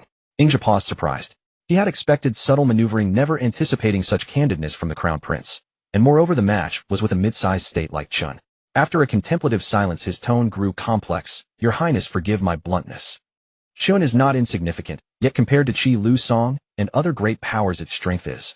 A union with Chun would offer limited assistance in Zheng's ambitions for supremacy in the Central Plains. Might your Highness consider that you may regret this someday? The Duke and ministers likely prefer alliances with major powers. Prince Hu straightened, his youthful voice ringing with unwavering resolve. Master, why must we measure everything by utility? If a man cannot even choose his own wife freely, how can he govern his realm according to his conscience or bring peace to his people? A Chun princess may lack the status of a great state's daughter, but in my heart, she outweighs any political calculation. This I shall never regret. These words struck Ingzhi silent. Gazing at this youthful face, still bearing traces of boyhood, yet blazing with clarity and conviction, he was suddenly reminded of Mai, who many years ago had pursued their bond with reckless abandon. It was a purity long missed, almost naively sincere. Amid this era of intrigue and ruthless pragmatism, Prince Hu's steadfastness flowed like a clear stream, remarkable yet tinged with an inexplicable melancholy. Ingzhi's expression grew solemn yet gentle. Your Highness's pure heart commands my respect. Yet this path will not be easy. The Duke is ambitious and ministers like Ji Zhong prioritize state affairs. They envision your highness's future queen as someone from a power that can consolidate Zheng's dominance.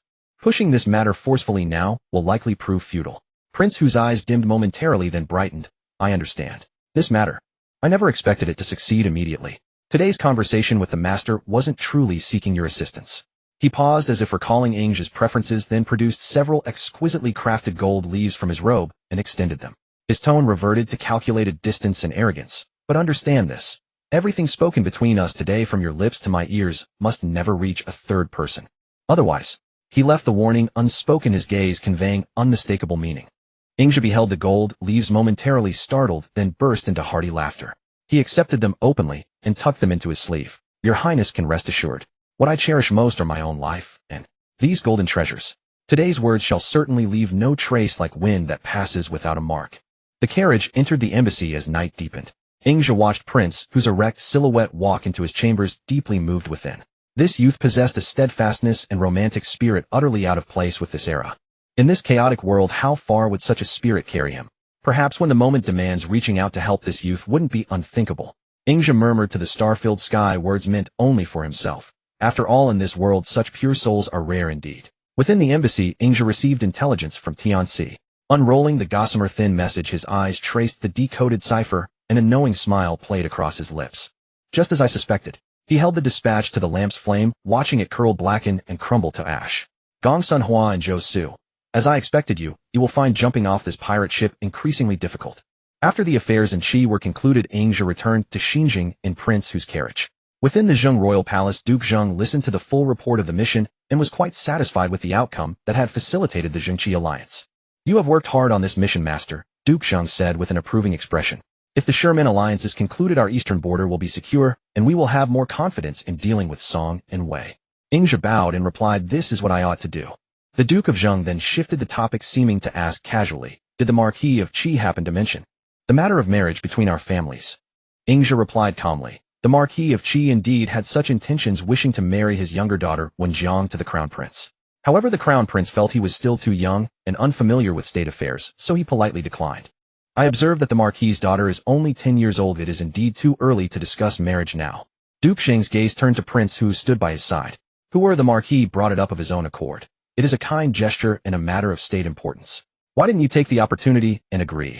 Prince Hu stepped forward and declared, Father, I believe that a man of noble character should like you rely on his own literary and martial talents to strengthen the state. That is the true path. If we rely on marriage alliances for external support, even if we gain power, we will inevitably be looked down upon by the other feudal lords. I wish to emulate you, Father, to stand on my own strength without resorting to nepotism. These words carried weight, and a momentary silence fell in the hall. Duke Zheng looked at his son's young, resolute face, his eyes complex. A mixture of a father's pride and gratification along with a faint, barely perceptible regret. Senior Minister Ji Zhong stepped forward at the right moment, breaking the silence. Your Majesty, the Crown Prince's ambition is commendable, and what he says is not without reason. Moreover, the Crown Prince and the Marquis's daughter are indeed still young. In my humble opinion, we should reply to the Marquis of Qi stating that the children are still young and wait a few years until they are older before discussing the marriage. This will save face for the Marquis, avoid harming the harmony between our two states, and leave room for the future. What does your Majesty think? Prince Hu's lips moved slightly as if he wanted to insist on his own view. Seeing this, Ingja subtly stepped forward half a pace and bowed, saying, Senior Minister Ji's words are very correct. This strategy is most appropriate. It neither offends Qi nor undermines the Crown Prince's ambition. Your Majesty, why not settle on this for now? Duke Zheng pondered for a moment and finally nodded. Let it be done as Ji Zhong and Master have said. Let this matter be set aside for now and discussed later. With the council concluded, all withdrew from the palace. As Prince Hu walked along the corridor, watching Ingja's unhurried back ahead, his eyes were complex. The sense of estrangement he had felt due to the other's greed unexpectedly loosened a little. He recalled that if Ingja had not taken over the conversation at the right moment, he might have argued with his father and Ji Zhong on the spot. This Master Weiyun, whom he had not particularly liked, seemed not entirely self-interested. Perhaps this man has some merits. Prince Hu mused to himself. On the 5th day of the 12th month, Duke Zheng Wusheng and Marquis Qi Lu Fu met at Sherman as agreed. The ceremony was solemn, with the blood oath sealing the alliance, vowing that the two states would be as lips and teeth, attacking and defending together. As the alliance was concluded and the atmosphere harmonious, the Marquis of Qi indeed brought up the marriage proposal again with a smile. Duke Zheng raised his cup and said warmly, Marquis Qi's kind intentions are deeply appreciated by Wu Sheng and my son. However, the two children are truly still young and my son is shy. He becomes embarrassed when marriage is mentioned. Why not wait until they are older and their characters are settled, then discuss this excellent marriage? At that time our state of Zheng will surely send envoys solemnly to Linzi to pay a visit. Upon hearing this, the Marquis of Qi stroked his beard and laughed heartily. What Duke Zheng says is very true. I was too impatient. The children are indeed still young. This matter can wait. There is plenty of time. Come, let us drink to the full. Back in Xinjiang, Angja received the news of the successful alliance, merely smiled faintly, and continued to arrange his chess pieces. At that moment he received a special intelligence report from Di Luo. His child was about to arrive. This child was the manager of a trading firm in Shangqiu under Di Luo, an orphan picked up by Di Luo by the river during a cold winter month and given the name Jiang Han. Male 22 years old, joined the spiderweb at age 8, currently serving as the Silk Network in Song. Most importantly, he bore a 3-part resemblance to the disguised Ingzhe. He was clever and reliable. About a month after receiving Ingzhe's orders, Di Luo settled on the candidate. Ingzhe found it feasible, so he instructed him to first familiarize himself with the situations in both places and his own circumstances over the past year. Now the time was almost right, and he was to be sent before the new year. Jiang Han. A good name. I hope this child can bear the heavy responsibility, Ingzhe murmured to himself. So he's finally coming. But I feel I'm not ready yet. Mo, he said, feeling a bit nervous. Ingzhe placed a chess piece and looked at the slightly uneasy Mo, speaking gently, don't worry. This matter has been arranged long ago. He tapped the chessboard lightly. That child Jiang Han joined the spiderweb at 8, has been traveling the merchant roads for years, and is no novice. Over the past year he has also gradually learned about the situation here, so he should have a sense of discretion. Mo Yi's brows remained furrowed. But he has never been to Xinjiang before. Suddenly having to pose as our child. That's precisely why it is safer. Ingzhe replied calmly. His identity is the manager of a trading firm in Dingtao with records of transactions and connections that can be traced. If Duke Zheng investigates, it will only confirm his background. As for the resemblance, he smiled faintly. Fathers and sons in this world are not always alike. Moreover, my current appearance is altered. A 3-part resemblance is sufficient.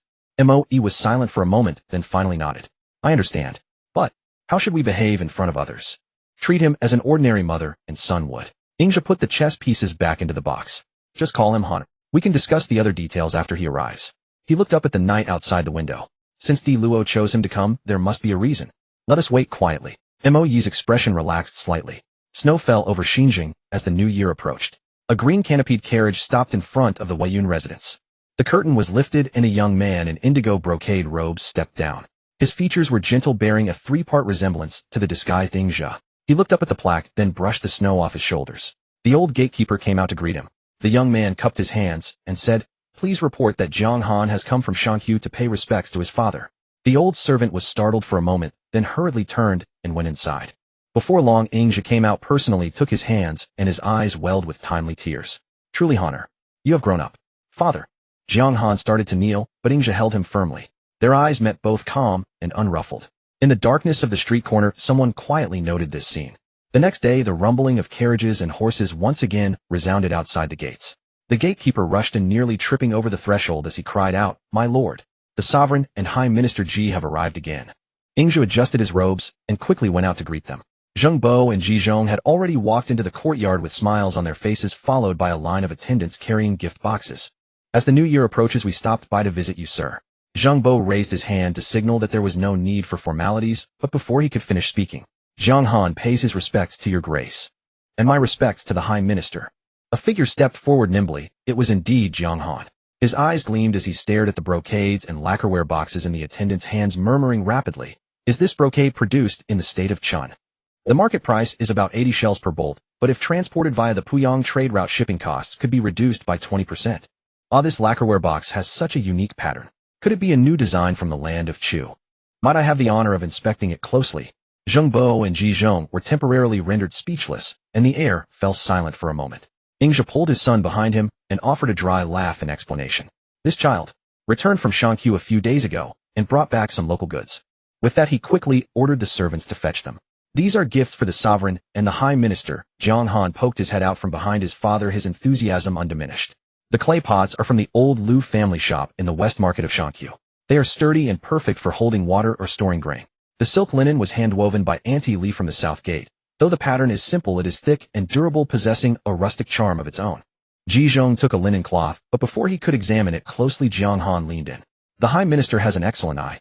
Though this kerchief is made of linen, the embroidery style mimics the old patterns of the Song State Palace. It is currently all the rage in Shangqiu. If you like it, we still have 3 crates in stock at the shop. I can package them for you at a friendly discount. Ji Zhong's hand stroking his beard paused, and he silently set the linen cloth down. Zheng Bo cleared his throat, trying to steer the conversation back on track. Has the young master been managing well in the Song State? Thanks to your grace's blessings, it is passable. Jiang Han instantly got into character, speaking at a breakneck pace. Our primary business is silk, linen, and cotton fabrics alongside general merchandise. We have 1 storefront in Shangqiu named Dajiang Shop, 2 warehouses, 7 shop assistants, and 3 donkey carts. Last month's net profit was about 300 shells, a 10% increase month on month. Next month we plan to expand into the Qin State market and are currently researching the market conditions for dyes in the Qi State. Ji Zhong could not help but interrupt. I heard a few days ago that the Duke of Song borrowed 30,000 shur of grain from Qin and Qi. Is the young master aware of this? Jiang Han immediately shook his head. Rumors. Absolute rumors. Grain prices in the Qin State rose by 50% last month. Prices in the Qi State remain stable, but soybean meal has dropped. If the Song State were truly short on grain, they would have purchased it from the Wei State. Although the drought in Hedong has caused Wei's grain prices to rise by 30%, bulk purchases transported via the Zhun River Canal still offered discounts. Enough. Ji Zhong felt his head throbbing and hastily raised his hand. Perhaps I misremembered. Thereafter, no matter what local customs Ji Zhong inquired about, Jiang Han's answers would invariably veer into business within 3 sentences. When asked about Qin's customs, he replied, women in the Qin State excel at embroidery. The market price of their embroidered goods in the Zheng State is 50% higher than locally. Though easily damaged in transit, the profit margin makes it worth the risk. When asked about Kai's specialties, he replied, although Kai's lacquerware is excellent, the high cost of lacquer makes its profit margin inferior to pottery. However, their new green glazed clay pots this year have immense market potential. Ji Zhong's temples throbbed as he listened. Finally giving up his probing, he asked directly, since the young master has returned to the Zheng State, what are your plans for the future? Jiang Han immediately drew a bamboo scroll from his robes and unfurled it with a sharp whoosh. I was just about to report. This is the Xinjiang Business Expansion Plan, drafted by this junior, covering 3 core businesses: fabric retail, north-south goods transit, and cross-border purchasing agent services. The initial phase requires 2 storefronts, 1 warehouse, and about 1,000 shells in working capital. It is expected to break even in 3 years, and within 5 years our market share can reach. Very good. Zheng Bo felt a headache coming on. Rubbing his brow, he said, you may rest assured and stay. As for the storefront and residence, I shall instruct the officials in charge to arrange them for you. Ingzha offered an apologetic smile from the side. Your Grace, please forgive him. This child spends all day pondering business and has become somewhat obsessed. Father. Jiang Han suddenly turned around and took Ingzha's hand with a solemn expression. I have just calculated the costs. By staying in Xinjiang, we can save about 200 shells annually in travel, lodging, and customs duties to and from the Song State. Furthermore, we can leverage Father's connections to expand our high-end clientele. By lowering his voice, his eyes flashed with a sharp light. More importantly, the residence and storefront promised by the sovereign are permanent assets acquired at 0 cost. This venture is a guaranteed profit with 0 risk. Zheng Bo and Ji Zhong exchanged silent glances. Ultimately, Zheng Bo boarded his carriage while holding his forehead. Ji Zhong followed behind, having been stuffed with a coupon for Dajiang General Goods Shop, offering a 10% discount limited to 3 items. As the carriage drove away, Zheng Bo's faint sigh could still be heard. Minister Ji, in the future, it would be best to invite this child to the palace less often. Ji Zhong held his forehead and replied softly, your servant entirely agrees. Inside the room, only Ingzhu Mo and Jiang Han remained. Father, how did I handle myself just now? Jiang Han's expression turned serious, much of his previous merchant-like obsession fading away. Are the people of the Dila all like you? So adept at business? Ingzhu rubbed his brow, looking rather weary.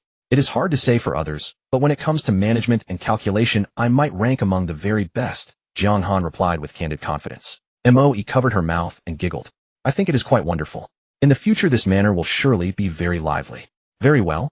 Ingzhu waved his hand, his expression returning to composure. Now that things have come to this, replacing you is out of the question. Having a shop as a cover will make transmitting messages much more convenient in the future. Jiang Han's shrewd and mercenary nature paradoxically made this nominal father and son seem exceptionally genuine and close. A few days later in the Zheng Palace, Ji Zhong presented a secret report to Zheng Bo, his expression somewhat subtle. Your Grace, it has been verified. There is indeed a Dajiang shop in Shangqiu managed by Jiang Han for over 10 years. The accounts are perfectly clear and orderly. However, he paused briefly before continuing, merchants in the Song State all call him the ghost calculator. They say he calculates accounts while walking, assesses profits while eating, and even murmurs about profits and losses in his sleep. Zheng Bo carefully read the silk scroll, his gaze lingering on the name, Jiang Han, for a moment before he finally shook his head with a chuckle. This father and son. One is greedy for wealth while the other is obsessed with commerce. Could this also be hereditary? He set down the secret report, a touch of relief mingling with the weariness on his face. So be it. Since he has such a peculiar hobby, letting him fuss over a shop in the Zheng state is far better than him causing other trouble. However, Zheng Bo looked up and specifically instructed, unless absolutely necessary, do not let him enter the palace in the future, lest he stir up any trouble. Ji Zhong entirely agreed and bowed solemnly. Your servant shall surely keep this in mind. The spring rain continued to fall incessantly, a fine drizzle shrouding the entire state of Wei. Father, the clan elders all await your presence to preside over the ancestral rites and appease the spirits of our forebears. Shiho's voice was steady, his demeanor respectful. Shi Ke gazed at his son standing before him with hands at his sides, a subtle gentleness flickering in his eyes. In recent years, Shiho had handled affairs at court with steadiness, gradually making his mark. He was no longer the reckless youth of old, which brought Shi Ke considerable comfort. He spoke slowly. I am aware of the matter concerning the ancestral graves. I will return tomorrow. Shiho replied deferentially. The carriage horses and servants have all been prepared for you. I have selected only the most reliable and trustworthy individuals who will surely ensure your safe journey, father.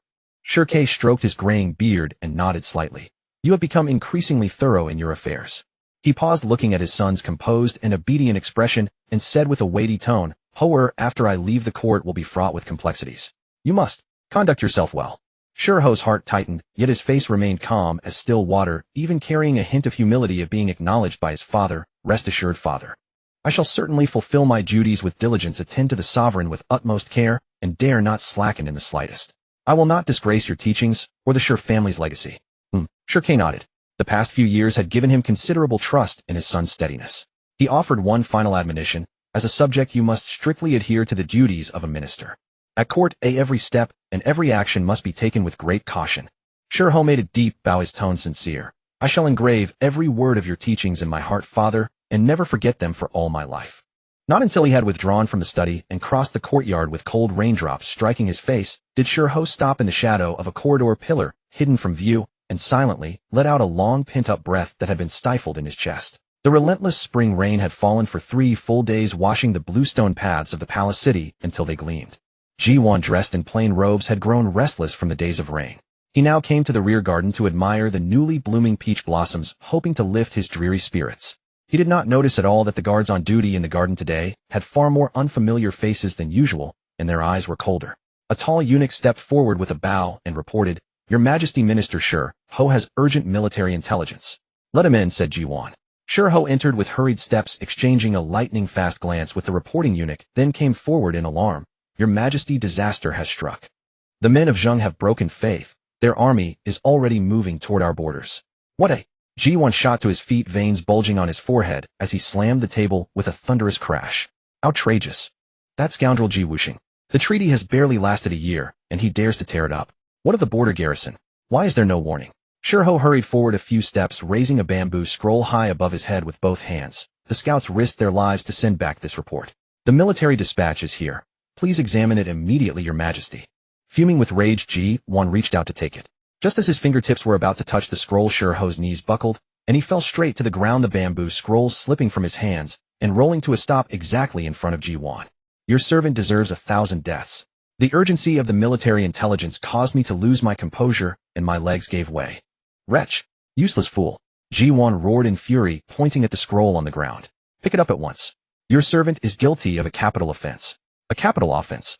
Shiho repeatedly begged forgiveness, hastily bending down to retrieve it. As he crouched, fumbling to grasp the scroll, his body precisely blocked Ji-won's line of sight and any route of retreat. At that very instant, the tall eunuch who had been standing by with lowered head suddenly raised his eyes. A murderous gleam burst from his eyes. His right hand, which had been concealed in his sleeve, shot out, like lightning, clutching a short sword that gleamed with cold light. From behind Ji-won he drove it in fiercely. A wet thud. The blade plunged in through the back and pierced through the chest. Ji-won's whole body convulsed. He looked down in disbelief at the blood-tipped sword point emerging from his chest. You? How can you be here? He turned his head with difficulty, staring at the face behind him, both familiar and unfamiliar.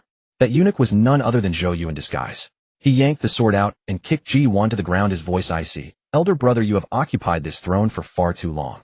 Shirho had now risen to his feet. Without even glancing at the convulsing Ji-Wan on the ground, he bowed to Zhou Yu and said, "My lord, the deed is done." Zhou Yu wiped the blood-stained short sword on the sole of his boot, casually tossed it to a nearby guard, and stripped off his bloodied eunuch's outer robe, revealing the brocade garments beneath. Attendants who had been prepared in advance immediately presented him with a cloth and water to wipe the blood from his hands. By now Ji-Wan had breathed his last, his eyes wide open, staring at the gray sky. Shirho stepped forward and took from his bosom a sharp-edged stone that had been prepared long before. He struck Ji-Wan's forehead several times with brutal force, creating the appearance of impact wounds, then dragged the body to a nearby rockery and arranged it there. Having done all this, Shirho turned and announced loudly to the guards in the garden, who had all been prearranged. His Majesty, upon hearing the urgent border report, was overcome with shock and fury. He accidentally stumbled and struck his head against a rock. "Summon the imperial physician at once. Quickly invite all the ministers to the palace." Zhou Yu, now fully composed, stood with his hands behind his back. A look of shock, anger, and grief instantly appeared on his face. He said to the hurriedly arriving physician in a trembling voice, "Hurry, hurry and see to his Majesty." The imperial physician had long been bribed by Shirho. Thus the scene of an accident was fully arranged. Shirho exchanged a glance with Zhou Yu, nodded slightly, then turned with his hand on his sword and issued a loud order, "Seal off the garden. No one is to enter or leave. You take over the palace gate defenses immediately. Without my lord's and my authorization, no one is allowed in or out." He strode quickly out of the garden, issuing a series of orders to the trusted generals waiting outside. Within the time it takes to burn an incense stick, all the inns and residences of important ministers in Zhaoge were protected by armored soldiers. Shirho personally led troops to invite several venerable old ministers into the palace, announcing publicly, "His Majesty," while admiring the scenery in the rear garden, accidentally slipped and fell, striking his head against a rock. He suffered severe injuries and has passed away. Now the state is in crisis. O Lord Zhou, you will temporarily assume governance to stabilize the realm." The news exploded like a thunderbolt across Zhaoge. When the ministers were gradually summoned to the front hall of the palace, they saw rows of armored soldiers standing before the hall, the atmosphere grim and deadly. Zhou Yu had changed into court robes and sat upright beside the throne. Though he did not directly seat himself on the throne, his authority was unmistakable. "His Majesty accidentally fell?" Yu Zaichou asked in a trembling voice, his gaze sweeping over Shirho, standing with his hand on his sword at the foot of the steps, then turning to the seated Zhou Yu. "My lord, I, an old minister, should not normally speak out of turn. However, His Majesty's death is so sudden. Might we be permitted to view his remains to fulfill our final duty as subjects?" As these words were spoken, several other old ministers in the hall echoed, "Yes, let us see His Majesty." A cold glint flashed in Shirho's eyes. Before Zhou Yu could speak, he stepped forward and said in a deep voice, "Gentlemen, please restrain your grief. His Majesty's appearance has been severely damaged. It is truly too painful to behold. The attendants and the imperial physician who were present at the time can testify that His Majesty indeed died of severe injuries from the accident. To preserve His Majesty's dignity, he has been encoffined immediately. Do you gentlemen not trust the imperial physician and the palace staff? Must you disturb His Majesty's spirit and make it impossible for him to rest in peace?" His tone grew harsher, and his hand rested on the hilt of his sword. The armored soldiers in the hall also took half a step forward, their armor clanking as killing intent permeated the air. Yu Zaichou's face turned deathly pale, yet he still struggled to say, "It is not that I distrust. It is just." Before he could finish, a colleague quietly tugged at his sleeve, signaling him to say no more. "The state is in mourning with enemies encircling us. The urgent priority is to stabilize the realm, not to quibble over trivial details and cause further unrest. Lord Zhou Yu is benevolent, filial, and virtuous. His temporary assumption of governance is for the sake of the nation. You gentlemen are all pillars of the state. Could it be that you intend to throw the country into chaos with your suspicions and disregard the safety of Wei?" Shirho cut him off decisively, his voice like iron. Only then did Zhou Yu speak slowly, his tone heavy with grief and weariness. "I deeply feel your loyalty to the late sovereign. However, what Shirho has said is also the truth. His Majesty is gone. The urgent task is to stabilize the overall situation. My temporary assumption of governance is a matter of necessity. Once affairs are somewhat settled, I will naturally discuss everything with you, my ministers. For now, I hope you will all prioritize the affairs of the state." He stood up, walked to the center of the hall, swept his gaze across the assembly, and his voice turned solemn. "From this day forward, I shall temporarily oversee the military and civil governance of Wei. Anyone who spreads rumors, disrupts court order, or sows discord between ruler and subjects shall be judged as a traitor and punished without mercy." The hall fell into a dead silence, broken only by the sound of heavy breathing.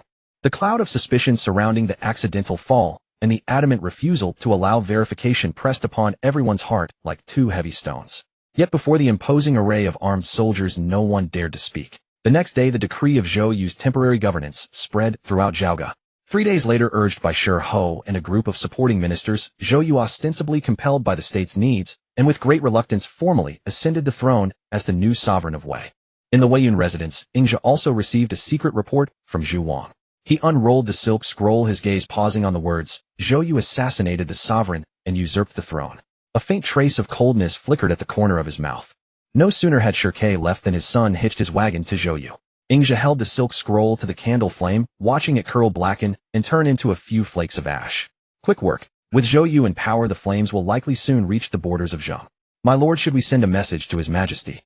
Moe asked softly. Not yet. Ingzhi shook his head. A motley crew hastily assembled. They will not amount to anything. His majesty will handle it with due measure. He turned his attention to Jiang Han, who had been silent for a long time. You've been quiet all this while. What are you thinking about? Jiang Han had been staring abstractedly at the dancing candle flame. Hearing the question, he looked up, and his eyes suddenly lit up with that familiar, almost burning light, as if he had glimpsed a mountain of gold and silver. Father, you've hit the nail on the head. He leaned forward, his voice low, but the words tumbling out eagerly. I was just calculating. This turmoil in Wei is precisely the right time for business. Weapons, grain, medicinal herbs, and even timber and bricks for post-war reconstruction. Which of these is not in high demand? His fingers tapped unconsciously on his knee, as if working an invisible abacus. If Wei goes to war, they will need to procure armor, weapons, chariots, and horses on the spot. The craftsmen of Zheng are renowned for their skill. They know that. If we broker a connection, a 10% commission would yield a considerable sum. Second, once the two states clash, normal trade routes will be cut off. But medicinal herbs, wound powder, and white bandages will become hard currency. People will snatch them up, even at several times the usual price. Third. No. Ingzhi raised a hand to cut him off, half amused and half exasperated. You really want to take your business onto the battlefield? Smuggling military supplies between enemy states is a capital offense, treason. Moe covered her lips with her sleeve, her eyes brimming with laughter. Honor's abacus is louder than war drums. But it's best to avoid such a capital offense. Mother, you are mistaken. Jiang Han's expression turned serious, shedding much of his merchant slickness. It is precisely because weapons are blind that the money is so thick. As the saying goes, wealth and honor are sought amid danger. This has been true since ancient times. Moreover, we need not go to the front lines ourselves. We can simply arrange procurement and transport from the rear, sending goods through reliable channels. He looked at Ingzhi, his gaze burning. The brothers of Delois have traveled far and wide, and they know the ropes. Aren't they a ready-made channel? He paused, his voice dropping. Father, if this succeeds, first, we can reap substantial profits to supplement the organization's expenses. Second, through the flow of goods, we can deeply probe the military movements on both sides. A third. Absolutely not. Ingzhi interrupted him, frowning slightly. We are in Zheng now, not as before. Zhizhong's eyes and ears are everywhere in the state. We must act with extreme caution. The Zhuang operatives we can deploy here are limited, and the same goes for your shops in Xinjiang. Try to avoid any connection with the former Delois network. This line must not be used now. The light in Jiang Han's eyes dimmed. I understand. After a moment, he muttered under his breath, selling some cloth should be fine at least. Moe watched his reluctant, yet restrained expression, shook her head gently, but her smile deepened. Though Zhou Su had ascended the throne, the mist of that accident seeped silently through the court, like the spring rain outside the hall, lurking in the fearful hearts of the people. Your Majesty, now that the situation is settled, what shall we do next? Shi Ho, newly promoted to minister, inquired with a humble bow, yet his brows could not conceal the sharp edge of a rising power. Zhou Su caressed the cold, heavy armrest of the throne, ambition blazing in his eyes like fire. Of course we shall attack the state of Zheng. Though I now hold great power, the whispers among the court and the people have not ceased. Only by launching a massive campaign and establishing my prestige through glorious military achievements can I divert the nation's attention and silence those discontented voices once and for all. Your Majesty is wise. Shi Ho smiled. I have already sent a swift horseman to Wufu to summon Gongsun Hua to Zhaoga to discuss the grand plan. Excellent. Zhou Su clapped his hands and laughed, his voice echoing through the hall. 3 days later, Gongsun Hua arrived at Zhaoga, travel-worn and weary. He gazed at Zhou Su seated high on the throne, and at Shi Ho standing aside with ever-growing authority. Taking a deep breath, he bowed low. Your servant Hua congratulates your Majesty. Nephew Gongsun, no need for such formality. Zhou Su raised his hand in a gesture of courtesy, his gaze burning. I promised that once I ascended the throne, I would help you claim the throne of the state of Zheng. A flicker of fervor flashed in Gongsun Hua's eyes, but he quickly suppressed it, turning solemn. Thank you, your Majesty. But Zheng is no small state, its strength remains. If Wei alone attacks, even if we win, the losses would be devastating. We need to ally with other states to jointly condemn Zheng. Only then can we secure victory. That is exactly my thought. Zhou Su nodded. In your view, which states should we ally with? Gong Sunhua, clearly prepared, replied calmly. Chun and Kai have long-standing treaties with Wei and have always feared Zheng's might. We need only send eloquent envoys to explain the stakes, promising shared benefits for the joint campaign. Fearing Zheng and not daring to offend your majesty, they will have no choice but to comply. These two states can be handled by Minister Shi and myself, each going to persuade them. Shi nodded. Agreed. Chun and Kai are small states. They yield to profit and fear power. They will not be hard to convince. What about Lu? Asked Zhou Su. Lu. Gong Sunhua pondered briefly. Marquis Ji Shigu of Lu, Duke of Lu, is kind-hearted and likely unwilling to start a war without cause. But his younger brother Gongzi Hui Yufu, after taking over Gongzi Yu's military command, has become ambitious and greedy for wealth. Your Majesty should make a public request to the Marquis of Lu while secretly bribing Gongzi Hui with lavish gifts promising treasures and cities from Zheng. He will surely be tempted and secretly push for Lu to send troops. Zhou Su sneered. A fine plan, secret bribery. I shall go to Lu myself and meet this Gongzi Hui. Lastly, there is Song. Gong Sunhua's expression grew grave. Song is a great state with the rank of duke and formidable strength. The Duke of Song bears no deep enmity, but has a grudge against Ji Wuxing. However, given our status, it may not be proper for us to go and persuade him directly. Shi then interjected, his tone assured. No matter. I recommend a man named Ning Yi. He is resourceful, eloquent, and most importantly, we hold a reason that compels him to do his utmost and convince the Duke of Song. A gleam flickered in Zhou Su's eyes. Oh, it's time to lay our cards on the table with him. Then let's not delay, each to his task. After the plan was set, Gong Sunhua, due to his special identity as the son of a Zheng rebel, risked losing moral high ground if he openly participated in the coalition. Thus, after offering his counsel, he did not linger in Zhaoga. He took leave of Zhou Su and Shi, and when sent to Kai as an envoy, he concealed his true identity, merely posing as a Wei envoy. He then returned to his base in Wufu, waiting to see how events unfolded, planning to advance only after the coalition's victory. Shi and Gong Sunhua separately set out as envoys to Chun and Kai. The rulers of both states, upon hearing that Wei, Lu, and Song were planning to jointly attack Zheng, were bound by existing treaties and feared offending the ascended Zhou Su. Though reluctant, they each agreed to send a token force. Zhou Su personally went to Lu. As Gong Sunhua had predicted, the Duke of Lu politely declined, citing the injustice of attacking another state without cause. Zhou Su did not insist, but secretly met with Gongzi Hui. He lavished gold, silver, jewels, and promises of Zheng cities. Greed blazed in Gongzi Hui's eyes, and he slapped his chest in assurance. Rest assured, your majesty. Lu's army will march to Zheng's border. Ning Yi, acting on orders, went to Song and paid homage to the Duke of Song, Duke Shang of Song. If Wei wants to attack Zheng, that's your private feud. What does it have to do with Song?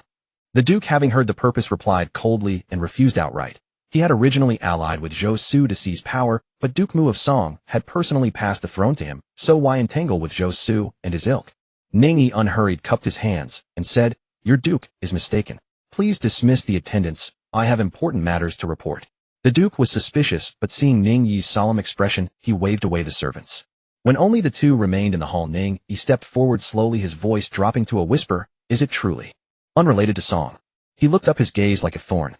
On my way here, I heard some rumors. Your state's Gongzi Feng, on a recent journey to Zheng, was reportedly ambushed by unknown assassins and nearly killed. Does your Duke know of this? The Duke's face changed slightly, but he forced composure. Of course I know. That was the work of petty villains. What has it to do with me? Or with attacking Zheng? Ning Yi smiled faintly, a smile devoid of warmth. Naturally, it has nothing to do with your Duke. But the world's tongues will wag and Gongzi Feng will think what he will. That cannot be controlled. They will wonder who was so fearful of Gongzi Feng as to wish him dead. You... The Duke's face contorted in fury. Could this be the work of that villain Zhou Su? Are you trapping me in unrighteousness? He had secretly investigated the assassins, but with no witnesses, he had suspected Zhou Su himself. Yet Zhou Su never approached him, and the matter faded from memory. Ning Yi pressed forward, his voice even lower, each word piercing. Who did it no longer matters. What matters is the blood oath between your Duke and my lord. If the state of Zheng or Gongzi Feng investigates, can your Duke explain this to the world and to Gongzi Feng? Will your throne remain secure then? Cold sweat beaded on the Duke's brow, his fists clenched. As the saying goes, a true man must be ruthless. Ning Yi's tone turned icy, laced with temptation and coercion. If Zheng is not destroyed, Gongzi Feng will be a sword in Zheng's hand, ever ready to strike at you.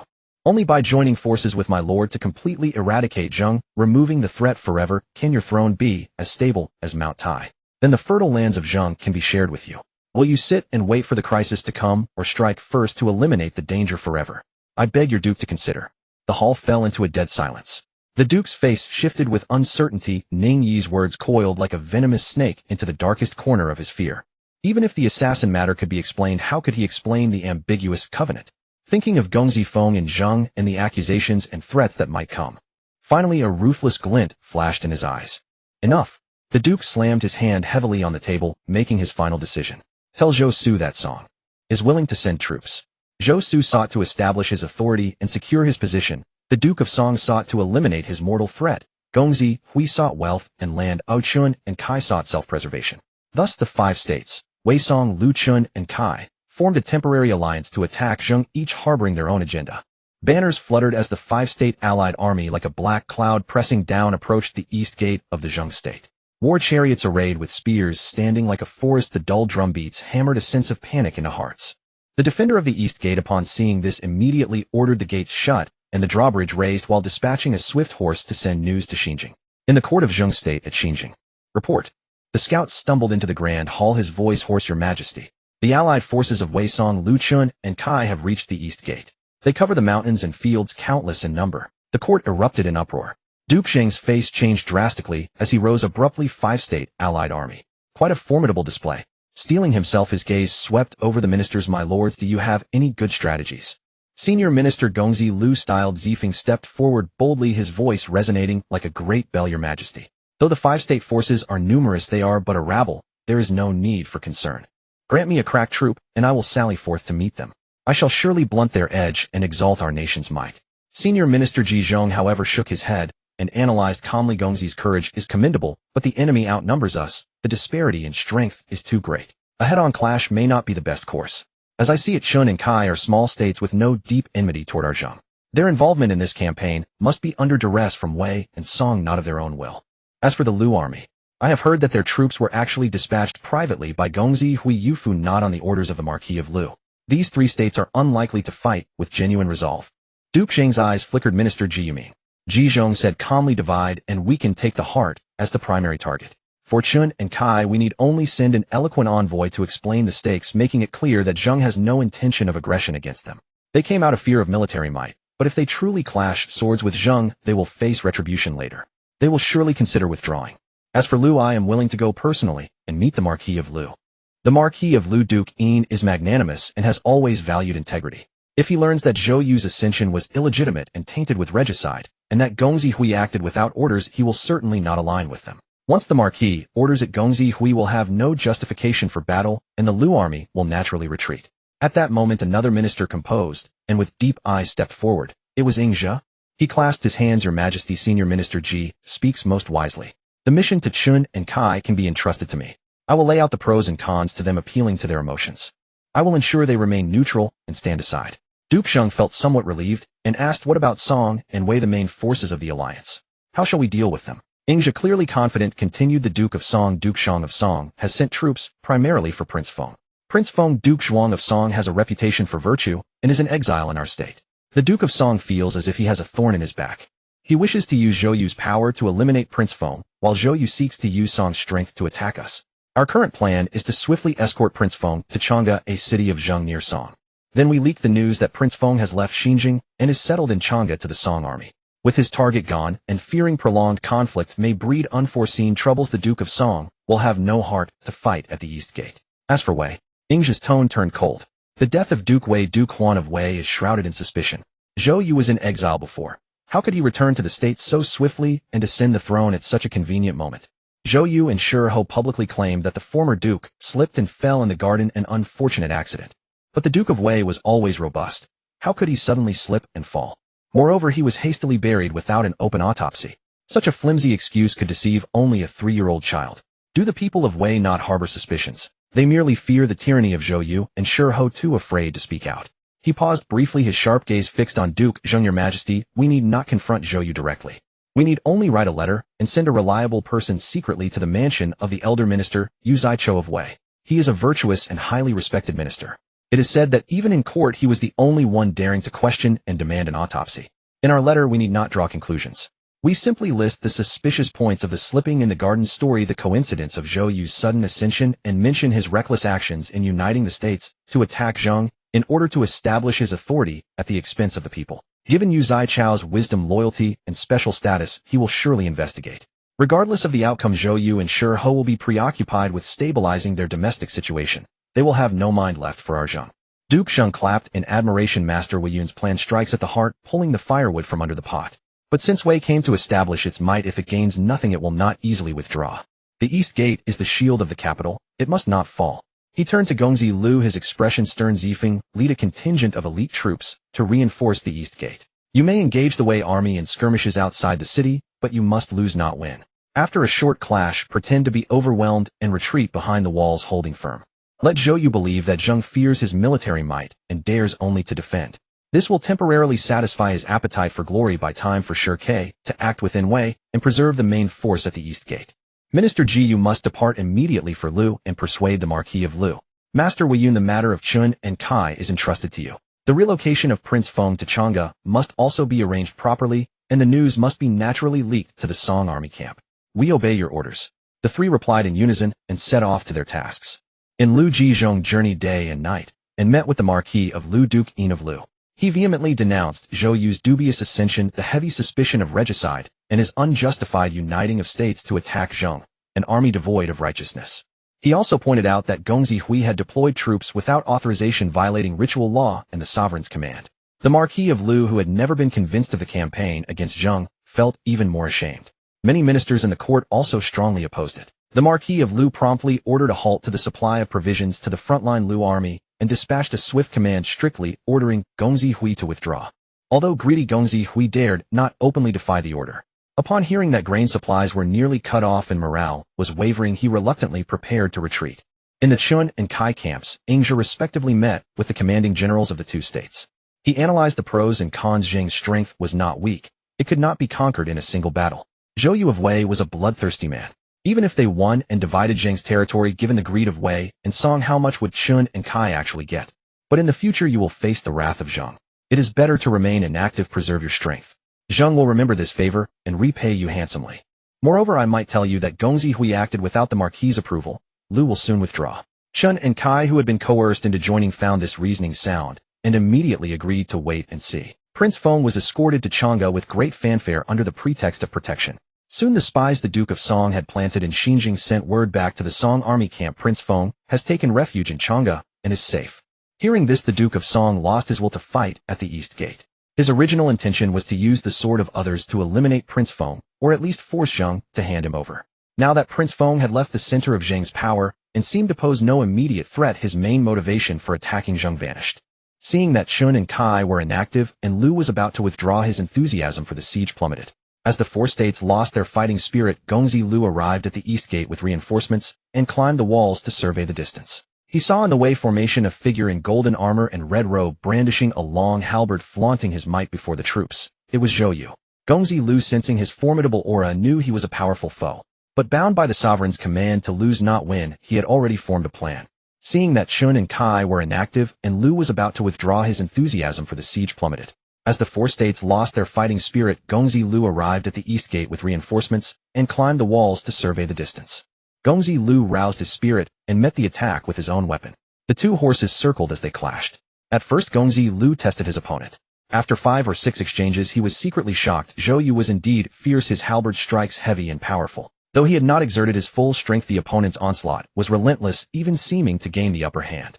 After another 10 clashes, Zhou Yu's attacks grew faster, each strike more vicious than the last, as he shouted, "A Zheng general is nothing special." Gongzi Lu felt a sinking dread. He had intended to feign defeat, but now he realized that even in a real fight, he might struggle to overcome this man.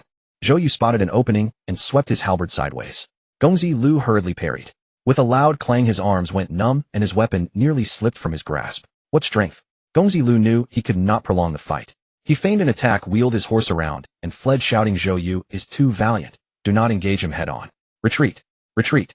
The Zheng army, following the plan, feigned panic and withdrew into the city, closing the gates.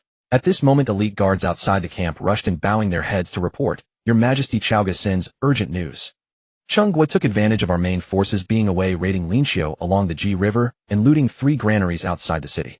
Zhou Su, upon hearing this, grew furious, slamming his palm on the desk. The wine cup rattled. "A mere Cheng Guo, a small state, dares to bully me."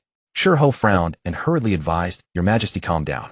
Our main force is now in Zhenghua. If we divide the troops to rescue, I fear the Zheng army will seize the opportunity to sortie and counterattack. Lingqiu may be lost, but it is only a small amount of grain. Once our army returns in triumph, we can send out troops again to strike. As for the grain Zhenghua has seized ours, we will take Zhenghua's reserves to replenish. Zhou Su gritted his teeth, his knuckles whitening, but he restrained his anger. Very well. Mark this debt for now. When Zhenghua is wiped out, I shall march into Zhenghua and crush it. Zhou Su rode up to the drawbridge. Arrows rained down from the walls, forcing him to rein in.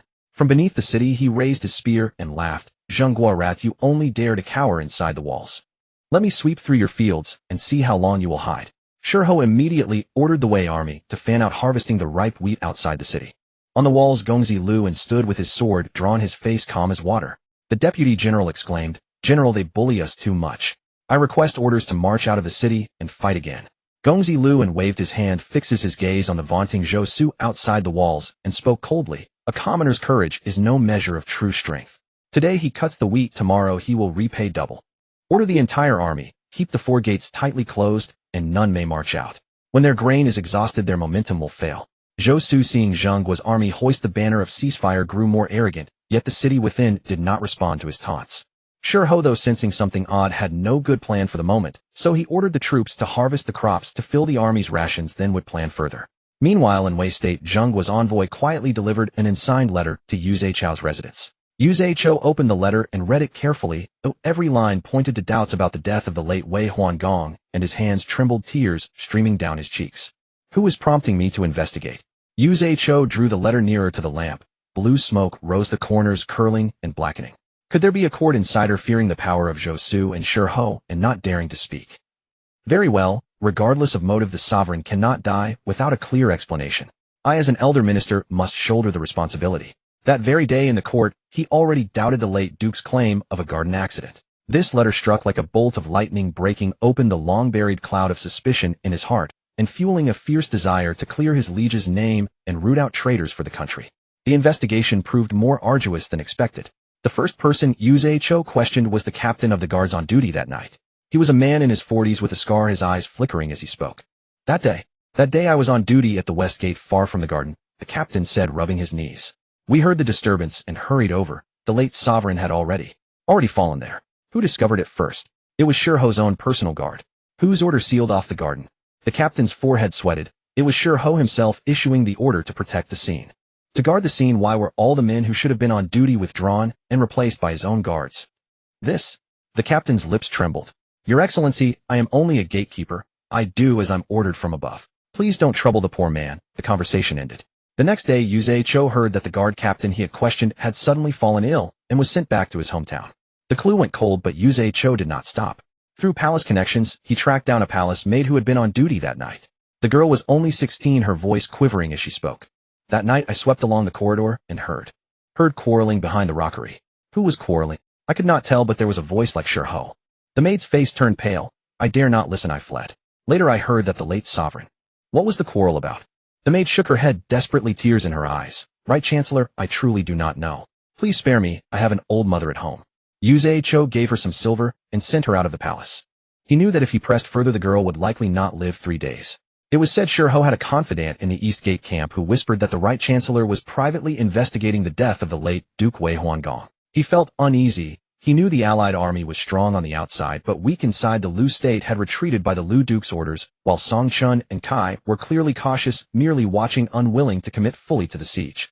The Dongmen defense of Zhenghua was solid. In the short term, it was nearly impregnable. He immediately went to the central camp to meet. Zhou Su dismissed his aides and whispered, "Your Majesty, the situation looks like a minor victory for us, but a hidden crisis lurks beneath the surface. This Zhenghua bone is too hard. With Lu troops withdrawn, Song Chun and Kai are merely bluffing, and the East Gate cannot be breached overnight. More crucial is this." He paused, lowering his voice further. "Recently, I have heard that the Right Chancellor is investigating the death of the late sovereign. If left unchecked, it may unsettle the realm and shake our foundations. If the front lines continue to suffer and a new upheaval arises behind the scenes, we will be in grave danger." Zhou Su heard this, and his face grew dark. He knew the Allied forces were not united in purpose, and the siege was progressing slowly. Hearing that the Right Chancellor was investigating the late sovereign's death, his heart trembled. Could there be trouble? Trouble? Shirho turned, wearing that expression of one who controls everything. "Your Majesty, rest assured. I have already appeased the Imperial Medical Office there. The guards of that night either fell ill or left as they should. Yu Zhaiqiao's inquiries would only uncover the truth I prepared for him. What truth? Of course the late sovereign did stumble, and I to protect the scene and thoroughly uncover the truth displaced the idol. Shirho smiled. Rest assured Yu Zai will not prevail for long. Your Excellency does things well, I am at ease. But, is your father truly unscathed? Speaking of my father, Shirho's eyes darkened. My father is advanced in years. Since I have served your majesty, he has shut himself away at home, perhaps displeased. But he is still away official and does not obstruct matters. We must return to court at once to soothe the people. Zhou Su said, you are right. Martial prowess is good, but if the foundations shake, all is for naught. Order issued. Tell them that Zhenghua has shown weakness and is firmly defending itself. Our might is established, but prolonged war tires the state, so we break camp today and return in triumph. Your Majesty's decision is wise. Shirho breathed a sigh of relief and quickly agreed. Since Wei State is the initiator and principal force of this campaign, its retreat will leave the other three states unsettled, and there will the fight will fade. When Song Shanggong learned that Gong Zifeng had already left Xianzheng, he had no mind to continue. He withdrew, effectively pulling out. Chun and Kai, who also wished to escape, broke camp almost simultaneously and retreated. In just a few days the East Gate area outside Zhenghua, once lined with banners and clamor, grew quiet. Only the blasted camps and trampled fields remained as a stark memory. The long siege at the East Gate ended in this dramatic fashion.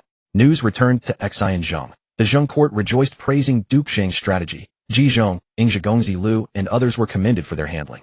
Duke Zheng offered a faint smile. When Zhou Su returns to the country, misfortune will begin. Wei State's internal strife is about to start. Yet as Yu Zaiqiao's investigation stalled, an unexpected visitor appeared. A servant of the imperial medical officer secretly delivered a letter. The letter stated that the medical officer felt ashamed and wished to speak frankly, and he asked Yu Zaiqiao 2 days later at the city West Earth Temple. Could this be a trap? A trusted aide asked. If it is a trap, we shall go anyway. Yu Zaiqiao burned the letter. This is our only breakthrough for now. 3 days later at night, in the city West Earth Temple, Yu Zaiqiao brought only 2 trusted guards and waited in the ruined temple until the Z hour. Outside the doorway, urgent footsteps sounded. The cloaked imperial physician staggered and his expression flustered. He had not yet spoken when torches inside the temple suddenly blazed, shining the ruined sanctuary as bright as day. Shirho, clad in full armor, led dozens of his personal guards to block the temple gate, a cold sneer curling at his lips. The imperial physician, pale and trembling, retreated to stand beside Yu Zaiqiao. Yu Zaiqiao stepped forward and said in a deep voice, Minister Shi, what brings you to this deserted temple in the dead of night? I have come to arrest those who slander loyal officials and force the imperial physician to bear false witness. Shirho's gaze was like a blade as he swept over the imperial physician. Imperial physician, is it not so? The imperial physician thudded to his knees, his voice breaking. Lord Yu Zai, I was forced. Yu Zaiqiao's heart shuddered as he realized he had fallen into a trap, yet he remained composed, and said, Imperial physician, since you summoned me here claiming to have the truth about the late ruler's death, now that Minister Shi is present, you might as well speak clearly. The imperial physician lifted his head, murky tears welling in his eyes. He opened his mouth as if to speak, but then noticed a personal guard beside Shirho move his fingers slightly. A crossbow hidden in his sleeve glinted in the firelight. The late ruler. Before he could finish, the sound of a crossbow bolt splitting the air rang out, and a short arrow struck the imperial physician square in the back. His eyes widened as he pitched forward, blood quickly spreading over the dusty floor of the ruined temple. The imperial physician's voice was hoarse, as if mustering his last strength. He was indeed murdered. Yu Zaiqiao roared in fury, Shirho, how dare you murder a court official in public? Shirho, unhurried, raised his hand in a signal. A guard took a jade pendant from Yu Zaiqiao's bosom and presented it. This is your personal jade pendant, is it not, Lord Yu Zai? Shirho toyed with the bloodstained jade pendant, his voice suddenly turning harsh. To frame me, you forced the imperial physician to bear false witness for you. When he refused to comply, even unto death, you cruelly murdered him, before so many witnesses. What do you have to say for yourself? Yu Zaiqiao looked around, and saw that Shirho's guards had surrounded the temple, and his own 2 attendants had been slain. In the flickering torchlight, Shirho's face was half in shadows. A fine scheme. Yu Zaiqiao laughed, instead his smile dripping with sarcasm. But now that the imperial physician is dead, do you think no one knows of your conspiracy? Shirho's expression flickered slightly, then returned to normal. At death's door still you quibble. Seize him. Shirho personally escorted Yu Zaiqiao onto a carriage that had been prepared in advance. As the carriage door closed, he whispered outside the window, Lord Yu Zai is a wise man. A wise man knows when to advance and retreat. I hope you will consider carefully. Yu Zaiqiao was imprisoned for allegedly forcing the imperial physician to bear false witness, and the court seemed momentarily quiet. But it was only on the surface. The rumors in the streets did not cease, instead they grew more intense. Some said Yu Zaichou was imprisoned for investigating the case, others said the late ruler was indeed murdered. Even scholars began discussing in taverns that Zhou Yu's accession was illegitimate. Your Majesty, this cannot go on, Shurho said in the palace. You can stop one person's mouth, but not 10,000. Zhou Yu paced irritably. Then what do you suggest? Kill them all. Killing serves no purpose and only earns a bad reputation, Shurho pondered. After much thought, what we lack is legitimacy. Your Majesty ascended the throne without the Son of Heaven's formal investiture. The legitimacy is ultimately. You mean we should go to Luoyi to pay homage to the Son of Heaven? Exactly. But the Son of Heaven dwells deep in Luoyi and is not easily seen. We need a powerful vassal to recommend us. Who can recommend us? Shurho fell silent. He looked out the window. In the distance was his father Shurkei's residence, a place he had not set foot in for 3 months. Your servant wishes to seek advice from my father. Zhou Yu was startled. Your father? Has he not been refusing all visitors? Precisely for that reason his words are most trustworthy, Shurho said in a low voice. Although my father disapproves of my actions, his loyalty to the state of Wei has never wavered. The gates of Shurkei's residence had been shut for 3 months. Shurho stood before the gate, hesitated for a moment, then raised his hand to knock. The old servant opened the door, saw it was him, paused for a moment, and then stepped aside. In the courtyard, Shurkei was pruning an old plum tree. The old man wore a brown robe, his hair and beard completely white, his hand holding the shears trembling slightly. Father, Shurho bowed. Shurkei did not turn around, continuing to prune. What are you here for? Your son has come to seek your advice. Advice? Shurkei put down the shears and slowly turned around, his gaze terrifyingly calm. What can a worthless old man teach the all-powerful minister Shur who dominates the court? Shurho knelt down. It was not an act, he truly knelt. The cold blue bricks penetrated his court robes and seeped into his knees. Father, your son admits his fault. He lowered his head. But at present the state of Wei needs you, father. The court and the people are in turmoil, and the vassals' attitudes are ambiguous. If this continues, great chaos may ensue. Your son is dull-witted and truly cannot find a solution, so I have come to seek your advice. Shurkei looked at him for a long time before finally speaking. You want the Son of Heaven to invest Zhou Yu? Yes. Difficult. Shurkei uttered a single word as he sat down on a stone bench. But not entirely impossible. The Marquis of Qin is loyal to the royal house, and has long enjoyed the Son of Heaven's trust. You once served as an envoy to the state of Qin and have an old acquaintance with him. If you can secure his full recommendation, the matter might succeed. Shurho's eyes lit up. Father means to have the Marquis of Qin recommend us. Yes, but you need generous gifts and even more sincerity. You and Zhou Yu must go to the state of Qin in person and earnestly request it face to face to show your seriousness. Thank you for your guidance, father. Shurho kowtowed heavily, his eyes burning as he rose. After all, a father is still a father. The reception in the state of Qin was grand. Duke Huan of Qin personally came out of the city to welcome them. The banquet was set in a waterside pavilion with fine wine and delicacies and music and dance, creating an atmosphere of peace and prosperity. Zhou Yu, swollen with pride and satisfaction, drank several cups in succession. Shurho initially remained vigilant, but seeing the Marquis of Qin so warm and hospitable, he gradually relaxed. Before long, both of them along with their attendants were thoroughly drunk, staggering and collapsing.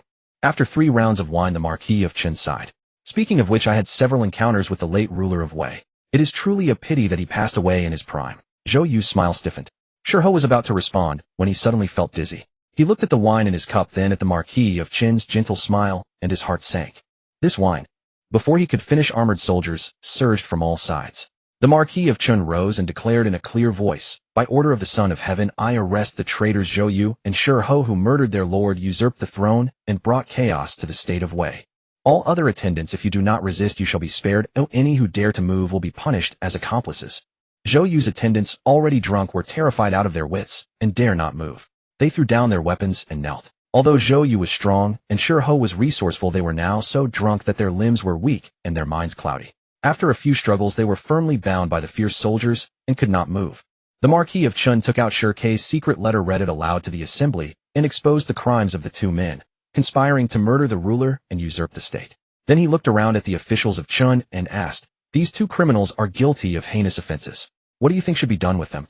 The officials of Qin all said, this is an internal strife of Wei, our state should not overstep. Since the chief culprits have been captured, it would be better to send them back to Wei for the people of Wei to judge which accords with propriety and law. The Marquis of Qin heeded their advice, put Zhou Yu and Shurho into prison carts, guarded them closely, dispatched soldiers to escort them, and sent an envoy to inform Wei. On the day of execution, the execution ground was solemn. Zhou Yu was brought to the execution ground, still unwilling to accept his fate, and roared, I am the ruler of a state. How dare you kill me? Yu Zaichou stood on the execution platform and shouted sternly, You murdered your lord and usurped the throne, a traitor and rebel. How dare you call yourself a ruler? Zhou Yu was shocked to see Yu Zaichou. How are you here? Yu Zaichou laughed. You didn't expect this, did you? You thought I should be in prison by now. Shiho's face was ashen. He pleaded with Yu Zaichou. In the end you have won. I, your guilty servant, know my sins are grave and death is not enough to atone. I only beg to see my father one last time before I die to kowtow and apologize. Yu Zaichou was silent for a moment, then slowly shook his head, his tone tinged with complexity. There is no need. It was the elder Grand Master Shirke who ordered me to come here and execute you. Upon hearing this, Shiho trembled violently, as if struck by lightning. He was stunned for a moment, then suddenly laughed bitterly to the sky, his laughter filled with anguish and realization. So that's how it is. You were in the open, my father in the shadows. I thought that capturing you would settle the matter, but I never expected that from that moment on I had been walking step by step into the chess game my father laid out for me. I lose without complaint. Truly without complaint. With that he closed his eyes and offered his neck for the blade. A flash of steel, and two heads rolled into the dust. The usurper who had once brought calamity, and his accomplice finally met their end, caught in the web woven from righteousness and calculation. 3 days later Shiho was buried. He was buried on a quiet hillside west of the city with no monument, only a mound of earth. On the day of burial, only Yu Zaichou and a few old servants were present. As the coffin was lowered into the ground, someone watched quietly from a distant hillside. It was Shirke. The old man leaned on his staff, standing beneath the old tree as the mountain wind billowed his robes. He watched shovelful after shovelful of earth cover the coffin. In a daze, decades of years flashed before his eyes like the wind. Long ago he had advised the late ruler, if you truly dote on Zhou Yu, you should discipline him properly and not let him become too arrogant. The late ruler only smiled faintly, saying that children would understand when they grew up. He advised again, since you favor him, so why not teach him well? It would not be impossible for him to inherit the throne in the future. But the late ruler shook his head, saying that Zhou Yu liked to lead troops. Being a great general to assist his elder brother would be fine, wouldn't it? Unable to persuade the ruler, he could only turn around, pick up a rattan cane, and whip the kneeling youth severely, ordering him never to associate with the arrogant Zhou Yu again. But the youth broke through the window at night and ran headlong toward his so-called brother. Disheartened, he resigned from his official post and retreated into these mountains. He always thought that if he did not see, his heart would be at peace. Yet deep in his heart there remained a faint hope, hoping that the child would one day turn back. Over the years his son had come to see him more frequently, occasionally bringing food and asking about his health. The old man gradually felt that the child had indeed grown up and become sensible. Until the news of the ruler of Wei's murder arrived, he sat blankly under the old plum tree for an entire day, dusk settling on his shoulders. After that he shut himself in and saw no one. Until that day Yu Zaichou knelt before him, holding a secret letter secretly sent by the imperial physician, his voice trembling. I am going. I fear it will end badly. Now in all of Wei only you are left to seek justice for the late ruler. He looked at the other, then gazed at the distant new grave gradually taking shape, and finally understood. In this life some things are destined to be unavoidable. Yu Zaichou was imprisoned, and the old man picked up the chess pieces again.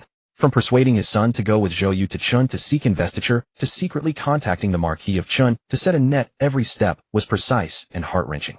The earth was fully covered, but the mountain wind did not cease. He still stood under the tree like an old plum tree that had bloomed in the wrong season. The wind grew stronger, whipping up dust that stung the eyes. The old servant whispered, Master, the wind is strong. Let's go back. Shirke finally turned around, leaning on his staff, and walked step by step down the mountain. His back was stooped, as if overnight the loyalty and righteousness that had supported him all his life had been buried with the handful of earth into the hillside. Behind him the new grave without a headstone stood silent in the vast twilight. After Shirke pacified the Zhou Yu rebellion, he still retired to his home, and the people respectfully called him elder of the state.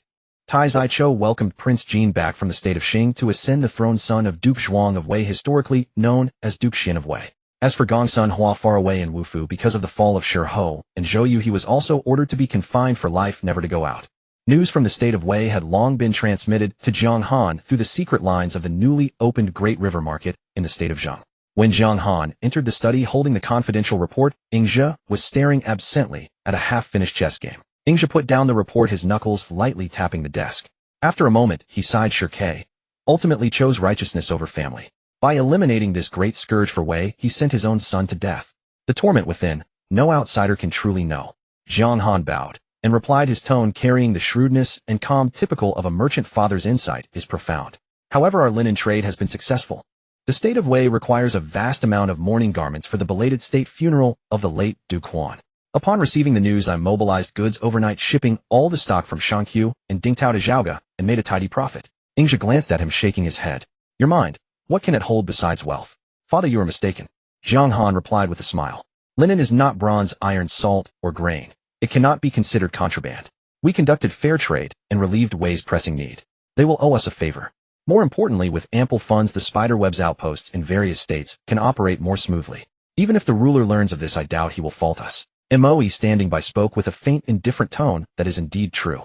At least from now on we need not constantly worry about money, and many matters can be handled with greater ease. Exactly.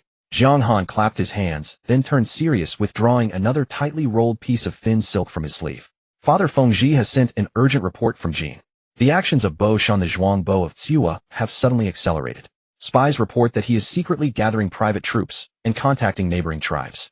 It seems that by next spring he will certainly strike at E-City. Ing's expression turned grave. Oh, which allies has he sought? First, the state of Qing. Qing has close ties with Bo Shan, so their military assistance is expected. The key lies in Luai. Zhang Han lowered his voice. Bo Shan has also sent trusted men with heavy gifts to Zhou. 3 entire carts of gold, silver, and jewels for the Son of Heaven, and he promised to double the annual tribute once the deed is done. Duke Heijian of Zhou strongly opposed it, but the Son of Heaven has already agreed. Oh, Ingzhi raised an eyebrow slightly, his fingertip tapping lightly on the report. How strange. The Son of Heaven has always valued the proper order of names and rights. Siwa attacking E is a collateral branch assaulting the main line, an act of insurrection by subordinates against their superiors. Not sending troops to punish them is one thing, but to actually aid them. Zhang Han shrugged. Perhaps Bo Shan's gifts were too lavish.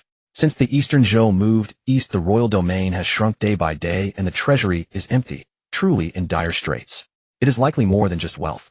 Ingzhi shook his head, a faint, barely perceptible sneer curling at the corner of his lips.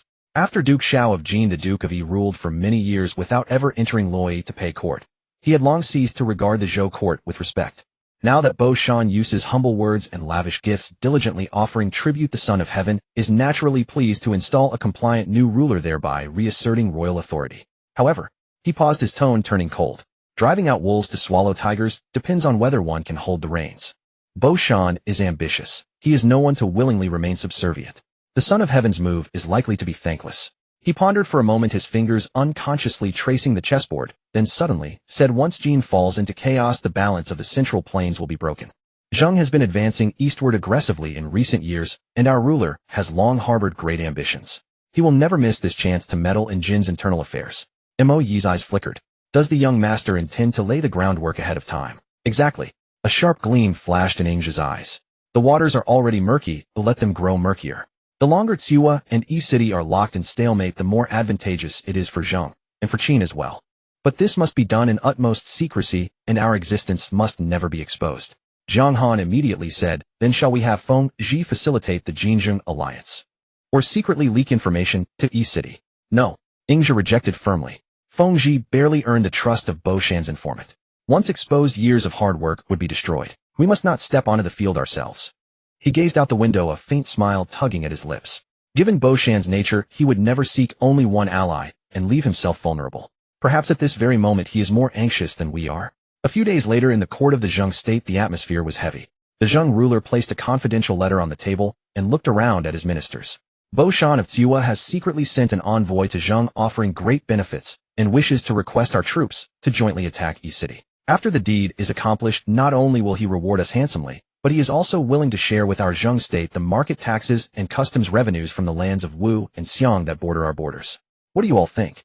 Senior Minister Gongzi Lu stepped forward, his voice resounding. My ruler, I believe we should send troops. First, the royal army has already agreed to assist.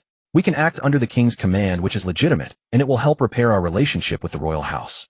Second, by taking advantage of Jin's internal strife to establish an alliance, we can secure our western borders. Senior Minister Ji Zhong stroked his beard and spoke slowly. The benefits ministering mentioned are indeed immediate gains. However, there is a hidden concern. Even if the Duke of Jin has not paid court to the Son of Heaven for years, he is still the legitimate ruler of Jin, formally and theft by the Zhou royal house. Siwa is a collateral branch. Attacking E-City is an act of insurrection against proper order, contrary to the rights. If we in Zheng openly assist, we may be accused by the various states of aiding rebellion, which would damage your majesty's reputation for virtue. He paused, his tone growing heavier. Moreover, consider Bo Shan's character. In the past, he personally killed the Duke of Jin, Duke Xiao of Jin. His actions are ruthless and his ambition is clear. Today he comes to us with humble words. not out of genuine alliance, but to use our blade to break East City and later to use our strength to resist the Son of Heaven, lest he become a puppet. To form a covenant with such a man is like seeking a tiger's skin. One must be wary. The Zheng ruler nodded slightly, then turned his gaze to Ingzhi, who was sitting quietly. His tone was calm, but probing. Master Weiyun, what is your view? Ingzhi rose, first bowed to the Zheng ruler, then turned to Ji Zhong, and said calmly, your concerns, senior minister, strike at every vital point. But the crux of this matter may not be whether Bo Shan is trustworthy, but how we can use him to restrain the one who truly needs to be guarded against. He paused, his gaze settling on the Zheng ruler, his voice steady. The Son of Heaven tacitly approves Bo Shan's move, hoping to turn him into a puppet and regain control of Jin. Consider, your majesty, if only the royal army and Tsiwa's troops take East City, then riding on the momentum of victory, it will be the Son of Heaven who decides who rules Jin. Even if Bo Shan is ambitious, he will have to obey the Son of Heaven in the short term. Thus the Son of Heaven's prestige will soar and royal authority will extend westward. For our Zheng, is that a good thing or a bad thing? The Zheng ruler's eye sharpened, clearly sensing the weight of those words. But if our Zheng agrees to send troops, the situation will be completely different. Ingzhi's tone was steady and clear. As long as our army is stationed at the border, we become a pivotal piece on this chessboard. After the war, a three-way stalemate will emerge: the Son of Heaven, Bo Shan of Tsiwa, and our Zheng. The Son of Heaven will no longer be able to manipulate Bo Shan alone, and we in Zheng need not trouble ourselves to control Bo Shan. He bowed again to the Zheng ruler. As long as none of them can dominate, we can forge an alliance with Jin and secure long-term peace on our northwestern border. The rewards Bo Shan promised are merely the icing on the cake. The true benefit lies in this situation, one that can continuously restrain the Son of Heaven and ease the pressure on our western flank.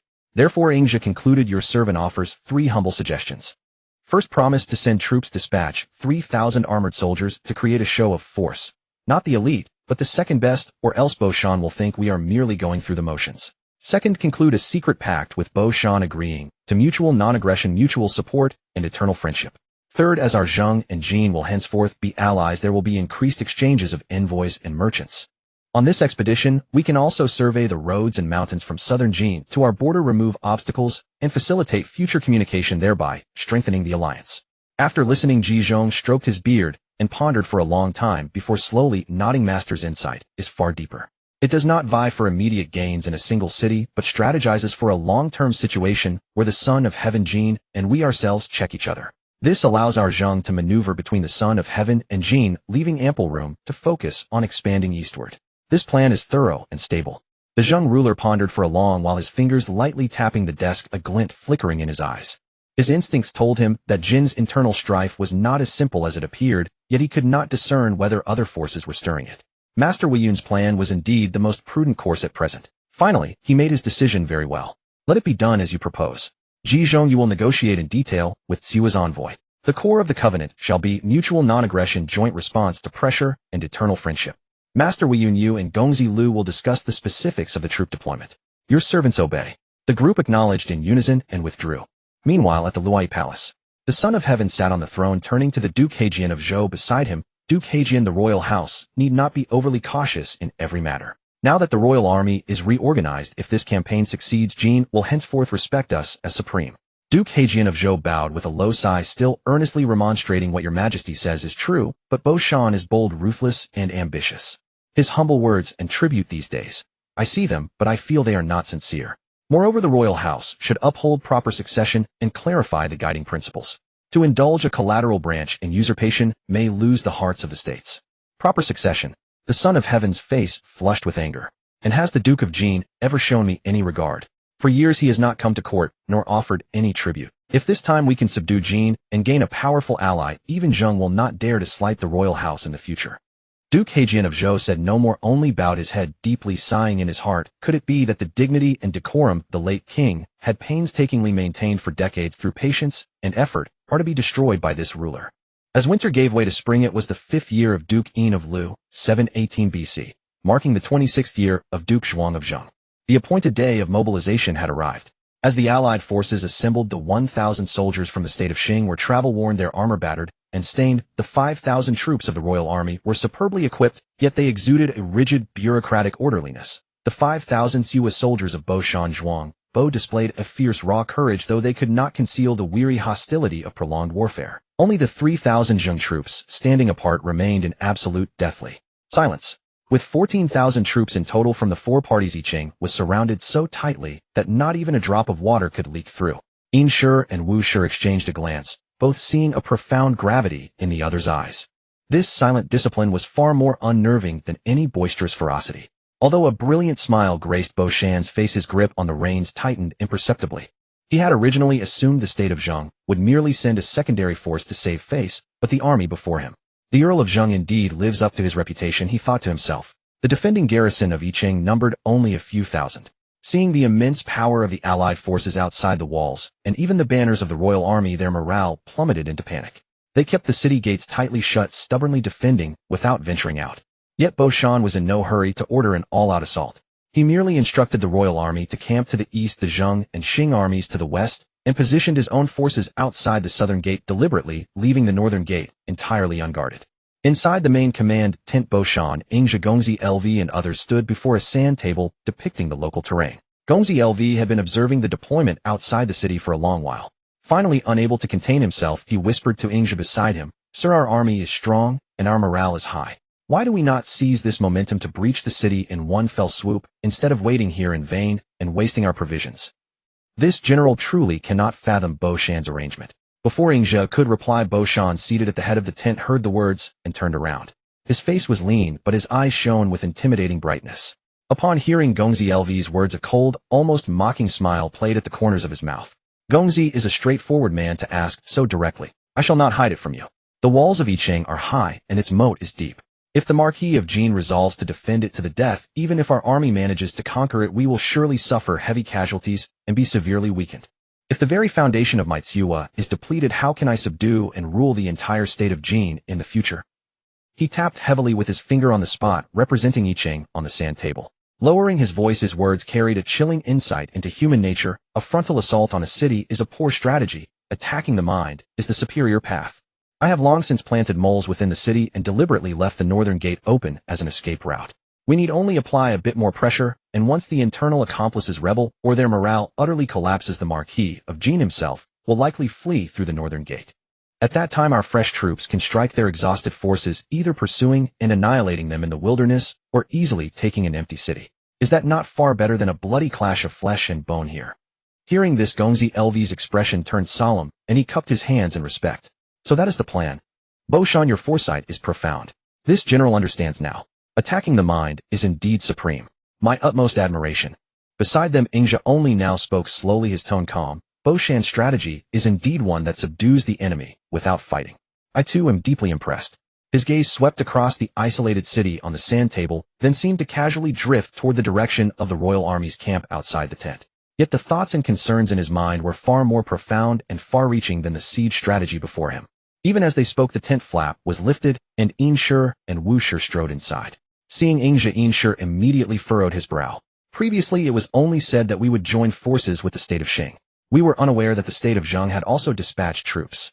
Bo Shan laughed heartily and said composedly, "The Earl of Zhou values the righteousness of lord and vassal. Hearing that I am executing heaven's will to punish the rebels, he specially sent troops to assist. With such a formidable force from Zhou here, why should we worry about not breaching Yiqing?" Wu Shi and Yin Shi exchanged a glance. Though they spoke no further, the suspicion in their eyes did not diminish in the slightest. Upon returning to their tent, they immediately conspired in secret. Before mobilizing, the Son of Heaven only commanded us to join forces with the state of Qing, never mentioning the state of Zhou. The state of Zhou has always been formidable. If Bo Shan secures Zhou as an external ally, he will likely not submit easily after the war, as the Son of Heaven desires. We must dispatch a swift horse to inform the Son of Heaven of this matter. However, with the battle imminent, the two could only suppress their doubts for the moment. While watching the situation unfold, they secretly dispatched messengers back to Luoyi to report the news. Late at night, 3 days later, the southern gate was indeed quietly opened. It was the southern gate commander whom Bo Shan had bribed in advance. He had slain the gate guards and let the allied forces into the city. Bo Shan personally led his elite troops rushing into the city. Instantly, fires flared up everywhere and battle cries shook the heavens. Knowing that all was lost, the Marquis of Qin, he hurriedly fled through the northern gate with his son Gongzi Guang and his remaining followers, heading toward the state of Sui for refuge. Thus Yiqing was breached by the allied forces. On the day after the city fell in front of the palace of Yiqing, as broad daylight broke, Bo Shan had already changed into the robes of the Marquis of Qin. He set up an incense altar before the hall to offer sacrifices and report to his ancestors. When the ceremony concluded, he took Ing's hand and said warmly, breaching the city this time was entirely due to the assistance of the state of Zheng. In the future the states of Zheng and Jin shall be like brothers, never betraying one another. Ingja smiled gently, withdrew his hand, and returned the salute. The alliance is set, so we shall naturally support one another. My only wish is that the borders of our two states remain forever peaceful, and our people live in peace and prosperity. Inshur and Wushur also secretly inquired about the date Bo Shan would travel to Luoyi to pay homage to the Son of Heaven and receive his official investiture. Bo Shan merely socialized with them warmly, presenting them with lavish gifts of gold and silk, and vocally expressing his gratitude for the Son of Heaven's grace. However, he consistently evaded the question with vague excuses like, once the state is stabilized, I shall surely report to the Son of Heaven. Inshur and Wushur exchanged a glance, knowing in their hearts that he intended to stall. However, with the additional presence of the Zheng army here, it was difficult for them to say anything. Bo Shan hosted a grand banquet in Yicheng to reward the various troops who had come to assist. The palace was brilliantly lit, fine wine and delicacies flowed continuously, and the sound of music lingered without end. Seated in the primary host seat, Bo Shan's face was flushed with joy as he repeatedly toasted Inshur, Wushur, Gongzi, Lving Zhe, and the others, offering polite platitudes like, "This is entirely due to the majestic virtue of the Son of Heaven, and my gratitude to everyone for your efforts." After the banquet, he personally escorted the allied forces 10 li outside Yicheng and ordered more than a dozen chests of gold, silver, and treasures to be brought forward and distributed among the various parties. The portion for the royal army was exceptionally generous, and those for the states of Qing and Zheng were also substantial. The Qing generals beamed with joy, and the entire Zheng army was highly satisfied. Receiving rewards without fighting a hard battle was always a welcome outcome. Only Inshur and Wushur looked displeased. According to their original plan, if Bo Shan went back on his word, they would find a way to subdue him and bring him back to Luoyi. Yet in the present situation, Bo Shan's warm send-off was clearly a polite urging for them to leave. If they insisted on staying, they would have no legitimate justification. Moreover, seeing how Bo Shan commanded with absolute composure during the banquet, the troops in the city were already entirely under his command. Forcing the issue would undoubtedly result in their own loss. Furthermore, the Zheng army was still nearby, and their stance remained unfathomable. Seeing the Qing and Zheng armies begin to pack up their tents and prepare to depart, Inshur had no choice but to seek out Bo Shan again. Squeezing out a smile, he said, "Marquis of Jin, this great victory is entirely due to the immense fortune of the Son of Heaven. We request that the Marquis of Jin quickly set a date to travel to Luoyi to pay homage to the Son of Heaven and receive official investiture. Once your title is legitimate, it will also serve to stabilize the hearts of everyone throughout the state of Jin." Bo Shan, beaming with smiles, grasped Inshur's hand and said with great sincerity, "Minister In speaks truly. I am infinitely grateful to the Son of Heaven and long day and night to pay homage in Luoyi. It is only that." He shifted his tone, assuming a troubled expression. Yicheng has only just been pacified. The remnants of Marquis Yi's faction within the city have not yet been purged, and countless tasks lie ahead. Should I depart now, I fear chaos will erupt, thereby failing the expectations of the Son of Heaven. I request that Minister In and Minister Wu return first to explain the situation here to the Son of Heaven. Once I have settled things here slightly, I will surely travel to Luoyi with a light entourage to personally offer my gratitude and plead for forgiveness." The words were beautiful and the sentiment seemed genuine, but just how long this settling things slightly would take was never specified. Wushur, growing anxious on the side, interrupted, "Without a legitimate title, one's words carry no weight. Since the Marquis of Jin has entered Yicheng, obtaining the Son of Heaven's official decree of investiture early is the only way to awe the four directions. Minister Wu speaks with great reason." Bo Shan immediately interjected, sighing, "Precisely because it is a momentous matter of title and legitimacy, we must be all the more cautious. I fear that the state is not yet stable. If I set off in haste, and trouble arises on the road or within the borders, it would instead cause worry to the Son of Heaven and make me appear rash, unable to shoulder such heavy responsibilities. It is better to be prudent, far better to be prudent." His words were earnest, and his posture humble, yet he did not yield a single step. Inshur and Wushur exchanged a glance, knowing that asking further would be futile and might even lead to a deadlock. Falling out at this moment would benefit no one. Having no choice, Inshur and Wushur could only force smiles, cupping their hands to bid Bo Shan farewell. Suppressing a belly full of resentment and anxiety, they set out on their return journey alongside the armies of Zheng and Qing. Inside the carriage returning to the state of Zheng, Gongzi Lv watched the silhouette of Yicheng gradually recede in the distance. Finally, unable to hold back, he asked Ingja, who was resting with his eyes closed, "Master Wuyun, are we really just going back like this?" Ingja slowly opened his eyes. "Otherwise, does Gongzi wish to remain in the state of Jin as a guest?" "No." Gongzi Lv scratched his head. "This general simply feels that this battle was won far too easily. It seems we merely stood beneath the city walls for a few days, enjoyed a banquet, accepted some wealth, and returned. Has Yicheng truly fallen into Bo Shan's hands just like that? Will his promises of mutual non-aggression and facing pressure together actually hold true? I see him as a highly insidious man who might not be dependable. Ingja's lips curled slightly, revealing an understanding smile. Gongzi feels it was easy because the royal army and our Zheng forces were there. Only because of this was the battle won with ease. Without external forces, if Bo Shan wished to take Yicheng, he would have had to wade through mountains of corpses and seas of blood, fighting for months or even years. Our presence alongside the royal army forced the interior of Yicheng to descend into chaos first and compelled Bo Shan to conclude the battle swiftly. Even after his victory, he dared not immediately bow submissively to the royal army. This is the balance often spoken of in court. Without raising our weapons, we have already prevented the Son of Heaven from easily manipulating the state of Qin and made Bo Shan dare not underestimate our state of Zheng.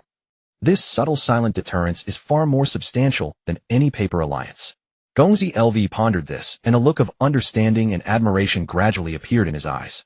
This general understands. Your wisdom is profound, sir. Then what do we do next? Next, Ingja closed his eyes once more, his tone leisurely. We return to Xinjiang and simply watch the situation unfold. Do you think, Gongzi, that Bo Shan's position as the Marquis of Qin is secure? Gongzi LV thought for a moment. Although Yicheng has fallen and Marquis he has fled, those old established families of the state of Qin may not truly submit. However, Bo Shan possesses formidable methods and has just won a victory. He should be able to suppress them in the short term, shouldn't he? Ingja spoke no further, merely tapping his fingers gently on his knee, his mind completely clear. Bo Shan, oh Bo Shan, did you truly believe Yicheng was so easily obtained? Yicheng has been cultivated for over a century, its roots run deep. How could it be fully seized merely by slaying a gate commander and opening the gates once? I have long since had Fengji secretly leak the intelligence of the city to Luan Gongzi. We need only wait for the opportune moment to strike and conquer it in a single battle. As for the timing, you have betrayed the Son of Heaven this time. Do you truly believe the young impetuous sovereign will let this matter slide? The carriage wheels rumbled, carrying the travelers, each harboring their own hidden thoughts toward the state of Zheng in the southeast. The clamor and banquets of Yicheng seemed to have already faded, yet the true storms were perhaps only just beginning. Far away in the palace of Yicheng, after seeing off the allied forces, the smile on Bo Shan's face gradually faded, replaced by a cold, profound gravity. Dismissing his attendants, he walked alone to the high terrace outside the palace, gaze fixed on the direction where the allied forces had departed, especially toward the northwest where the banners of the royal army had vanished. A cold light flickered in his eyes. The Son of Heaven, he muttered to himself, his fingers slowly tightening. You wished to use me as a pawn. Yet you never expected me to bring in the state of Zheng to break your game this time, did you? The Earl of Zheng is indeed a mighty ruler of this generation as well. At least in the short term, I will not have to clash with them. Now the state of Qin is mine. Turning back toward the hall, he issued a stern command. Send word to keep a close watch on the direction of the state of Sui. Report any movement of Marquis Yi and his son immediately. Furthermore, reinforce the city defenses, especially the northern gate, and dispatch trustworthy men to guard it. As for those families who were previously close to Marquis, keep a vigilant watch on them for me. Ingja and Prince Lu returned to the court in triumph. Duke Zheng warmly welcomed them with a banquet. After the feast, the Duke kept Prince Lu behind and asked, were there any particular occurrences during the expedition to Yicheng? Particular occurrences? Prince Lu pondered for a moment. Bo Shan's troops were valiant and exuded a chilling aura of slaughter. The royal army we saw this time was also elite, but their formations appeared more orderly than those of our Zheng forces, yet they seemed to lack the tempering of actual combat. The soldiers of Yicheng were utterly demoralized and devoid of fighting spirit. I doubt they could withstand Bo Shan. Anything else? Any other notable matters? Duke Xing thought for a moment and asked, for instance, did Master Weiyun behave in any unusual way? Or did he meet anyone out of the ordinary? Master Weiyun. He shared the same tent with me and remained in the army all these days. He showed no unusual behavior and met no one remarkable. Prince Lu recalled, on the journey back he asked me, is Bo Shan's position as Marquis of Qin secure? Oh, and what did you reply? Duke Zheng asked. I said, though Yicheng has fallen and Marquis he has fled, the old clans of Qin may not be truly convinced. However, Bo Shan is ruthless and has just won a victory. He should be able to hold things together for the time being. He did not answer further. Duke Zheng mused, very well, you may withdraw. Perhaps it was only his own suspicion. Yet he remained unaware that Ingja had already transmitted his subsequent plans via a shop within the city's underground network, reaching Feng Zhi's hands the moment they entered the city. The next day, after the morning court, Duke Zheng deliberately kept Ingja and Ji Zhong behind, dismissing all attendants. The candles flickered within the palace hall, leaving only the three of them. The atmosphere even more somber than the court assembly. Ji Zhong gently placed the confidential report on the table. Your Grace, through this expedition, we have forged an alliance with Qin. We have also avoided direct conflict with the Son of Heaven's royal army. However what? Duke Zheng lifted his gaze. This matter may not end so simply. Both we and Qin have achieved our desired outcomes, but the Son of Heaven has mobilized his forces to no avail. Then what should be our next move? Duke Zheng pressed. The corners of Ing's mouth curled slightly. Naturally, we prepare for war. War? Duke Zheng frowned. Why should we prepare for war without cause? A glint of sharpness flashed in Ji Zhong's eyes as he promptly interjected, Has your Grace forgotten? Last year Wei allied with Song Chun and Kai besieged our eastern gate for 3 months. That debt remains unpaid. Duke Zheng pondered for a moment, his gaze fixed on Ingja. You mean? We should take the initiative to attack Wei. Precisely. Bo Shan has made the Son of Heaven go on a distant campaign without gaining any advantage. Will the Son of Heaven let this rest? If the Son of Heaven were to attack Bo Shan as a result, and Bo Shan then calls upon us to aid him against the royal army, that would be disastrous. Ingja stepped closer, his voice clear and resolute. Courtesy demands reciprocity. The debt of Wei's coalition of 4 states attacking us. Now is the time to settle it. Ji Zhong stroked his beard and nodded. The timing is impeccable. Our army helped Bo Shan take the city, and the alliance is sealed. If our state is embroiled in war, we naturally cannot send troops to aid Bo Shan. Outwardly, we can claim this as retribution for the siege of the Eastern Gate, neither provoking the Son of Heaven nor being bound by Bo Shan, while maintaining a just cause for attacking Wei. A triple gain. Duke Zheng clapped his hands in approval. Minister Ji has considered this thoroughly. Exactly what I had in mind. Master Wei Yun, when do you think we should deploy our forces?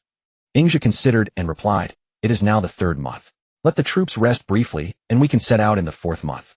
We shall raise the banner of avenging the Eastern Gate humiliation. Excellent. Duke Zheng declared decisively. Proceed accordingly. Master Wei Yun, you are in charge of provisions and armaments. Speed and secrecy are paramount. Minister Ji Yu and Prince, who will discuss the specific route and troop deployment. Yes, we understand. The 3 accepted the orders together. A month later, the Zheng army was fully prepared. In the 4th month, the main force launched a surprise attack on Muyi, a strategic location in the northeast of Wei. The Wei troops stationed in the outskirts were caught off guard and collapsed after a single battle, with remnants fleeing in panic into the city. Muyi was in peril, and urgent dispatches raced to Zhaoga.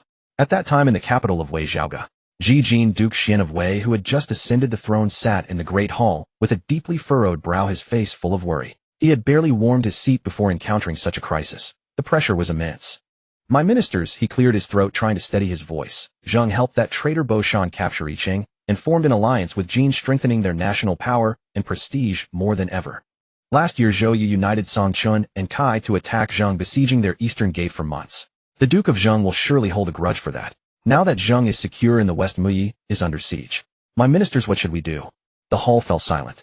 Last year, a coalition of 4 states had failed to subdue Zheng, and now Zheng, fresh from its western triumph, was riding a wave of momentum.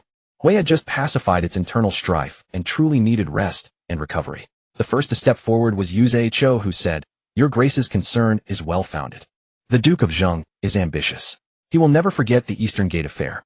But given Wei's current state, we cannot possibly confront the Zheng army head-on alone. Another dignitary named Gue added, Minister Yuze is right. The best course now is to seek allies once more to counter the mighty Zheng. However, he paused, a hint of difficulty on his face. The Duke of Song cares only about Prince Feng. He will certainly not send troops this time. As for Chun and Kai, they were afraid to act against Zheng last time, and they will likely hesitate to participate now. As for Lu, they appeared to have reached an alliance with Zheng last time, and were the first to withdraw. The atmosphere in the hall grew even heavier. Last year's coalition of 4 states had been the result of multiple factors. Now the situation had changed. Zheng was even more formidable. Who would willingly court such trouble? The Duke of Wei frowned even deeper. Are we to simply wait for Zheng to attack our gates? At this, Yu Zhe-cho continued, Your Grace, I have a plan that might alleviate the current crisis. Speak quickly. Although Wei can hardly persuade the major states of the Central Plains to act again, we must not forget our vassal state, Southern Yan. Though small, Southern Yan has long been subservient to Wei and is located to our northeast. It could flank the Zheng army from the side. We can immediately dispatch an envoy to order the Earl of Yan to raise the entire national army and march south to the Wei border, forming a pincer attack with our forces. Although Southern Yan's troops are few, they can distract the Zheng army and prevent them from focusing entirely on the siege. The Duke's eyes lit up. Minister Yuze's plan is excellent. Though Southern Yan is small, it can still be of help. Send an envoy immediately to Southern Yan, ordering the Earl of Yan to muster troops and come to our aid. At the same time, command the border to strengthen defenses, dispatch more scouts, and ascertain the movements of the Zheng forces. As he finished speaking, Duke Xian of Wei turned to Yu Zhe-cho with a solemn tone. Minister Yuze, I entrust the 3 armies of Wei to you.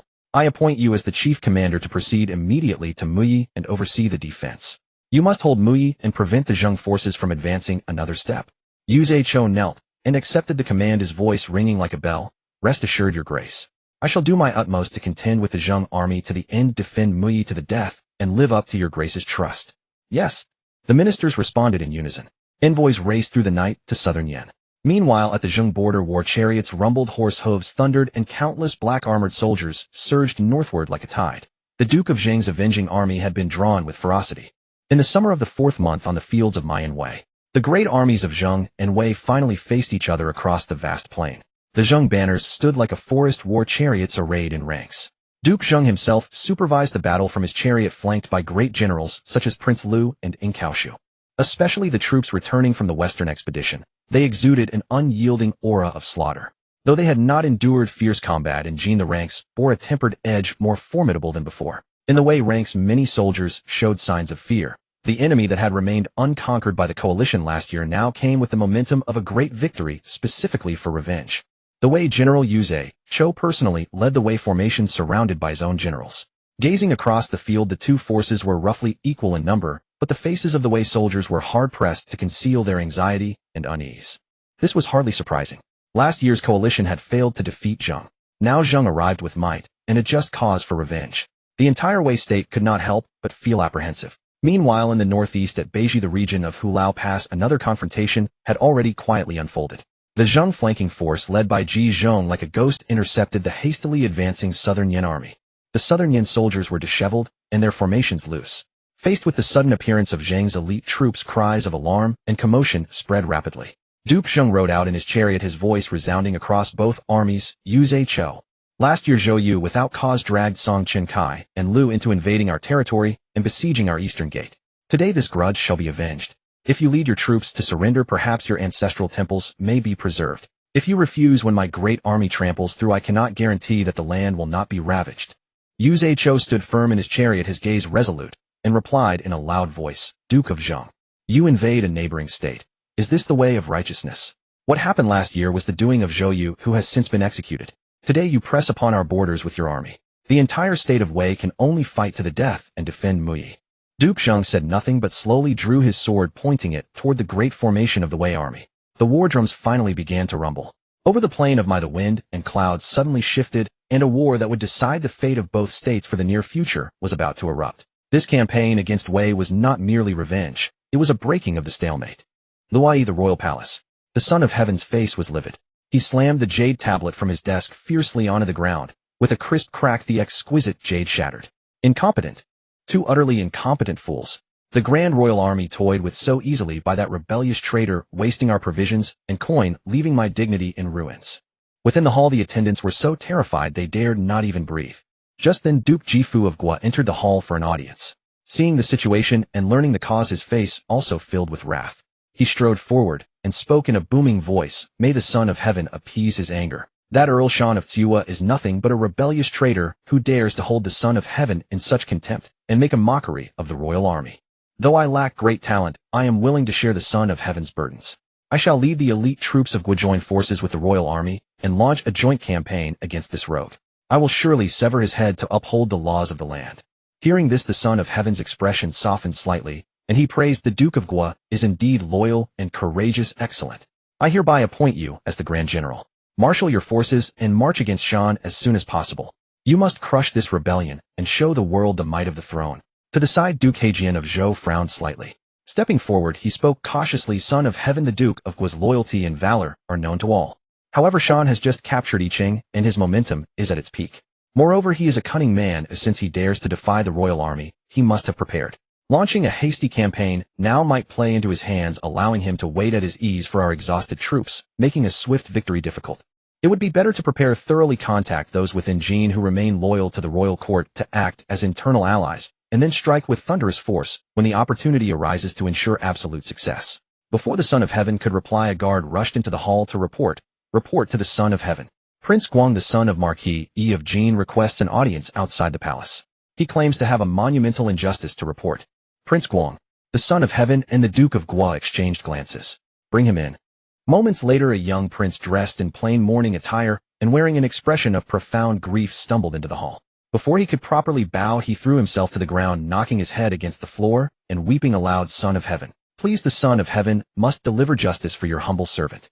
My late lord, my late father died a most unjust death."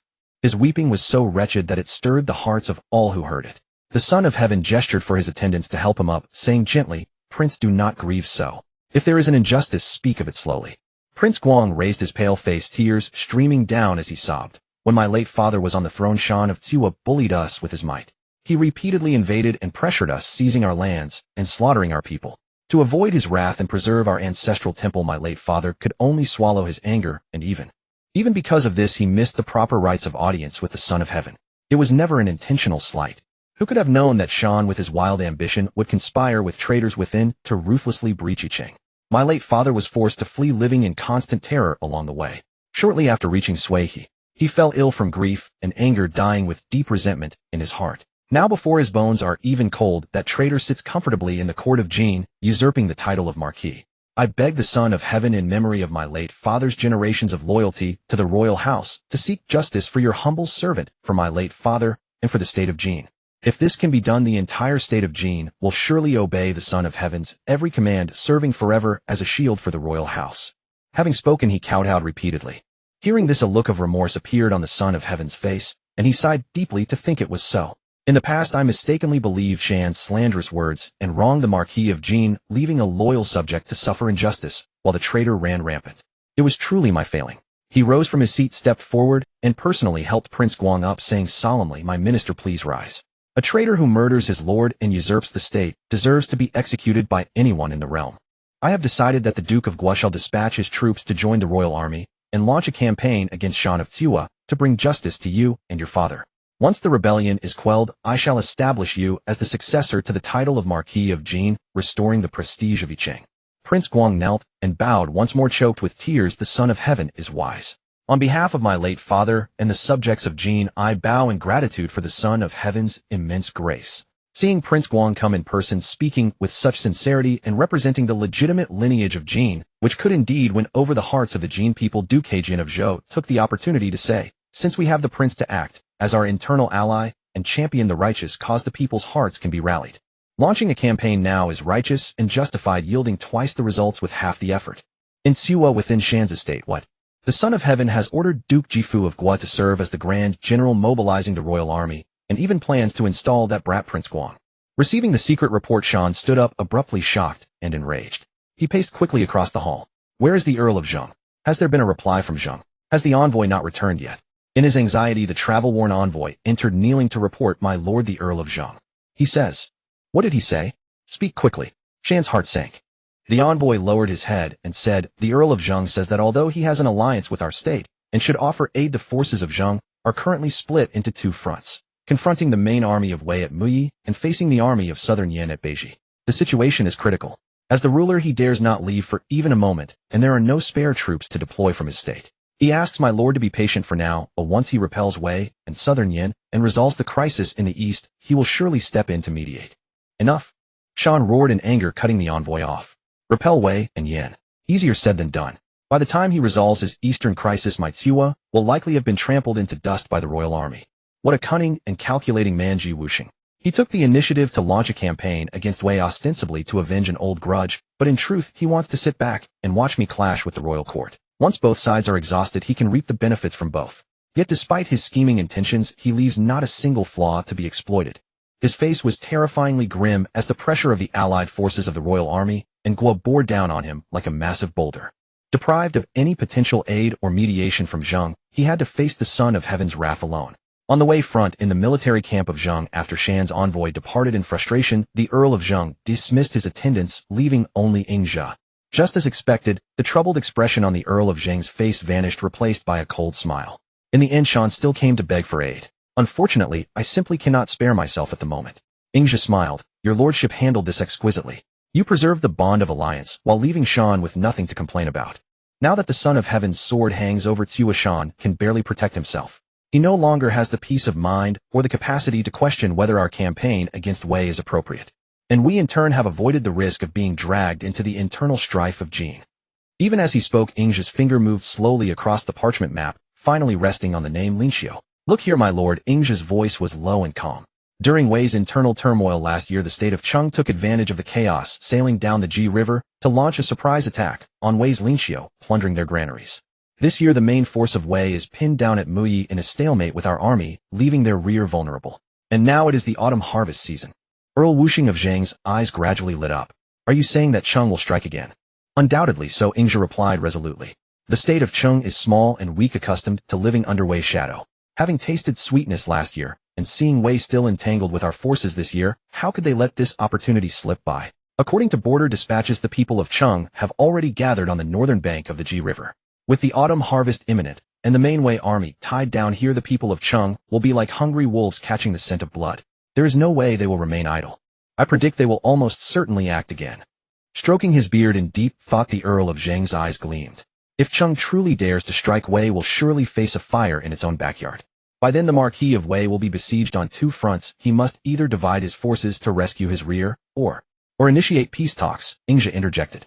This is precisely the breakthrough opportunity your lordship has been waiting for. As long as we can swiftly crush southern Yan and lift the siege of Beiji, Wei's situation will become even more dire. A sharp light flashed in the Earl of Zheng's eyes. Good. Send word to Ji Zhong. It is time to draw the net at Beiji. We shall continue to besiege Muyi here, pinning down the main Wei army. Unwittingly, the two armies had been at a stalemate at Muyi for over 2 months. Beiji, the front lines of the Zheng army. Just as the Earl of Zheng, Ingzhe and Ji Zhong had previously schemed, the months of confrontation between the two armies were not merely a stall. The Earl of Zheng personally led the main force beneath the walls of Muyi. As expected, the Wei generals dared not venture out easily, choosing instead to hold their ground. Meanwhile, the southern Yan forces confronting them at Beiji remained highly vigilant due to the grand display of the Zheng army before them. Yet the more intently they stared ahead, the easier it was to overlook other quarters. Prince Hu and the second son Prince Tu had previously volunteered to lead an elite cavalry unit each. Under the cover of night, they had already bypassed the foothills in silence, lying in ambush within the valley behind the southern Yan formation. On this morning, as the dense fog began to disperse, Ji Zhong beat the war drums and roared before the formation, the sound shaking the surrounding wilderness.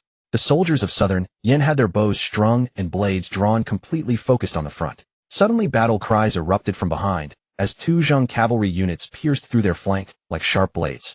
Caught completely off guard, the rear of the southern Yan army fell into chaos.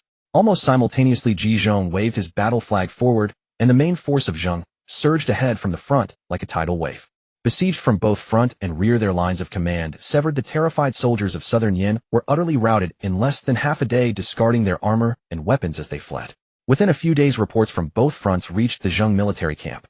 First came the news of the great victory at Beiji. Southern Yan had retreated in defeat, and the threat to Zheng's eastern front was eliminated. Immediately following, a scout from Jin returned on a galloping horse with news. Duke Jifu of Gua had led the army of Gua, joining forces with 300 chariots of the royal army, and the veteran Jin minister Wan Gongzi marching directly upon Yicheng.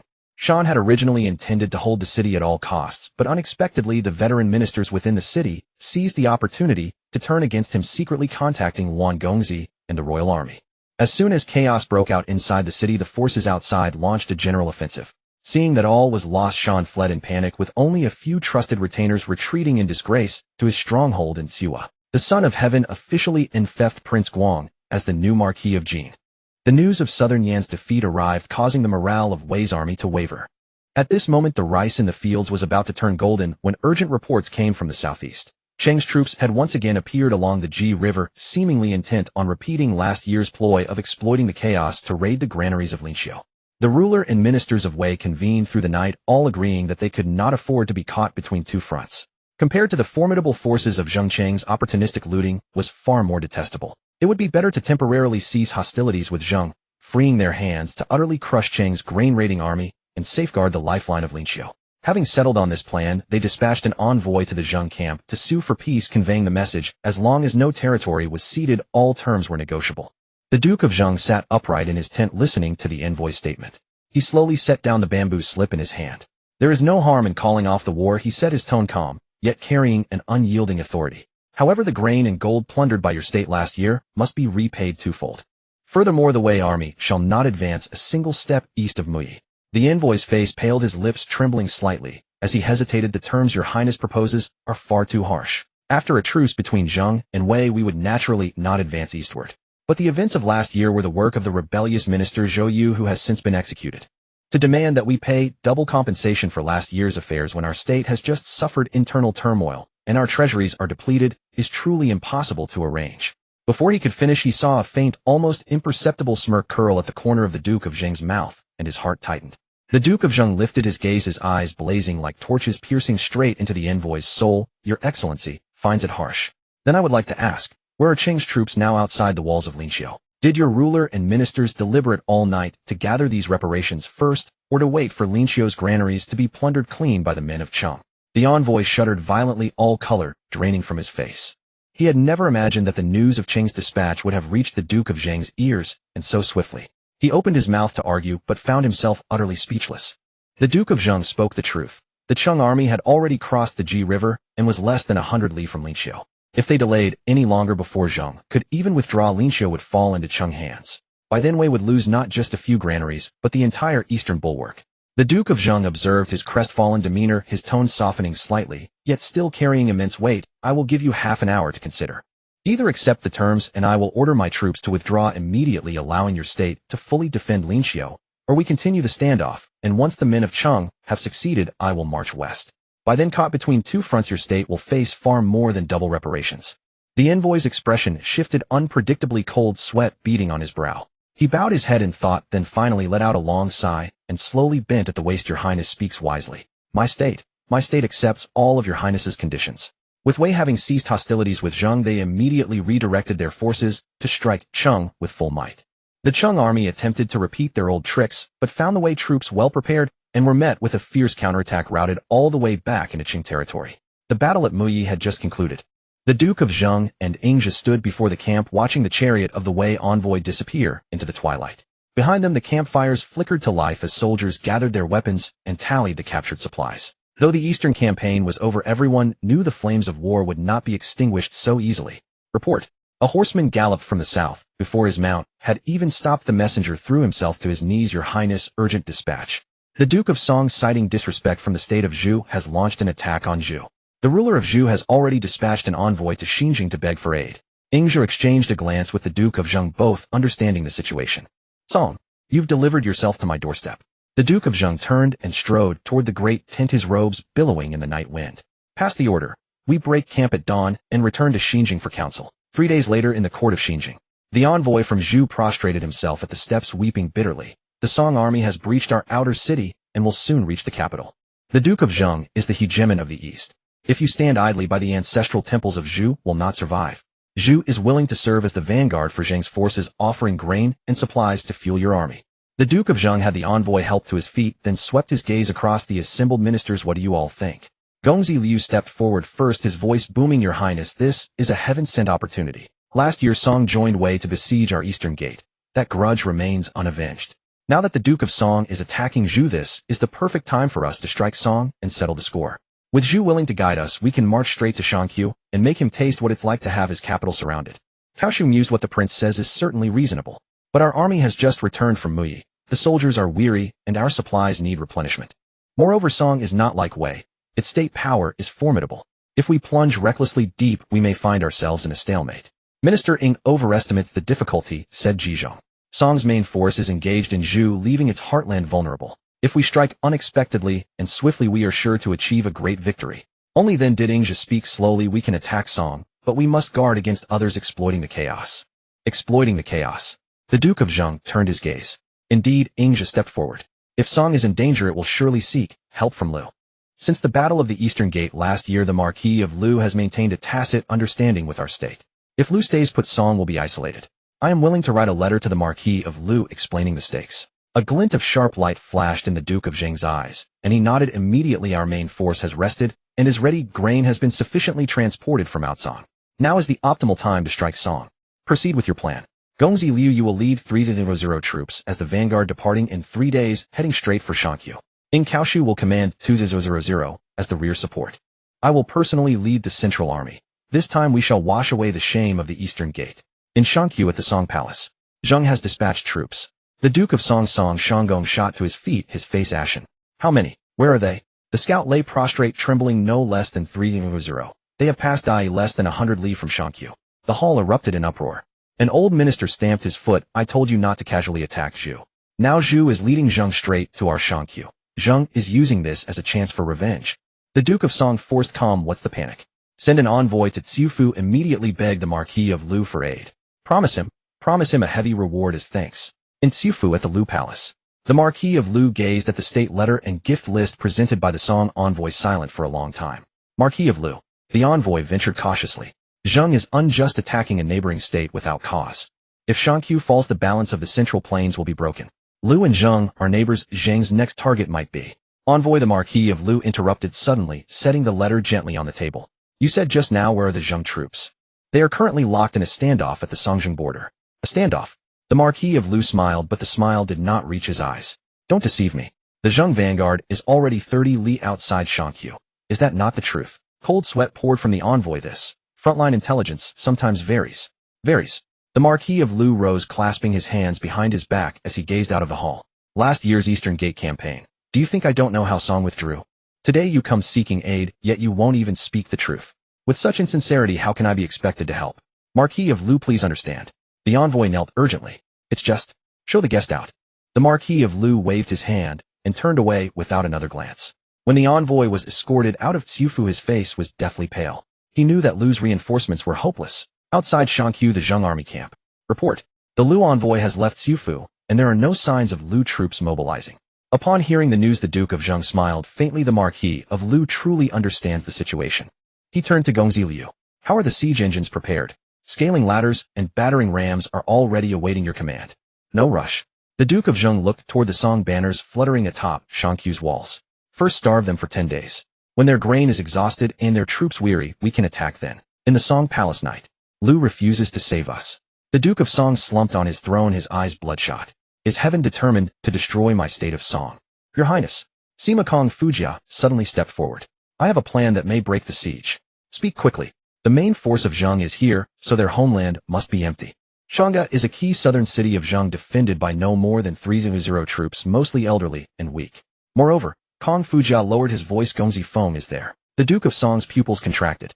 If we detach 1000 troops and launch a swift attack on Chang'e, first we can capture the city and seize Gongzi Feng, making the Duke of Zheng hesitate.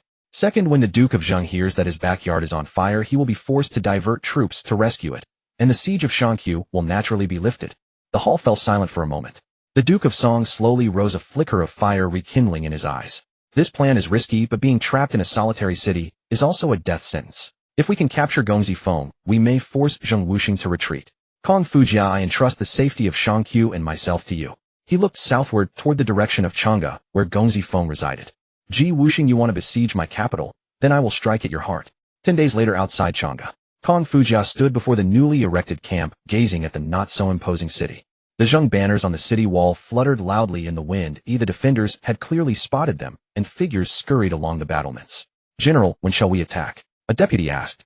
At dawn tomorrow, Kong Fujia said coldly. Strike before Zheng's reinforcements arrive, all in one go. Remember, bring Gongzi Feng back to Song, alive or dead. In Xinjing, within the Zheng palace, Ji Zhong paced the hall, saying, it was expected that Lu would refuse to dispatch troops. However, I did not anticipate that Duke Shang of Song would dare to divide his forces and take a detour to launch a surprise attack on our Chang'e. Zheng Bo's countenance darkened. Chang'e. Is Gongzi Feng safe? Ji Zhong halted, clasped his hands, and replied, rest assured, your majesty. Since Kong Fujia's forces moved on Chang'e, I have secretly arranged for Gongzi Feng to be escorted from Chang'e to Xinjing. He should be arriving shortly. Zheng Bo's expression eased slightly, yet his worry lingered. It is a relief that Fenger is safe. But Chang'e is the southern gateway to our state, defended by a mere 3,000 troops, mostly elderly and infirm. The Song army that advances must be their elite. Should Chang'e fall, our southern defenses would be breached, allowing Song forces to threaten our cities of Yan and Li from the north, sever the southern supply routes, and shake the very foundation of the state. What strategies do my ministers propose? Silence fell in the hall. The main force of the campaign against Song was besieging Shangqiu, leaving Xinjing with scarce troops.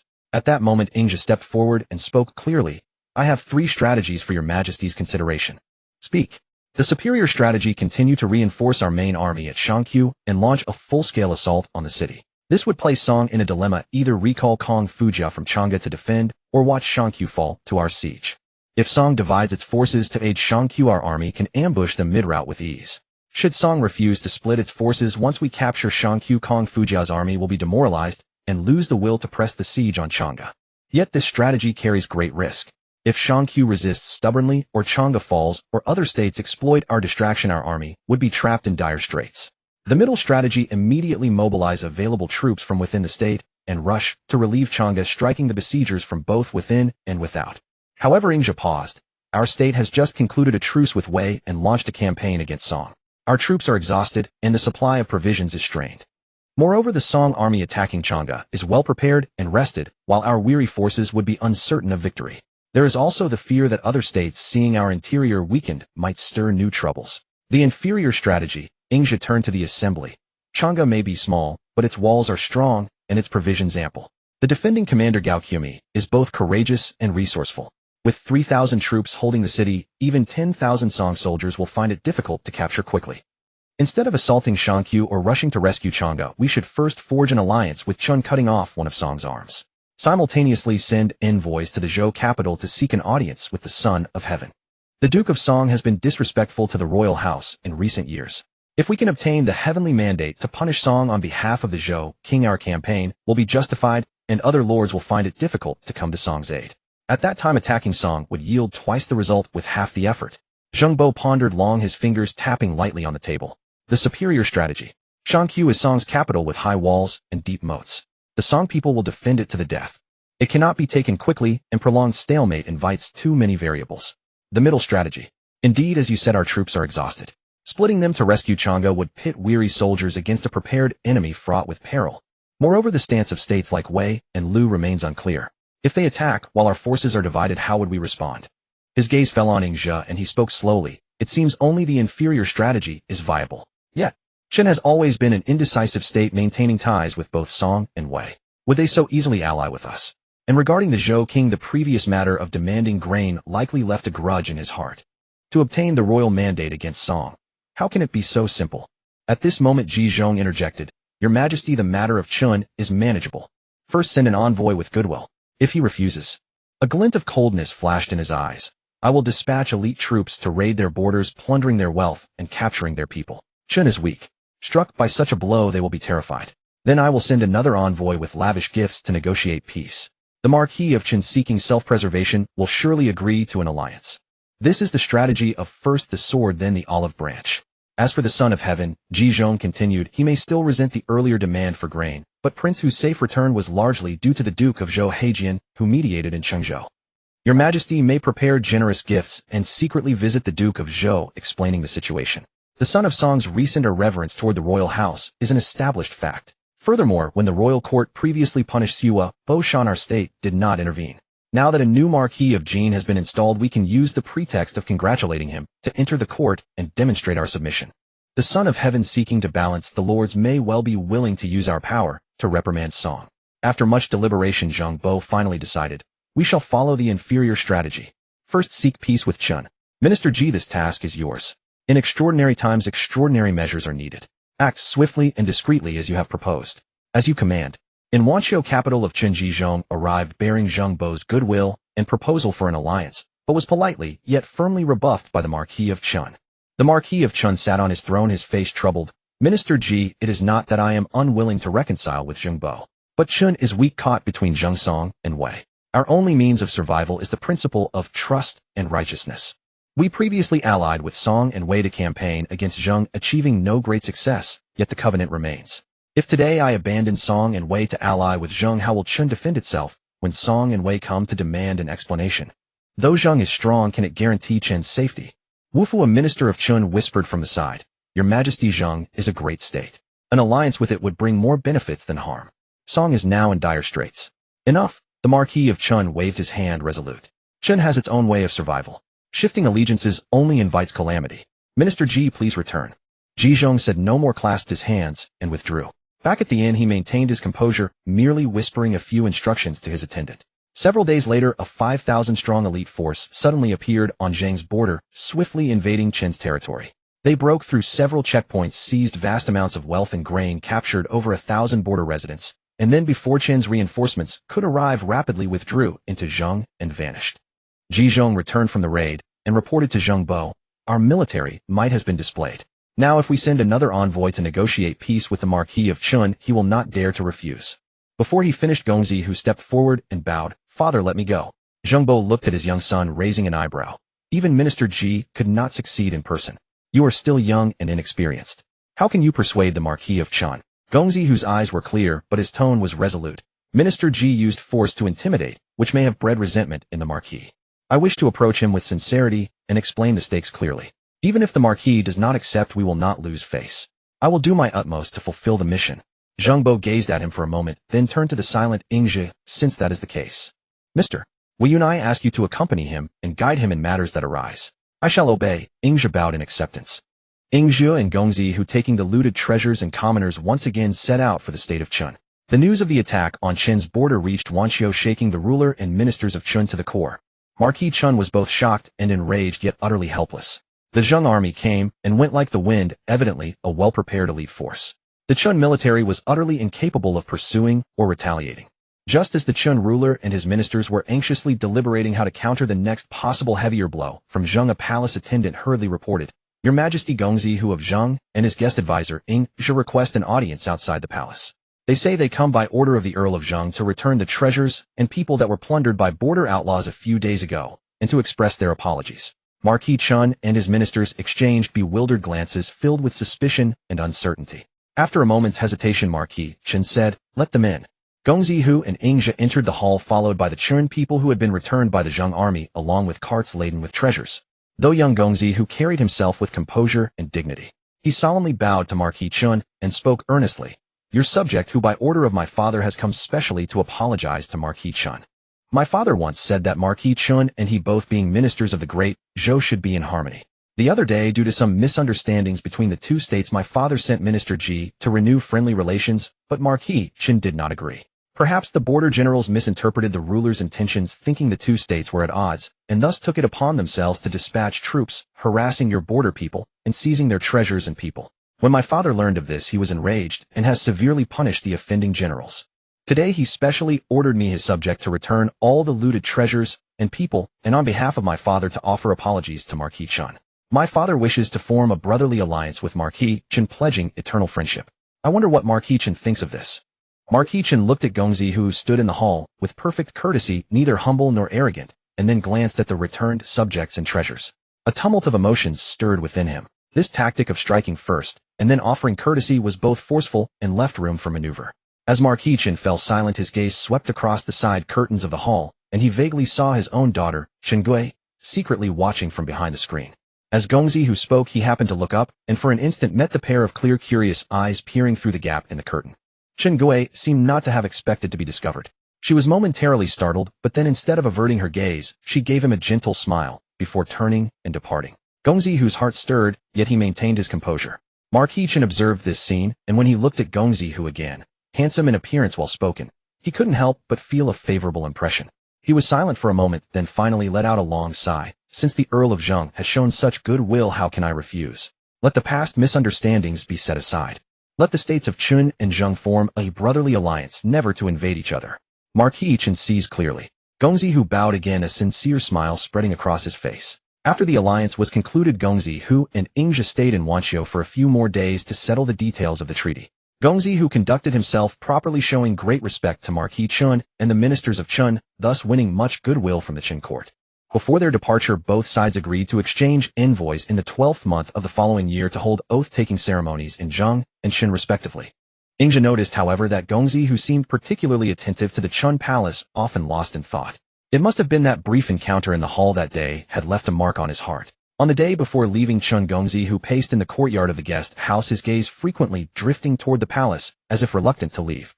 Ingzhi walked over to him and said in a low voice, "What the prince has in mind. Is it the daughter of Marquis Qin?" Gongzi, whose face flushed slightly, but he did not deny it. He only said, "Your eyesight is truly keen, master. That day at the palace banquet, I caught a distant glimpse of her. But now with state affairs unsettled, how can I be thinking of such things?" Ingzhi said, "Your Highness, I have some idea of your feelings. Marquis Qin holds a very favorable impression of you, so this matter is not impossible. But," he shifted his tone, lowering his voice further, "you have also seen that Qin is small and weak, barely able to defend itself. In the future it may struggle to become a powerful ally. On the coast of the Eastern Sea, the state of Qi is the great power. If you could form a marriage alliance with them, it would be far more beneficial for you and for Zheng. Please consider this matter again, Your Highness. Hearing this, Gongzi, whose expression turned serious, and he looked at Ingzhe with candor. Master, I understand your meaning. But I have said to you before that a true man should build his achievements and establish his name by his own abilities. How could he rely on marriage to cling to a great power for prominence? If I marry a Chun princess, it is because we have mutual affection and our families are well matched. If I were to seek a Qi princess for the sake of climbing, that is not what I desire. On this matter my mind is made up, and I will never regret it.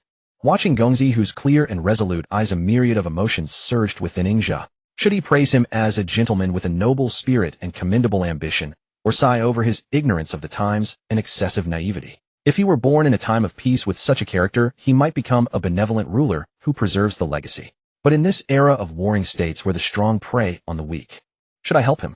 He was silent for a long time, gazing at the swaying shadows of the trees in the courtyard. Slowly a bold and somewhat risky idea began to take shape in his mind. Your Highness, your ambition and character are admirable. Ingzhe finally spoke again, his voice lowered to a whisper, but carrying a resolute seriousness. Since you have said so, and your mind is truly made up, without regret your servant may have a plan that could allow you to achieve your wish. Gongzi, whose eyes lit up, and he eagerly asked, what good plan does Master have? Ingzhe glanced around to ensure no one was listening, then said word by word. After the new year you might take the initiative to request from your lord that you be sent to Luoyi to take up a post. To Luoyi? Gongzi, who was taken aback and asked in confusion, why is that? Though Luoyi is the royal capital of the Son of Heaven, it is far from Zheng. Precisely because of that, Ingzhe replied. Ingzhe's gaze was profound as he spoke softly. Consider this, Your Highness. The Lord is preoccupied with state affairs and can never be permanently stationed in Luoyi. If you go there under the pretext of studying Zhou rites and gaining experience, it will be perfectly legitimate. First, you can temporarily distance yourself from court intrigues, accumulate prestige in the Zhou court, and build a wide network of connections. This is the foundation for a future ruler. Second, while in the capital, you will be both the heir of Zheng and a close minister of the Son of Heaven, making your status more exalted. Those with ulterior motives in the state will be more wary, and your lord will rely on you even more. Third, he paused briefly, looking toward the palace. I have observed that Marquis Chun has taken a liking to you these days. How could he fail to see your future prospects? Marquis Chun is a shrewd man. He will never let slip the excellent opportunity to form a marriage alliance with the future ruler of Zheng, who is also a close minister of the royal domain. By then I believe that without you even mentioning it, Marquis Chun himself will propose the match to your lord. Gongzi, who was stunned. He had not expected Master Weiyun to have such far-reaching plans. But then his brow furrowed slightly, and a flicker of complexity and reluctance appeared in his eyes. Master, your plan is indeed comprehensive. But I wish to marry the one I love out of mutual affection. What? Why must even marriage be so calculated? Ingzhe looked at the sincerity in Gongzi, whose eyes which refused to be tainted by worldly schemes, and sighed inwardly. Yet his tone grew even more earnest. Your Highness, this is not scheming over personal feelings, but rather careful planning to preserve both love and duty. In a chaotic age, without strategy to protect it, a sincere heart can easily be broken, and a beautiful marriage may not be fulfilled. He then took half a step back and made a deep bow to Gongzi, who his voice barely audible. Your Highness, this strategy may not align with the current plans of your lord and Minister Ji. Whether you choose to use it or not, let these words pass only between us. I beg your Highness to keep this secret from me. Otherwise I fear my life may be in danger. Gongzi, who was startled, seeing the solemn expression on Ingzhe's face, he understood how great the risk was that Master Weiyun had taken in proposing this plan. He quickly stepped forward to help Ingzhe rise, and said with a serious expression, Master, why must you be so cautious? You have gone to such lengths to plan for me. Do you think I am someone who does not know gratitude? Rest assured, Master. I will keep today's words in my heart. Whatever decision I make, it will be my own will, and I will never implicate you in the slightest. Having said that, he paused for a moment, then reached into his robe, and took out a few gold leaves which he pressed into Ingzhe's hand without allowing any refusal. This journey has been arduous. You have worked hard, Master. This is but a modest token of my gratitude. Please do not refuse. Ingzhe looked at the gold leaves in his hand, and found it amusing. His reputation as an official in the court was probably never going to be spotless. He did not refuse again, but silently tucked the gold leaves into his sleeve, and clasped his hands in salute. Thank you for your generosity, Your Highness. I am at your service. Gongzi, who looked toward the palace, his gaze steadfast yet tinged with a hint of melancholy. Finally he said, this matter. Allow me to think it over carefully. In the autumn, a war report arrived from Chang'e. After sacrificing a heavy toll of 8,000 soldiers, the Song General Kong Fujia finally captured Chang'e. On the day the city fell, the defending General Gao Qumi led 300 death warriors clad in armor and bearing blades fought desperately to break out from the west gate. He was struck by an arrow and escaped back to Xinjiang with only a few dozen men. Although the Song army had taken Chang'e, they lost 3 generals, and their morale plummeted. However, upon entering the city, Kong Fujia was stunned. Prince Feng had long since left, having secretly returned to Xinjiang before the assault. Helpless Kong Fujia had to temporarily occupy Chang'e and sent a messenger to report to Duke Shang of Song. When the news reached Xinjiang, Duke Zheng Wuxing flew into a rage and slammed his hand on the table. Chang'e is lost. Ji Zhong calmly stepped forward and advised, "Your Highness, calm your anger. Though the Song forces have taken Chang'e, they paid a heavy price and cannot advance further in the short term. For now, we are preparing to pay court to the Son of Heaven. Let the Song troops guard the city for us for a while. Once we have seen the Son of Heaven and obtained the royal mandate, we can make further plans with proper authority." Duke Zheng took a deep breath, suppressed his fury, and nodded. In Luai, within the grand hall of the palace, Duke Zheng, dressed in ceremonial attire, solemnly paid homage to the Zhou king. After the ceremony, the king sat upright and asked indifferently, "Minister Zheng, how has your harvest been this year?"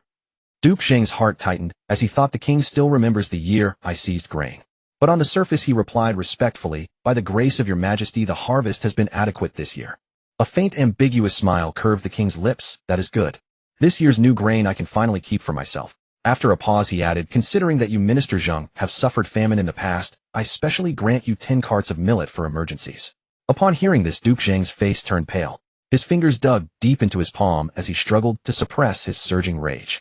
Casting a sidelong glance at Ji Zhong and Ingzhe, who remained composed, he took a deep breath, put on a grateful expression, and prostrated himself. "I thank your majesty for the gift, who I shall forever remember the imperial grace." The court session ended in discord. After the audience, Duke He of Zhou quietly advised the king, "Your majesty, the state of Zheng, like Jin, rendered meritorious service in escorting the late king eastward. Now is not the time to sever ties completely." The king snorted coldly. "That Ji Wuxing was utterly detestable back then, demanding that my uncle go to his state as a hostage. Later my uncle died in Zheng, and I still remember it.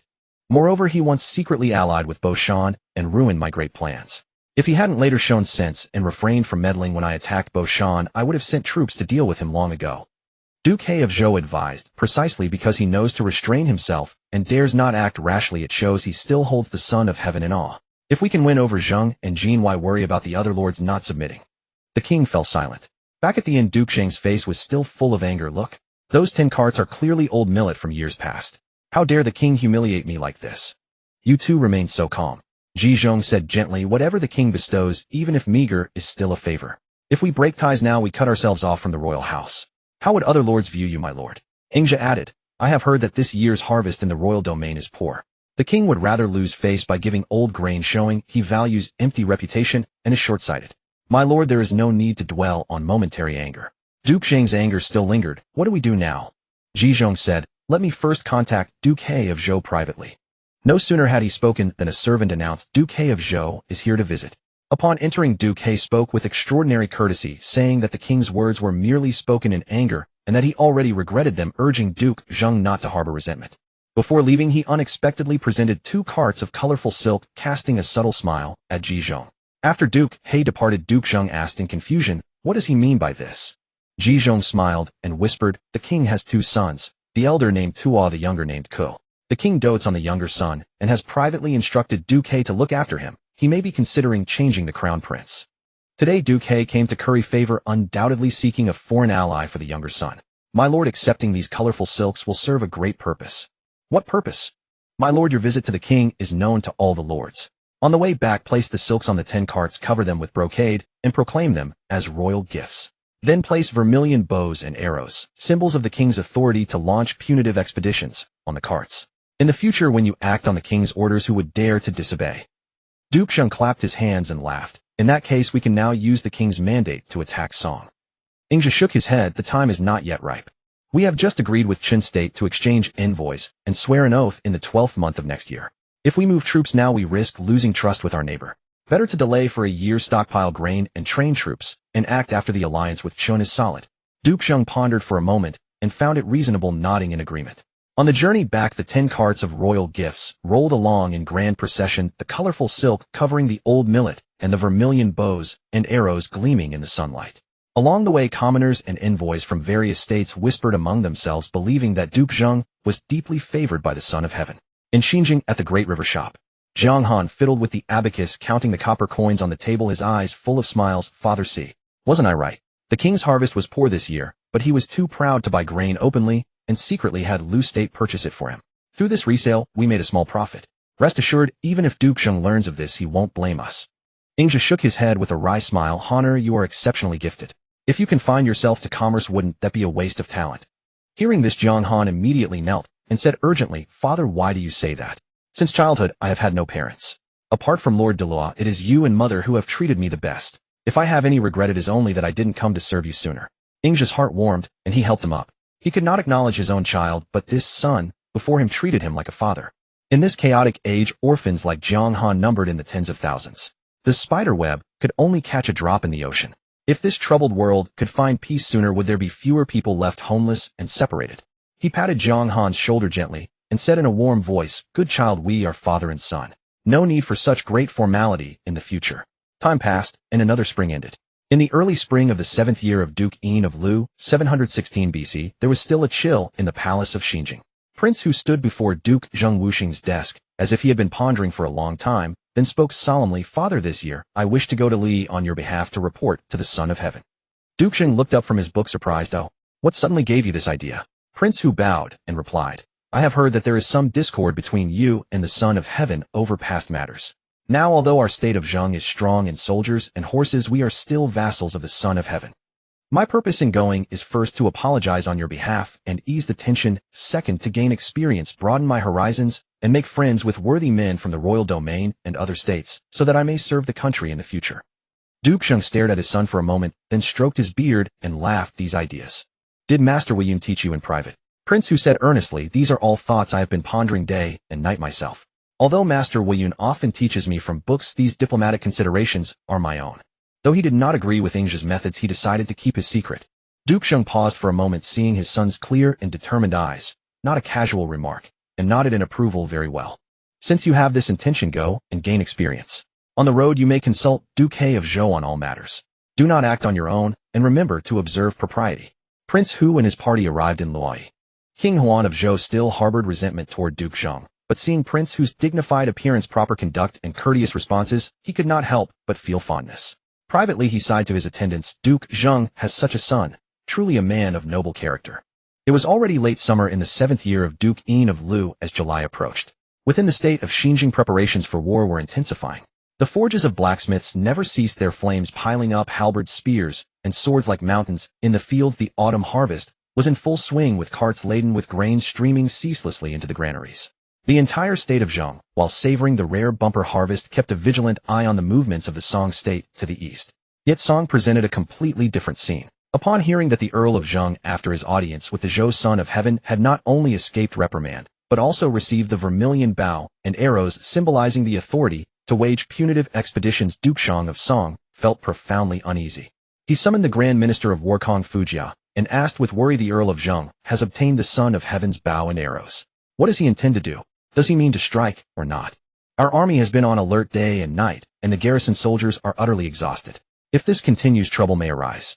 What should we do? Kong Fujia pondered for a moment, then cupped his hands and said, Your Majesty, the Earl of Zheng's move, ostensibly receiving a reward, is in fact a display of might. Yet he has not moved his troops, likely waiting to see how things develop.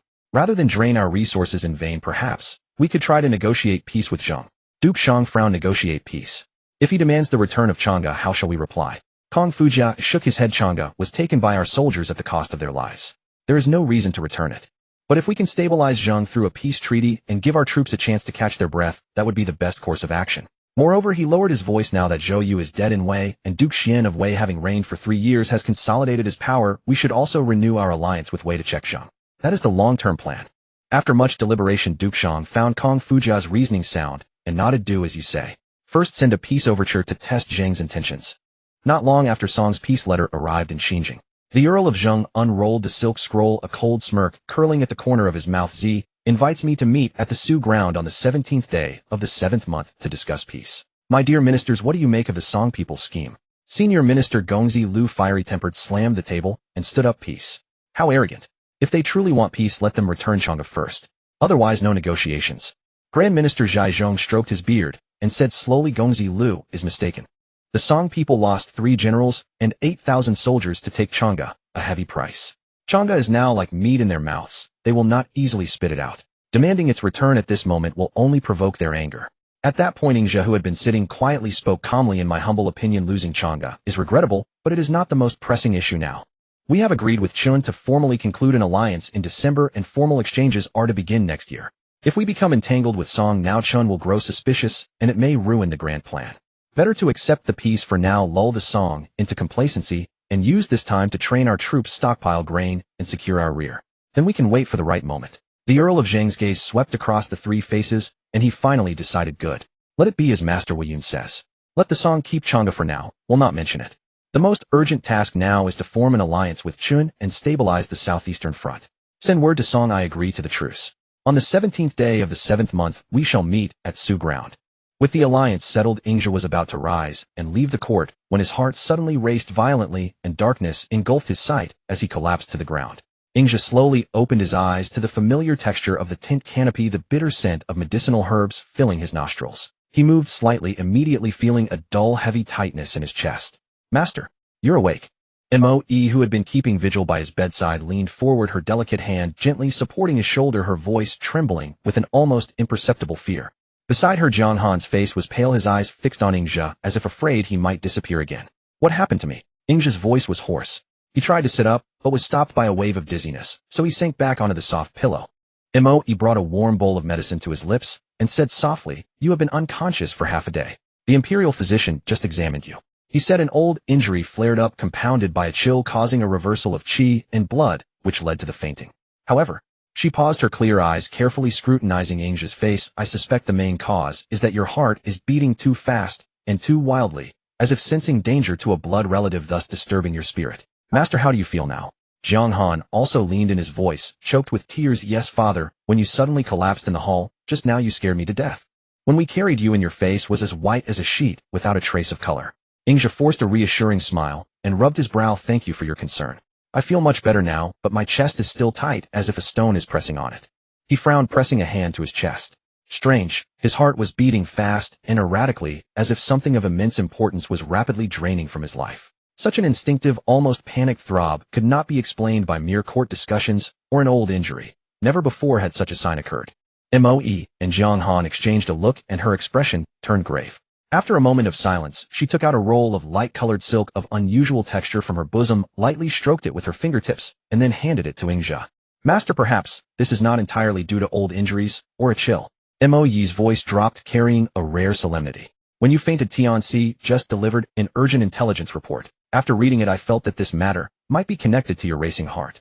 Ingzhe took the silk. It was cold to the touch. Unfolding it by candlelight, he saw only a few words, yet they pierced his eyes like ice needles. The Earl of Qin had been ill for some time. The imperial physicians were helpless, and his days were likely numbered. "What?" Ingzhe's seated body jolted violently, nearly dropping the teacup in his hand. He rose abruptly, his eyes for the first time showing undisguised panic. "Conger," he murmured, his face instantly turning pale. "He is my own nephew, the son of my elder brother In Kai, and one of the few blood relatives I have left in this world. If Conger truly passes, what will become of the state of Qin?" In letters from a few years ago, Kong had mentioned that Crown Prince Ingding had died suddenly the year before last. He, burying a son in his old age, was heartbroken and felt his own time was short. He had already appointed Ingding's son, the 10-year-old grandson, Ing Li, as Crown Prince. At that time I had urged Conger to take heart, saying he would surely live a long and healthy life as his name promised. Yet now he too could not escape the cycle of Heaven's Way. A surge of intense anxiety and resolve swept over Ingzhe. He threw off the brocade quilt and struggled to get out of bed. "No, I must return at once." Seeing Ingzhe's intention to leave for Qin, Moe swiftly restrained him, her delicate brows knitted with concern. "Sir, in your current state, would it not be too perilous to embark on such a long journey back to Qin? What if your injuries worsen on the way?" Jiang Han also urged anxiously.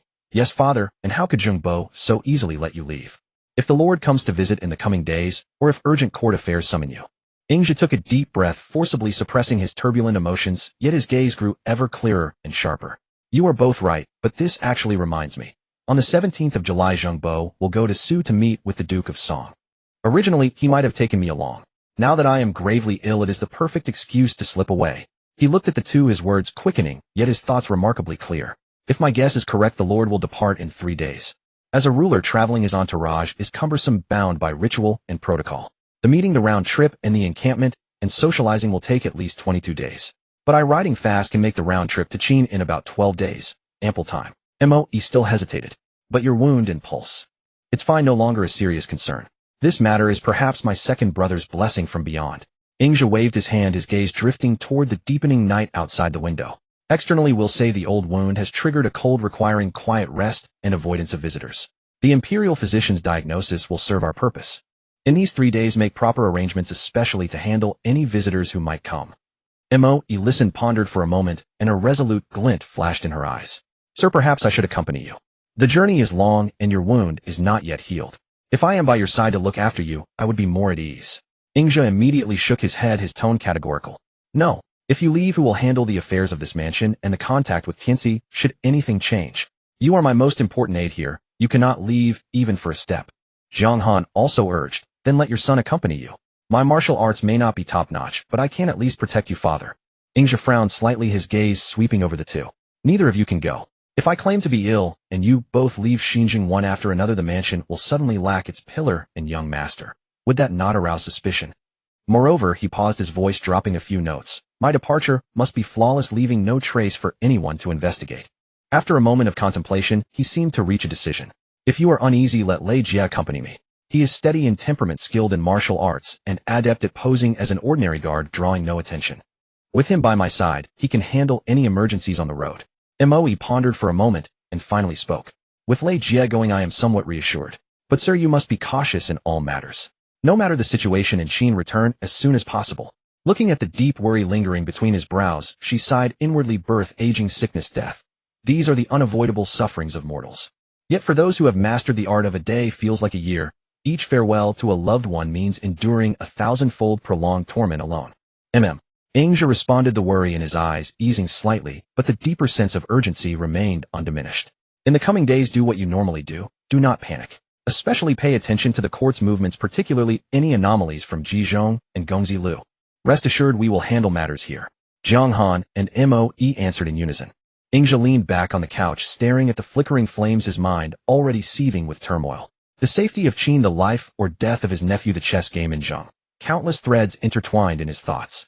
3 days passed in a flash. The atmosphere of war preparedness in Xinjiang remained, but the visit of Zheng Bo and Ji Zhong brought a brief stir to Ingzhe's residence. Zheng Bo personally led the imperial physician to visit. Looking at Ingzhe's slightly pale, yet still composed face, he said with concern, Master Weiyun, I heard your old wound has flared up, and I am deeply concerned. For this meeting at Su, you need not accompany me. Just rest and recuperate at home.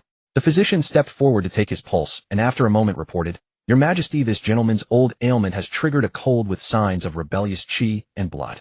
Fortunately, his constitution is still sound. After my acupuncture and medication, these past days his heart meridian should gradually stabilize. He only needs to take another 10 or so doses of herbal decoction and recuperate carefully. He should recover in about a month. Ingzhe suppressed the burning anxiety within, feigning weakness as he clasped his hands in gratitude. Thank you for your concern, Your Majesty. Your subject obeys. At this moment, Ji Zhong paced back to the couch, his gaze piercing as he examined the old wound on Ingzhe's chest, speaking slowly. Sir, this wound.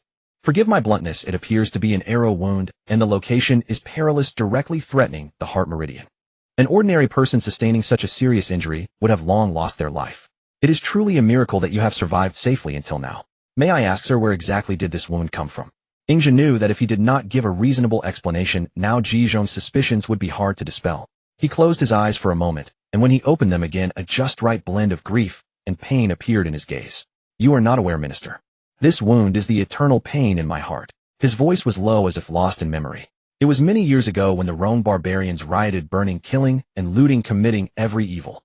My clan and I fled in panic. On the way, we encountered a band of Rhone cavalry. They killed everyone they saw, and blood flowed like a river. My fellow villagers and I scattered in all directions. In the chaos, an arrow shot from behind me, striking me square in the chest. After that, I knew nothing. He paused, took a deep breath, and continued. When I woke again, I was in a secluded thatched cottage. The wound was agonizing, but my life was out of danger. Only later did I learn that the one who saved me was the man known as the Divine Physician, Chansang Jun. It was he who, with his lifelong medical skills, mended my life and healed my wounds, allowing me to survive. Chansang Jun. Ji Zhong's pupils contracted, and he exclaimed in surprise, could it be that legendary healer, the elusive Chansang Jun, who dispenses medicine to save the world? What an incredible coincidence in the world. Zheng Bo, upon hearing this, could not help but sigh. Everyone says Chansang Jun's medical skills are divine, bringing the dead back to life and regrowing flesh on bones. Hearing your words today, I realize the rumors are not false. Sir, this is indeed a blessing in disguise. Since that is the case, you should rest and recuperate, all the more so as not to waste Chan Sang-jun's efforts. I and Ji Zhong will go to the meeting. If there are urgent court matters, we will still rely on your strategic counsel. Ingzhi bowed his head. Thank you, Your Majesty. Your subject will do his utmost, and not fail.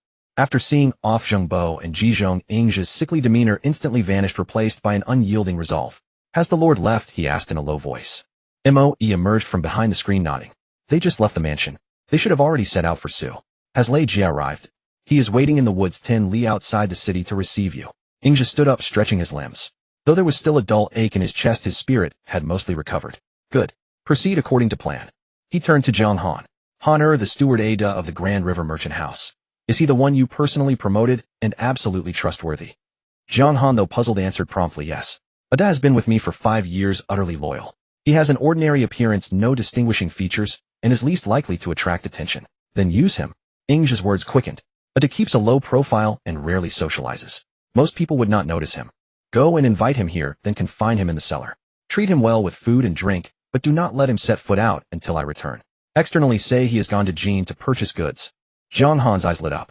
Your son understands. Father intends to disguise himself as Ada and leave the city. Exactly. Ingzhi nodded. Ada, being a merchant traveling to Jin, is the perfect identity. Under the guise of a trade caravan passing through checkpoints, is most convenient and least likely to arouse suspicion. Moe prepare a set of Ada's clothes and the necessary travel documents. Moe had already prepared everything, handing over a set of coarse cloth garments and a merchant's leather pouch. Her eyes filled with worry. Everything is ready. But sir, the road to Qin is long and fraught with uncertainty. You must be careful in all things. Ingzhi took the clothes, changed into them, and made slight adjustments in front of the bronze mirror. Even his demeanor and bearing subtly shifted, taking on the shrewdness and steadiness of a merchant. He took one last look at the room filled with the scent of medicine and at Moe and Zhang Han, who were worrying for him, then took a deep breath and turned to walk out.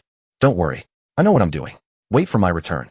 Ingzhi drove the unremarkable carriage through the Xinjing city gate, heading west all the way to the dense forest 10 li beyond the outskirts. The forest was deep with thick foliage dappled with light and shadow. A burly middle-aged man with a simple, honest face stood silently in the shade of the trees, as if merged with the ancient woods around him. Ingzhi reined in the horse, walked slowly forward, and said, according to the old custom, a single thread cannot make a line. The man raised his eyes, his gaze sharp as lightning, then quickly concealed its edge, and replied in a low voice, 1,000 threads can form a net. Ingzhi took out a gold medal from his bosom engraved with the character Fu, the token of the prefect. The other party also untied a gold medal from his waist on which the ancient character, Lei, appeared vividly. It was Lei Jie. At this moment Ingzhi's gaze lingered on Lei Jie for a moment, silently comparing the internal hierarchy of the spiderweb. The highest prefect token was a gold medal engraved with Fu. The 5 members, Tian Cd Luo Feng, Zhilei Jieyun Luo, each held a gold medal engraved with the corresponding character. Below them were Si Luo leaders like Zhang Han, who held silver medals engraved with their own names. The lowest level executors, Si Xian, had no medal but wore a special red cord around their necks, which looked ordinary on normal days but turned dark red when wet. Just like Ada, who was hidden in his own cellar at this moment, that red cord was hidden under his collar. Lei Jie gazed at Ingzhi's current ordinary face belonging to the merchant, a trace of reminiscence flashing in his eyes as he sighed. Back when we joined the spiderweb, we were still youths with hair and tufts. Now nearly 50 years have passed in a blink. The prefect's disguise art has indeed become more exquisite. Ingzhi sighed softly, said nothing, and simply reached up to gently peel off the human skin mask from his face. As the mask was removed, what appeared was a handsome, refined face, untouched by the passage of time. Only that pair of deep eyes held the weathered wisdom of decades. It's a long story, a plan to escape. Ingzhi briefly explained the reason, then his gaze fell on Lei Jie, and he asked with concern, how is your cultivation of the longevity scripture progressing? Lei Jie shook his head with a bitter smile, touching his muscular arm. Don't mention it. No matter how I meditate and guide energy, I always feel a barrier, unable to glimpse the doorway. Now I'm just doing some basic foundation strengthening exercises. Ingzhi nodded and said, when my master passed this scripture to me, he said that only those with a clear heart free of attachments and aggression can enter the gate. Back then I also had a fortuitous epiphany at the brink of life and death. You must remember, never be greedy for success and rush forward recklessly, otherwise the inner demon will backfire with unimaginable consequences. Lei Jie's expression turned solemn, and he said in a low voice, the prefect's lesson is correct. That time I nearly deviated into the demonic path. If not for my son's timely detection and acupressure on my sleep point, I'm afraid my life would have been lost. Your son. Ingzhi was slightly surprised. The spiderweb's rules were strict, members' skills and secrets were never passed to outsiders unless an heir was chosen, not even to one's own son. Lei Jie's eyes showed rare warmth and guilt. I plan to have him take over the next, Lei Jie. He paused, lowering his voice further. The prefect also knows the spiderweb's rules. That's precisely why I must make him enter legitimately. He looked at Ingzhe as if seeing his younger self through him. Back then it was you who took in us orphans of the chaotic times, taught us martial arts, and gave us a meal. The prefect once said that we should build a world of great harmony free from war and strife, so that future generations would have no more war orphans. I won't see it in my lifetime, but my descendants might live to see that day. Upon hearing this, Ingzhe's heart shook violently. He had never imagined that an ideal he spoke in his youth would take root in the heart of this loyal old comrade for half a century, even becoming the reason for his passing on faith and continuing sacrifice. An indescribable warmth and bitterness surged in his heart. He patted Lei Jie's sturdy shoulder, everything expressed without words. After reminiscing, the two said no more. To avoid inspection at checkpoints along the way, they immediately changed into the attire of Jin merchants, brought out fast horses, and with 2 horses per person rode off toward the Qin capital, Qianwei, leaving a trail of dust. Traveling westward, when they were about 100 li from Qianwei, a city suddenly appeared on the banks of the Wei River. That was Pingyang. Ingzhe reined in his horse on a high slope. With just a distant glance, he sensed something unusual. The terrain was flat and broad. The Wei River meandered through, depositing large fertile plains. Fields crisscrossed granaries stood facing each other. Its prosperity and abundance actually seemed to overshadow the capital Qianwei they were about to reach. He frowned slightly and murmured, I didn't expect Pingyang's land to be more fertile than Qianwei. This place is the throat of east-west traffic in Guangzhou and a gathering place for merchants. Lei Jie nodded. I passed by here in my early years when I followed the late Lord Qin Xianggong on campaigns. It was just a desolate small town then, but in just a few decades it has expanded to this extent. Ingzhe said no more, only noted this anomaly in his heart, spurred his horse, and galloped toward Qianwei. The setting sun was like blood. To the west of the city, there was a temple on whose plaque were written the 3 characters, Qinbao Temple. Ingzhe reined in his horse and stood gazing at the stone chicken enshrined in the temple, a complex trace of memory flashing in his eyes. In the blink of an eye, more than 30 years have passed since the matter of the Chuanrong chieftain. Ingzhe sighed softly. Lei Jie also dismounted, following his gaze, and said in a low voice, Yes, it seems like just last night, still vivid in the mind. The two dismounted and bowed solemnly 3 times toward Qinbao Temple. When they rose, Ingzhe's eyes were calm, and he only said in a low voice, Let's go. Konger is still waiting. Inside the royal bedchamber of Qianwei, the air was thick with medicinal fumes, candles flickering. Kong Qin Wengong lay on the couch, breathing with difficulty, withered like a dead tree, only his clouded eyes still staring fixedly at the canopy, as if waiting for someone. 10-year-old Li Qin Xiangong held a bowl of warm medicinal broth, carefully feeding it to his grandfather's lips, his young face full of a composure beyond his years. Just then a guard hurried in and reported in a low voice, Your Majesty, 2 Jin merchants have arrived at the palace gate, claiming to be old acquaintances of Your Majesty, requesting an audience on urgent matters. Kang's originally scattered gaze suddenly focused, and he even managed to sit up a bit, gasping, Quick. Let them in. The guard withdrew. Before long, Ingzhe and Lei Jie entered the bedchamber one after the other. To be safe, they had both changed into unfamiliar appearances, and having not seen each other for decades, Kong did not recognize them at first. Ingzhe stepped forward a few paces, took out a secret letter from his bosom, and presented it with both hands. The moment the familiar handwriting and seal fell into his eyes, Kang's whole body trembled violently. His withered hand clenched the letter paper tightly, and he said in a trembling voice, Is it really you? Ingzhe nodded slightly. Kong, using his last strength, waved his hand to dismiss the attendants. All of you withdraw. No one is to enter without my order. The palace attendants and guards filed out. In an instant, only 4 people remained in the bedchamber. When the young grandson, Li, who had been standing by his side, turned to leave with the others, Kong suddenly reached out and grabbed his grandson's tender little hand. Lear, Kang's voice was hoarse, but unquestionable, You stay. Li turned back, looked at his grandfather's bloodshot eyes, nodded obediently, and stood aside again. Ingzhe nodded slightly, looking at Kong. It's me, Kong. Ingzhe's gaze was gentle, then turned to the child beside him. This must be young Master Li, the future new ruler. Though young Li knew the proper etiquette and immediately knelt to pay his respects. Ingzhe made a motion to help him up, but when his fingertips touched the child's wrist, he secretly exerted a bit of energy to probe, sighing inwardly, The bloodline is pure, the bone structure is acceptable, but the heart meridian is slightly weak, needing careful cultivation. After exchanging a few pleasantries, Ingzhe's expression turned serious. Konger, I came in disguise this time with great risk, and must return soon. To make a long story short, how is the current court situation? Is it stable? Kong smiled bitterly, deep worry showing in his eyes. On the surface it's still calm, but what I worry most about is that Liu is too young to hold the reins. Now the court affairs are mostly in the hands of the Grand Steward Fu Jiwei Lei and San Fu. Ingzhi pondered for a moment and said in a low voice, "Your Majesty is wise." The three of them share power, checking each other so the court can be temporarily safe. But I don't know about the future. Ing Kong sighed long, his gaze falling on his grandson, full of unrelenting reluctance and worry. Ingzhi crouched down, leveling his eyes with Ing Li, and took out a neatly folded plain silk cloth from his bosom, slowly unfolding it. On it was drawn an intricate spiderweb pattern with ink lines interwoven.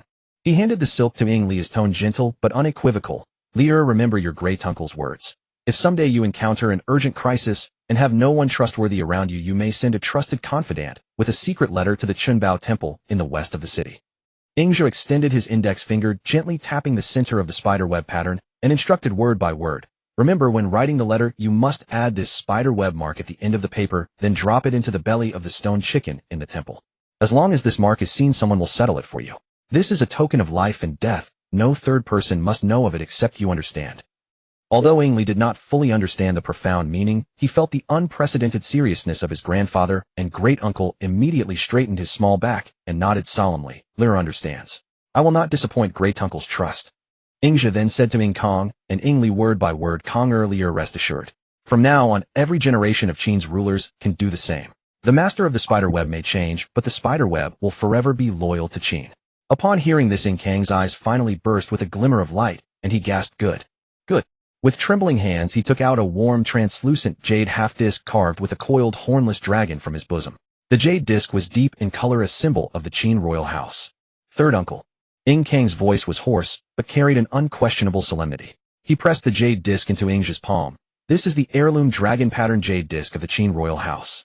Take it." Ingzhi instinctively wanted to refuse this.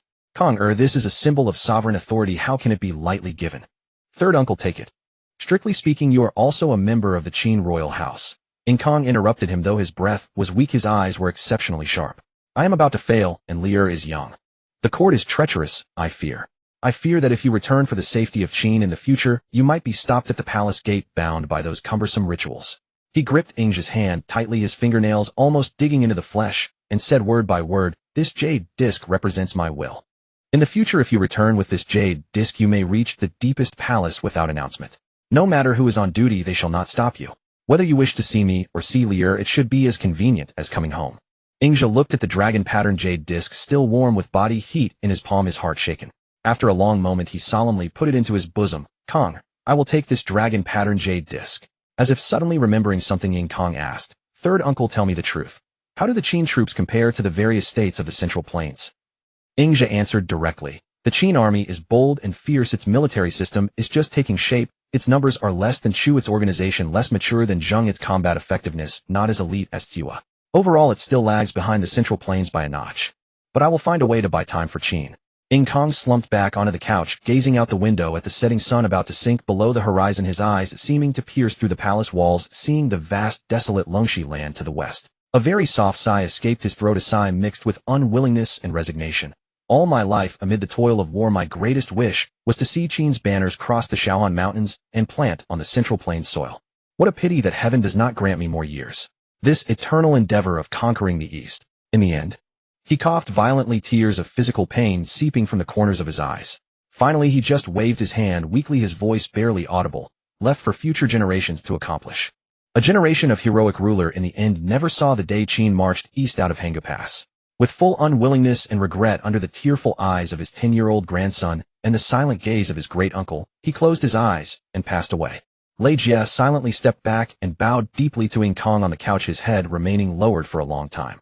He had once been a common soldier under Ing Kai Qin Xianggong, witnessing with his own eyes how this young master took over the banner of the Qin people and established a foothold in the western frontier. To avoid drawing attention, Ingzhi and Lei Jie offered their silent prayers before the funerary altar and departed quietly, deciding to journey through the night back to Xinjiang. Meanwhile, within a secret chamber deep inside the royal palace, the dim candlelight flickered, casting its glow upon three faces with starkly different expressions. These three ministers, whose power in the state of Qin was second only to the monarch, the Shuchong Fuji Weilei and Sanfu, should have been checking each other's power and guarding their own domains, yet they had now gathered in a rare assembly. Fuji's voice was low and tense. A trusted confidant in the palace just reported that two merchants from the state of Jin requested an audience with His Majesty. Surprisingly, His Majesty actually granted them entry, dismissing all attendants and leaving only the crown prince by his side. Weilei toyed with his jade thumb ring and scoffed. What is so strange about that?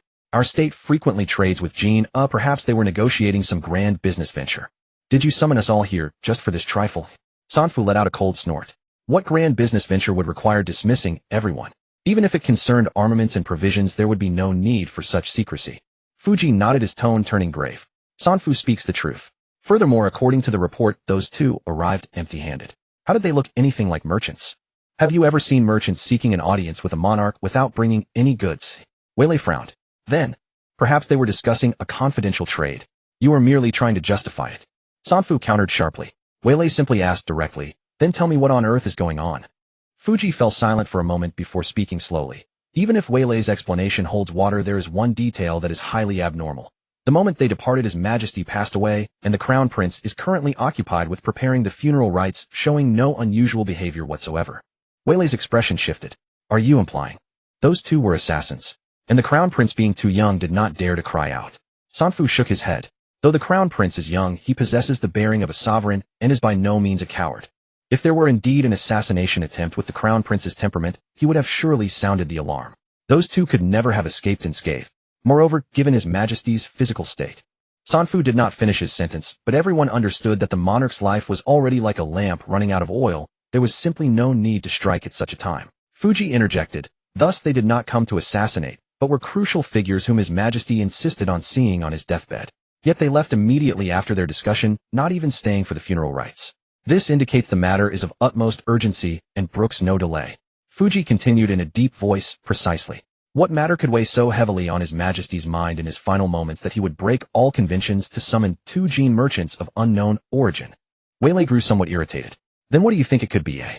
I do not know, Fuji admitted candidly. After going in circles for so long, you still have no idea. Weilei stood up, his tone laced with impatience. I despise dealing with you scholars and your circuitous ways. If you do not know, then why did you summon us here? Sanfu smiled coldly and answered on Fuji's behalf. Naturally, it is to uncover who they are, why they came, and whether they pose a threat to our plans. Weilei stared at Fuji and laughed. What a joke. If it is truly a matter of grave secrecy, would they tell you even if you asked? Fuji did not flinch, his gaze calm, yet chillingly cold. They may lie, or they may choose to remain silent. But from this moment on they will have no future. Weilei was startled, then sneered. This is exactly why I loathe you scholars and your convoluted schemes. To put it plainly, you simply want them eliminated, don't you? Fuji remained silent, merely lowering his gaze. Seeing this, Sanfu stood up and said, in that case, let me handle it. To return to Qin, they must pass through Qishan. I shall immediately send a swift missive to the Qishan commander ordering him to intercept them. We will claim publicly that they are Qin spies acting suspiciously and must be escorted back to the capital for rigorous interrogation. Should they resist, execute them on the spot. Fuji raised his eyes and added, furthermore, station a hidden ambush nearby just in case. Remember, make it clean. Weilei looked at the two of them, a mocking smirk playing on his lips, yet he offered no further objection and simply drained the remaining wine in his cup. Ingzhe and Lei Jie galloped forward on their horses. By the time they reached Qishan, the sky was still shrouded in pre-dawn darkness. The Qishan Pass had not yet opened. It seems we will be delayed here for a moment. Ingzhe reined in his horse and looked up at the towering watchtower. While we wait, let us rest for a brief moment to restore our energy before we cross the pass. The two tethered their horses by the forest edge and slept leaning against a tree. The consecutive days of travel had left them utterly exhausted in both mind and body. They fell into a deep slumber, and by the time they opened their eyes again, the sun was already high in the sky. To think we slept for so long. Why didn't you wake me? Ingzhe rubbed his throbbing temples, laughing self-deprecatingly. It seems I truly was exhausted. Seeing how deeply you slept after days of relentless travel, and knowing we had ample time, I wanted you to rest a bit longer, my lord, Lei Jie said. Very well, we should still have enough time, Ingzhe replied. The two adjusted their robes and led their horses toward the city gate. Yet before they could draw near, Ingzhe suddenly halted, a flash of vigilance crossing his eyes. Something is wrong, he whispered. The atmosphere at the pass today is unusual. Lei Jie nodded, also sensing the anomaly. The guard presence, which usually numbered in the dozens, had clearly swollen to over 200 men. Those leaving the pass are being interrogated with extreme rigor, searched almost one by one. Conversely, the guards barely spare a glance at the merchants and commoners entering the pass. Even more conspicuously, the guards paid extra attention to any travelers journeying in pairs, questioning them at great length. Let us not rush to cross the pass. Ingzhe made a swift decision. To be safe, let us gather some information first. Lei Jie looked around and quickly spotted an old farmer who had just come out of the city carrying 2 baskets of mountain goods on a shoulder pole preparing to leave the pass. Ingja stepped forward, deliberately concealing his aura, and asked in a perfect local Qin dialect, "Brother, may I ask why the inspections at the pass are so strict today? Has something happened?" The old farmer set down his load, wiped his sweat, and whispered, "What else could it be? I heard 2 Qin spies snuck in and are gathering intelligence everywhere. By the way, where do you 2 hail from?" Ingja maintained a calm demeanor and patted his chest with a smile. "Do not worry, brother. We are native-born Qin men residing just west of the pass." The old farmer sized them up. Seeing that despite their simple attire they spoke with a pure local accent, he instantly relaxed and grinned. "Ah, so you are locals. Then there is nothing to worry about. I was just a bit anxious. Who knows which corner those 2 spies might be hiding in." With that, the old farmer lifted his shoulder pole and hummed a tune as he walked away. Once the old farmer was out of earshot, Lei Jie furrowed his brows and whispered, "My lord, could they be after us?" Ingja gazed at the banners fluttering over the pass and murmured, "I cannot say for certain. But this matter is indeed peculiar. My journey to Qin should have been top secret. Even Konger did not know the exact time of my departure, let alone my disguise. Furthermore, Qin is our homeland. Logically speaking, we should have no enemies here." Lei Jie's expression turned grave. "What should we do then? Should we secretly contact the nearby spiderweb members to come and assist us? Let us wait." Before Ingja could finish his sentence, the heavy sound of approaching footsteps echoed from the distance. Several fully armed Qin soldiers were marching toward Ingja. The leading captain barked, "You 2. What are you lurking around here for? Why don't you go over for inspection?" Ingja's heart tightened, but his face remained calm. He cupped his hands and smiled. "Sir, please calm down. We are Qin people passing by, not planning to leave the pass. We are just resting here, not intentionally avoiding inspection." "Qin people?" The officer narrowed his eyes. The old farmer who had asked for directions earlier suddenly stepped out of the crowd and said loudly, "Sir, that's not right. Just now they specifically asked me why the inspection was so strict. I told them we were checking for Qin spies, and only then did they claim to be Qin people. But judging by their clothing and appearance, they look more like Qin merchants." Ingja's heart sank. That seemingly simple old farmer had such cunning. He had let his guard down precisely because the man was an old farmer. Not good. Today they had capsized in a ditch.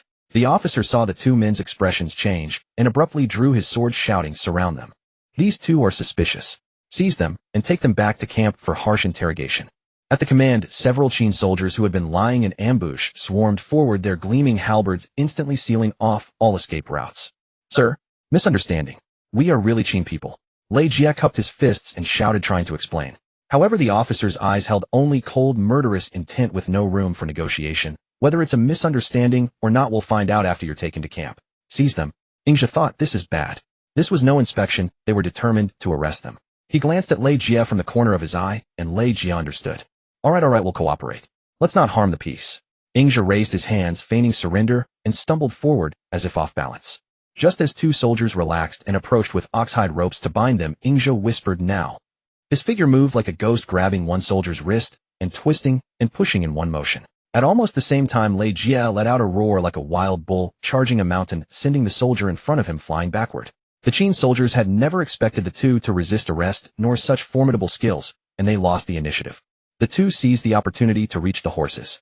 Lei Jie knocked down the soldier beside the horses with 2 punches, grabbed the reins, and tossed them to Ingja. They both mounted and spurred the horses hard, galloping back the way they came. After them, loose arrows. The officer's furious roar came from behind. Both their mounts were fine steeds. By the time the Qin soldiers drew their bows, the 2 riders were already out of arrow range. The arrows whistled past without even touching the horses' tails. Ingja and Lei Jie urged their horses on. The Qishan garrison had few horses, only about a dozen riders plus a squad of infantry who shouted and gave chase. Just as they disappeared from sight and turned into a dense oak forest, a group of riders suddenly emerged from the deep woods ahead. About 100 riders, all in black tight-fitting clothes, entirely mounted. The horses' hooves on the fallen leaves made a dull, rapid clatter like a pack of wolves scenting blood. Ingja's scalp tingled, alarm bells ringing in his mind. These are definitely not Qishan's garrison troops. Into the woods. Ingja yanked the horse's head and charged toward a deeper forest on the right. The 2 galloped wildly, temporarily putting some distance between them and the pursuers. "Dismount," Ingja said, and they both rolled off their saddles. A faint silver light flickered between Ingja's fingers. 2 thin needles swiftly pierced the Dazui acupoint on the horses' backs. The horses startled, and pain neighed and bolted in different directions. This method could triple the horse's speed for half a day, and the needles would fall off automatically after about an hour. But the cost was that for the next 7 days the horses would barely be able to walk, and would need a good rest. The distant pursuers saw the 2 riders galloping apart, and immediately split into 2 groups to chase. The two took the opportunity to slip deep into the forest, finding a hidden cave to take refuge. Only after the hoofbeats faded did they quietly emerge. They stripped off the coarse clothes drying by the forest edge and changed. Suppressing all traces of their presence, the forest quickly returned to silence, leaving only the suppressed, unsteady breathing inside the cave. Master, what now? Lei Jia whispered, sweat beading on his forehead. They are clearly after us. Ingzhi leaned against a tree trunk, gazing deeply in the direction of Qianwei Zhihui, and said in a low voice, that cavalry, just now their hoofbeats were heavy and the horse tack was of the capital's official style. This means someone is watching us from the shadows and predicted we would come. Lei Jia gasped. Should we notify the nearby spiderweb members? No. Ingzhi shook his head decisively. The situation is unclear. Contacting rashly will only bring more variables. He took out several pebbles from his pocket and quickly drew lines on the muddy ground. Qishan is no longer an option. There must be ambushes around. Without horses, the north to the south bank of the Jingshui River is blocked, and the south to the Qinling Mountain Pass is heavily guarded. Whichever route we take, it will take at least 3 days on foot to buy new horses or boats. 3 days is enough for them to set up defenses. Then there's no way out. Lei Jia frowned deeply. Ingzhi looked at the stone diagram on the ground, tapping his finger heavily on the circle representing Qianwei Zhihui. A glint flashed in his eyes. Not necessarily. As the art of war says, when strong appear weak, when weak appear strong. They expect us to flee, but they would never imagine we would go against the current and return to Qianwei Zhihui. Return to the capital. Lei Jia was stunned. Isn't that walking into the trap? Conger has just died, the funeral rites are imminent, and the whole court is watching. A cold gleam passed through Ingzhi's eyes. Those people have guilty consciences, which is why they are so eager to capture us now. But they dare not act openly in the capital, and they never expected us to turn back. This is the only way out. The two agreed and immediately acted. They stripped off the coarse clothes drying by the roadside, changed, suppressed their presence, and 3 days later quietly slipped back to Qianwei Zhihui. As expected, the city was as usual, the market bustling, no signs of martial law. Lei Jia sighed in relief. It seems they really didn't expect us to return the same way. Should we go by horses and leave the city now? No, traveling by horse on land is too risky. Ingzhi looked toward the Weishui River. We'll take the water route. Find a fishing boat, go upstream on the Weishui River through Qintsang, then go against the current detour through Yizu, present-day Qingyang area in Gansu, and from there head back to Xinjiang. Lei Jia frowned. The water route is circuitous and we'll need to rest in Yizu. It'll take a considerable amount of time. We've been out for 10 days already. We can't afford delays. We must set off tonight. Ingzhi's eyes were firm. We must get back before Duke Zheng returns to Xinjiang. In a hidden place in Qianwei Zhihui, dim candlelight cast the twisted, sinister shadows of 3 figures. Weilei slammed his wine goblet heavily on the table, producing a dull thud. Sanfu, it's been 3 days since that farce at Qishan. The eastern, southern, and northern checkpoints all report nothing. Those 2 Jin men have vanished like they evaporated from the earth. Could they have grown wings and flown away? Sanfu stroked the jade pendant at his waist, his expression sinister. Not necessarily. Perhaps they've hidden in some desolate mountain waiting for the heat to die down. These 2 are not simple. Fuji, who had been silent, stroked his beard and spoke slowly. Abandoning horses to lure the enemy, using the dense forest as cover to disappear without a trace, they wasted half a day chasing. Passed the order not just the checkpoints, but all villages, towns, and ferries along the way must be secretly searched. I don't believe we can't find their traces. Weilei stood up, a mocking sneer on his face. As for this matter, I have been completely unaware from start to finish. You 2 do as you please. Brother Weilei, why are you so eager to distance yourself? Sanfu raised his eyelids, his gaze sharp as a blade.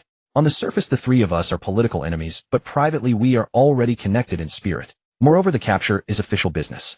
Even if those 2 escape, it may not affect the overall situation. As long as we stay put and investigate secretly, we will eventually find clues. Fuji nodded in agreement, his voice low. Exactly.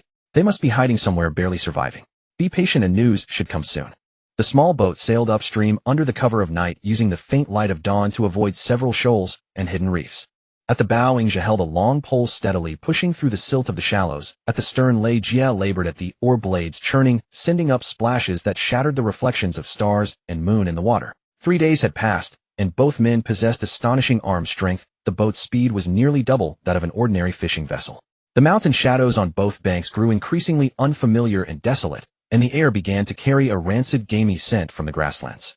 My lord, at this pace we should reach the waters where the Yizu people roam by tomorrow evening, Lei Jia said, wiping the sweat from his brow in a low voice. Ingzhi stood at the bow, his gaze piercing through the mist toward the west. Once we pass the rocky rapids ahead, we'll be near the border of Qin and Yizu. The most treacherous waters are behind us. Only the final stretch remains to break free from Qin territory.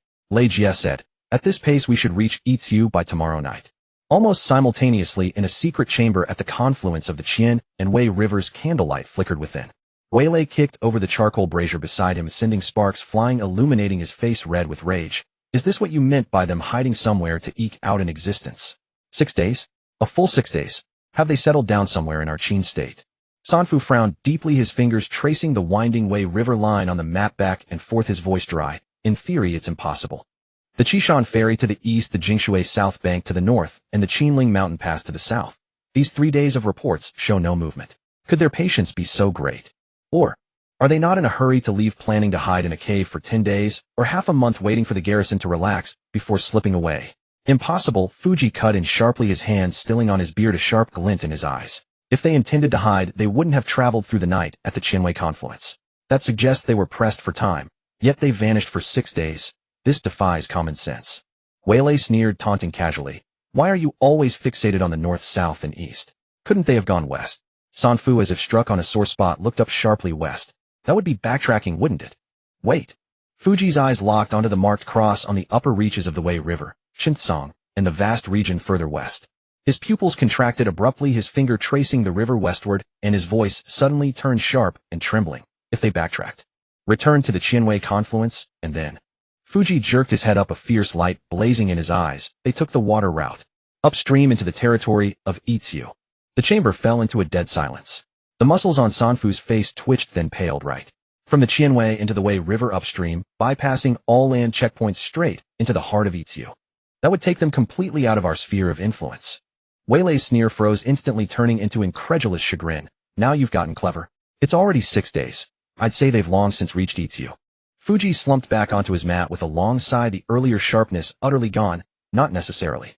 Even if they took that route, there are only a few outposts set up by our army along the Itsu border, with weak forces and slow communication. Sending people to pursue them now would probably be too late. Sanfu immediately rose, untying a carrier pigeon with black feathers from his waist, binding a bamboo tube to it, as he said, I'll send a message by pigeon to the garrison station near the Qin-Itsu border, ordering them to strictly scrutinize any suspicious persons attempting to flee to Itsu, and to stop these 2 men within Qin territory. That move might not be effective. Weilei watched the 2 of them scrambling about, feeling a surge of immense satisfaction. He refilled his cup, drained it in one gulp, and a smirk of schadenfreude curled at the corner of his mouth. Usually I see you 2 priding yourselves on your cunning, scheming endlessly, and today you've been completely outwitted by 2 Jin merchants. By the time the pigeon message reached the Qin-Itsu border, it was the next evening. The outpost had just received the order, but had not yet fully deployed a blockade on the river. Soon ink-black night fell, and the Wei River flowed silently. Under the cover of darkness, the small boat silently approached the waters bordering Qin and Itsu. In the distance, a few flickering fires could be seen. The Qin outpost with patrol boats cruising in the river's center. My lord, ahead is the final checkpoint. Lei Jie whispered, pausing slightly. Ingzha stood at the bow, his eyes like lightning scanning the opposite bank through the darkness. Follow the plan. Ignore them, row straight for the north bank. Once we cross the midline, we'll be in Itsu territory, and the Qin army won't dare cross the border to pursue. But just as the boat was about to pass the center of the river, a blinding torchlight suddenly shone from the side, accompanied by a rough shout. Who goes there? Halt, or we'll loose arrows. A Qin patrol boat blocked the way ahead with several armored soldiers drawing bows, their arrowheads glinting coldly in the firelight. My lord, we've been spotted. Lei Jie growled, his arm muscles tensing, clearly ready to strike at any moment. Ignore them, speed up. Ingzha shouted, his expression unchanged. Head for the north bank. The boat lurched its speed, surging, cutting straight for the opposite shore. After them. Don't let them escape. The Qin outpost officer, startled, immediately directed his vessel to pursue. However, the small boat had a very shallow draft, moving nimbly through the swift currents, while the Qin patrol boat, large and cumbersome, fell several dozen yards behind. The commotion also alerted the Itsu garrison on the north bank. Who goes there? A gruff voice in Qin dialect came from the shore, followed by the sound of rapid footsteps and the metallic rasp of blades being drawn. Seeing this, the Qin officer paled. The incident had already alerted the Itsu defenders. Rashly landing could easily provoke a border conflict between the 2 states, a responsibility he could not bear. The Itsu garrison is already alerted. We can't pursue any further. They got lucky. Withdraw. Having just received orders to capture 2 Jin spies disguised as merchants who had infiltrated Qin, the officer had no choice but to turn the boat around and abandon the chase. On the north bank, dozens of Itsu warriors in leather armor had trained their crossbows and bows on the river. A burly captain stepped forward, barking, halt. If you don't stop, we'll shoot. Lei Jie tightened his grip on the dagger hidden in his sleeve, turning to Ingzha with a questioning look. My lord, what now? Should we attack? Ingja raised a hand to stop him, saying calmly no. This is the heart of Yizu. If we attack, we'll inevitably alert the Yizu army. Being discovered by Yizu was within my expectations. Leave it to me. He adjusted the collar of his Jin merchant's attire and called out, Sirs, please calm your anger. We are merchants from Jin caught in a misunderstanding with the Qin army. We are not criminals.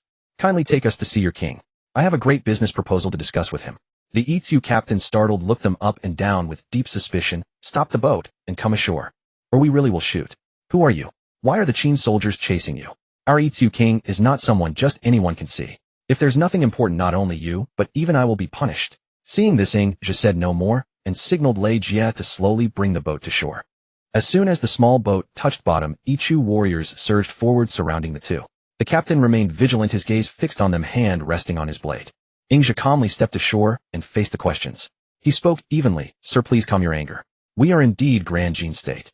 This time in Yizu we came to trade ironware and silks. The goods were sold out on the way back, and we were preparing to depart. But in Qin territory a dispute with officers led to us being mistaken for spies. Merchant. The captain scoffed, his hawk-like gaze sweeping the empty hold. Would merchants be pursued by the Qin army in such a public show of force? The ironware and silks you claim to sell. Where are the goods? Bring them out for inspection. Ingja inwardly smiled at the irony, but his face showed a rueful expression. Seizing the moment, he stepped forward, seemingly to shield the other soldier's view. A thin gold leaf pinched between his fingers, he slipped it quietly into the captain's palm. Great commander, please judge. Ingja lowered his voice, sincere. We are honest merchants, the goods are sold out, and we are returning. The captain held the heavy gold leaves, feeling their weight. His doubt waned a little, his tone gentler, but still wary. I can tell you seem legitimate merchants, but meeting my king is not a simple matter. If my lord takes no interest, I may well lose my head. Ingja understood. He produced another gold leaf and slid it over, his tone firm. General, rest assured we will not cause you trouble. If you simply report that a Jin state magnate wishes to do business with Yizu, the king may see you. If he doesn't, the blame won't fall on you. The captain clutched the two gold leaves, feeling their tempting weight, and the last of his hesitation vanished. He tucked away the gold leaves, patted Ingja's shoulder, and his tone grew warm. Very well, since you are so earnest, I will help you this time. You two stay here and wait. I will report to the royal court. If the king has an edict, I will send someone to fetch you. Watch over these two. Until I return, no one may neglect them without my orders. He mounted and rode off with several bodyguards, leaving behind a squad to watch Ingja and Lei Jie as the dust rose. About the length of one incense stick later, the Yizu captain returned, his demeanor far more respectful than before, and motioned them to follow. The king wishes to see you, come with me. Beyond two leather tents and a line of armed guards, Ingja and Lei Jie were led into a tent built from round timbers and animal bones. The Yizu king sat on a tiger fur throne, his massive figure cloaked in a wolf fur mantle, radiating an aura utterly different from the Zhou courts. It was not the solemnity of rituals, but the ferocity forged by years of bloody battles. Ingja stepped forward and bowed. Great king, I am a Jin state merchant. We were forced here after a quarrel with Qin soldiers. The Yizu king slightly raised an eyelid, his gaze gliding over them, and spoke coolly. What grievances do you have with Qin? I have no interest. But you just said there are iron wares and silks to trade with Yizu. Indeed. Ingja smiled faintly. My merchant fleet traverses the central plains. Besides iron wares and silks, we have other goods that may ease your urgent needs. Other goods? The Yizu king leaned forward. Grain. Salt. Great king, these two commodities are tightly controlled and scarce in the open market, but if you are willing, we can arrange something. The Yizu king studied them from head to toe, then suddenly sneered. Empty talk. If you are merchants, do you have credentials? Ingja drew out a sealed charter and presented it with both hands. The guards presented it to the Yizu king. He opened it, skimmed it, and indeed found official Jin state merchant seals. But when his fingers brushed the charter's inner layer, he paused, and then unfolded it completely. Several gold leaves of varying thickness slipped from his grasp and tumbled into his palm. Looking up again, Ingja smiled at him, his expression telling all. The Yizu king understood this man was generous and surely a powerful merchant. Yizu had long lacked iron, whereas a long-term trade would bring great benefit. Even if grain and salt were scarce, it would be better than nothing. He casually tucked the gold leaves into his bosom and returned the documents, his tone softened. If you came with sincere intent to trade, I will not trouble you. Tell me what you need. Ingja answered calmly. We ask for nothing else, only for you to provide protection for traveling merchants. Anyone bearing our trade flag entering Yizu should be given due regard. As for remuneration, we offer 1/10 of each cargo's profit as thanks. This is simple. Then he drew a bronze waist badge from his belt, its surface engraved with a wolf head motif and royal insignia, and tossed it on the table. With this badge, no one will block you within Yizu. Ingja bowed to thank him, then hesitated, and said, Thank you for your generosity. It is just that when we arrived, our horses were seized by the Qin army. Is there anything you can do? A trivial matter. The Yichu king waved a hand. The night is late. You will stay here tonight and depart tomorrow without delay. He summoned a guard and ordered, arrange lodgings, prepare 2 fine horses, and 3 days' rations for their journey. Ingzhe and Lei Jie again thanked him and withdrew from the tent. Thereafter, bearing that bronze badge, they moved smoothly, resting only briefly in Yichu, then rode toward Qin Dynasty. Meanwhile, at the Qianwei conference in a secret chamber, while sneered frontier troops have just sent word, the two have indeed slipped into Yichu. Gentlemen, any further thoughts? The 3 fathers frowned, tapping the desk with their fingers. Since you entered Yichu, you have crossed our borders. In a short time this may be beyond our reach. I say you two are full of hot air. While sneered again, they were only 2 merchants of perhaps simply ordinary trade. If you insist on being clever, send people to inspect and arrest them. Do it cleanly. So what happened? Did you catch them or kill them? Now what other ideas do you have? Fuji stroked his beard, then after a long pause spoke slowly. At this point, all temporary border checkpoints should be withdrawn. Luckily, we did not personally intervene. Outwardly, it will look like a routine inquiry into unknown traders within our remit. They may not guess that we are the ones behind it. He paused, a hint of ruthlessness flashing in his eyes. Lately, we will hold our ground and secretly monitor all Jin merchants traveling between Qin and Jin. Make sure we uncover these two's origins. As long as they dare set foot in Qin state again, we will not let them leave alive. Ingzhe and Lei Jie rode south along the He River, crossed the Jing River, and ferried the Luo River past Pu Jin Ferry into Jin state, then through Yu and Gua into the Zhou realm, changing horses at every leg. 8 days later, they finally glimpsed Xianzhang's tall city walls. The setting sun kissed the hills, dust rising on the official road. Ingzhe reined in his horse atop a ridge, turning to look back at Lei Jie, and said, "Let's stop here. If not for your escort, I would have struggled to escape from Qishan." Lei Jie nodded, but his brow remained furrowed. "You're too kind, my lord. But there's one thing I still can't figure out. When we entered Qin, the checkpoints were normal, yet as soon as we turned around, we were besieged as spies. There seems to be something suspicious." Ingzhe's lips curled slightly, but there was no smile in his eyes. "Precisely because it's too coincidental, it deserves deep thought. In Qin, we never contacted the spider web. The only thing we did was enter the palace to see Conger and Lier." A sharp light flashed in Lei Jie's eyes. "I thought of that too. But the question is, who in the Qin court wants to move against us? Before leaving, I asked Conger whether the court situation was stable. He said plainly, now most power lies in the hands of the 3 men, Grand Minister Fu Jiwei Lei and San Fu." Lei Jie gave a cold snort. "Are you suspecting one of these 3? "I can't yet say for sure." Ingzhe shook his head. "But it's certain that the Qin court is no longer a monolith. First, have Tianxi secretly watch these 3 to see what they've been doing recently." A cold glint flickered in Lei Jie's eyes, his knuckles whitening from tension. "If it's indeed these 3 causing trouble, I'll sneak back to Qianwei tonight and take their heads." Ingzhe raised a hand to stop him. "No. These 3 hold high positions and great power. If they suddenly die, it will surely cause upheaval in the court and among the people, even shaking the foundation of the state. Whether they are the masterminds or not, we should not be the ones to act." Lei Jie was startled, then suddenly understood. He cupped his fists. "I was only thinking of revenge and nearly ruined the larger plan. Fortunately, my lord reminded me." The 2 then took their leave. Afterwards, Ingzhe rode his horse along a small path circling toward a long-abandoned courtyard in the western part of the city. It was arranged before departure. A blue cloth carriage, tightly sealed, piled inside with silk lacquerware and bronze vessels, exactly the kind of goods that a Dai would buy when returning from a procurement trip. Ingzhe shed his travel-worn attire, changed into a Da's familiar coarse cloth clothes, washed his face with clear water, and then put on a slightly simple-looking human skin mask over his face. The figure in the mirror had drooping brows and a mediocre demeanor. Every gesture now belonged to the obscure steward Ada in Xinjing's merchant circles. He gave a light flick of the whip and the wheels rolled slowly, heading toward the city gate of Xinjing. Meanwhile, on another official road, banners fluttered and chariots rumbled. The Earl of Zheng and the Duke of Song had already drawn up a covenant, reaching a truce agreement. Although Chang'e was still in the hands of Song, the Earl of Zheng was not anxious. He was in a good mood at the moment, and the returning convoy had just arrived under the Chun Gate, the west gate, while Ingzhe at that moment also reached the Chu Gate, the north gate. One a merchant, one a lord. One hidden in the market, one conspicuous under banners. They entered the city gate of Xinjing almost simultaneously, unaware of each other. After entering the city, Ingzhe did not head straight for his residence, but first circled to the rear courtyard of the Great River shop. Moe had already received the prearranged signal. Seeing the carriage drive in, he immediately lifted the curtain and entered, whispering, "Master, you're finally back." According to the original plan, Ada should have returned from his procurement 10 days ago. Why the delay? These past days I've had Tianxi and Diluo send out their threads to search along the route, but there was no news of you, master. I was so worried. Did something happen on the road?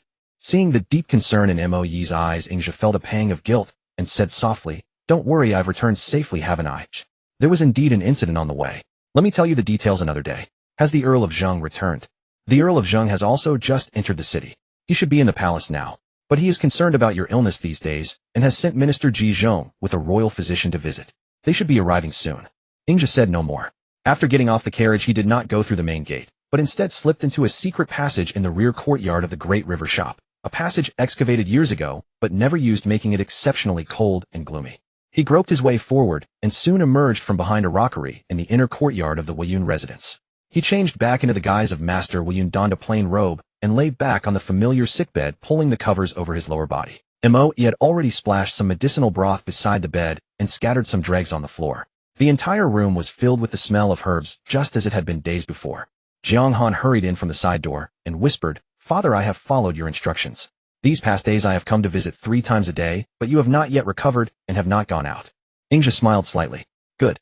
From now on, just follow the usual routine." As soon as he finished speaking, footsteps sounded outside the door.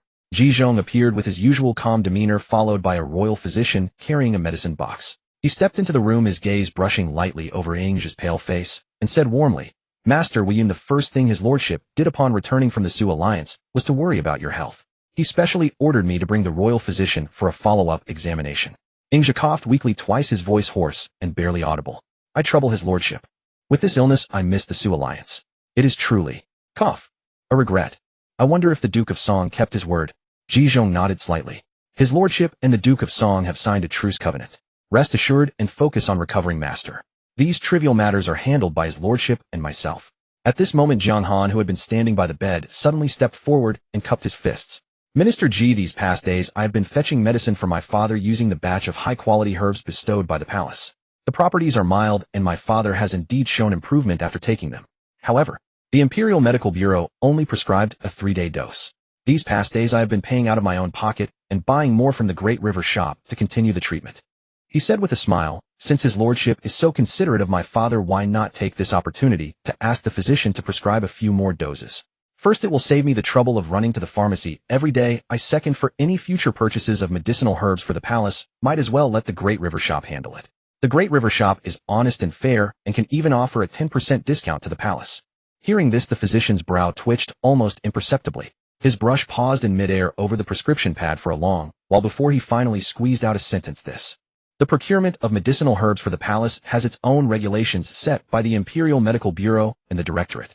What young Master Jiang suggests is beyond my authority."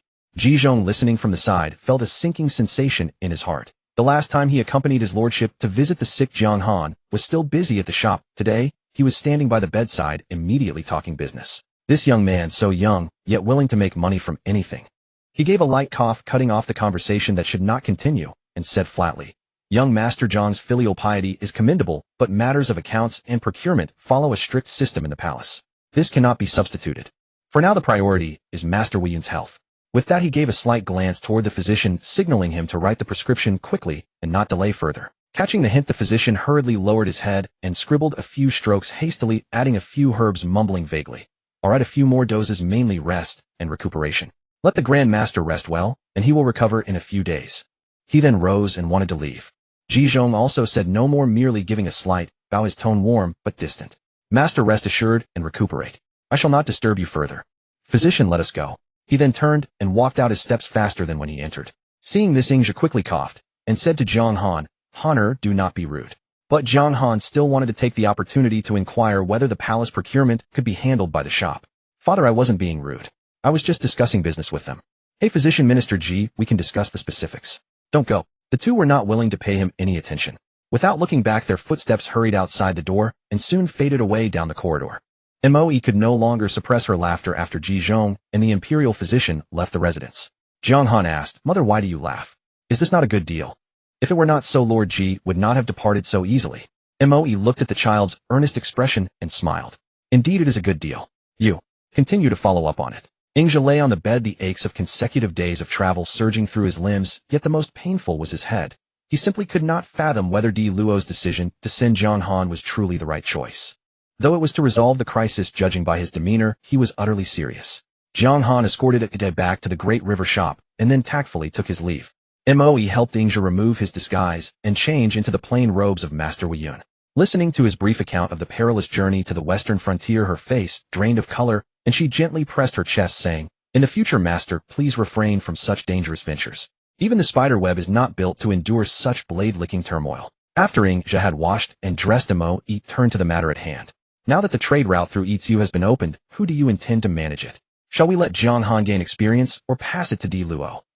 "Better to leave it to Di Luo. Jiang Han aside from business in other areas."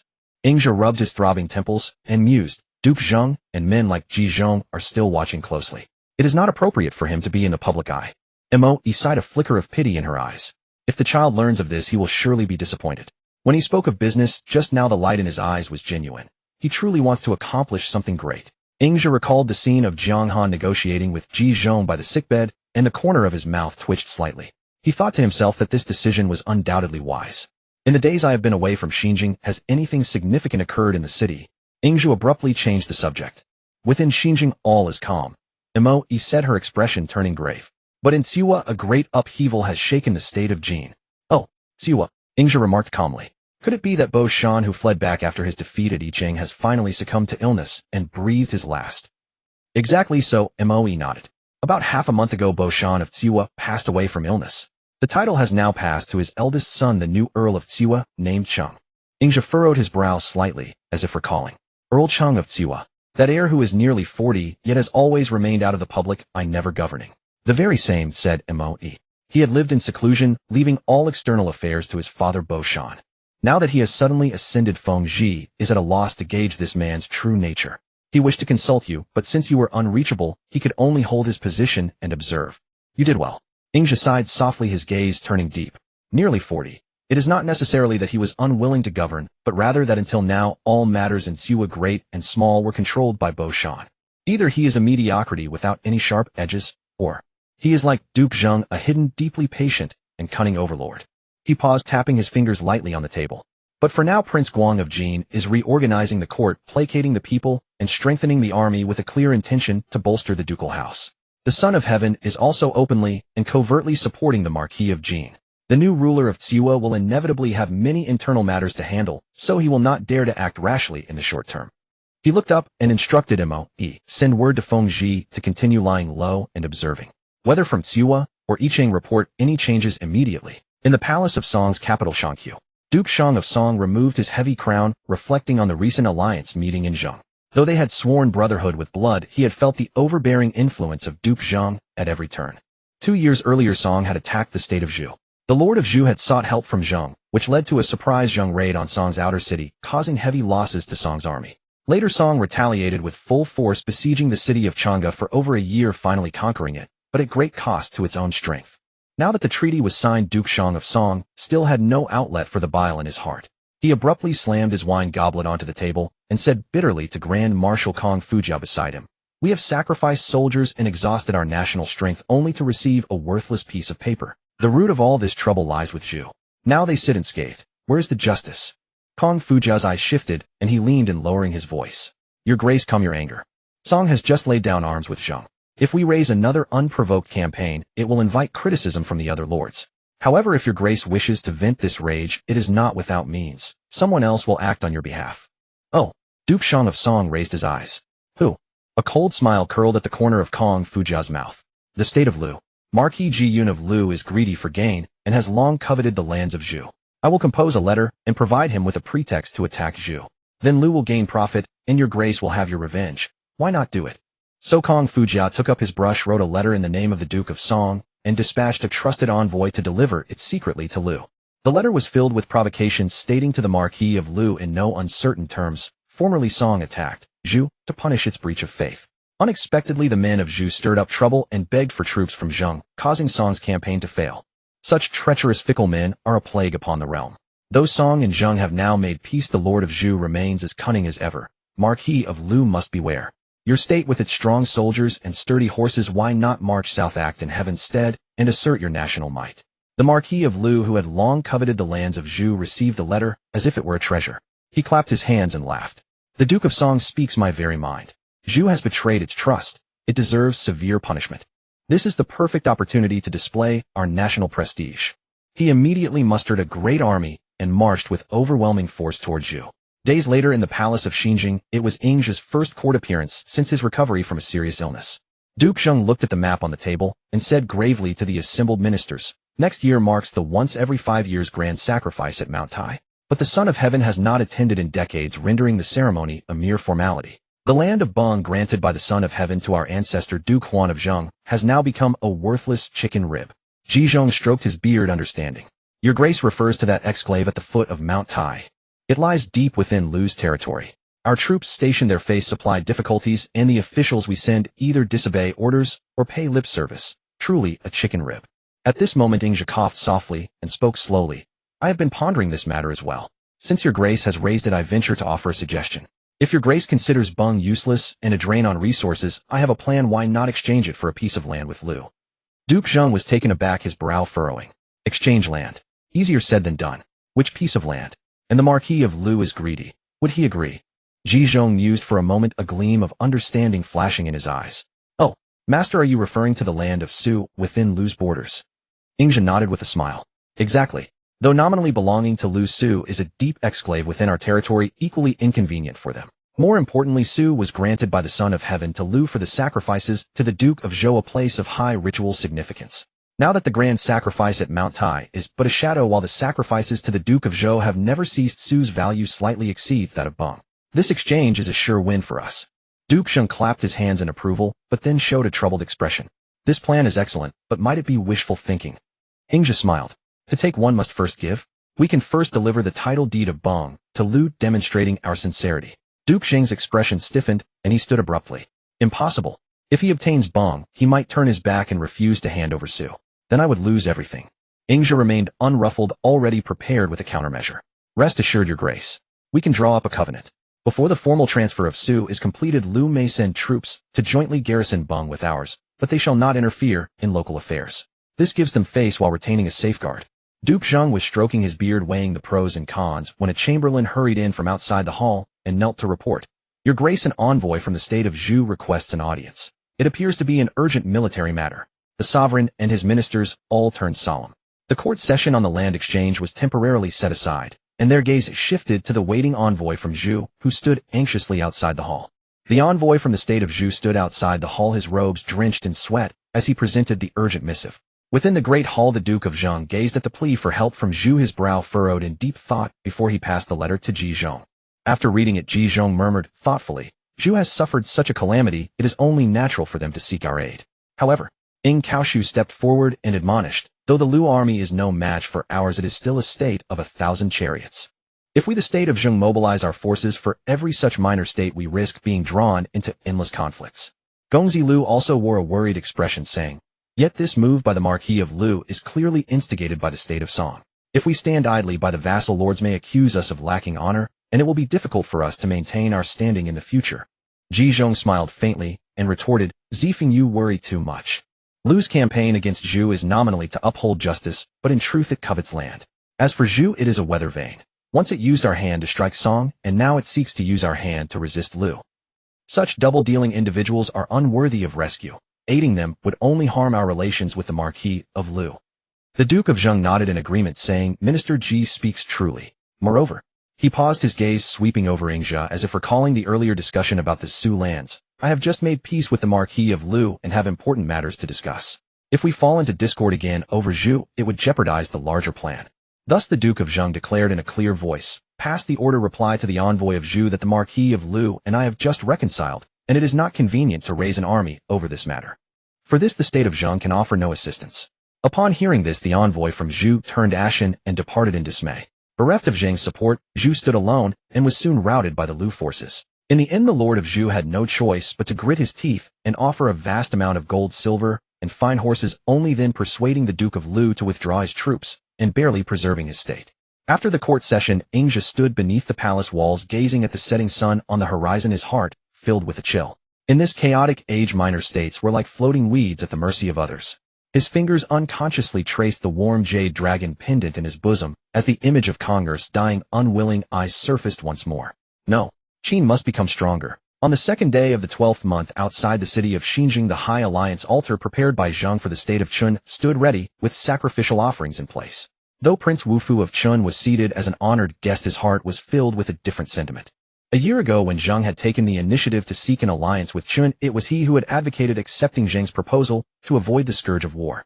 But the Marquis of Qin had ignored his sound advice, insisting on allying with Song and Wei, claiming to uphold faith and honor, which ultimately brought military disaster as the border was plundered by Zheng. Though the plundered goods were later returned by Zheng, this act was no less than an insult. Now to ally with Zheng again would be to lower oneself, would it not?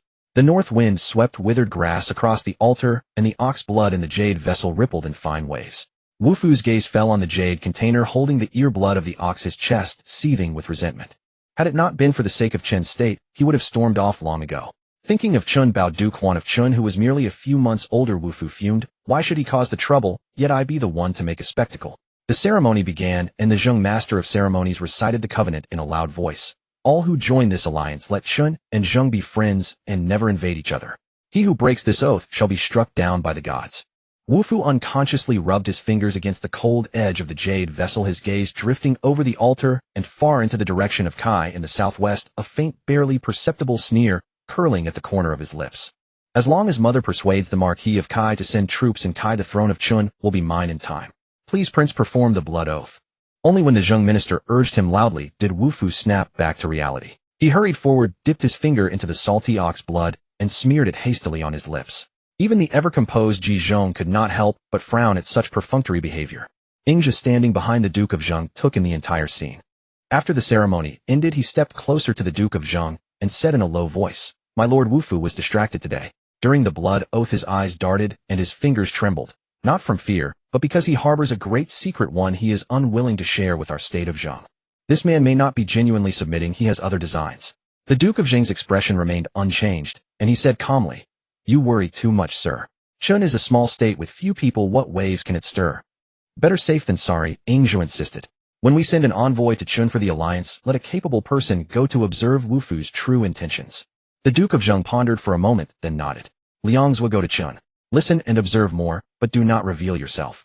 11 days later, Liang Zhuo arrived in the Qin capital Wanqiu and concluded the alliance with the Marquis of Qin. He keenly noticed that while Wufu appeared humble and obedient during the alliance, he secretly maintained close contact with the Kai envoy and had privately contacted several distant members of the Qin royal clan who were dissatisfied with the Marquis of Qin. The Qin court was still firmly controlled by the trusted ministers of Duke Huan of Qin. Wufu held no real power, and all his confidence came from his maternal clan, the state of Kai. Liang Zhuo seized an opportunity to meet the Marquis of Qin and hinted cautiously, "Your servant observes that Wufu has been overly familiar with the Kai envoy. The distinction between ruler and subject should be observed. My lord should curb the influence of his maternal relatives to secure the state." Upon hearing this, the Marquis of Qin seemed to recall that Wufu had recently been finding frequent excuses to visit Kai, and a flicker of unease crossed his mind. But Wufu was after all his own brother, and he could not bear to break openly with him. He also thought that if he formed a marriage alliance with Zheng, should Wufu ever dare to rely on Kai to rebel, the Duke of Zheng would not stand idly by. He then said to Liang Zhuo, "Wufu and I are brothers, he will not commit any wrongdoing. But I have a matter to discuss with you, Minister Liang." Liang Zhuo, unsure of what the Marquis of Qin intended to say, asked, "Please speak, my lord." "My young daughter Qin Gui and the Duke of Zheng's son Gongzi, who have reached the age of marriage. Since our two states are already allied, why not marry my daughter to the Zheng prince to strengthen our diplomatic ties?" Liang Zhuo had not expected the Marquis of Qin to bring up marriage. He could only reply, "This matter is beyond my authority, but I will relay it to my lord." Upon returning to Zheng, Liang Zhuo reported his mission to the Duke of Zheng. After hearing the report, the Duke summoned his ministers for discussion. "The Marquis of Qin's initiative for a marriage alliance is merely an attempt to cling to our power. Though Zheng does not seek glory in this, it would be unwise to refuse lest we harm relations between the two states." The Duke of Zheng looked at Ji Zhong. Ji Zhong smiled. "Your son is naturally outstanding in appearance and bearing. Now that Gongzi, who has just returned from the capital, he is at the peak of his pride. Why not ask the prince himself what he thinks?" At that time, Gongzi, who had just returned from Luoyi to prepare for the new year. The Duke of Zheng summoned him in the palace and mentioned the Marquis of Qin's proposal. Gongzi, whose heart stirred. It was exactly as Master Wei Yun had predicted. The Marquis of Qin had indeed come to propose marriage. He recalled Master Wei Yun's past teachings. In these chaotic times, without strategy to protect oneself, a pure heart is easily broken, and a good marriage is hard to preserve. Looking at his father's slightly scrutinizing gaze, he took a deep breath and declared clearly, "Though Qin is a small state, it is still a marquisate. Father, I do not wish to use marriage to dominate others, nor do I want Qin to feel that our Zheng is unapproachable. I am willing to marry the Qin princess and treat her with sincerity. In future governance, I shall also rely on my own abilities just as I would manage a marriage rather than on the legacy of my ancestors. Upon hearing this, a flicker of barely concealed disappointment passed through the Duke of Zheng's eyes. In his view, a political marriage should be a naked exchange of interests. His son's naive declaration was far too idealistic. But since matters had come this far and his son was willing, the Duke of Zheng could only nod in agreement. Since you are determined, let it be so. Thus they agreed with Qin to hold the wedding on the 6th day of the 4th month of the following year, the 8th year of Duke Yin of Lu 715 BC. After this incident, the Duke of Zheng grew dissatisfied with Liang Zhou, thinking to himself, I sent you to observe Wu Fu's true intentions, yet you directly informed the Marquis of Qin of our judgment. The Marquis of Qin is already suspicious. With your warning, he will certainly be on high alert against Wu Fu, which will only alert the enemy. Qin's initiative for a marriage alliance seems like a gesture of goodwill, but in truth it intends to drag Zheng into backing them. If civil strife breaks out in Qin in the future, will we not be forced to intervene? Alas, if only I had agreed when the Marquis of Qi proposed a marriage alliance back then. Not long after, the Duke of Zheng ostensibly promoted Liang Zhou, but actually demoted him by sending him to guard the northern border with a higher rank never to be recalled again. In the 8th year of Duke Yin's reign, on the 6th day of the 4th month, outside the city of Xinjiang, carriages and horses lined the road. Gongzi, who clad in splendid attire, personally led the troops escorting the bridal procession into the state of Qin. Along the way, drums and music filled the air, a grand spectacle. 7 days later, the convoy carrying the daughter of the Marquis of Qin, Lady Gui, began its return journey, arriving back in Xinjiang at noon on the 16th day. However, at dusk that very day, an event occurred that shocked the court and public of Zheng. According to Zhou rites, when a lord brings his bride home, he must first announce it in the grand temple and perform the temple visiting ceremony before the wedding night. Yet Gongzi, who radiant with joy, had eyes only for the beauty in his arms. He completely disregarded the intricacies of ritual consummating the marriage with Qin Gui that very day in impatience. Only at dawn the next day did he hastily perform the ancestral temple sacrifice. This act, seemingly the uncontrollable passion of a young couple, was to discerning eyes a thunderclap of the heir's loss of propriety. Outside the window, spring rain pattered against the gray tiles.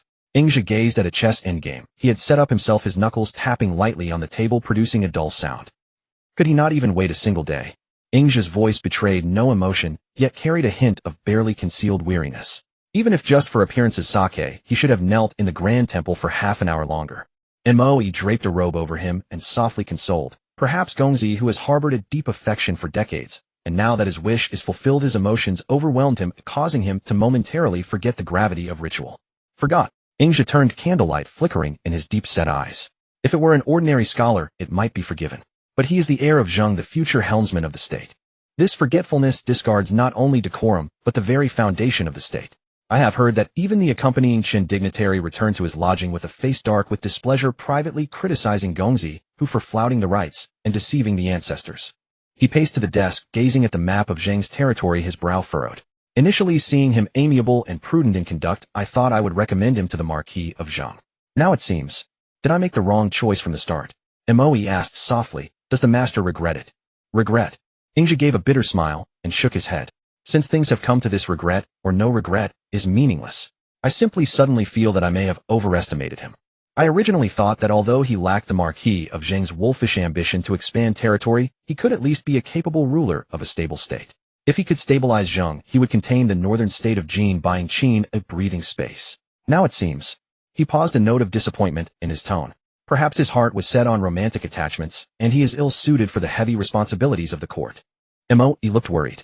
If so, I fear the Marquis of Zheng. You need not worry about the Marquis of Zheng. Ingzhi waved hand dismissively, his expression calm. The Marquis of Zheng has already vented his anger by promoting Liang Zhou to a nominal post and sending him to guard the northern border. Others have borne the brunt of his wrath. Compared to that, I am more concerned about another matter. He shifted the topic, his gaze sharpening. How is the land exchange progressing this year? Moe's expression turned serious. The Marquis of Lu happily accepted the Fangdi land and has even stationed troops there. But the Shudi land promised to Zheng remains as elusive as a clay ox sinking into the sea with no progress in sight. This transaction was your design, master. Hearing this, Ingzhi's lips curled into a meaningful smile. Marquis Ji-Yun of Lu is greedy for immediate gain and short-sighted. He will not yield Shudi anytime soon. But that is not a problem. He pointed to the Fangdi on the map and analyzed. Fangdi was originally a bone stuck deep in Lu's territory, requiring Zheng to subsidize grain and funds. Now that Lu has stationed troops, but before the formal transfer of Shudi, the administrative rights of Fangdi remain in our hands. That is enough, though at least we have not suffered a loss. Does Lu think it can swallow the benefits alone? There is no such easy deal under heaven. With that, Ingja shifted his gaze from the map to the dark night outside the window, his tones suddenly deepening. Moreover, there have been movements in Loi as well. Moe immediately understood. The Son of Heaven has officially issued an edict promoting Duke Jifu of Gua to the right minister of the royal court, while the Marquis of Zheng remains as the left minister. Moe paused. Duke Gua has always been outwardly cordial, but inwardly at odds with the Marquis of Zheng. This promotion is clearly the Son of Heaven's attempt to divide the Marquis's power and undermine Zheng's influence in the royal domain.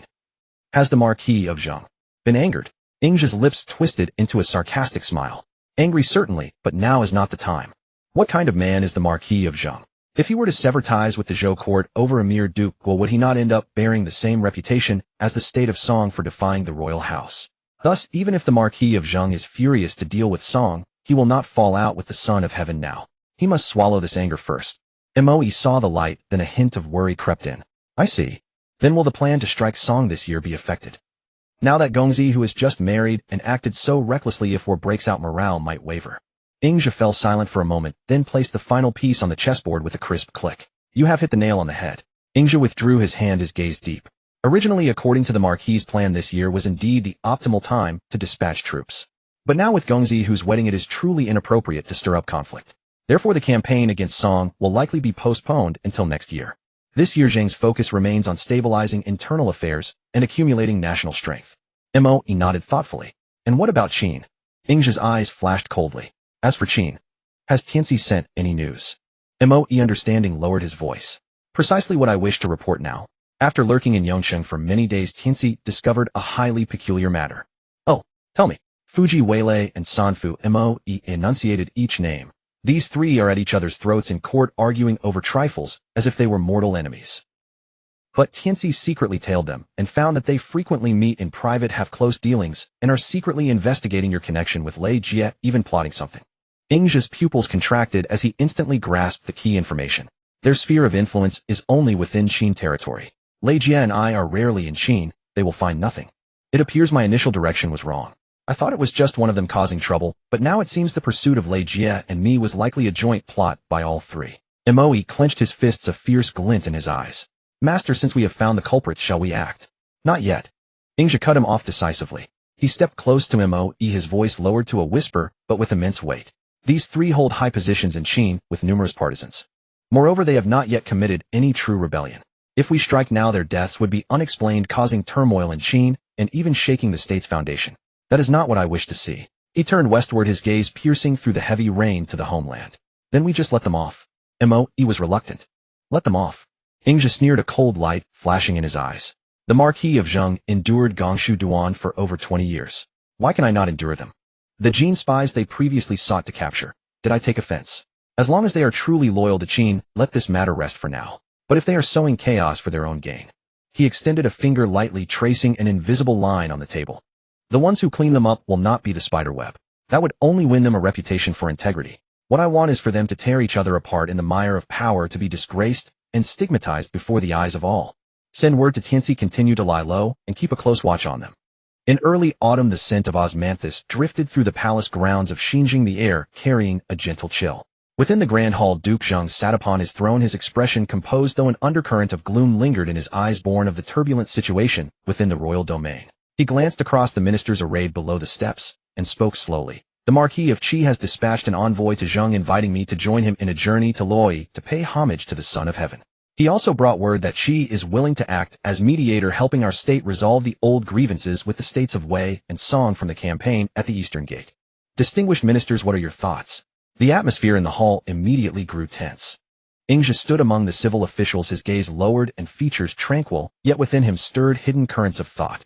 The Marquis of Qi's move, ostensibly showing reverence for the Son of Heaven and harmony among the feudal lords, was in truth an opportunity to intervene in Central Plains affairs and elevate his own standing. This hegemon of the East could no longer restrain himself. He intended to make his move on the chessboard of this turbulent age. In the days ahead, the contours of the world would prove far more tangled than anyone had imagined. Zhaizhong stepped forward first, cupping his hands in greeting as he spoke. Your Majesty, paying homage to the Son of Heaven is the duty of every feudal lord, and should be granted without hesitation. Moreover, months ago the Son of Heaven elevated Guagong Jifu to share power, openly curbing your authority. Now, Your Majesty, if you were to travel together with the Marquis of Qi to pay tribute to the king, it would serve two purposes. First, it would demonstrate Zheng's respect for the ritual proprieties owed to the Son of Heaven, silencing the whispers of the realm. Second, since Qi stands as a great power in the east, your joint entrance into the royal domain with Zheng would showcase the strength of our alliance to all the feudal lords and deter those with ulterior motives. As for resolving the old grievances at the eastern gate, his words had barely left his lips when Lord Lu, stationed among the military officials, could contain himself no longer. His eyes flared like those of a tiger as he boomed, "What grievances? When we made peace with the state of Song years ago, resentment had already built up within my heart.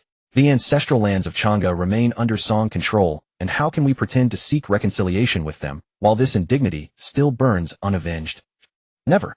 Upon hearing this, Ingzhi gave a light cough and stepped forward from among the ministers. His voice remained calm, yet carried unmistakable weight. "Lord Lu's words have merit, though from my perspective we might consider accepting the proposal." Duke Zheng's gaze shifted to Ingzhi. "Sir, what do you mean by this? Are you truly suggesting we make peace with Song and Wei?" Ingzhi bowed deeply. "Your Grace, I see clearly.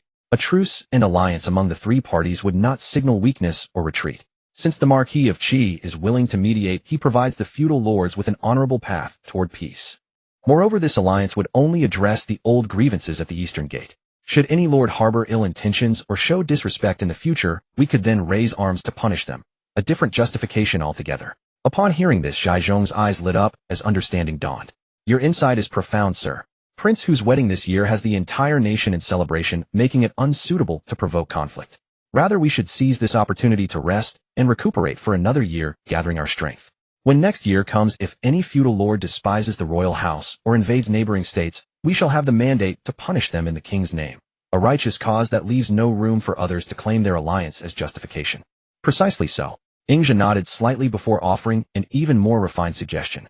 "Furthermore, there's another consideration. Your lordship need not attend this alliance conference in person." "Oh." Duke Zheng raised an eyebrow. "How do you mean, sir?" "Your lordship might as well go with the flow and let the Marquis of Qi have the honor." Ingzhi smiled faintly. "Let him act on Zheng's behalf, presiding over the alliance with Song and Wei and signing the covenant. In this way, we preserve the Marquis of Qi's reputation as mediator while avoiding the appearance of Zheng dominating the feudal lords. More subtly, it aligns with the growing parity between Qi and Zheng in the Central Plains. The interplay of appearance and reality holds infinite strategic value." Duke Zheng laughed aloud upon hearing this. "Excellent strategy, sir. I shall follow your counsel." A few days later, the escort carriages of both Zheng and Qi arrived together at the royal city of Loi. Seated upon the throne, the Son of Heaven gazed down at Duke Zheng, who stood below with composed confidence, followed closely by the Marquis of Qi paying respectful court. An undeniable gloom settled over his countenance. To him, Duke Zheng's visit, ostensibly an act of deference to the Son of Heaven, was in truth a display of strength, bringing along a major Eastern power as a subtle warning that the royal house must not readily strip Zheng of its authority. After Duke Zheng departed, the Son of Heaven could not quell his wrath and turned to the senior minister, Zhou Gonghejin, beside him. Duke Zheng grows arrogant, relying on his power. This visit was nothing but a boastful display of intimidation. Zhou Gonghejin hastened to offer comfort.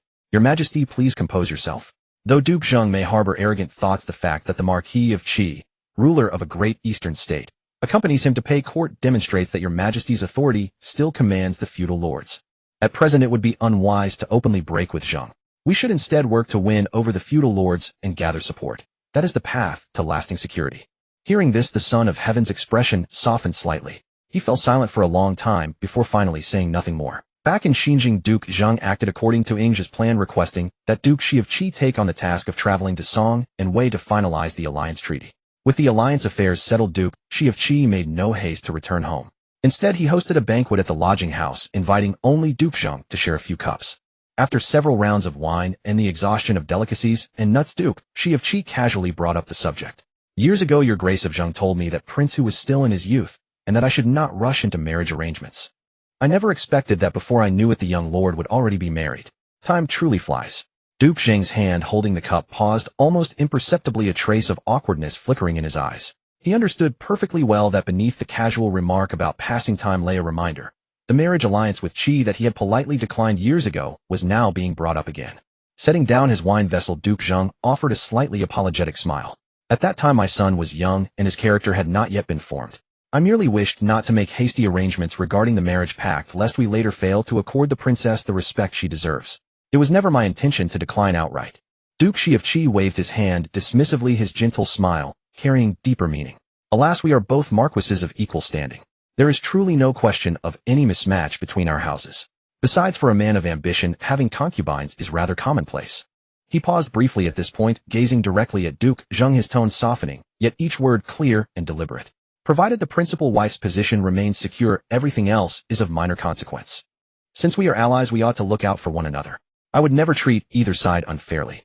Duke Zheng, sharp and perceptive as ever, understood immediately what was being implied. The Marquis of Qi did not object to Prince Hu's marriage to Chen Gui and remained willing to accept him as a son-in-law, but the principal wife's position must go to a Qi princess, leaving Chen Gui to occupy a secondary role. Maintaining a composed expression, he raised his cup to clink gently against Duke Shi of Qi's, then spoke in a measured tone. I appreciate your Grace's kind intentions. Upon my return, I shall certainly discuss this matter with my son. If he retains any sense of propriety, he will give this careful consideration. Duke Shi of Qi smiled faintly upon hearing this. Excellent. With these words from your Grace of Zheng, I am at ease. The two men exchanged knowing smiles, leaving many things unsaid between them. Returning to the palace, Duke Zheng dismissed his attendants, leaving only Prince Hu alone with him in the inner chamber. A dim yellow light from the lamp on the desk cast shadows upon the faces of father and son, each lost in his own thoughts. Without preamble, Duke Zheng recounted the Marquis of Qi's words, then concluded calmly. The Marquis implies that if you accept a Qi princess as your principal wife, Chen Gui may serve as a concubine. For you, this would preserve your feelings while strengthening our alliance with Qi, a true win-win. To his surprise, Prince Hu's expression darkened immediately upon hearing this, and after a long silence he gritted out, Father, I cannot bear to wrong Chen Gui. Duke Zheng furrowed his brow. Chen Gui has already married you, and is therefore your wife. The hierarchy between superior and inferior is governed by ritual and propriety. Qi is a great state, and for a princess to lower herself in marriage to you, what an extraordinary favor. But Prince Hu seemed to hear nothing, shaking his head stubbornly. Qi is too great to be our match. Qi is a major power in the East. Once we marry a Qi princess, would we not have to constantly defer to Qi's wishes in both court and palace affairs? As the ruler of the state, would you truly wish to see your son constrained by your wife's relatives, perpetually dependent on another's mercy? Growing increasingly agitated, he nearly forgot the distinction between ruler and subject, looking directly at Duke Zheng. Moreover, Chen Gui and I share mutual affection. Having married her through proper channels, how could I bear to see her treated as inferior? If to serve some supposed cause of statecraft I must sacrifice the woman at my side, then this so-called righteousness is utterly cruel. Duke Zheng's face contorted with rage. He rose abruptly, sweeping his sleeve, and thundered, How dare you? Do you truly believe yourself some commoner's son, free to indulge in romance and tender affections? You are the heir apparent of Zheng. Every word and action you speak concerns the very survival of the state. Prince Hu held his ground despite not daring to challenge further, yet his eyes were filled with resistance as he whispered, Your son simply cannot bear to betray her. Duke Zheng stared at him for a long while, then finally sighed heavily and sank back onto his seat. In that moment he seemed not to be looking at his own son, but rather at a fool whose eyes had been clouded by romantic passion, unable to perceive the grand currents shaping the world. Let it go, Duke Zheng said with a wave of his hand, weariness evident in his voice. You may withdraw for now. Go back and think it over carefully. Prince Hu bowed deeply and turned to leave. Silence reclaimed the chamber, once more broken only by the flickering of the lamp flame, which cast shadows across Duke Zheng's troubled countenance. Gazing at the empty doorway, a single thought circled relentlessly in his mind. Can this child truly bear the weight of Zheng's destiny? Early the following spring, at the confluence of the Qin and Wei rivers, the lingering chill persisted. Within de Shuzhong Fuji's private chamber, the charcoal brazier crackled merrily, yet it failed to dispel the oppressive tension hanging between the three men. Fuji, Wei Lei, and San Fu gathered once more to deliberate over state affairs, or rather their own self-serving interests. Fuji broke the silence first, stroking his beard as he spoke. Your lordship, Duke Ning of Qin, is determined to relocate the capital this time. What are your thoughts on this matter? Wei Lei stepped forward to respond. Hasn't your lordship already made his intentions clear? Using Pingyang as their stronghold, they aim to absorb the surrounding Rong and Di tribes in due time. Moreover, Pingyang boasts fertile soil and favorable terrain, far better suited for agriculture and commerce than the Qianwei confluence. Would you not agree that this location is superior? San Fu scoffed coldly. Brother Wei Lei, do you truly believe it's that straightforward? We've built our influence in the Qianwei region over decades, establishing deep roots. Could this proposed move of the ruler not be an attempt to diminish our power by relocating the capital? Upon hearing this, Fuji chuckled and clapped his hands. Third Father speaks the truth, and the ruler's thoughts are genuine. But I believe we should cast our vision even broader. He rose and approached the hanging map, his fingers striking heavily upon the western edge of the state of Qin. Esteemed colleagues, observe the Guangzhou region west of our borders. 3 Rong and Di factions maintain their presence here, the weakest being the Hao Rong in the west, the strongest being the Dangxi Rong in the south, and the Pingyao Rong positioned in the north. Should these 3 territories fall under Qin's dominion? San Fu leaned in for a closer inspection, his pupils narrowing slightly. This would grant us direct access to the Central Plains strategic routes. Fu Ji chuckled darkly, his expression heavy with implication. It appears our young ruler harbors ambitions far greater than his outward appearance suggests. Wei Lei's voice drew out the words with deliberate weight. In that case, does your lordship intend to push eastward and establish dominance over the Central Plains, eh? San Fu's tone grew grave. So young yet so deeply calculating. This young man is no ordinary figure. Fu Ji turned to face them both. Given the ruler's unpredictable nature, we must exercise greater restraint in our actions and maintain proper boundaries. What are your thoughts on this proposed relocation of the capital? San Fu responded decisively. If we deliberately refuse to relocate, years of careful groundwork will have been wasted. The new ruler is young. We will find our moment. Wei Lei slowly shook his head, his voice tinged with age and weariness. You may go if you wish. I shall remain in the old capital. San Fu stared in astonishment. Why? Wei Lei exhaled deeply, pressing a hand to his aging frame. I am grown old, my waist and legs can bear no further hardship. The campaigns against the Rhone and Di, the tireless journeys to new territories. I simply cannot endure them anymore. It would be better to stay here in the old capital and spend my remaining years in peace. The moment those words left his mouth, the atmosphere in the chamber turned suffocating. Fu Ji's expression remained unchanged, his tone still measured. Brother Wei Lei speaks prematurely. The 3 of us have served together for many years. We rise and fall as one, sharing honor and disgrace alike. He regarded Wei Lei calmly, his words deliberate and unhurried. If one of us takes residence here while another departs to Pingyang with our loyalties divided across 2 locations, it invites speculation. Your lordship already harbors suspicions toward veteran ministers, and should only Wei Lei remain in Qianwei while the rest relocate. Such circumstances could easily be interpreted as disunity, providing ammunition for our rivals. Wei Lei's heart grew heavy with a sinking feeling. Fu Ji's words, though framed as advice, left him with no viable escape. San Fu seized the moment to add his own words. Exactly. We've served alongside for so many years. Why create divisions between the inner circle and outsiders inviting gossip? Wei Lei understood he had no choice. With a slow nod, he finally acquiesced. Very well. If that is your decision, I shall accompany you to Pingyang. Wei Lei nodded his agreement, then spoke slowly. What of those 2 mysterious merchants from Jin who fled? Have you learned anything further about their whereabouts? Since those 2 Jin merchants escaped, an inexplicable dread had taken root within him, fueling his desire to step back. Unlike Fu Ji and San Fu, where San Fu owed his position entirely to Fu Ji's patronage and followed without question, Wei Lei's own power had reached its zenith. Should their grand scheme succeed, it would be Fu Ji who stood at the forefront, leaving Wei Lei little to gain by comparison. San Fu replied. Once they crossed into Qin territory, the trail went cold. They're beyond our reach. Fu Ji's eyes flashed with a faint chill, his voice as steady as still water. It matters not. I've already instructed my trusted men to keep watch. The moment they set foot in Qin again, they'll be monitored without their knowledge. They won't cause trouble or disrupt our plans. With each man nursing his own thoughts, the capital relocation was quietly settled. Shortly thereafter, the state of Qin officially moved its capital to Pingyang. Meanwhile, in the Central Plains, new storms began to gather. The state of Song failed to pay homage to the Son of Heaven once again. Taking advantage of this, the Earl of Zheng launched a campaign against Song under the pretext of Song Gong's disrespect for the royal house. Following the familiar route once guided by the state of Zhou, the Zheng forces executed a surprise strike on Song's capital Shangqiu, breaching the outer walls in a single devastating blow. The entire state of Song fell into shock and disarray. Duke Shang of Song, gripped by panic, urgently ordered his troops to defend the inner city at all costs. Yet even as the generals rubbed their hands in anticipation of taking the inner city in one decisive assault, Yingzhu advised the Earl of Zheng to withdraw. The Earl of Zheng expressed his bewilderment. Why retreat now? If we do not seize the inner city while our momentum carries us forward, when shall we strike? Yingzhu laid out his analysis. Your lordship, through these 2 campaigns I have observed that while Song cannot match our strength, their inner citadel proves remarkably difficult to breach. The Earl of Zheng's face clouded with frustration. Then shall we abandon this altogether? Have our 2 years of preparation amounted to nothing? Zhizhong stepped forward in agreement. My lord, the advisor speaks wisely. This campaign alone has demonstrated our military prowess.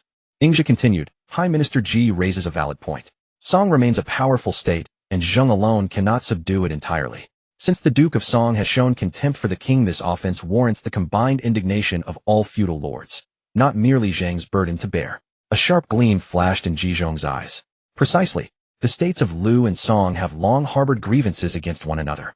Lord Qi seeks to elevate his prestige, and if we invoke the king's authority to summon him, he will undoubtedly consent. The Earl of Zheng felt a stir of interest. An excellent strategy. We shall surely lay waste to Shangqiu. Yettingzhe shook his head slightly. My lord, while allying with Lu and Qi, we should not target Shangqiu as our primary objective. The Earl of Zheng furrowed his brow in puzzlement. Oh, what do you mean by this? Yingzhe pointed to the military map. Shangqiu boasts towering walls and deep moats with Song's forces numerous and their generals experienced. Since we struck this city in our previous 2 campaigns, Song will undoubtedly fortify their defenses this time. The Earl of Zheng frowned. Then what? Both the Gao and Fong territories lie outside our Zheng borders. Even if we capture them, they'd become another exclave, separated from our mainland. Ji Zhong offered a knowing smile. That is precisely why neither Gao nor Fong belongs to Zheng. They are intended for Lu. The Earl of Zheng's face lit up with understanding. Brilliant. Should these territories fall to Lu, Lord Lu would certainly throw his full support behind our campaign against Song while minimizing our own casualties. Yingzhe bowed in acknowledgement. Your wisdom is exceptional, my lord. As for what comes after, we shall see when the time arrives. Shangqiu remains Song's heartland, a fortress so impregnable that even the combined might of 3 states would struggle to breach it in the near term. Should Lu and Qi prove unwilling to sustain further casualties, our acquisition of Gao and Fong would already fulfill our objectives, allowing us to withdraw at an appropriate juncture. Only if both states demonstrate unwavering resolve to eliminate Song entirely shall we commit the full strength of the 3 allies to storm their capital. The Earl of Zheng pondered deeply. Your reasoning holds merit, sir. Lu may accept given the territorial gains, but Qi recently forged an alliance with Song and Wei. Will Lord Qi truly join us? Ji Zhong responded with quiet confidence. Qi and Song have never shared genuine loyalty. They were brought together solely through the mediation of Lord Wei of Wei, and their alliance remains superficial at best. Yingzhe elaborated further. Lord Qi's involvement in mediation was never about helping Song. It was about earning the reputation of honoring the king. Now that we hold the king's mandate, he can legitimately weaken Song, which serves his interests perfectly. Why would he decline? The Earl of Zheng pressed on. If your lordship now invokes the mandate of King Huan of Zhou and conveys it to both Lu and Qi, asking Lord Lu to rally Lord Qi in a joint campaign against Song. Ji Zhong added his own insight. Lu and Qi share borders and have intermarried through the generations. Once Lord Lu commits troops, Lord Qi will hardly refuse. Furthermore, we should summon the neighboring states of Kai, Wei, Cheng, and Su. This campaign bears the king's authority. To any who defy, it will have openly opposed the Son of Heaven, giving us grounds to punish them later. With the plan firmly established, Zheng's forces withdrew after breaching Shangqiu's outer walls. Duke Shang of Song, still reeling from the shock and frantically plotting a desperate last stand, while seeking allies among Wei and Kai, finally exhaled in relief upon seeing the Zheng army depart. Subsequently, the Earl of Zheng extended invitations to the rulers of Lu and Qi for an alliance summit at Fong in Lu territory. During the conference, the Earl of Zheng delivered a passionate speech detailing the Duke of Song's offenses against the royal house, and made sweeping promises all spoils taken from Song would be divided equally among the 3 states, and Zheng would claim no territory whatsoever. Every conquered land would belong solely to Lu and Qi. Gongzi Hui of Lu, recognizing the advantages at stake, vigorously urged Duke Yin of Lu to accept the proposal. Duke Shi of Qi, after reviewing the military routes, likewise agreed, and publicly declared that this campaign was solely in service of honoring the king, not for territorial gain, and that all lands acquired would revert to Lu. As winter set in, the 3 states agreed to reconvene the following spring to finalize their campaign date. They also issued a royal mandate to the states of Kai, Wei, Cheng, and Su, summoning them to gather at Ding in Lu territory next year, where all 7 states would coordinate their joint assault on Song. On his return march to the capital, the Earl of Zheng encountered a massive Beirong invasion. Prince Tu volunteered for combat duty, and the Earl granted his request, assigning Ji Zhong and Zhu Dan to assist him. Ji Zhong cautioned, "My lord, the Rhone warriors rely primarily on infantry, swift and agile on foot. Our strength lies in chariot warfare, so we must guard against their flanking maneuvers and sudden attacks." Prince Tu responded with confidence, "Thank you for the warning, Minister Ji. I have my own strategy to defeat them. I shall ensure these Rhone warriors do not return alive." When the Beirong army advanced, Prince Tu deployed only 2 battalions to engage them directly. The war drums sounded, and the 2 forces clashed. The Zheng vanguard collapsed almost immediately, scattering their helmets and armor, abandoning countless weapons and chariots. The Beirong commander laughed derisively, whipping his horse and declaring, "The chariot troops of the Central Plains are nothing but an empty reputation. Today's battle proves it." He ordered a full-scale pursuit.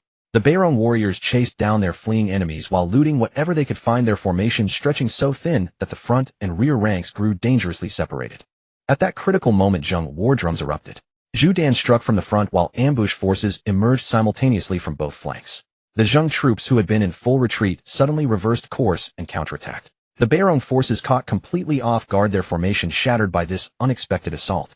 The vanguard became trapped on three sides while the rear guard scattered in panic with no reinforcements coming, and the entire forward division was annihilated.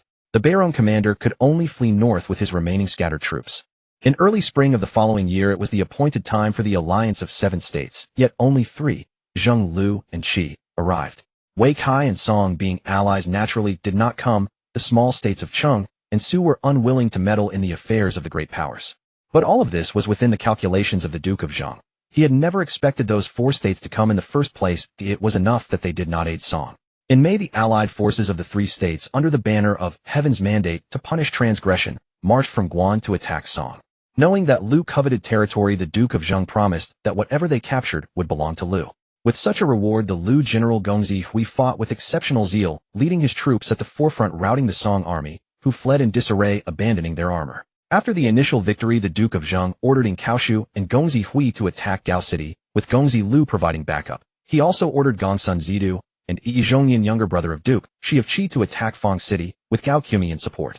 When news of the defeat reached the Song capital of Shangqiu, Duke Shang of Song was terrified and hastily summoned Sima Kongfugia for counsel. Kongfugia said, "The Duke of Zheng is merely using his official position to settle a private grudge. I have learned that he originally rallied 7 states, but Wei and Kai are our allies, and the small states of Cheng and Su dared not offend either side, so they did not come. There is only one way to make the Zheng army withdraw." The Duke of Song worried, "But the Zheng army is currently gaining the upper hand. Why would they be willing to leave?" Kongfugia said confidently, "Zheng falsely claims the king's mandate. Though they appear numerous, only Qi and Lu follow them. Earlier, when we attacked Zheng's eastern gate, 5 states, Song, Kai, Chun, and Lu, fought against Zheng. Later, Lu accepted bribes and defected to Zheng, and Chen also made peace with Zheng. Now our only reliable allies are Wei and Kai. Since the Duke of Zheng is personally leading the campaign abroad, his homeland must be vulnerable. If your majesty sends me with gold and silver to seek aid from Wei, and we join forces with Kai to launch a surprise attack on Zheng, the Duke of Zheng, upon hearing of the attack, will surely withdraw his troops to defend his own land. Once the Zheng army retreats, will Qi and Lu stay on their own?" The Duke of Song said, "Great Sima, are you proposing another battle like the one at Chang'e? Should we not this time unite 3 states and directly attack Xinjiang?"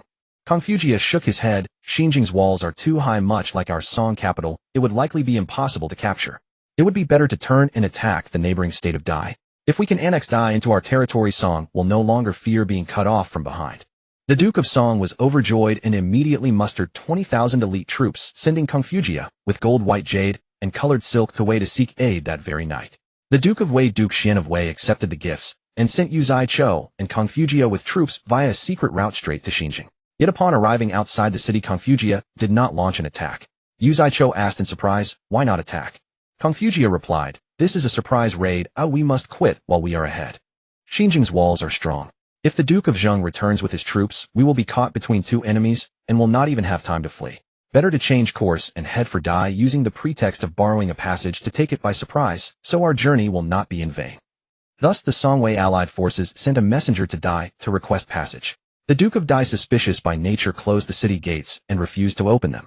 Kongfugia, angered by his failed plan, set up Camp 10 Li from Dai City and prepared to assault. The Dai army fought desperately, and the 2 sides were locked in a stalemate. Kongfugia had no choice but to urge Kai to send troops.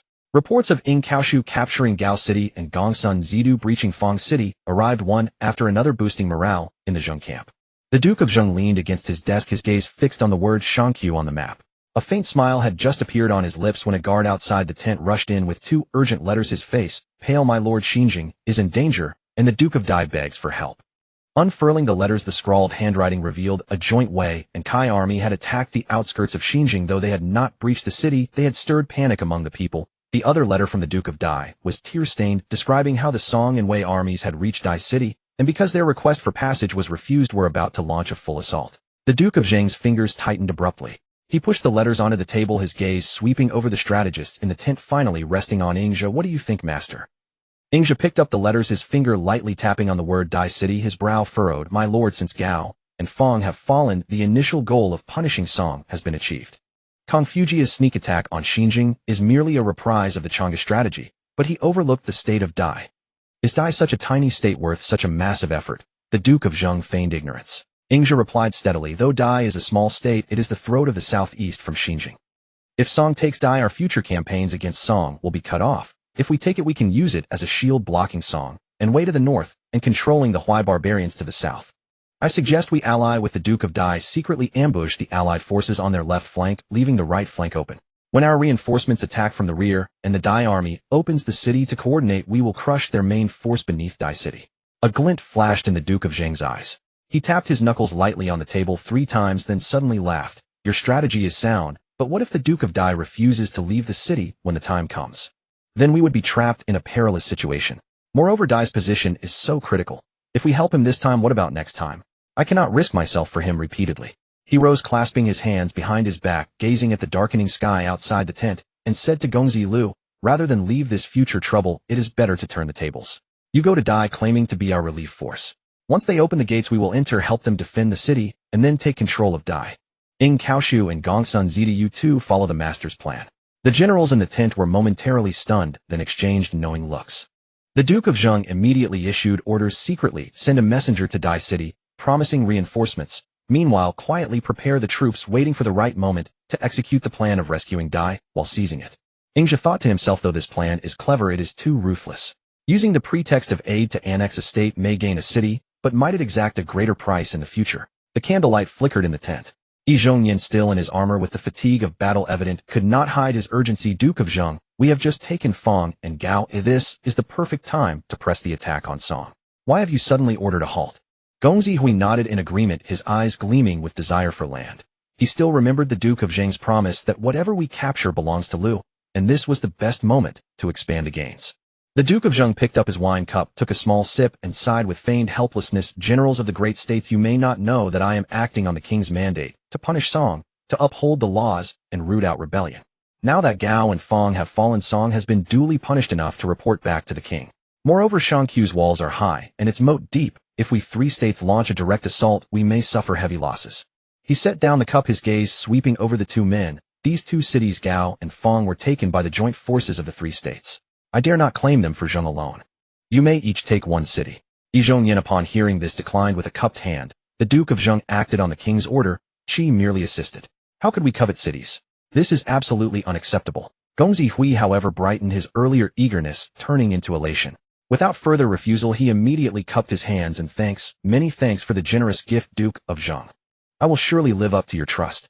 If Zheng ever needs assistance, Lu will spare no effort. The Duke of Zheng then ordered a feast to reward the troops, and with the generals of Qi and Lu he slaughtered an ox, and swore an oath Zheng Qi and Lu share hardships, and fight Song together. If any break this oath, may heaven and earth reject them, and gods and men abandon them. After the oath, night had fallen. The Duke of Zheng pretended to order the troops to prepare for the return to Xinjiang the next day, but secretly sent Gongzi Lu with elite soldiers to quietly skirt the Qi and Lu camps and head straight for Dai. He also ordered in Kaoshu and Gongsun Zidu to gather the spoils from Gao and Fang, and then follow with the main force, leaving only a few soldiers to make a show of activity and deceive the Qi and Lu armies. Qi and Lu, still unaware of the events in Zheng, broke camp the next day and prepared to return to Qi to report. On the way, Yi Zhongyan recalled the Duke of Zheng's actions and could not help but sigh to his attendants. The Duke of Zheng is indeed a true hegemon, able to give away 2 great cities. Such magnanimity is beyond the reach of ordinary lords. When he returned to Qi and informed Duke Shi of Qi, the Duke clapped his hands and sighed. At the Stone Gate Alliance, I knew the Duke of Zheng was no ordinary man. Truly his reputation is well deserved. Beneath the walls of Dai, the oppressive clouds of war hung so heavily they choked the breath from the lungs. Inside Kong Fu Jia's central command tent, the air was as stagnant as ice. Right Chancellor Cho paced restlessly atop the high platform, his hand resting on the hilt of his sword, each heavy thud of his boots striking against the hearts of all present. Sima. He could finally contain himself no longer, his voice raspy with burning anxiety. 3 days. 3 days have passed without a single word from the Kai army, and the morale of our troops has plummeted. The Earl of Zheng deploys his troops like a demon. If his main army suddenly wheels back, you and I will be caught like rats in a trap. Kong Fu Jia's gaze remained pinned to the character Dai on the map, his fingertips turning white from the sheer force of his grip. How could he not be anxious? He had intended to use the strategy of besieging Wei to rescue Zhao, to force the Earl of Zheng into a retreat. Yet to his dismay, his adversary remained completely unperturbed, leaving Kong Fu Jia's isolated army stranded in this deeply precarious position. What is there to panic about? He snapped his eyes up, bloodshot veins spiderwebbing through his gaze, yet he forced his voice to remain steady. The Marquis of Qi has accepted our priceless treasures. He would not dare break his oath. The state of Dai is but a speck of land, its soldiers and citizens exhausted. No matter how impregnable their fortress, it cannot withstand the decay of their morale. Pass down the order tomorrow at dawn. The 3 armies shall eat their fill and launch a full-scale report. Before his words could fully settle, a scout rushed into the tent amidst a cloud of dust bearing 2 pieces of news that could not have been more different. Report to the Sima. The Qi army has arrived 10 li away. The tense atmosphere in the tent eased slightly, and a flicker of joy had just surfaced on Right Chancellor Chao's face when a second scout came scrambling in on all fours, his voice cracked with utter terror. Report. The Zheng General Gongzi Lu is leading reinforcements to their aid. They are less than 50 li from Dai. Gongzi Lu. Right Chancellor Chou froze momentarily, then burst into a scoffing laugh, as if his prior anxiety had finally found an outlet. Is that not the very man who suffered defeat at the hands of General Shi Ho in the Battle of Chang'e? Sima, this is a godsend opportunity. It is the perfect chance to wash away our previous report. A third scout practically crashed through the entrance, his face completely devoid of color. The Lord of Dai has thrown open the city gates and welcomed the Zheng army inside. Boom. It was as if a sudden clap of thunder had detonated right beside his ears. Kung Fu Jia leaped to his feet so abruptly that the wooden desk tilted, sending the map scroll clattering to the ground. The color drained from his face instantly, leaving him as pale as paper. His teeth clenched so hard they ground together. Fool. That fool, the Earl of Dai, he snarled through gritted teeth, slamming a fist against a wooden pillar. This is inviting the tiger to drive out the wolf. He is digging his own grave. Right Chancellor Chou also lost his composure. Sima, now that the Zheng army has entered the city, Dai has become a veritable hedgehog. It would be wiser to retreat immediately to preserve our forces. Retreat. Kung Fu Jiao whipped his head around, his eyes blazing with the fires of fury. For the sake of this city of Dai, I went to extraordinary lengths. I persuaded our lord to mobilize the entire nation's forces, convinced the Marquis of Wei to dispatch generals to aid me, and squandered gold and jade like water. If we return empty-handed now, with what face shall I meet the Duke of Song or the Marquis of Wei? He snatched his sword, its cold blade unsheathing with a sharp ring. The Zheng army has only just entered and has not yet secured its footing. Moreover, they have marched a great distance and must be exhausted. They will surely grow complacent once inside. This is the precise moment to strike with all our might. Pass down the order, assemble the 3 armies, and march directly upon Dai. Once the city falls, all wealth and captives shall belong to the soldiers. With that, he immediately issued the command ordering the allied forces of Song Wei and Kai to mobilize and advance straight toward the city of Dai. Yet barely 5 li from Dai, they heard an earth-shaking rumble of drums echoing from within the city. In the next instant, the banners atop the city walls were abruptly swapped, and the uniform colors of the state of Zheng fluttered proudly in the wind. Clad in heavy armor and holding a long spear, Gongzi Lu stood atop the city tower. His booming voice carried through the wind, reaching the front lines of the allied forces. Our profound thanks to Sima Kong and General Chou for your arduous siege. The city of Dai now belongs to our state of Zheng, and we express our gratitude for this generous gift. Kung Fu Jia looked up to see the Zheng soldiers brimming with high spirits, their arrows already notched, and aimed directly at the vanguard of the allied forces. Only then did the harsh truth dawn upon him. He had been utterly outmaneuvered by the Earl of Zheng from the very beginning. The Zheng army had never come to rescue the state of Dai. They had come solely to reap the spoils of the conflict. Thieving Zheng, I shall not share the same sky with you. Trembling with sheer rage, Kung Fu Jia cast aside his helmet, drew his sword, and roared, "All forces charge. Storm the city of Dai. Even if it costs me my life, we shall reclaim Dai and slay the Zheng thieves." Though the allied soldiers felt a wave of panic, they raised their weapons and charged toward Dai under Kung Fu Jia's furious urging. But at that very moment, raging fires suddenly erupted in the forests on both flanks of the allied forces, accompanied by earth-shattering battle cries. Ing Kaoshu led a division to strike from the rear. Gongsun, he led another to flank them from the left, while Gongzi Lu flung open the city gates and charged out with the Zheng forces from within. Caught in a 3-pronged pincer movement, the allied forces were instantly surrounded. Already disgruntled by the unequal distribution of previous spoils, the Qi army was scared out of their wits by the sudden ambush. Before the clash even began, they scattered in all directions, fleeing for their lives. The Wei soldiers also fell into utter chaos, routed so completely by the Zheng forces that they discarded their armor and weapons. Right Chancellor Chou fought desperately, but was run through the chest by Ing Kaoshu's halberd, dying on the spot. Kung Fu Jia led his Song soldiers, hacking and slashing in all directions in a desperate bid to break through the encirclement, but he was relentlessly pinned down by Gongsun Yi. His soldiers fell one by one, until in the end only a few hundred loyal retainers remained to carve out a bloody path of escape, fleeing in utter humiliation. The blazing fire dyed the night sky crimson. Outside the walls of Dai corpses littered the field, and the baggage trains and weapons of the Song and Wei allied forces lay scattered everywhere. As the weeping and agonizing wails gradually subsided, only the thunderous cheers of the Zheng soldiers remained echoing through the heavens. Standing atop the walls of Dai Gongzi, Lu watched the direction of Kong Fu Jia's flight, a smug smile playing on his lips. Before long, the Earl of Zheng arrived with Ying Zhe and others. Ascending the city tower and gazing down at the city of Dai beneath his feet, his eyes shone with immense satisfaction and triumph. "Sir, we owe today's victory entirely to you." He patted Ying Zhe on the shoulder, his voice filled with deep admiration. "With Dai in our hands, Xinjiang is secure. When we campaign against Song in the future, we shall have no worries about our rear." Ying Zhe bowed slightly and smiled. "Your lordship is wise. This victory is the result of the alignment of heaven and earth and the unity of our people. However, though Kong Fu Jia has been defeated, he is not dead. The state of Song will surely not let this matter rest. Your lordship must remain highly vigilant." The Earl of Zheng nodded, his gaze sweeping toward the distant direction of Shangqiu, his tone turning cold. "Kong Fu Jia may escape for a moment, but he cannot run forever. The debt of Chang'e is one I shall collect 100-fold, 1,000-fold in the days to come." The evening breeze swept by, rustling his robes. Atop the tower, the banners of the state of Zheng fluttered noisily, signaling that Jing's quest for hegemony had taken yet another step forward. Meanwhile, the fleeing Kong Fu Jia fled with his remaining forces, not daring to halt their desperate flight until they were 100 li away from Dai. Looking back in the direction they had come, his eyes were filled with bitter regret and resentment, tears mixing with dust as they slid down his face. "Earl of Zheng, I Kong Fu Jia shall engrave today's humiliation deep within my heart. One day I will surely return to wage a duel to the death with you." Yet deep down he knew all too well that after this battle the state of Song had been severely depleted. To contend with Zheng again would be as difficult as ascending to the heavens. The Lord of Dai fled in panic with his family, not daring to cast a single glance back. Standing on a distant hillside, he gazed upon the city of Dai now occupied by the Zheng army, his heart consumed by remorse. He should never have invited the wolf into his home. Yet things had already come to this, and there was no turning back. He could only lead his remaining followers into exile, wandering in search of a place to call home. The Duke of Zheng had just annexed the state of Dai and routed the allied forces of Song Wei and Kai. Elated with triumph, he led his army back to Xinjiang, where he hosted a grand victory banquet, rejoicing with his ministers. After 3 rounds of wine, the Duke of Zheng gazed at the cowering captives from Kai and Wei below the steps and said to his generals, "The states of Kai and Wei abetted Song in its tyranny. Now that they have been routed, they have already received their punishment. My lords, what do you think? Should we press the advantage and strike straight at Shangqiu, the capital of Song?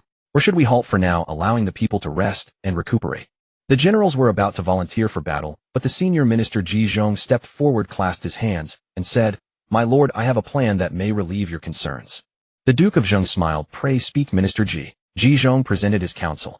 "Our state of Zheng has launched this campaign under the banner of acting on the Son of Heaven's mandate, which is entirely legitimate. However, the petty states of Cheng and Su have dared to openly defy the king's decree by refusing to attend the alliance.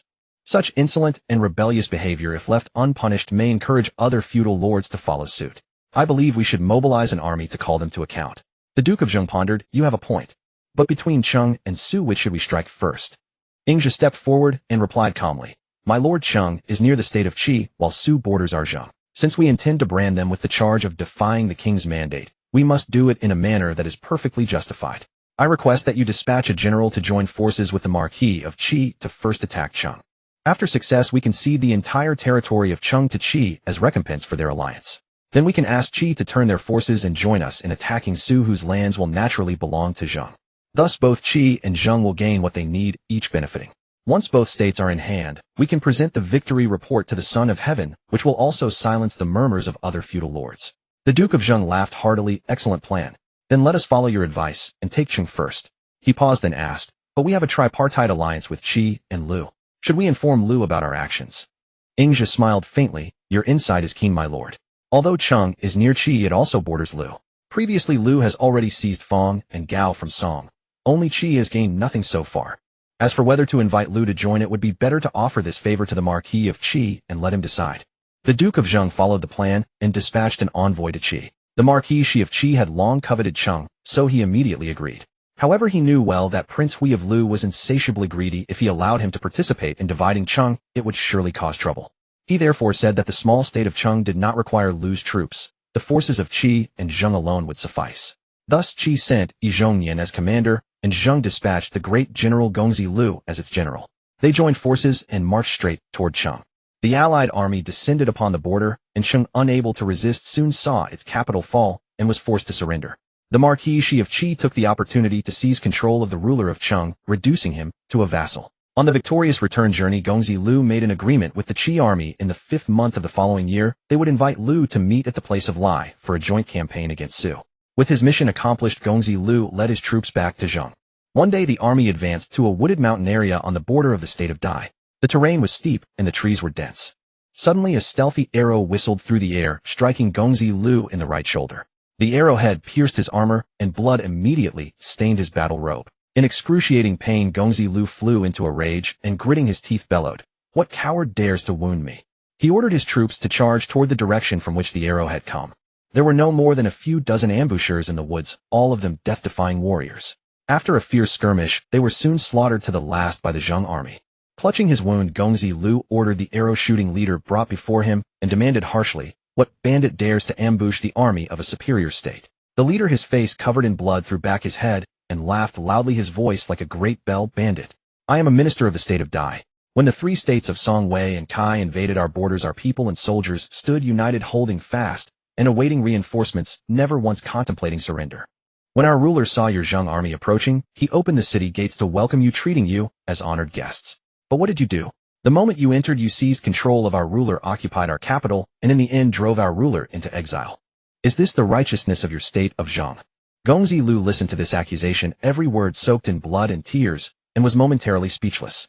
Gazing at the fury of this Dai minister, he actually felt a measure of respect. He was silent for a long moment, then waved his hand and said, "You are a loyal and righteous man. Go." The minister gave a bitter smile and shook his head. "These soldiers have followed me for decades, facing life and death together as close as brothers. Now that they are all dead, why should I live alone? Today's arrow, though it failed to kill all the Zheng traitors, has done my last service for Dai. I die without regret." With that, he suddenly drew his sword and fell on it, dying on the spot. Gongzi Lu gazed at the corpse, his heart a mix of emotions. He ordered that these loyal martyrs of Dai be given a generous burial. However, because of this delay, although the army's physician hastily bandaged the wound, the arrowhead had been coated with a trace of poison. Compounded by the jolting of the journey, the injury grew worse. Shortly after returning to Xinjiang, Gongzi Lu succumbed to his wounds and passed away. Upon hearing the news, the Duke of Zheng wept bitterly, crying out, "Heavens! You have taken away my right arm." He generously compensated and comforted Gongzi Lu's family and enfeoffed his younger brother Gongzi Yuan as a Grand Master, allowing him to inherit the title. Ingzhi stood before the funeral bier, gazing at the coffin, and sighed inwardly. The conquest of Dai was a clever strategy, but it was too sinister. Perhaps this backlash today is only the beginning. In the 5th month of the following year, the Marquis of Qi and the Marquis of Lu arrived as scheduled.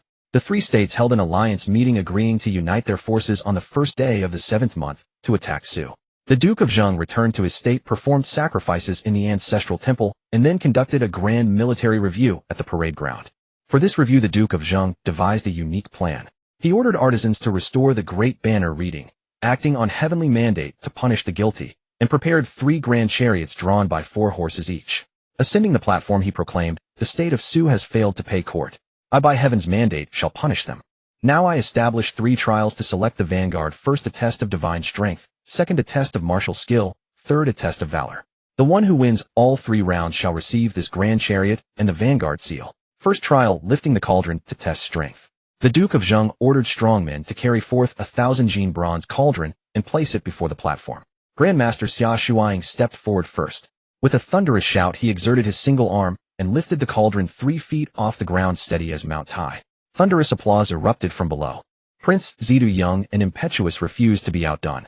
Although he also lifted the cauldron, he exerted too much force, stumbled a step, and his posture was slightly disordered. When it was Ing Kaoshu's turn, he did not rush forward. Instead, he slowly circled the bronze cauldron, reached out, and tapped its belly as if listening to its weight. Walking before the Duke of Zheng, he bowed with clasped hands and said calmly, "My lord, this cauldron weighs 1,000 jun. To force a lift would risk injury or damage. I forfeit this round." With that, he did not even attempt the lift and returned to the ranks. The whole field fell silent for a moment, then broke into murmurs. The Duke of Zheng laughed heartily. "Good, since he forfeits. First round, Xia Shuang wins.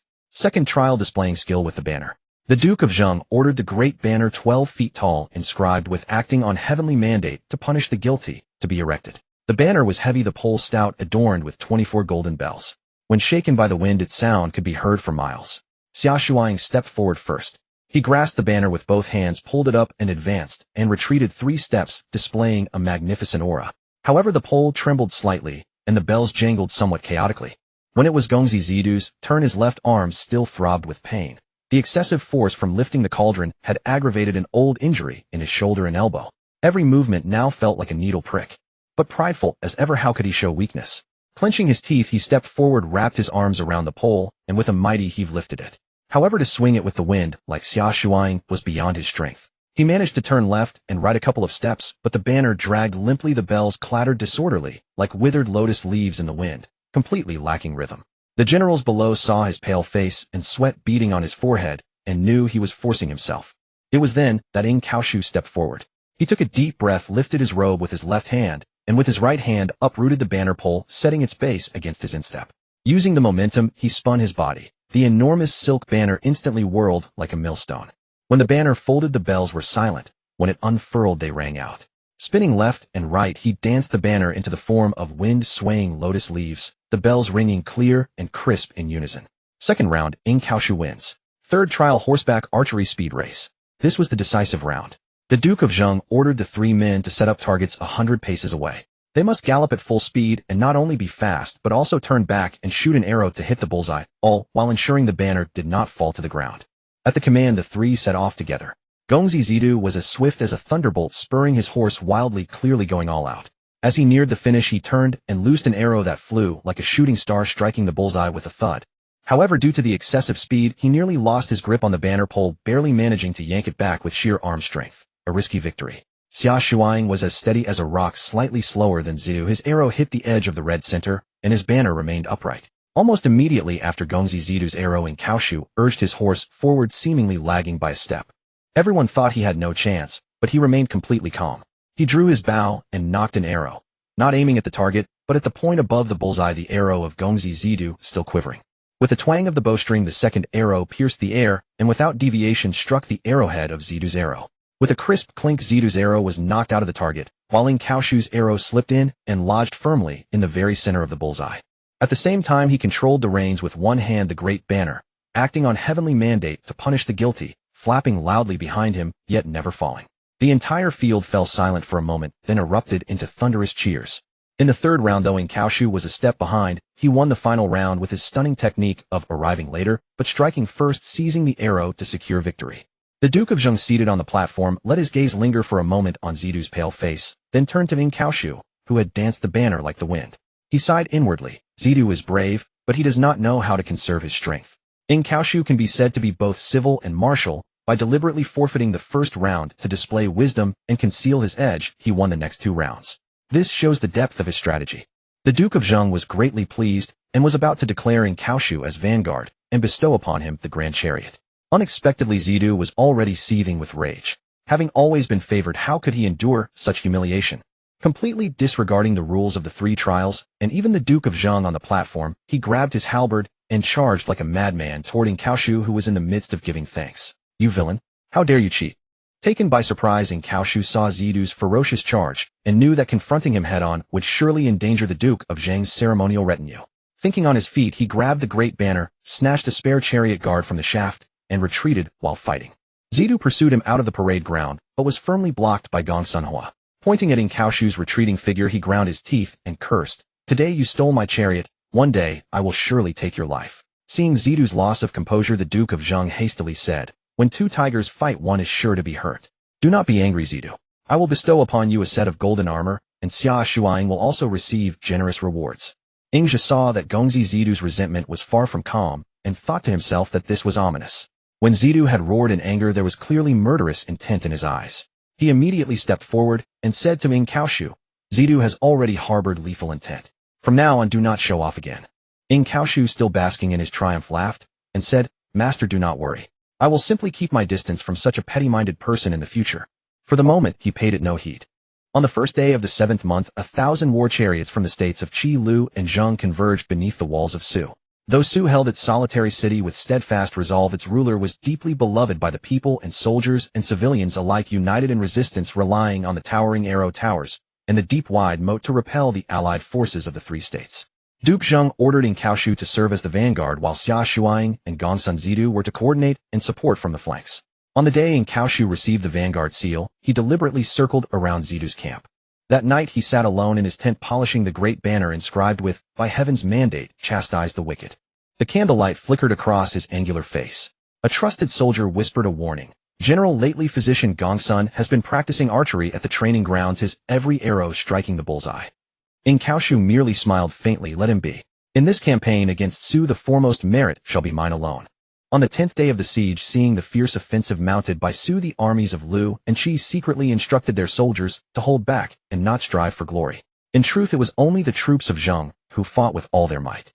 Seeing that the city of Su remained unyielding after a protracted siege, Duke Zheng unveiled the Mehu banner and issued a military decree. Whoever is the first to scale the city wall and plant this banner atop, it shall be rewarded with a marquiate of 10,000 households. At dawn the next day, the general assault began. Kaoshu, stripped to the waist and wielding a blade, led the charge, erecting scaling ladders and charging straight for the southern gate. Arrows and stones rained down from the ramparts like a storm. His shield had long been shattered, so he used the flagpole to deflect the flying rocks, step by step climbing toward the battlement. The moment Kaoshu's banner unfurled atop the city walls, the morale of the Zheng army surged, their cheers almost drowning out the war drums. Zidu stood on an earthen mound 100 paces away, his bow clutched in his hand, his knuckles white from the strain. What flashed before his eyes was not the battlement of Su, but the great banner that Kaoshu had waved with such a resounding swoosh at the training grounds, and Duke Zheng's words, "Granted to the vanguard." Why should this lowborn village bumpkin be allowed to ride roughshod over me, Gongsun Zidu? I am the foremost warrior of Zheng. A buzzing sound filled his mind, the thread of reason snapped. He did not even aim, nor did he look at the wall. He drew his bow to the full and let fly an arrow. It shot forth like lightning, but not toward the defenders on the rampart. It sped straight for the fluttering banner. Thwack! The flagpole snapped with a sharp sound, and Kaoshu staggered, nearly falling. Zidu saw it clearly, yet the vicious bile in his heart did not subside. Instead, it burned even fiercer. He loosed a second and a third arrow in rapid succession. These were no longer the feigned retreat shots or the leaf-piercing arrows of competition, but the most venomous, soul-chasing arrows of the battlefield. One struck the right arm, one pierced the heart. Only when Kaoshu tumbled from the city wall did Zidu suddenly awaken. Gazing at his own trembling hands, he felt an unprecedented emptiness. He had won, but won so foully that even he dared not look again at the battlement. A deathly silence fell over the wall. The soldiers of Zheng, seeing their vanguard fall, were struck dumb with shock and confusion. In that critical moment, Xia Shuang seized the great banner. Grief and fury transformed into superhuman strength. The veins bulged on his temples as if sparks were about to shoot from the corners of his eyes. He leaped upward, scaled the wall as well, raised the banner high, and ran swiftly along the ramparts, roaring, "His Highness has already taken the city." The soldiers looked up at the embroidered banner fluttering in the wind, mistook it for proof that Duke Zheng had indeed breached the walls, and their courage redoubled as they swarmed forward. Soon after, the city gates were thrown open and the armies of Qi and Lu poured in. When the three rulers entered the city side by side, the ruler of Su had already changed his clothes, mingled with the fleeing soldiers and commoners, and fled in panic toward Wei. Having pacified the populace, the Marquis of Qi surveyed the ruins of Su and harbored his own calculations. Feigning magnanimity, he offered to yield the entire territory of Su to the Marquis of Lu. The Marquis of Lu, upon hearing this, repeatedly waved his hands and firmly declined. It was not that he had no desire for expansion, but this campaign had been undertaken largely out of friendship and alliance with the two rulers, and he was well aware that Duke Zheng was the one truly eager to annex Su. How could he presume to take the lead? Moreover, had his son Gongzi Hui been present, he might have shamelessly accepted, but the Marquis of Lu still retained a measure of dignity and dared not usurp another's merit, inviting eternal infamy. Seeing the Marquis of Lu's refusal, the Marquis of Qi went along with the current, and said with a smile, "Since the Marquis of Lu will not take it, this campaign against Su was initiated by Zheng, which contributed the most. This land of Su should naturally belong to Duke Zheng." Duke Zheng was overjoyed at heart, but a hint of reluctance appeared on his face. He had long coveted the territory, but with the Marquises of Qi and Lu yielding to each other, accepting outright would be too discourteous. Thus he too feigned refusal for a few words, his tone earnest, as if he had no interest in the land at all.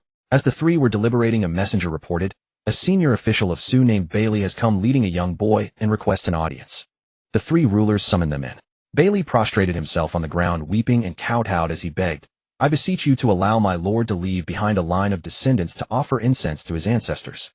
The Marquis of Qi asked, "Who is this child?" Bailey replied, "My lord has no son. This is his younger brother named Xinshan." The Marquises of Qi and Lu were both moved to pity and compassion. Duke Zheng, seizing the opportunity, changed his tune and said, "I was compelled by the king's command to join you two in punishing Su. If I were to covet their land, that would be an act of injustice. Now though the ruler of Su has fled, his family's ancestral sacrifices must not be cut off.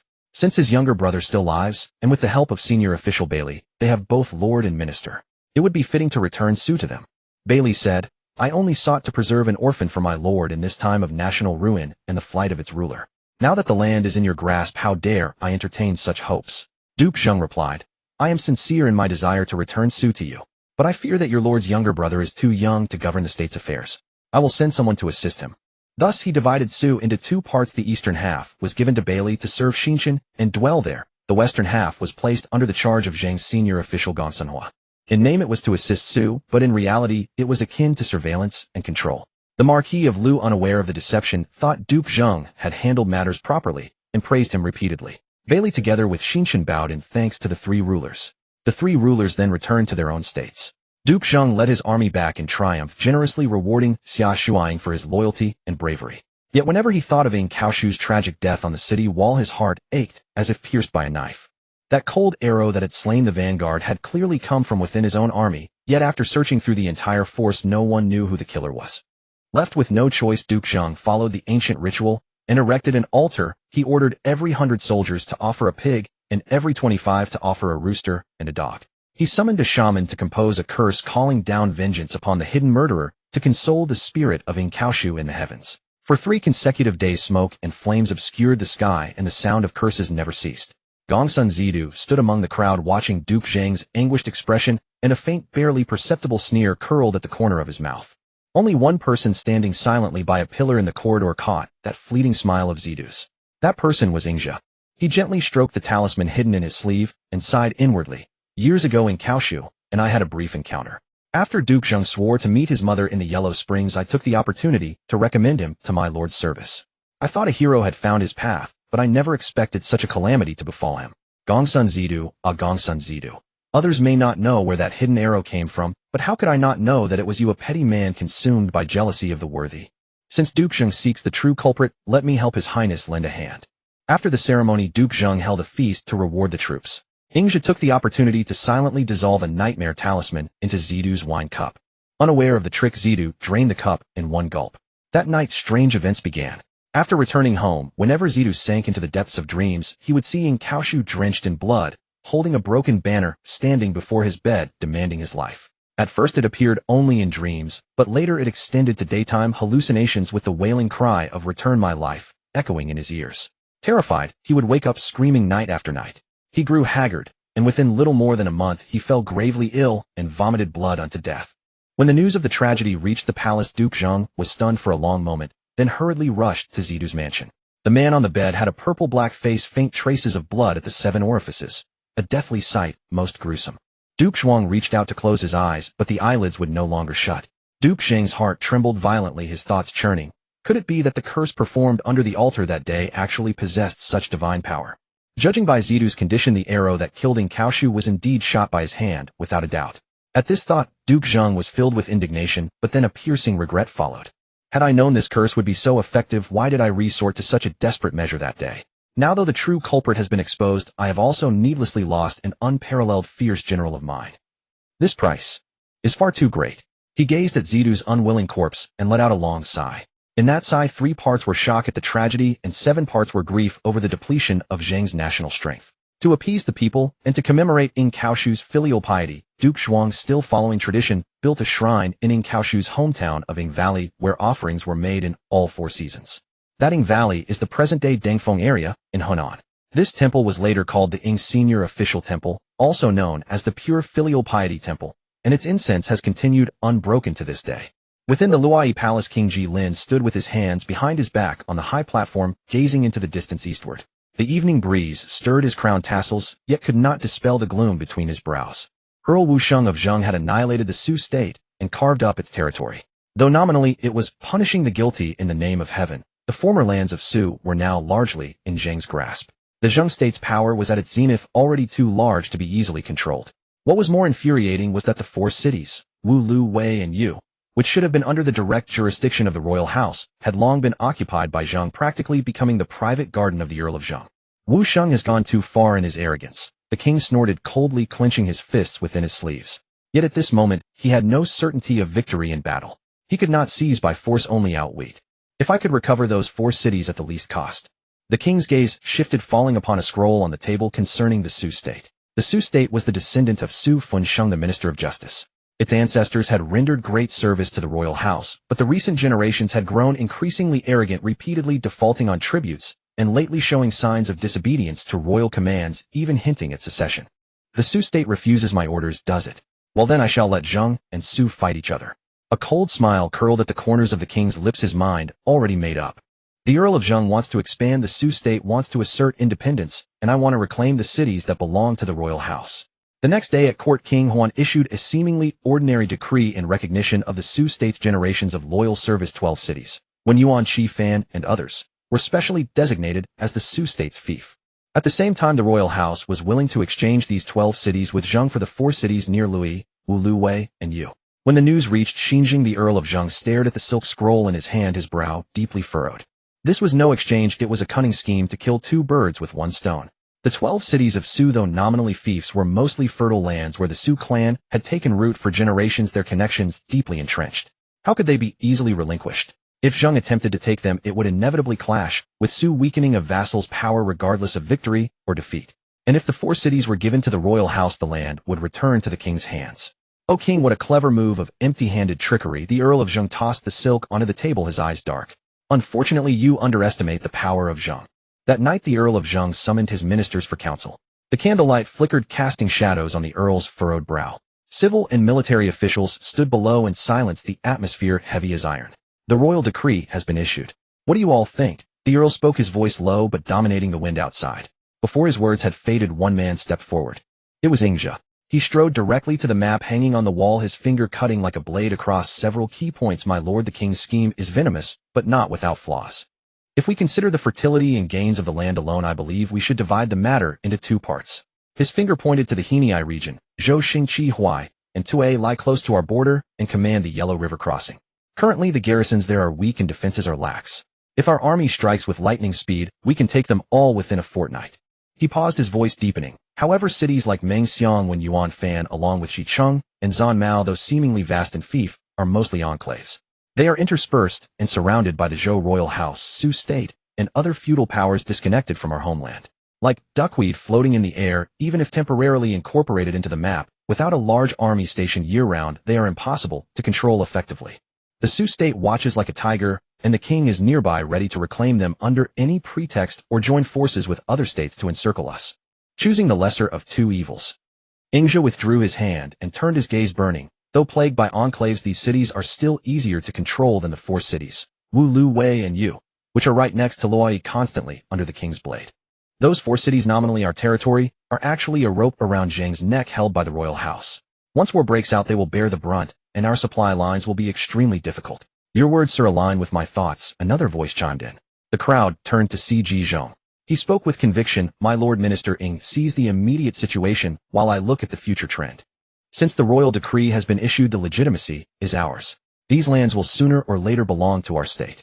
Though the Su clan occupies them, how can the scions of Su withstand the edge of Zheng's army? As for the so-called enclaves, they are merely items temporarily lodged elsewhere. Once our lord sits firmly in the central plains with a strong army, whether to take hold, advance, or retreat, it will be decided by a single word. He shifted his tone, looking at the earl. The key now is not the gain or loss of a single city or land, but not to openly break with the king at this moment.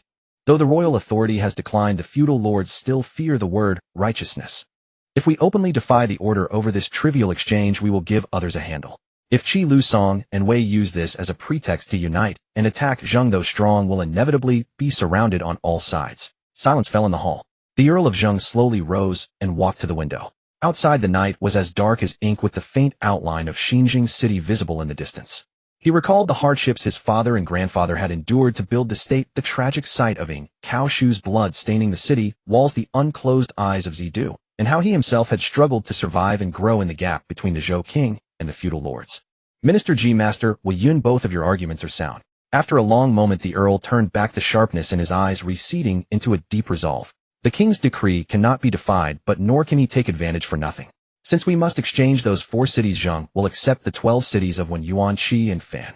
As for when to take them, how to take them, and when to swallow them, A cold smile curled at the corner of his mouth. That is my affair, not something the king can dictate. Pass the order, reply to the king that Zheng obeys. I will go to the capital in a few days. As Ji Zhong's words fell, the generals in the hall nodded one after another, as if ignited by the bold declaration that these lands will soon be ours. Ingzhi, however, silently stepped back half a pace, retreating into the shadows by the pillar. He did not refute openly, but his fingers lightly tapped within his sleeve, a wave of concern stirring in his heart. Minister Ji Zhong sees far, but perhaps too optimistically. Indeed, after 2 generations of rule by Duke Wu and the Earl of Zheng, the state was well supplied with troops and grain, and riding the momentum of conquering Su, it was indeed unmatched among the Central Plains states. Yet these 12 cities were not a single piece of jade, but a scattered handful of sand, and sand with hidden needles. When Yuan Shi Fan, and even Ming Xiang Shi Chung, and Zan Mao spanning Henei, and Jishi, the Su clan's roots were deeply entrenched. They would not be handed over easily by a mere royal decree. If Zheng truly followed the order and sent troops to occupy, it would appear to gain the fief, but immediately fall into a quagmire of attrition with Su. If prolonged, would other states fish in troubled waters and reap the benefits? With Zheng's current strength, it might win a battle, but what then? The war would drag on, draining national resources, leaving the interior vulnerable. Zheng had already lost 3 great generals, the army's morale unsettled. If internal and external troubles converge. What alarmed Ingzhi even more were the remaining 7 cities. Zhou, Tue, Huai, and others located further northwest, interlocking with the southern border of Jin. Ingzhi's gaze sharpened. The Jin state on the surface was torn by the long conflict between Tsiwa and Yicheng, but that was merely a power struggle within the ducal clan, not a shaking of the state's foundation. The Tsiwa branch pressed step by step, growing in strength rather than diminishing. Once Tsiwa swallowed Yicheng and achieved unification, the accumulated century-old foundation of Jin would explode forth. That would be a fearsome opponent. Vast territory, large population, fierce folk customs, and protected by natural barriers of mountains and rivers, able to attack and defend. If Zheng at this moment rashly expanded northward, stretching its hand too far, and forcibly incorporating these 7 cities, would it one day clash directly with Jin? With Zheng's current strength, could it truly swallow these 12 cities? Or could it face a unified Jin? Ingzhi lifted his eyes to the Earl of Zheng, seated high above. The Earl was a great ruler, certainly capable of holding this legacy, but what about after him? He recalled the sentimental prince who, shaking his head, this son would hardly uphold such a grand scheme. And Prince Tu, who had bravely defeated the Northern Rong. It was still uncertain. But perhaps Zheng would ultimately be unable to contain Jin. The development of Qin might require me to seek another path. Several days later, the carriage of the Lord of Zheng slowly entered the royal capital of Luoyi. The ceremony was solemn as always. Ji Lin sat high upon the hall, his expression grave and dignified. The Lord of Zheng, clad in court attire, performed the ritual salutations with extreme caution. His bow angle, his duration of kneeling, every detail was flawless, as if he were still the same Lord of Zheng, who meticulously upheld his vassal duties. But Ji Lin knew well that this very man had just annexed the state of Su. The Lord of Zheng is a worthy lord who has inherited his ancestors' illustrious legacy, and now generously returns 4 towns to the king, truly a model for all vassals. The Son of Heaven sat upon his throne, his tone flat, revealing neither joy nor anger. This is merely my bounden duty. The Lord of Zheng raised his head, his gaze clear and bright, neither evasive nor obsequious. The officials and commoners of the 4 towns I have already surrendered in their entirety, awaiting only the royal forces to receive them. As for the 12 towns such as Wan and Yuan, since they were bestowed upon me by the king, I shall govern them properly and not disappoint his majesty's trust. The handover was completed smoothly. Guogong Jifu, standing below the steps, remained silent throughout. He gazed upon the back of the Lord of Zheng, then glanced at the king's subtly tightened jaw, a barely perceptible expression flickering across his eyes. Upon returning to Xian Zheng, no sooner had the carriage arrived than Ingzhi followed the Lord of Zheng into the study. My lord, did you notice Guogong Jifu's expression today in the court? Ingzhi dismissed the attendants and asked in a low voice. The Lord of Zheng unfastened his jade belt from his court robe and tossed it carelessly onto the desk, coldly smiling. I thought he would find fault and impeach me, but unexpectedly, he said nothing at all. I wonder what he's thinking. This is precisely where the suspicion lies. Ingzhi walked to the window, gazing at the heavy darkness outside. We previously assumed that Guogong seized your position as left minister merely because the king willed it, and he simply took advantage. But what if? This too is merely a move in the king's game. Let Guo and Zheng check each other, so he can maneuver freely from the center. The Lord of Zheng halted his steps, his gaze suddenly sharpening.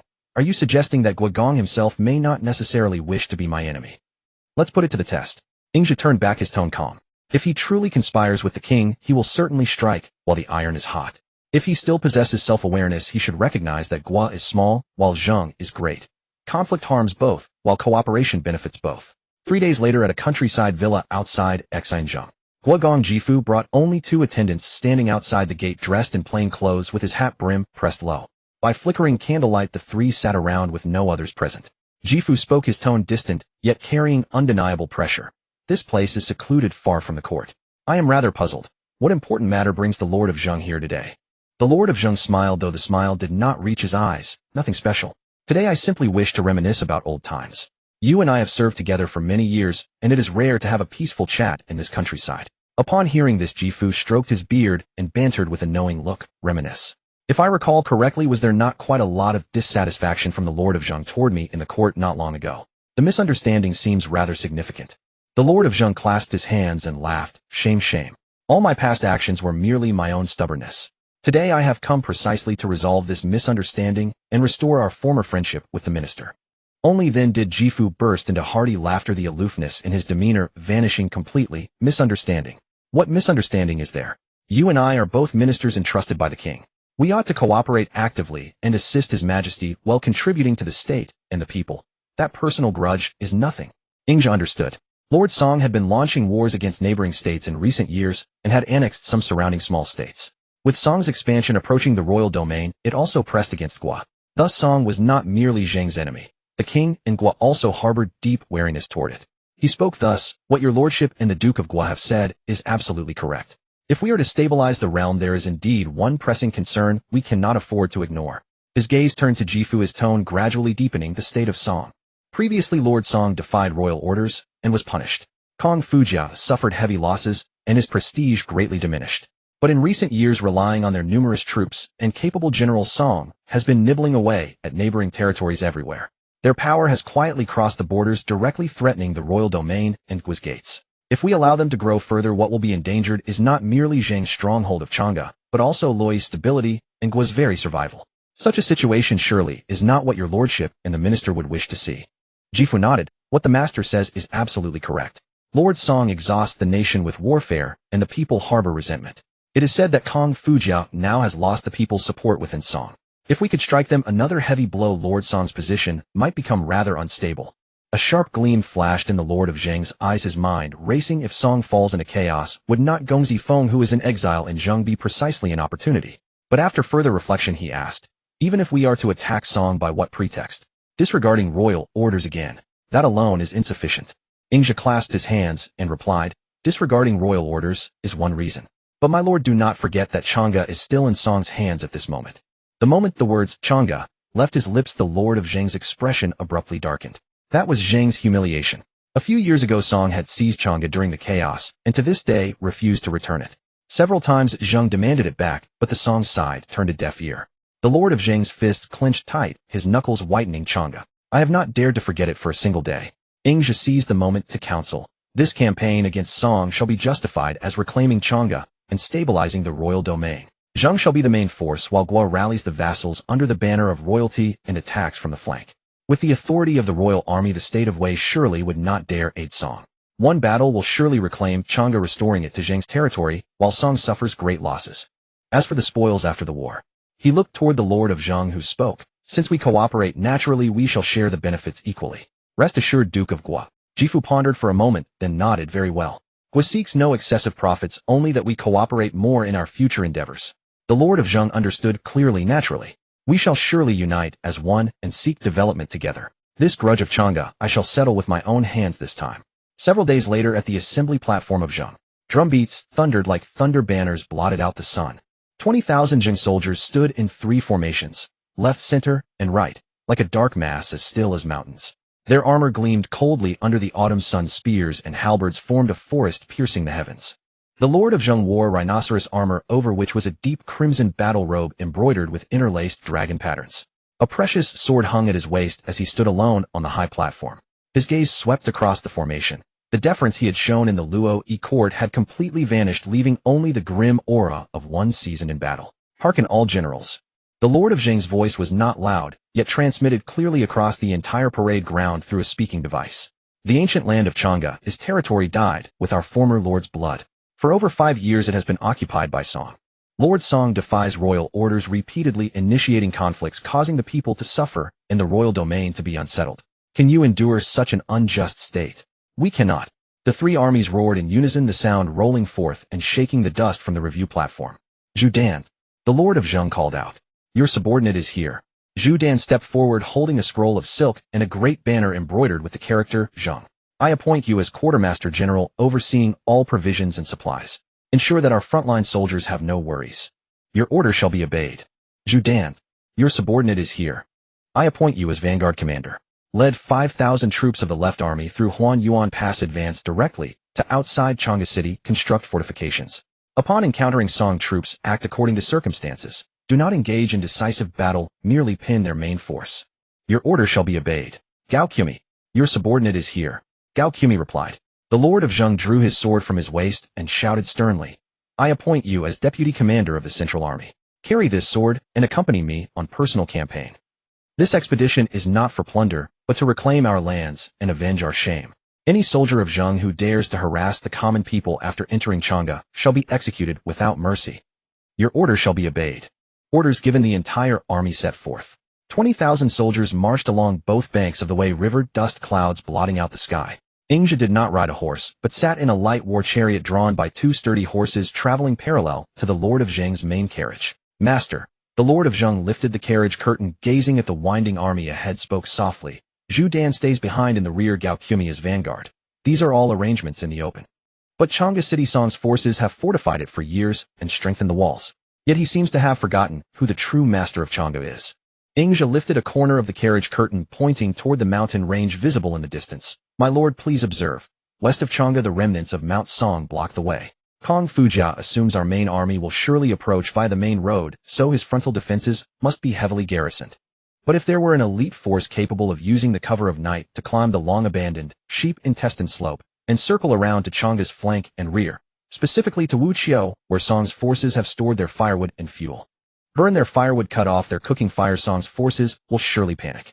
The Lord of Zheng interjected with a smile. Master strategies are truly flawless. I intend to entrust this task to Gao Qumi. It was he who lost the city. This honor he must earn back himself. Your wisdom is supreme. Ingzhi replied. Several days later, the combined forces of Zheng and Guo began their campaign against Song. Battle reports flew in like snowflakes. Zhu Dan had established a large camp 30 li east of Chang'e City. He had clashed several times with Song's vanguard forces, with victories and defeats on both sides temporarily at a stalemate. Gao Qumi, true to expectations, led 800 elite warriors. Taking advantage of several consecutive days of rain, they secretly, and without trace, climbed the sheep-intestine slope and successfully infiltrated the dense forest near Wuqiu. At dusk on this day, the southeast wind rose. Outside the Song camp at Chang'e, war drums suddenly blared. Zhu Dan sent out all his elite forces and began a fierce assault on the Song camp, drawing all attention to the front. Meanwhile, in the direction behind Chang'e City, toward Wuqiu, flames suddenly shot into the sky. It was the fire set by Gao Qumi. 800 elite warriors, each carrying a bundle of oil-soaked dry grass, took advantage of the wind and instantly ignited Song's mountain-like stockpiles of firewood and provisions. The fire spread with the wind fueled the fire. Wuqiu instantly turned into a sea of flames. The Song auxiliary troops stationed nearby fell into chaos, screams of distress and pleas for help unceasing. On the watchtower of Chang'e City, while inspecting the walls, the Song general Kong Fujia saw the flames rising behind the city. His complexion changed drastically. Trouble. Someone is attacking our rear. He hastily ordered troops to be drawn from the city defense to reinforce the rear, causing the city defenses to be dangerously undermanned. In the midst of this chaos in the Zheng camp, the Lord of Zheng personally struck the war drum. All forces charge. Follow me to breach the city. The city gates slowly opened amid the deafening battle cries. Gao Qumi had sent men who slipped into the city unnoticed, and together with those inside, they opened a breach from within. The grand army of Zheng surged into Chang'e City like a tide. Ingzhi stood outside his command tent on a high slope, gazing toward the burning city in the distance, and the banner representing Zheng gradually rising above the city walls. This battle, the combined forces of Zheng and Guo achieved a decisive victory. The shadows of the palace lanterns flickered, casting a dim amber glow upon the cold steps of the hall. In the corner, a charcoal brazier nestled quietly, occasionally crackling to release a few fleeting sparks before plunging back into dead silence. Jishi, the Lord of Lu, held a warm bronze goblet. Though his palm felt the comforting heat, his heart was shrouded in a dense freezing mist, and his brow was furrowed in a tight knot. Seated upright before the desk, Gongzi Hui's expression was as grim as iron. His previous warning, indecision in the face of action only breeds chaos, echoed heavily among the rafters of the hall, lingering for a long time, each word striking like a blow to the Lord of Lu's heart. The Lord of Lu remained silent for a long time before letting out a heavy sigh. Yufuo Yufuji Yun is my own brother born of the same mother. We share the same blood, how can I speak so lightly of harming him? I accepted the late Lord's deathbed decree to rule, as regent never once harboring any desire to covet the throne. It was only because my brother Yun was too young to understand the affairs of state that I temporarily guarded the ancestral foundation and the sacred territory of Lu for him. When he grows older and his mind matures enough to stand on his own, I shall naturally relinquish my regency, step down to yield the throne, and emulate the legendary tale of the Duke of Zhou, assisting King Cheng thereby, preserving fraternal harmony and the stability of the court. Why must we resort to slaughter, turning flesh and blood against each other, and staining the palace with blood only to be condemned for eternity? A fleeting trace of impatience and disdain flashed deep within Gongzi Hui's eyes, yet he dared not reveal it.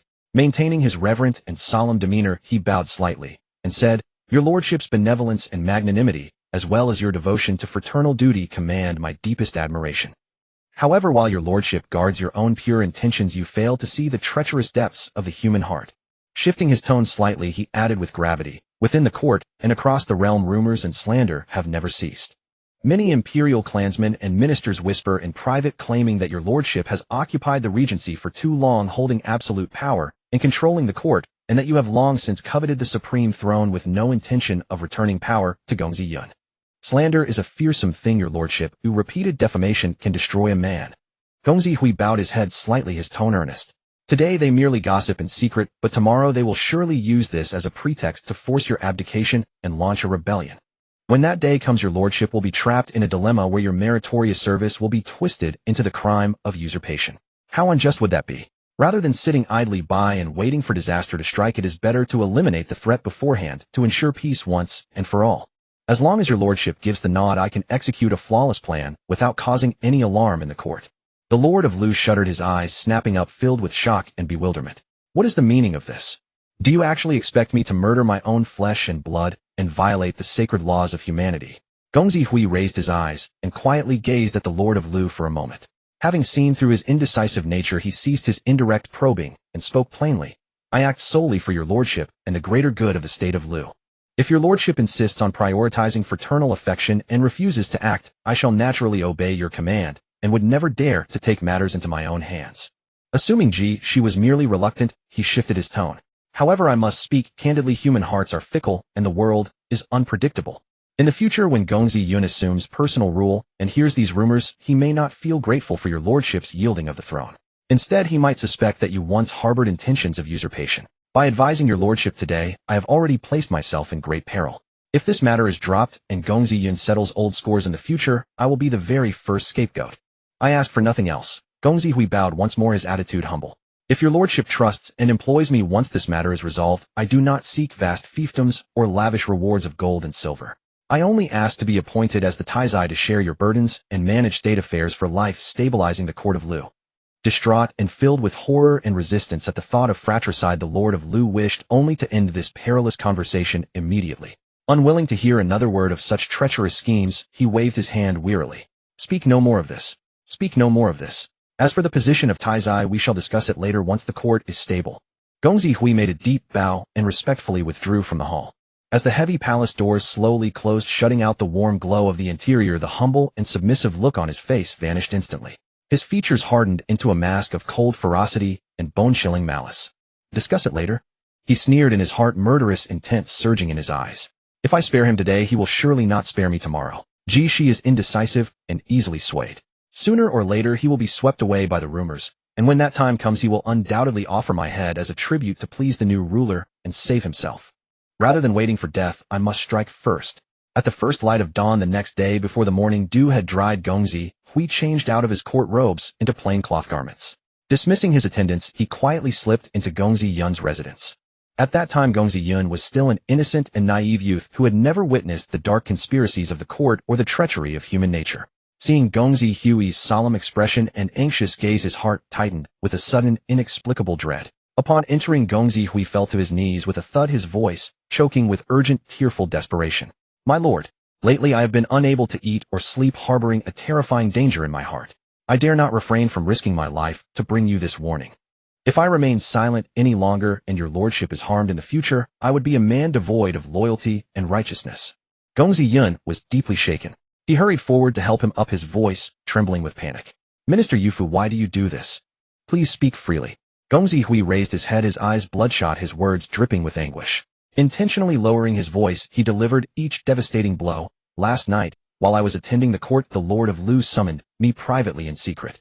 Dismissing everyone, he secretly ordered me to find a pretext to quietly take your life. Staring intently at Gong Ziyun, he emphasized. He said that as you grow older and your influence expands, you will surely refuse to remain subordinate forever. He claimed that if you are not eliminated today, you will become the greatest threat to the state of Lu tomorrow.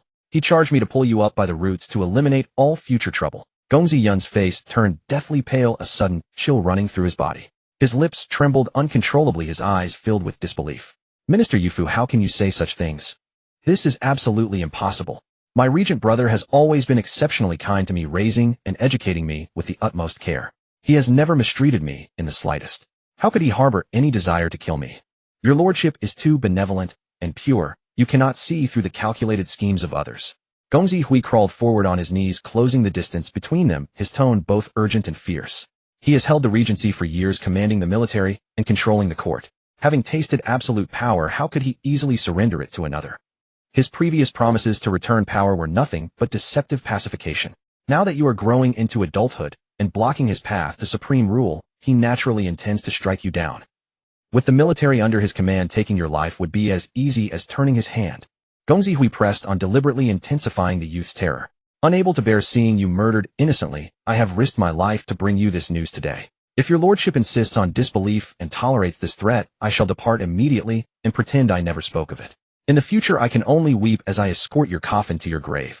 These words utterly terrified Gong Ziyun. Clutching Gong Zihui's sleeve tightly, his voice shook with a tearful sob. Yufu, save me. I do not wish to die a violent death. What should I do? Gong Zihui had been waiting for this exact moment. Concealing his sorrow, his gaze suddenly sharpened, and he said coldly, things have come to such a pass that there is no turning back. Since ancient times, those who strike first control others, while those who hesitate are controlled. Rather than sitting idly by and offering your neck to the blade, it is better to strike first and shatter this deadlock. Only with the demise of the Lord of Lu can your lordship secure your position, assume rightful control of the state of Lu, and sleep in peace, without ever fearing for your life again. Gong Ziyun was in utter turmoil. Still clinging to a shred of fraternal attachment, he hesitated. But he is my elder brother, my own flesh and blood. How can I lay a hand on him? Would that not be a betrayal of righteousness and a violation of human morality? Gong Zihui sneered, coldly shattering his final illusion. Morality. In the face of survival, what place does morality have?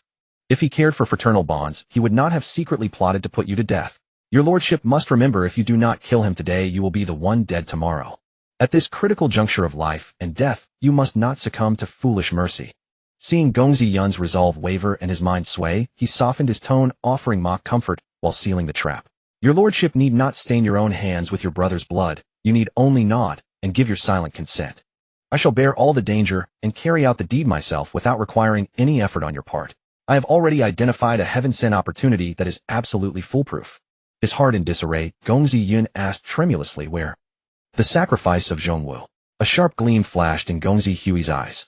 Brimming with confidence, he slowly explained, has your lordship forgotten the past? Years ago, when the Lord of Lu fought the state of Zhang, he was defeated and captured, then imprisoned in the home of the Yin clan.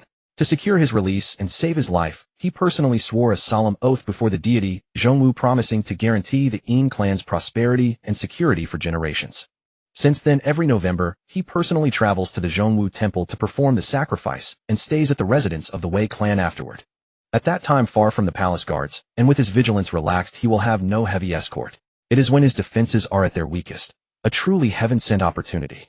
Opportunity knocks, but once we must not let it slip away. In early November, the north wind howled fiercely, whirling withered leaves across the sky, presenting a scene of bleak desolation. Following the annual tradition, the Duke of Lu went to the Zhongwu temple to offer sincere sacrifices. After the ceremony, as usual, he stayed at the Weisha residence for rest. That night the sky was overcast, the moon concealed, and the wind howled. The darkness was as thick as ink, a perfect setting for murder and concealment.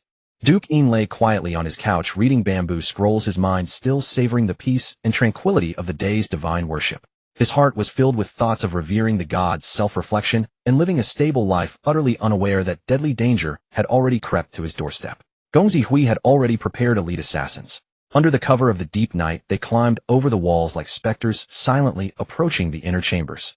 The Weishur family members hearing the noise at midnight had just poked their heads out to investigate when their throats were slit by blades, and they fell silently. When Duke Yin sensed the disturbance, the door was already violently smashed open. A piercing cold light rushed toward his face, and in bone-chilling cold instantly enveloped his entire body. He stared at the familiar face of his subject before him, his eyes filled with shock and disbelief. Mustering all his remaining strength, he could only utter two words, "Ya." Gongzi Hui, expressionless, did not answer a word. He only coldly raised his hand to signal. Blades flashed and clashed, blood splattered, and Duke Yin collapsed heavily into a pool of blood, his eyes wide open, filled with unwillingness and grief. Gongzi Hui stepped slowly into the warm pool of blood, his clothes and shoes stained with crimson. His expression was cold and unruffled as he commanded his left and right assassins in a low voice, "Listen carefully. The Weishur family harbored evil intentions, colluding with foreign ministers and rebels, plotting to assassinate the ruler and usurp the throne, plunging the state of Lu into chaos. We detected their treacherous scheme in time, fought valiantly to quell the rebellion, and have now executed the traitors on the spot, annihilating them all."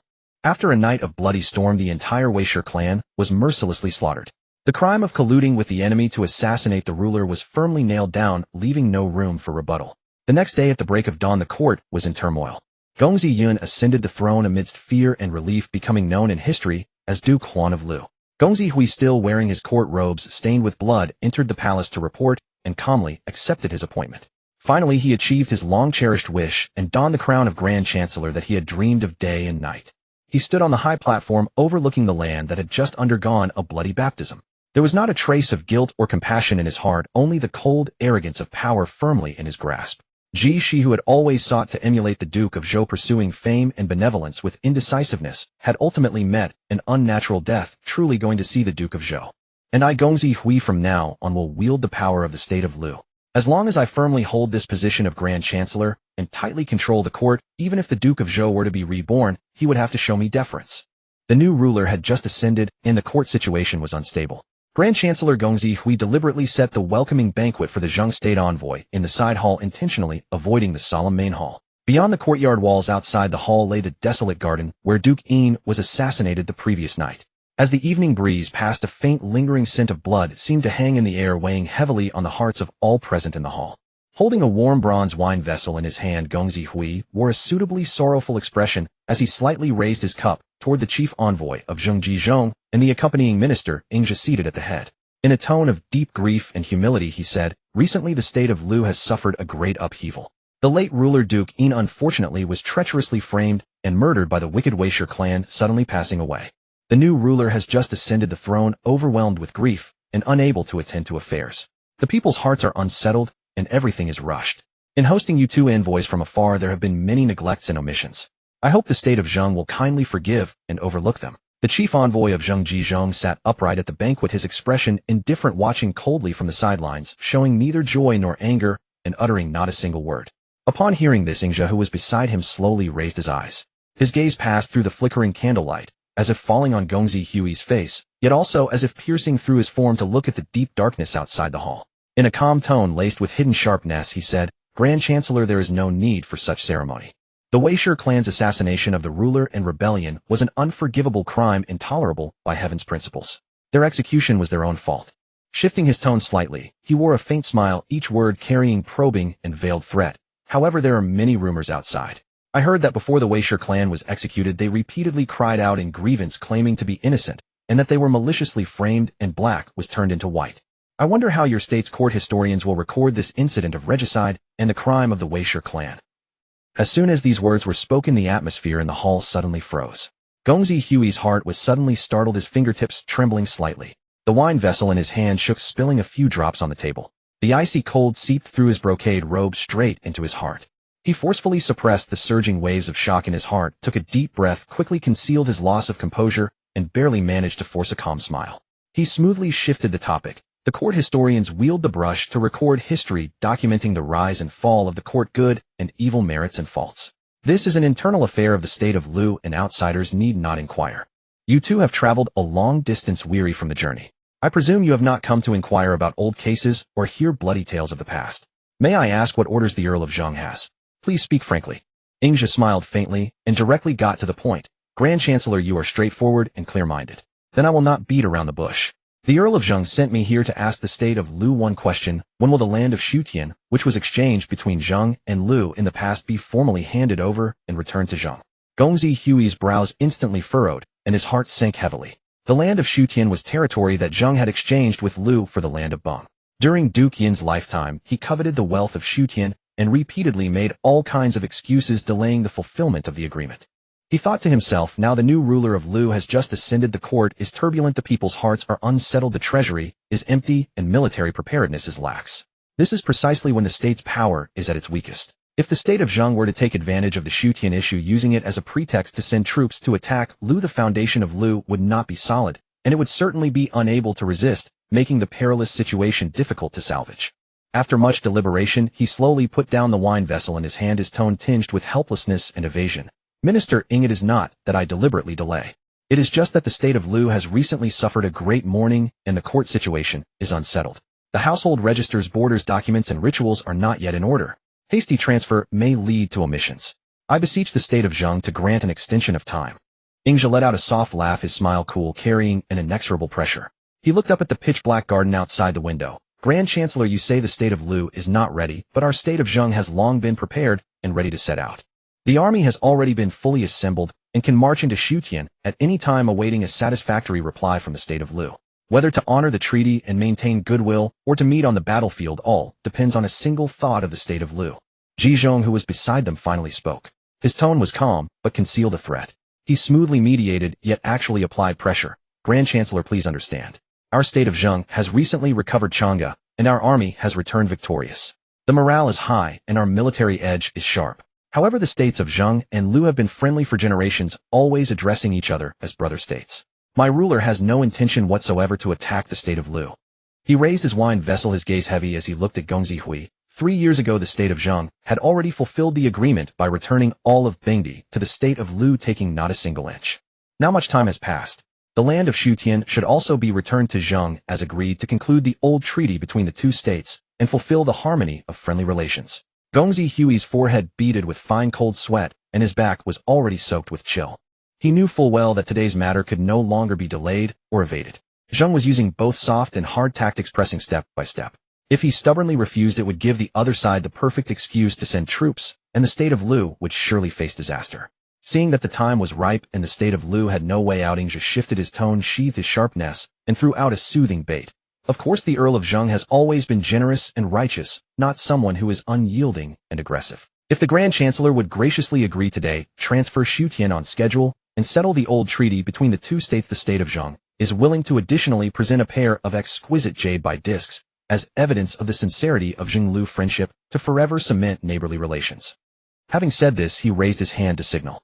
A servant stepped forward and presented a pair of jade by discs, warm and translucent, with exquisite patterns. The jade's luster gleamed, making the candlelight in the hall even brighter. Gongzi Hui sat in silence for a long time, his expression shifting several times. Weighing the pros and cons, he was caught in 1,000 entanglements, but in the end he could not withstand the perilous situation of the state of Lu. He let out a long sigh filled with helplessness and humiliation, and slowly spoke, enough. To preserve the generations-old friendship between Zheng and Lu and to settle the matter peacefully, the state of Lu is willing to transfer as agreed and return Shutian to Zheng as soon as possible. 3 bronze wine vessels clashed in midair, their crisp sound ringing through the silent side hall. One cup celebrated Zheng's recovery of lost territory without a single soldier firmly taking the upper hand. The other cup buried Lu's dignity, ceded territory, and endured humiliation. What triumphed was Zheng's schemes and strength, but what lost was the weakness of Lu's court and the pitiful, laughable pride of Gongzi Hui as a powerful minister. 3 days later, the states of Zheng and Lu formally signed the document for the transfer of Shutian, and the matter was settled. With the mourning rites in the state of Lu concluded and the court initially stabilized, the turmoil within the court and among the people subsided slightly, yet the landscape of the vassal states stirred once more. No one had anticipated that the neighboring state of Song would suddenly erupt into a cataclysmic upheaval, and the cause of this calamity that overturned the Song court was merely a breathtaking encounter. Hua Du, the grand steward of Song, had long been consumed by ambition for power and coveted the governance of the state, harboring intentions of usurpation and overstepping his authority. At that time, the Duke of Song, Duke Shang of Song, was on the throne with a bellicose nature that drove him to wage wars year after year. No year without campaigns, no month without battles. The people of Song were exhausted by conscription and corvée labor, fields lay barren, and resentment simmered among the populace. The court and the common folk alike were already demoralized. Huadu had been lying low for a long time, bitter for lack of a pretext to strike, awaiting only the perfect opportunity to seize the reins of state and monopolize power. At that time, Kong Fujia, the Grand Marshal of Song, had a principal wife named Wei whose beauty was unparalleled. A stunning, graceful woman of extraordinary elegance, neither seductive nor haughty, virtuous and dignified in her every movement. She was renowned throughout Song as a paragon of beauty and virtue. One day, when Lady Wei went out of the city to perform ancestral rites, her robes fluttering with regal poise, she happened to be glimpsed from afar by Huadu, who was passing by on a separate street. In that single glance, Huadu's mind was shaken, his soul captivated by her beauty. He turned to his attendants and bluntly voiced his lascivious thoughts with a tone of greedy fervor. How can such a peerless beauty exist in this world, so utterly exquisite? If I could have this woman by my side for the rest of my life, even death would leave no regret. Once the evil thought arose, it could no longer be suppressed. Obsessed with Lady Wei's beauty and long resentful of the upright and incorruptible Kong Fujia, who held military power, Huadu's private resolve grew firm. To possess the beauty, he must first eliminate her husband. To seize the reins of Song, he must first remove the greatest obstacle, Kong Fujia. Previously, Kong Fujia commanded the army and enjoyed the soldiers' loyalty, making it hard for Huadu to find a pretext. But recently, Kong Fujia had suffered consecutive defeats in several battles against Song. The Song troops, worn out by prolonged warfare, were utterly exhausted, every soldier weary of war and longing for home, with deep resentment festering in their hearts. Seizing this perfect opportunity, Huadu secretly incited the capital garrison, deliberately shifting the contradictions of the court and the people, stirring up discontent with every word. For years the flames of war have not ceased in our Song. Soldiers are exhausted from constant campaigns, the people suffer from the horrors of war, every family mourns, every household is displaced. The root of all this calamity lies with Grand Marshal Kong Fujia. It is he who has exhausted the nation's resources through his militarism and thirst for glory, repeatedly urging the sovereign to wage war, plunging the entire state into conflict. If we kill Kong Fujia today, we can restore a clear and bright world to Song. The war-weary soldiers, stirred by this rhetoric, had their grievances ignited instantly, and they responded in unison, willing to follow Huadu's orders. Under the cover of night, murderous intent lurked in the shadows. Huadu, personally clad in armor, led his trusted armored soldiers to besiege the Kong mansion. Kong Fujia, caught off guard, hastily donned his armor and fought back, but with no heavy troops stationed in his residence, he had no time to muster forces or set up defenses. Eventually, he was exhausted and slain, his blood staining the mansion's gate. After killing Kong Fujia, Huadu stormed directly into the inner chambers, forcibly took Lady Wei, and claimed the unparalleled beauty for himself. To cover up the deed and seal the mouths of the public, he promptly issued proclamations everywhere fabricating charges. Grand Marshal Kong Fujia harbored treacherous intentions and secretly plotted rebellion, seeking to plunge Song into chaos. He has now been executed by the court to uphold the law. The news soon reached the Deep Palace. When the Duke of Song heard that Kong Fujia had been murdered without cause, he was both shocked and enraged, his imperial fury blazing. He immediately declared that he would hold Huadu accountable and purge the rebel minister. Huadu, having already taken a desperate risk, saw no further reason for restraint. Deciding to finish the job thoroughly, he led his troops into the palace that very night, brazenly forced the Duke to abdicate, and killed Duke Shang of Song on the spot. After eliminating the sovereign and the minister, Huadu took complete control of Song's military and government. To stabilize the people and the court, he welcomed back the exiled Prince Feng to return and ascend the throne, who became Duke Shuang of Song. In an instant, the Song court was drenched in blood, with all power falling into Huadu's hands. The news of the great chaos in Song also reached Ji Yun, the Duke Huan of Lu. Upon hearing the full story, Ji Yun felt a chill crawl down his spine. Only a few months earlier, he himself had ascended the throne over his brother's blood. Now this bloody scene in Song struck an eerily familiar chord. Huadu, as Grand Steward, had committed regicide. How similar was he to Gongzi Hui, who wielded power in Lu? The ministers and sovereign in the hall each harbored their own thoughts, but only Gongzi Hui stood with his hands clasped behind his back beneath the stone steps, his expression as cold as ice.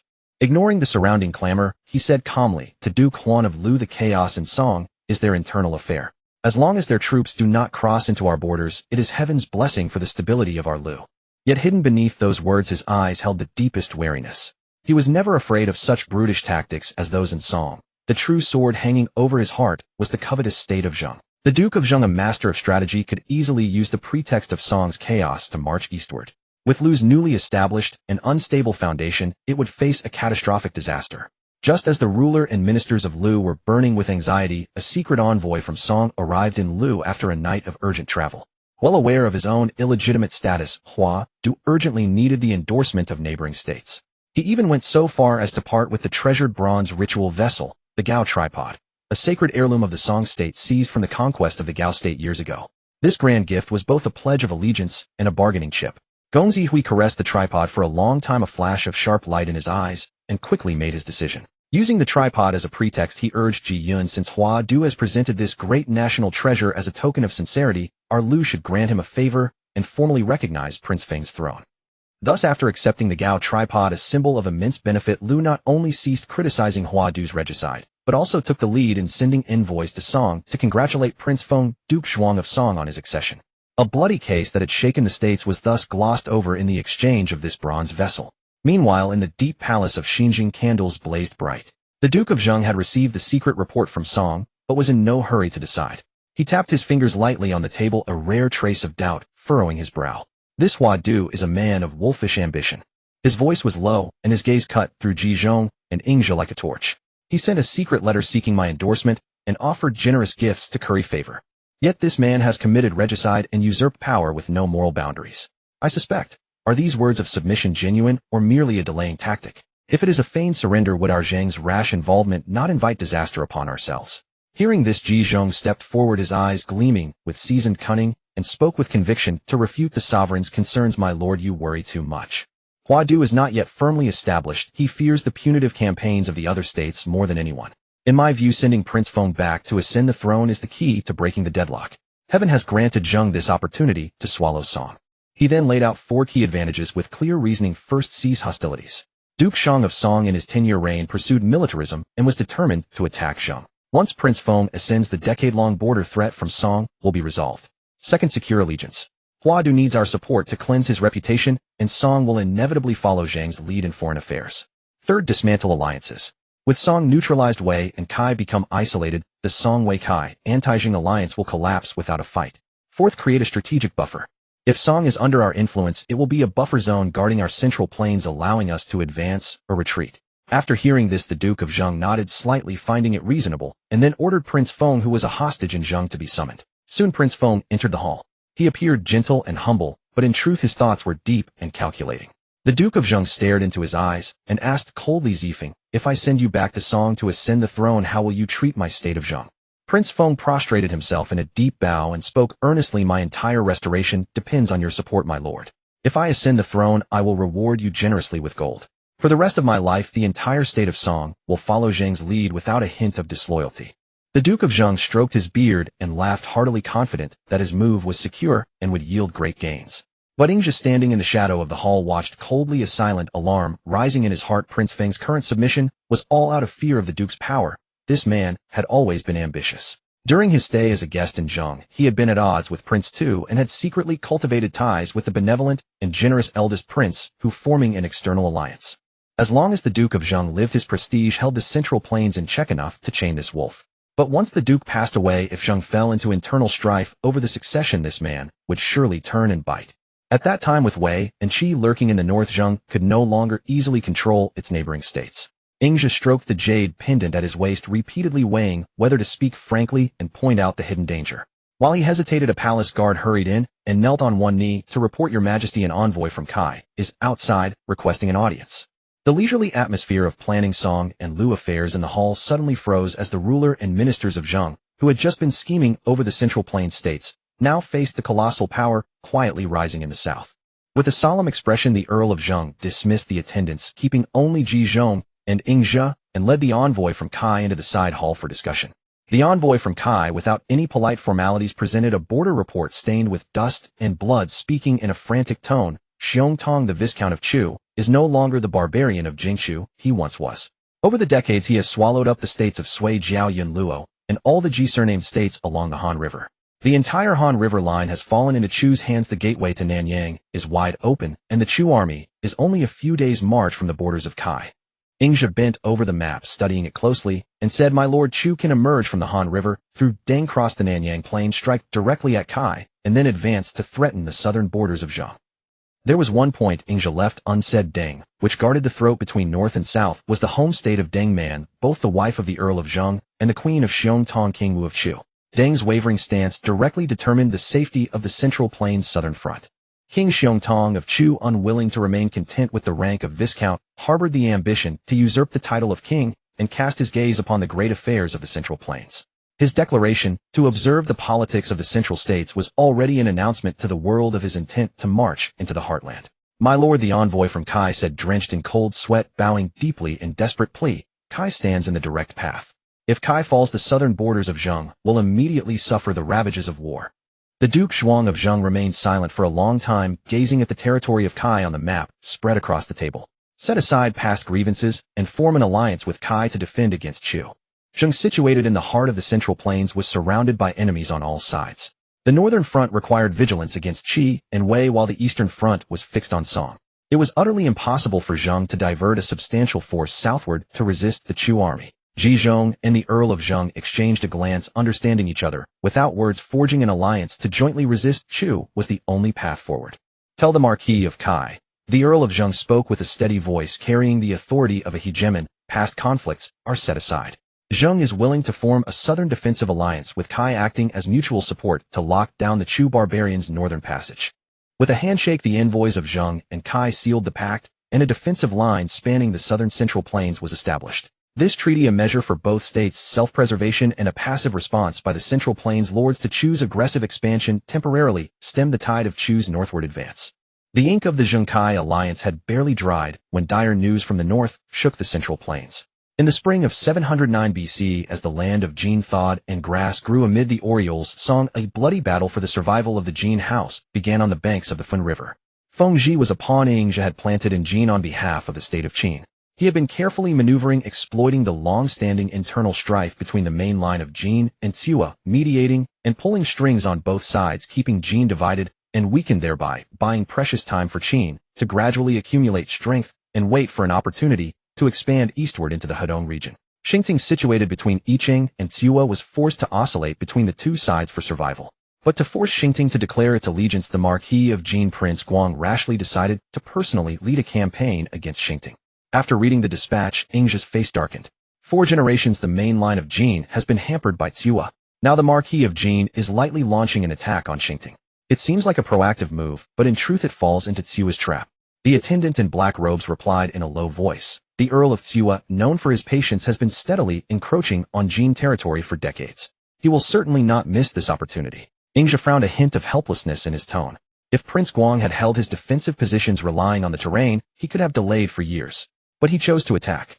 How can he possibly match the Earl of Cua? Send word to Feng Zhi, let Jin prepare for the worst. If necessary, find a new master.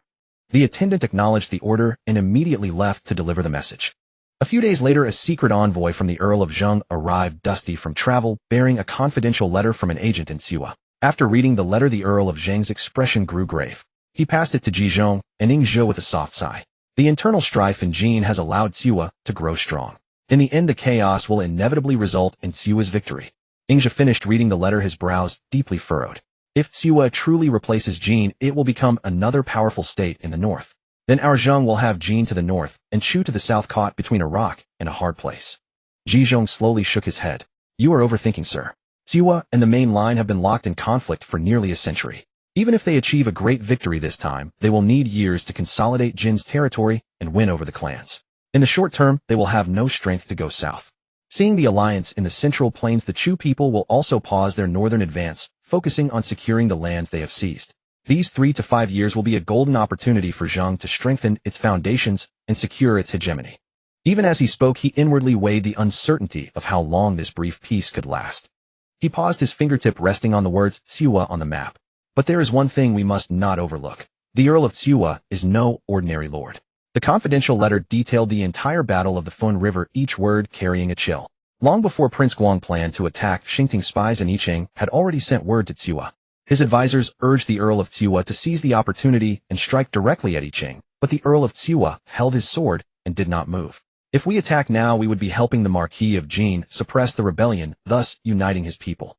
He secretly sent an envoy to Xingting bearing no gold or jade, but only a single message. The Marquis of Jin regards you as weeds and grass, imposing heavy taxes and labor without end. Cua is willing to share Jin's land with you and be friends forever. At the same time, he deliberately let the rumor leak, convincing the Marquis AI of Jin that Xingting had already colluded with Cua. Prince Guang fell into the trap, ignoring the earnest remonstrations of his ministers. and personally led the 3 armies to attack Xingting. What the Earl of Tsiwa wanted was precisely to lure the Marquis Ai of Jin away from the stronghold of Yiqing and into the plain of the Fun River. Once the main Jin army was deeply entrenched beneath the walls of Xingting, the Earl of Tsiwa did not rush to reinforce.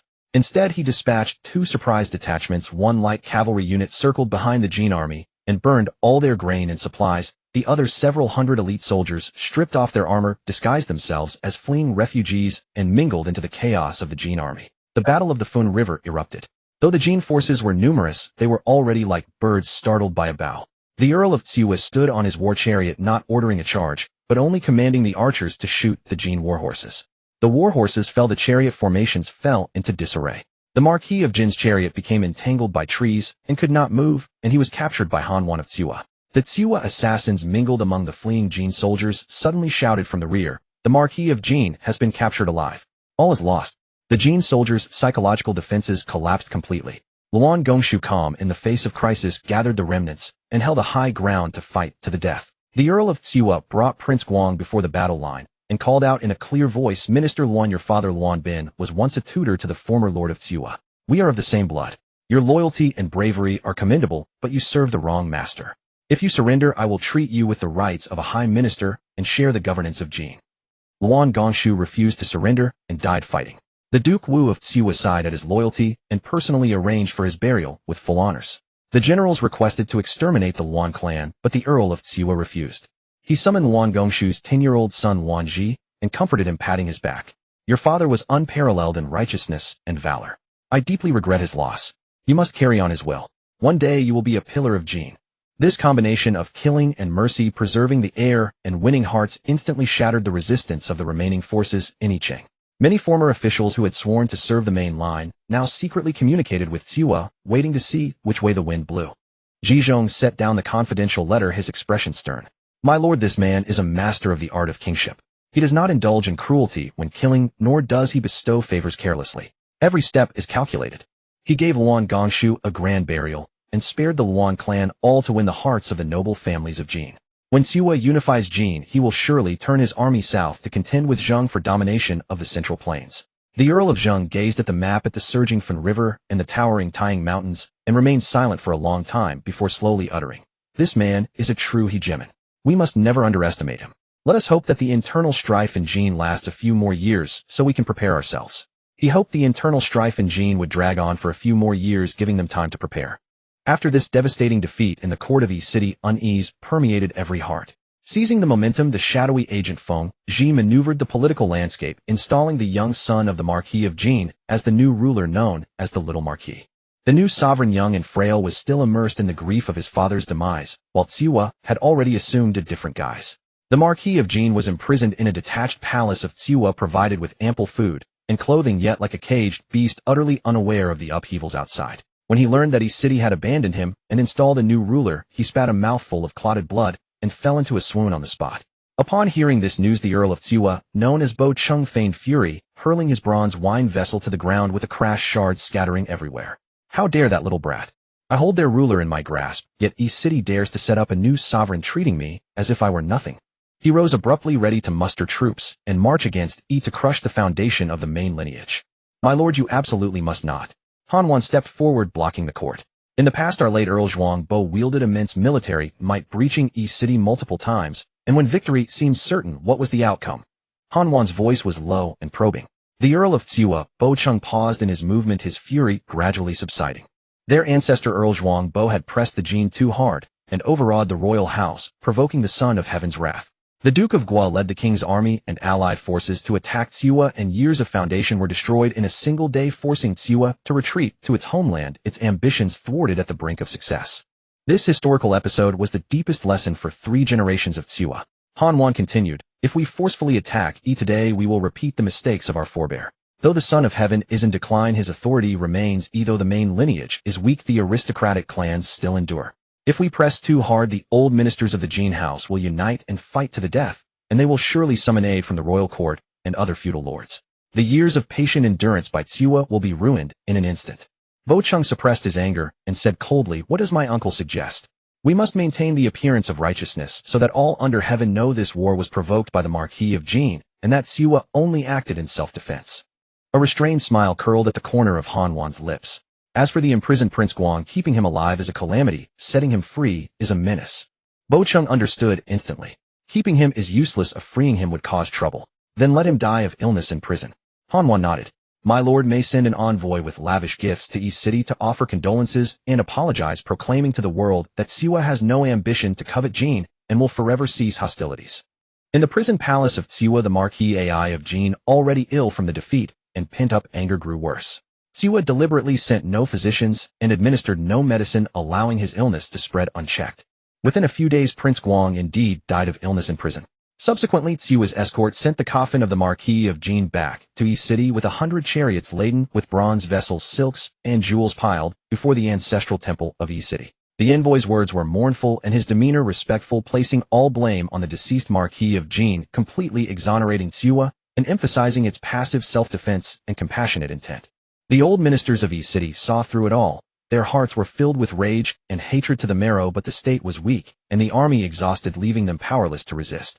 Only the little Marquis seated on the throne was young, timid, and terrified, his spirit already broken. Gazing at the mountains of riches and listening to Tsiwa's oath of peace, he even felt a false sense of security and gratitude. Since Tsiwa sincerely seeks peace, a childish voice echoed through the deathly silent hall. I am willing to cease hostilities and let the two states live in harmony forever.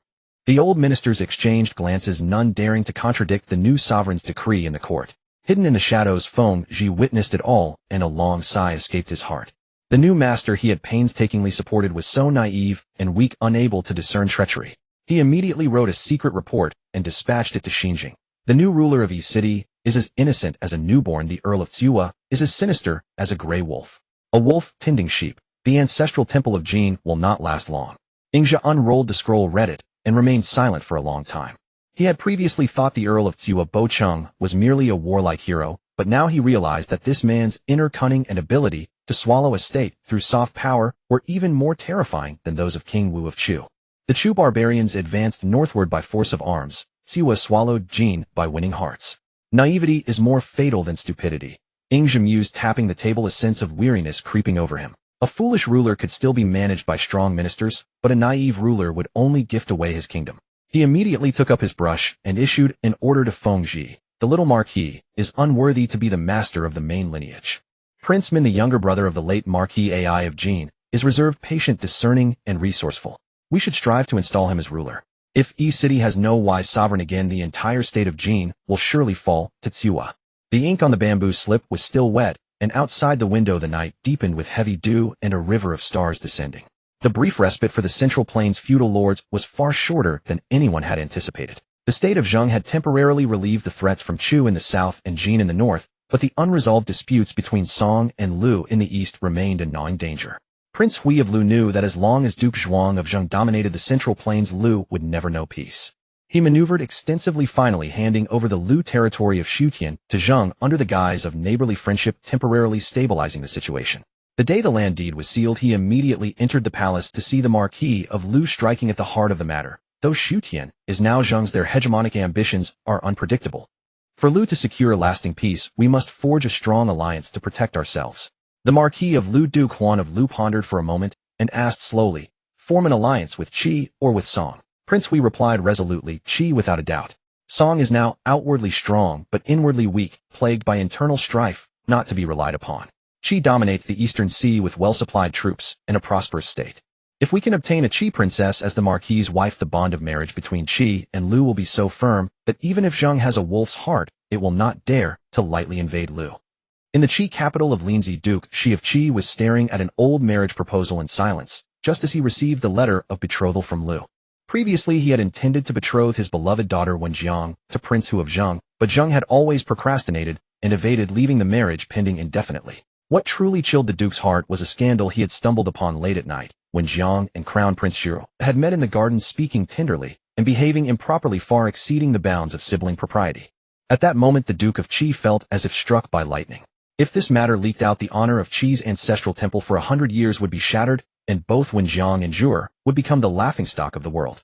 Just as he was fraught with anxiety and at a loss for a solution, the marriage proposal from Lu arrived at the perfect moment.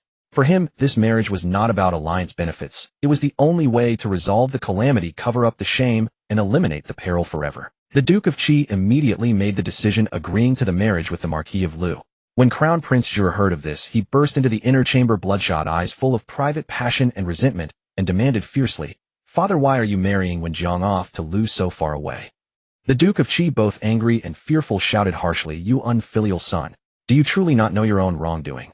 Afraid that their secret affair would be exposed and become a public disgrace, he dared not reveal the scandal openly, so he suppressed his anger and warned coldly, "If you dare to meddle again, I will depose you as crown prince and never restore you." With the wedding date set to eliminate future trouble, completely separate the siblings, and forcibly sever this palace scandal, the Duke of Qi made a decision that shocked the world and utterly violated Zhou ritual. He personally escorted Wen Jiang to Lu for her marriage. He transgressed all the rights of Zhou for feudal lords' marriages. First, when a feudal lord marries off his daughter, the ruler should not leave the state, a minister should escort her. Second, as Qi and Lu were of equal rank and the Lu ruler had not come to receive her personally, the Qi ruler crossing the border to escort her was a breach of protocol. Third, the escort should end at the border, but the Duke of Qi entered Lu territory and stayed at Huan City, meeting inside the land, further violating the rights. All three rights were abandoned, causing an uproar across the realm. The wheels rolled and banners blotted out the sun. The Duke of Qi sat in his chariot, his face cold and grim, never turning to look back at the carriage behind. Inside the carriage, Wen Jiang covered her face with her sleeve, weeping bitterly without cease throughout the journey. The world sighed at the deep affection between father and daughter, calling him a benevolent ruler and loving father. No one knew that these tears were half for leaving her homeland and half for the despair of a forbidden love that would never be seen again. The Duke of Qi's transgression was not out of love, but out of extreme fear. He wanted to use a grand unorthodox wedding procession to forcibly bury the scandal of Qi's palace, to completely separate Wen Jiang and Zhou, and to suppress the calamity that threatened to shatter Qi's honor into the dust of time. But once the rights were broken, the seeds of disaster were sown. The grand beginning of the Qi-Lu marriage already concealed the endless calamities of future palace chaos, regicide, and turmoil among the states. In the fourth year of Duke Huan of Lu 708 BC, a year after the joyous wedding of the Marquis of Qi's daughter, the situation in Guangzhou took a sudden turn. An urgent military report from the western border of Qin state was swiftly delivered to Ying Jia. It was a secret letter personally written by Ying Li, Duke Ning of Qin. Earlier, Ying Li had adopted Ying Jia's strategy, relocating the capital to Pingyang and securing a foothold in the heart of Guangzhou. After the move, he aimed to establish his authority, intimidate the surrounding Rong tribes, and also check the power of the old entrenched forces within the state. He immediately led his army eastward, targeting the Bo Rong, the weakest of the three Rong groups in eastern Guangzhou. The Bo Rong, being the most vulnerable, could not withstand the fierce onslaught of the Qin army and suffered one defeat after another. In dire straits, the Bo Rong chieftain hastily sent envoys south to seek aid from the Dangxi Rong, who were well fortified and powerful. Upon receiving the plea, the Dangxi king deliberated at length, unable to make a decision quickly. His close advisors urged him, "Your Majesty, the Bo Rong are as dependent on us as lips are to teeth. If the Bo Rong fall, the Qin army will surely target Dangxi next." But the Dangxi king had his own concerns. Frowning, he murmured, "Do I not know that when the lips are gone, the teeth will feel cold? But the Qin army is cunning and currently at its peak. If I dispatch all my elite troops to aid the Bo Rong, my own kingdom will be left vulnerable. If the Qin army avoids engaging my reinforcements and instead launches a surprise attack on the Dangxi capital, we would be trapped between two fronts and lose everything."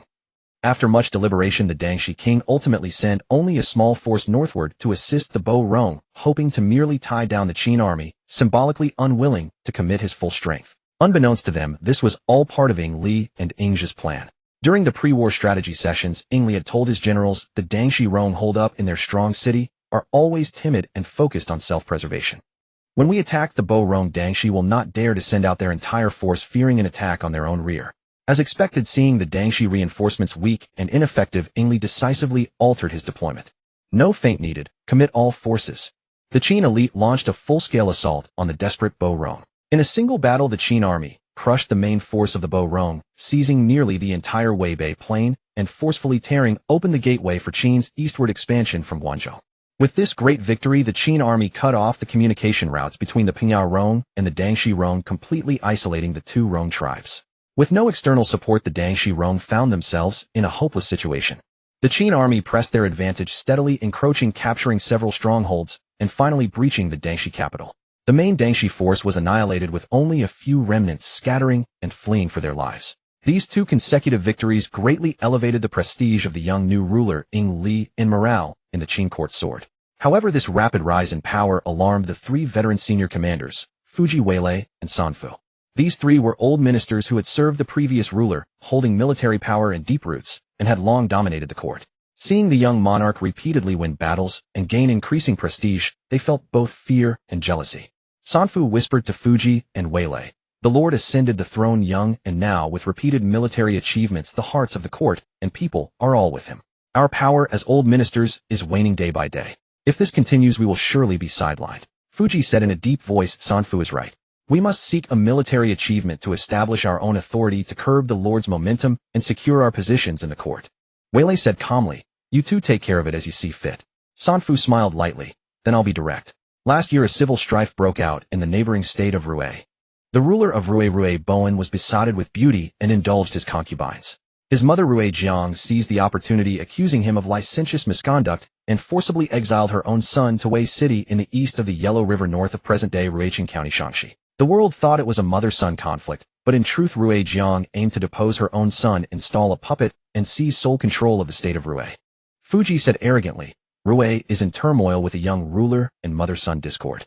This is a perfect opportunity for Qin to annex the Hushi region and expand its territory. If this campaign succeeds, our merit will shake the entire court." Weilei remained silent, and Sanfu decided to personally raise troops and launch an attack on Rui on an auspicious day. But they did not consult Ingli Duke Ning of Qin and privately mobilized troops rashly attacking Rui. However, they underestimated Rui Jiang's cunning and depth. Rui Jiang, who had long governed the state, was meticulous and experienced in warfare. She had already laid an ambush. The Qin army, advancing deep into Rui territory, was caught off guard, surrounded, suffered a major defeat, and lost many troops. The news of defeat spread through Qin, causing an uproar. The three powerful senior commanders lost face, and the people were unsettled. Ing Li, at a loss, immediately wrote a letter detailing the entire situation and sent it express to Ingja, seeking a strategy to turn things around. Ingja unfolded the letter, read it word by word, and a cold smile flickered in his eyes. Moe, standing beside him, said softly, "Young master, the three senior commanders acted greedily and rashly, launching a private war. Their defeat serves them right. But after a fresh victory, this major loss damages Qin's military prestige, which is detrimental to the state." Ingja folded the letter, tapped his fingers lightly on the low table, and said in a clear, cold tone, "These three have military power, but no vision. They only think of establishing their own authority, disregarding the state's overall situation. Their defeat was inevitable." Moe frowned and asked, "Then how do we remedy the current situation?" "Rui Jiang is an extremely ruthless figure," Ingja sneered, slowly continuing. "A mother expelling her son, a subject deposing his ruler. This is a heinous crime against the ancestral laws and rights." Moe suddenly understood. "Young master means not to fight Rui as a private feud." "Exactly," Ingja said, his eyes sharp and resolute. "Launching a private war is Qin initiating a conflict among vassals. Victory would harm virtue, defeat would diminish prestige. But if we act in the name of the Son of Heaven, it would be a mandate from heaven to punish a rebellious subject, perfectly justified."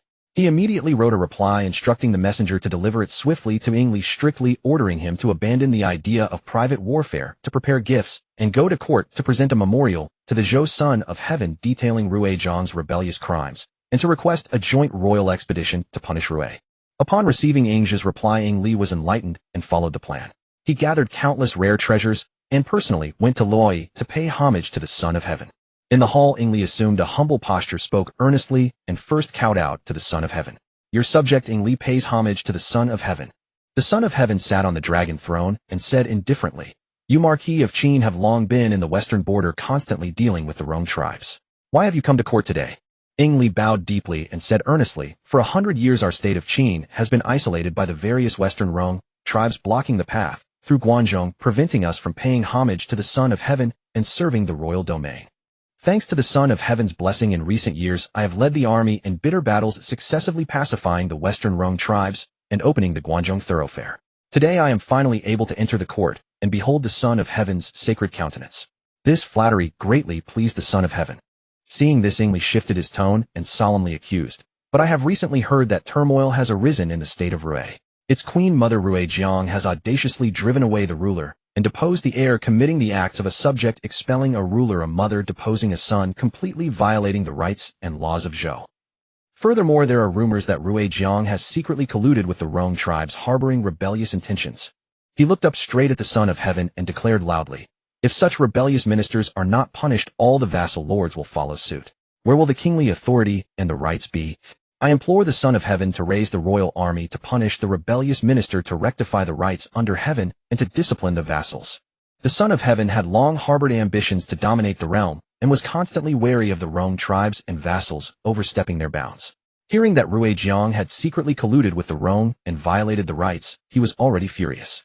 Moreover, Qin's decades of isolation and now its pilgrimage made him feel his authority was respected. The Son of Heaven clapped his hands and laughed. The marquis of Qin's loyalty is commendable. I have been training the royal army and preparing the troops for years, eager to display the heavenly might and intimidate the vassal lords. Rui's state has scorned the rights of Zhou and acted rebelliously. This battle will let the world know that ritual music and military expeditions still come from the Son of Heaven. The Son of Heaven immediately ordered the royal army to assemble and join forces with Qin to attack Rui. The small state of Rui, a mere vassal in the Hushi region, had always been weak. Hearing that the Son of Heaven personally led the royal army allied with the mighty Qin forces, the entire state was terrified and morale collapsed instantly. On the battlefield, Ingli personally donned armor and led the charge. Seeing their sovereign on the front lines, the Qin soldiers' morale soared, and they fought fiercely. The royal army held the center, imposing and majestic, overwhelming the Rui forces. In the clash, the Rui army crumbled at the first contact, suffering a disastrous defeat. Even the exiled Rui Bowen was captured alive by the allied forces. In desperation, the Rui court completely submitted, sending envoys to surrender the entire state, capitulating, willing to become a vassal of Qin, paying tribute forever and never daring to rebel. With this battle concluded, Qin subdued Rui at minimal cost, secured the Hushi territory, and greatly expanded its power. Meanwhile, the Son of Heaven revitalized the royal prestige, intimidated the vassal lords, and temporarily reversed the decline of the Zhou royal house. In the following year, the 5th year of Duke Huan of Lu 707 BC, the Son of Heaven in Loi received news from the state of Chun. The long-ailing Marquis of Chun, Duke Huan of Chun, had finally breathed his last. The state fell into chaos. The ambitious Gongzi Wufu, who had long coveted power, seized the moment of national mourning. Secretly colluding with external forces and backed by the army of the state of Kai, he launched a ruthless rebellion. The rightful heir, Taizi Mian, never saw his coronation.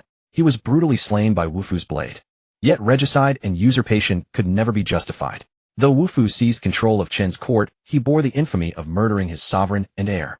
He dared not proclaim himself ruler. Qin was left leaderless, trapped in a stalemate. The intervention of the state of Kai tied them deeply to Qin's turmoil, giving the Zhou Son of Heaven a perfect opportunity to reign in both states. Far from enraged, the Zhou Son of Heaven conceived a different scheme upon hearing of Qin's upheaval.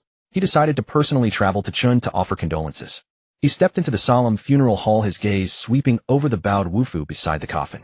A cold smile curled at the corner of his lips. Your audacity truly knows no bounds. Wufu's heart lurched. A cold sweat broke out on his back.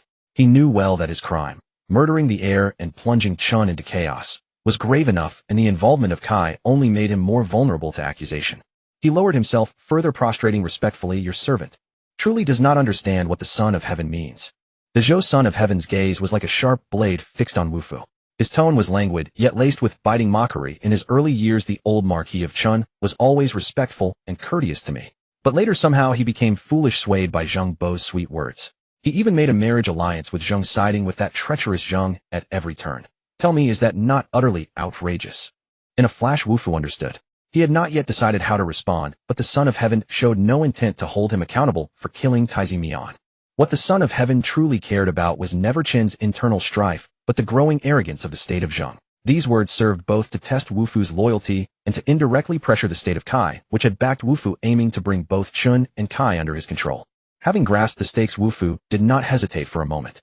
He fell to his knees with a heavy thud, his voice earnest and resolute. What the Son of Heaven says is absolutely right. From its founding to this day, Chun has always looked to the Son of Heaven as its guide with no disloyalty. Zheng Bo is arrogant and ambitious, his wolfish heart plain for all to see. He has long ceased to honor the royal law. Not only is Chun united in loyalty to the royal house, but even Kai despises Zheng Bo's rebellion. Both states follow only the Son of Heaven's command. In the eyes of Chun and Kai, there has always been only the Son of Heaven, never a hint of favor toward Zheng. The Zhou Son of Heaven was greatly pleased by these words. His purpose in coming was precisely to exploit Qin's turmoil, to subdue Chun under Wufu, to rein in Kai for meddling in Qin's affairs, and to gather more leverage against Zheng. The Son of Heaven burst into laughter. He stepped forward and patted Wufu on the shoulder, the heavy pressure making Wufu tense and tremble. Good. Remember what you have said today. If I entrust you and Kai with tasks in the future, do not shirk or refuse. Your servant accepts the command. Wu Fu bowed his head in submission, his nape already icy cold. He understood clearly from this moment on not only he and Chun were bound to the Son of Heaven's chariot, but even Kai, reluctantly dragged into this affair, was now firmly controlled by the Son of Heaven through the leverage of supporting Wu Fu's power grab. Henceforth the fortunes of Chun and Kai, their every advance and retreat, would depend on the Zhou Son of Heaven's whim. Should they show the slightest disloyalty, the Son of Heaven could at any time resurrect the charge of regicide and crush both Wu Fu and Kai in one blow. Days later, another dire news came from the west. Duke Jifu of Gua had died of illness in his fiefdom. The moment this old minister who had maneuvered between the royal court and the feudal lords for half his life passed away, the Zhou Son of Heaven immediately set out to personally offer condolences in Gua. The new Duke Linfu of Gua, hastily succeeding to the title and still unsteady, was both startled and flattered by the sudden arrival of the royal carriage. Beneath the swirling incense before the coffin, the Zhou Son of Heaven sighed. All his life the Duke of Gua served the royal house with utter devotion. He turned to Linfu, his tone gentle but words weighty. Now that you have inherited the title, you must carry on his legacy. Do not disappoint the royal house. Linfu's heart trembled. He immediately prostrated himself. Your servant accepts the command. From top to bottom, Gua has always followed the Son of Heaven with no disloyalty. The Son of Heaven nodded in satisfaction and said no more. But Linfu knew well, this was not comfort, it was a warning. From now on, the new master of Gua must stand on the Son of Heaven's side. At almost the same time, the Marquis of Qi, Duke Shigong of Qi, had secretly slipped into Zheng to seek an audience with Duke Zhuang of Zheng. They dismissed all attendants and held a secret talk behind closed doors for half a day. The Marquis of Qi spoke bluntly. Duke of Zheng, we both understand. As long as the state of Qi remains, Qi will never rest easy. Duke Zhuang of Zheng's expression shifted slightly. He replied, years ago the Marquis of Qi slandered before the Zhou Son of Heaven, causing Duke Ai of Qi to be boiled alive. This deep blood debt spanning 9 generations. Are you now ready to settle it with Qi? Exactly, the Marquis of Qi said in a low voice. It is time to settle this account with Qi. If you help me this time, Duke of Zheng, you will be richly rewarded. Duke Zhuang of Zheng's eyes darkened as he weighed the pros and cons. Now that Zheng and Qi had formed an alliance, it was immensely beneficial to Zheng. But Qi was no easy opponent. Its cities were strong, its resources abundant, and it had the state of Lu as an in-law relation besides enjoying the Son of Heaven's favor. The Son of Heaven already bore deep resentment toward Zheng. If they rashly attacked Qi and the situation spiraled out of control, the Son of Heaven would have a pretext to rally the feudal lords against Zheng, causing great loss to Zheng's overall strategy. After a long pause, Duke Zhuang of Zheng finally made a decision. He looked up at the Marquis of Qi and slowly laid out a plan. The two states would enter Qi under the pretense of paying respects, secretly surveying the city's defenses and troop strength. If Qi's defenses were lax, they would strike suddenly, breaking the situation with a surprise attack. If Qi was on guard and no opportunity arose, they would temporarily hold back, abandon the campaign, and wait for a better chance. They reached an agreement. After the secret discussion, the Marquis of Qi departed quietly. Duke Zhuang of Zheng then summoned Zhai Zhong and Ingzhi, dismissed all attendants, and fully disclosed the plan to jointly attack Qi with Qi, including the strategy of feigning a visit and acting according to circumstances. Ingzhi, sharp-minded, instantly grasped the Duke's hidden intent. The Duke's words were not asking them how to launch a surprise attack on Qi, but how to avoid this war. So he cupped his hands and said directly, my lord, Qi has always been close to the royal house, and now the Son of Heaven and our side are at daggers drawn with growing enmity. Recently the Son of Heaven has just conquered the state of Rui. His prestige is high, and his might awes the feudal lords. Attacking Qi on a large scale at this time would be no different from directly provoking the Zhou Son of Heaven. In my humble opinion, initiating war with Qi, which is loyal to the royal house, is not a wise move. Duke Zhuang of Zheng closed his eyes slightly and remained silent, which was taken as tacit agreement. Zhai Zhong stood by waiting for more. Ingzhi had already conceived a perfect compromise. He stepped forward and said calmly, I have a plan that can resolve this predicament without shedding a single drop of blood. We secretly spread rumors leaking the news that Qi intends to launch a surprise attack on Qi. Once the news reaches Qi, the Marquis of Qi will surely strengthen his defenses. Then when we find no opportunity during our visit, we will have to call it off. Thus the war is averted. Moreover, the leak will be seen as Qi's lack of secrecy, and no one will suspect Zheng. We neither offend Qi nor provoke the Son of Heaven. A perfect solution. Duke Zhuang of Zheng raised his eyes to Ingzhi, a gleam of approval in them. He still did not speak, but simply nodded, faintly granting his tacit consent. Ingzhi understood. He bowed solemnly, my lord, rest assured. I will handle this matter, and will not fail your trust. Ingzhi accepted the order and withdrew. Upon returning to his residence, he immediately summoned his son Jiang Han. Jiang Han, who had spent years traveling among the various states, was steady and astute, most skilled at using merchants and market folk to deliver covert messages, making him the ideal person for underhanded tasks.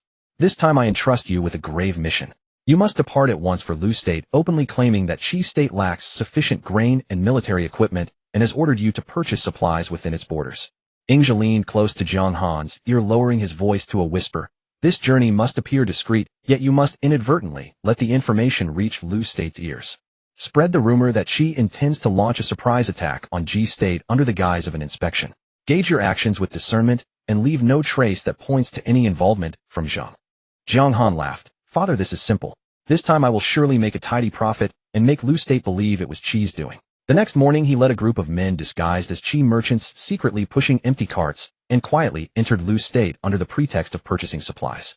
Gongzi Hui, a powerful minister of Lu State, had informants scattered throughout the land.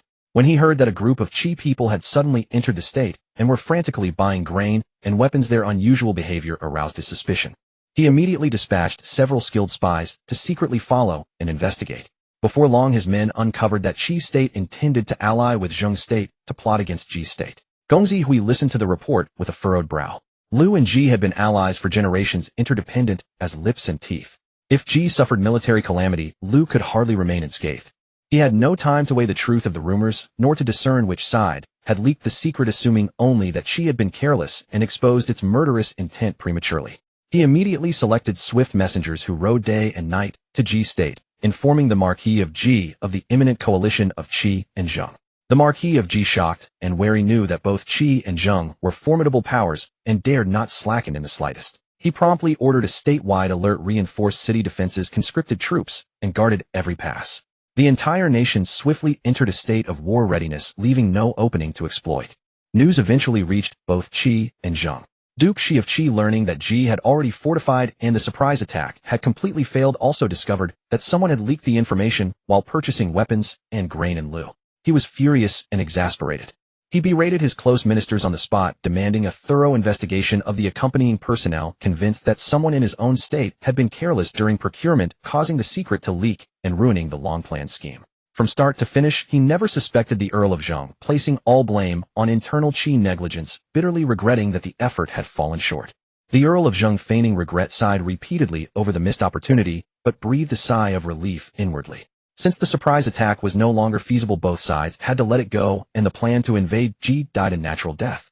This matter eventually reached the ears of the Zhou king in Luoyi.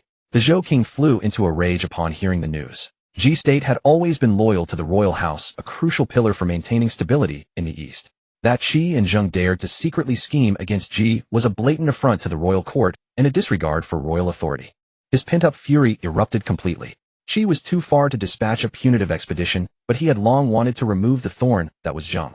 He declared in court that he would use this incident to raise an army against Zheng to curb the arrogant heirs of Ji Wuxing. Duke Hejian of Zhou stepped forward and bowed, advising, "Your Majesty, please reconsider. The Earl of Zheng has ruled Zheng for many years. His troops are elite, his generals brave, and his state is wealthy, by no means a common adversary. Although the royal house has recently won successive victories and gained momentum, a full-scale war with Zheng still carries great risk. In my humble opinion, now is not the time to completely burn bridges. I implore your Majesty to endure for now." This advice ignited the long-suppressed resentment of King Huan of Zhou. His face flushed as he retorted sharply, "Endure. When my ancestors were on the throne, you advised me not to act rashly. When I first ascended, hoping to restore royal dignity, you still urged patience. Now that I have repeatedly subdued vassal states and gained victories, you still speak the same words. Am I to let Ji Wuxing defy his sovereign and grow ever more arrogant?" Duke Hejian of Zhou saw that the king's mind was made up, his attitude firm, and knew further strong remonstration would be useless. He changed his tone. "Since your Majesty insists on attacking Zheng, I will say no more. However, Zheng's army is formidable. The royal forces stationed in the capital alone are too few to contend with them." The Zhou king's tense expression eased slightly, and a confident smile curled at the corner of his lips. "I have already planned this well. Chen Kai and Gua have all sworn allegiance to the royal house. They will surely send their entire armies to aid us. Additionally, there is Wei. The enmity between Wei and Zheng has long festered. In the past, the Wei minister Yuze Chou died at the hands of Zheng. This blood debt the Duke of Wei will not forget." Duke Hejian of Zhou understood that the king had already laid his plans in secret. Since matters had come to this, he could only obey the royal decree. He volunteered to take the king's tally and go on a mission to Wei to persuade Duke Xian of Wei to join the campaign. A few days later, Duke Hejian of Zhou arrived at the capital of Wei. When he first met Duke Xian of Wei, the ruler and his ministers all showed reluctance. Wei had clashed with Zheng several times before and suffered repeated defeats. The court and the people were wary of Zheng's army, and no one wanted to provoke another war. Duke Hejian of Zhou saw through their concerns and spoke calmly. Duke Xian, do not worry. This time Wei will not fight alone. The Zhou king will lead the royal forces as the main force, joined by the allied armies of Qin Kai and Gua. Now with Wei added, 5 powers will jointly campaign a formidable force. Even if the Earl of Zheng is skilled in battle, he cannot withstand the combined siege of the realm's lords. The Duke of Wei hesitated, unable to decide. Duke Hejian of Zhou continued, moreover the minister Yuze Chou died a loyal death at the hands of Zheng. With such a blood debt, if the Duke of Wei retreats, how can he face the nation's soldiers and clansmen? This single remark struck the heart of the matter. Duke Xian of Wei recalled past defeats and the death of his minister. Seeing the anger among his courtiers, his fear gradually dissipated. After weighing the options, he finally made up his mind. He sealed an alliance with Duke Hejian of Zhou, promising to muster his troops immediately and follow the Zhou king in the campaign against Zheng. Thus, all allies of the royal coalition were assembled. The Zhou king issued an edict. The Earl of Zheng had failed to pay homage and was stripped of his ministerial position. He summoned Qin Kai Gua and Wei to mobilize war chariots and gather troops. The long-standing conflict between Zhou and Zheng had finally reached the point of armed confrontation. A great war that would shake the Central Plains was quietly brewing on the land of Shuga. The conscription order from the Son of Heaven of Luoyi had just been issued, and the troops from various regions were still in the process of assembling. The spies scattered across the states by the Zheng state had already set their plans in motion discreetly. As dusk descended, the twilight bathed the Xinjing palace in hues of gold. Within the main hall, civil and military officials stood on either side, while a vast map lay spread upon the table, meticulously marking every movement of the Zhou royal court and its 4 vassal states. The Duke of Zheng lightly tapped his finger on the word Luoyi on the map, his expression calm and unreadable. According to reports from our agents in Luoyi, the Son of Heaven is finally making his move. He lifted his gaze, scanning the assembled officials, and added slowly, the earlier stripping of my position as the royal minister was merely a preliminary move, a warning to me. The true intention of the Son of Heaven is to raise an army against Zheng under the banner of the royal mandate. As the words fell, the hall fell into absolute silence. The flickering candlelight cast its glow upon Gao Qumei's stern, resolute face, revealing the unyielding valor of a warrior. What is there to fear from a mere royal army? Gao Qumei sneered, his hand resting on his sword as he rose abruptly. The royal army has long been unacquainted with battle, and their former edge is dulled. The troops of Qin and Kai have always been weak, nothing but a facade. The Gua army has marched a long distance and is clearly weary. The Wei army has always been timid and fearful of battle. Our forces can hold the center firm, while the 2 flanks advance simultaneously. With one decisive strike, we can shatter the allied formation. Your Highness, do not act rashly. Ji Zhong frowned slightly, stepping forward to counsel with a cautious tone. Although the authority of the Son of Heaven is waning, his nominal supremacy still towers over all the feudal lords. This allied army is fundamentally different from the hastily assembled forces of Wei and Song in the past. Duke Qin of Qin has died suddenly, and Wufu has seized power in the state of Qin. The Son of Heaven is well aware that Wufu committed the heinous crime of regicide, yet he chooses to ignore it. The implication is clear. The royal court has privately forged an alliance with Qin to conspire against Zheng. The state of Kai has always followed the royal court's lead. Duke Lin of Guan, newly ascended, is eager to cling to the Son of Heaven to secure his position. The state of Wei harbors deep grievances against us, and with the death of Yu Zaichou in battle, the entire nation is brimming with a desire for war. If 5 states unite, their momentum will be overwhelming. Rushing into a head-on confrontation would bring more harm than good to our Zheng. Zhu Dan pondered briefly, then cupped his hands in salute, and proposed, if a decisive battle in the open field is too risky, we might as well close the gates of Xinjing, rely on the strong city walls to defend, conserve our strength, and wear down the allied forces' morale. The officials in the hall were divided in opinion, but Ingja stood silently, waiting until all voices had died down before stepping forward calmly. Your Highness, I believe the crux of this battle lies not in the strength of the 4 states' armies, but in a single word: legitimacy. All eyes turned to him. Ingja, with a composed gaze, spoke unhurriedly. The Zhou king raises an army against us on the pretext of not paying homage to the royal court. Everyone knows this is merely an excuse for the Son of Heaven to pick a quarrel. However, if we shut the gates and defend, stubbornly refusing the royal army entry, we will only confirm the accusation that Zheng resists the royal mandate and harbors rebellious intentions. At that point, the public opinion of all states will turn against us in favor of the royal court. In my humble opinion, we should rather do the opposite. The Duke of Zheng's eyes narrowed slightly. Elaborate. Externally show weakness to make the enemy arrogant, internally conceal our sharpness to await battle. Ingja moved to the map and pointed to Shugo, a corner in the southeast. The royal army has marched 1,000 li, and their supply of grain is difficult. Their greatest desire is a swift, decisive battle. Your Highness can order all the towns along the route to close their gates, and only defend not fight, allowing the allied forces to penetrate deep into Jing territory. The land of Shuga is flat and open without mountains or valleys to obstruct movement, making it ideal for large-scale deployment of chariots and infantry. The Son of Heaven, who prides himself on orthodoxy and favors a straightforward, decisive battle, will inevitably choose this place as the main battlefield.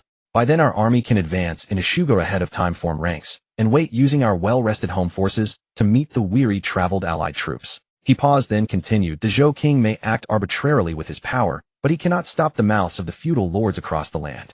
We must make the entire Central Plains. Zhang has never harbored rebellious intentions. This campaign is merely a necessary act of self-defense. In this battle we will defeat the allied forces of the Son of Heaven head-on in the open field. Ji Wuxing gazed at the Shuga plain on the map, a cold smile slowly curling at the corner of his mouth. Excellent. Let it be done according to the plan of the strategist. 30 li north of Shuga the plain was covered with 100 li of continuous camps, banners blotting out the sky, chariots and horses stretching endlessly. Although the fortune of the Zhou royal house was no longer at its peak, as in the Western Zhou, beneath the grand standard of the Son of Heaven, the gleaming armor and weapons reflecting the moonlight still displayed the majestic dignity of the ruler of all under heaven.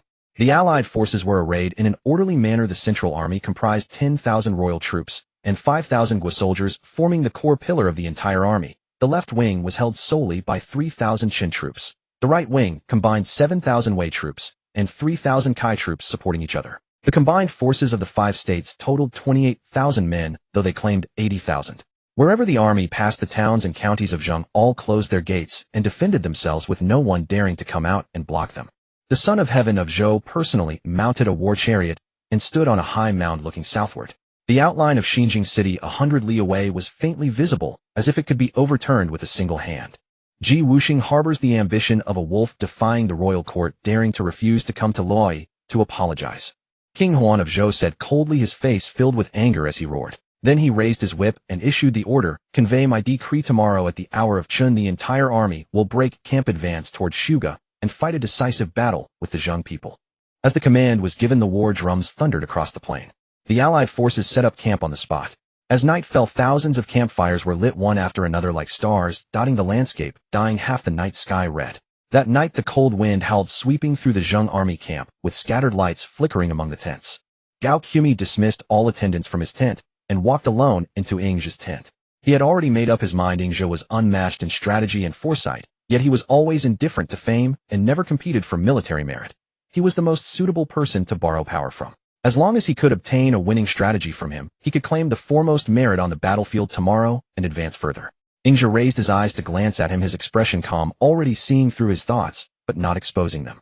Master, Gao Qumi stated his purpose directly, without any unnecessary pleasantries. The Son of Heaven has gathered the allied forces of 5 states, claiming 80,000. Although our army has 20,000 elite troops, a head-on clash would inevitably result in heavy losses. I wonder if the master has a strategy to break the deadlock.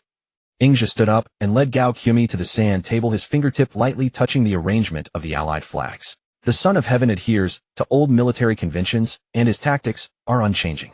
This time, as before, he uses the Chun army as the left wing to pin down our forces, and combines the Wei and Kai armies as the right wing to support the central army attempting to overwhelm us with a frontal assault.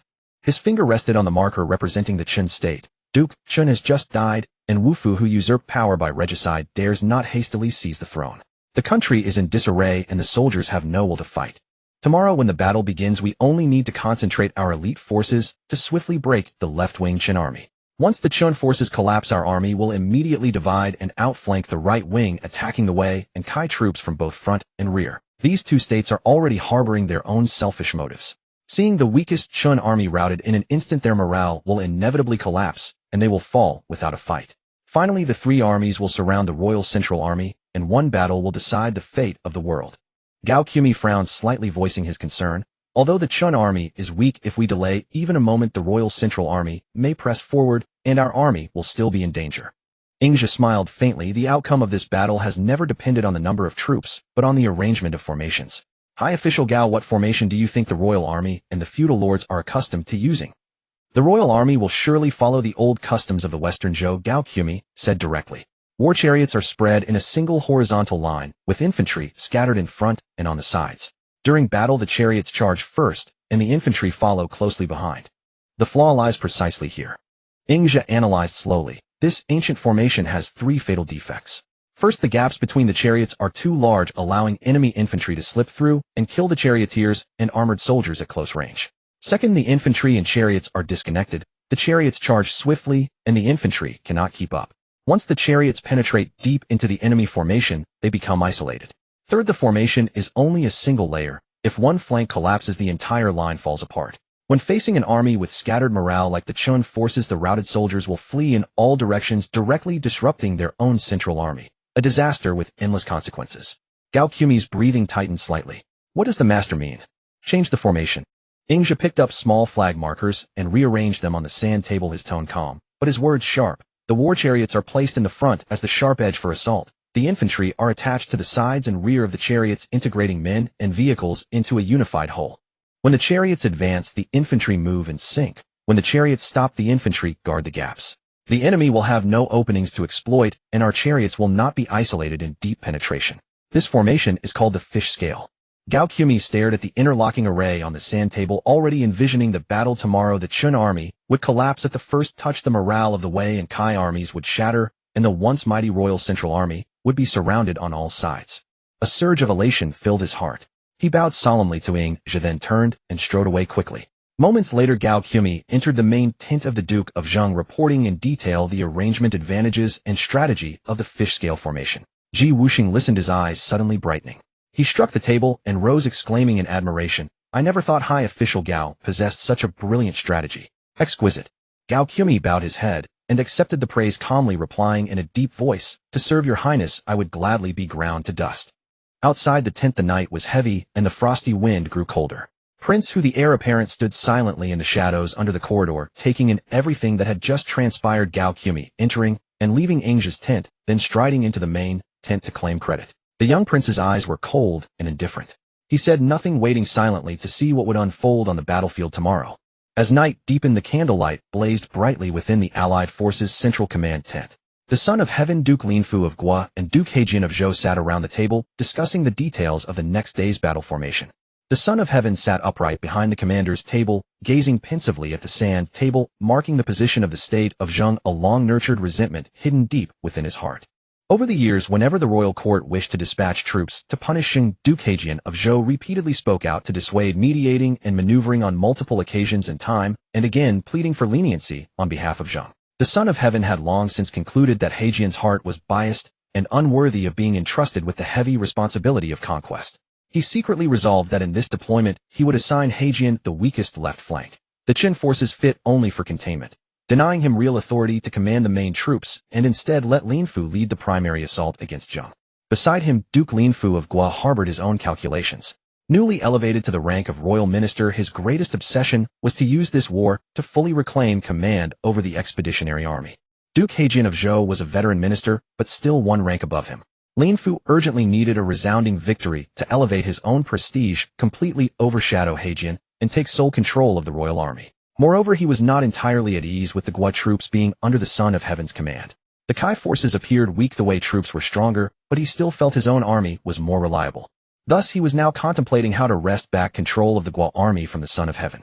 The Earl of Zhou has always been cunning. His right army consists of elite veterans who have fought many campaigns, and their numbers far exceed those of the Qin forces. Duke Hejian of Zhou spoke first. Qin has just suffered internal turmoil. Though Wufu has stabilized his position through the king's decree, his soldiers have no will to fight to the death. With only 3,000 Qin troops under my command to hold the left flank, I can hardly contain the Zhou right army for long.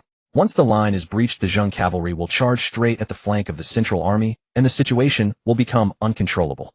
I implore your majesty to allocate 2,000 royal troops to reinforce me, so that the line can be stabilized. Duke Linfu of Gua chuckled lightly and interrupted, Duke of Zhou, you need not exaggerate the enemy's strength. The art of war teaches us to strike at the vital point.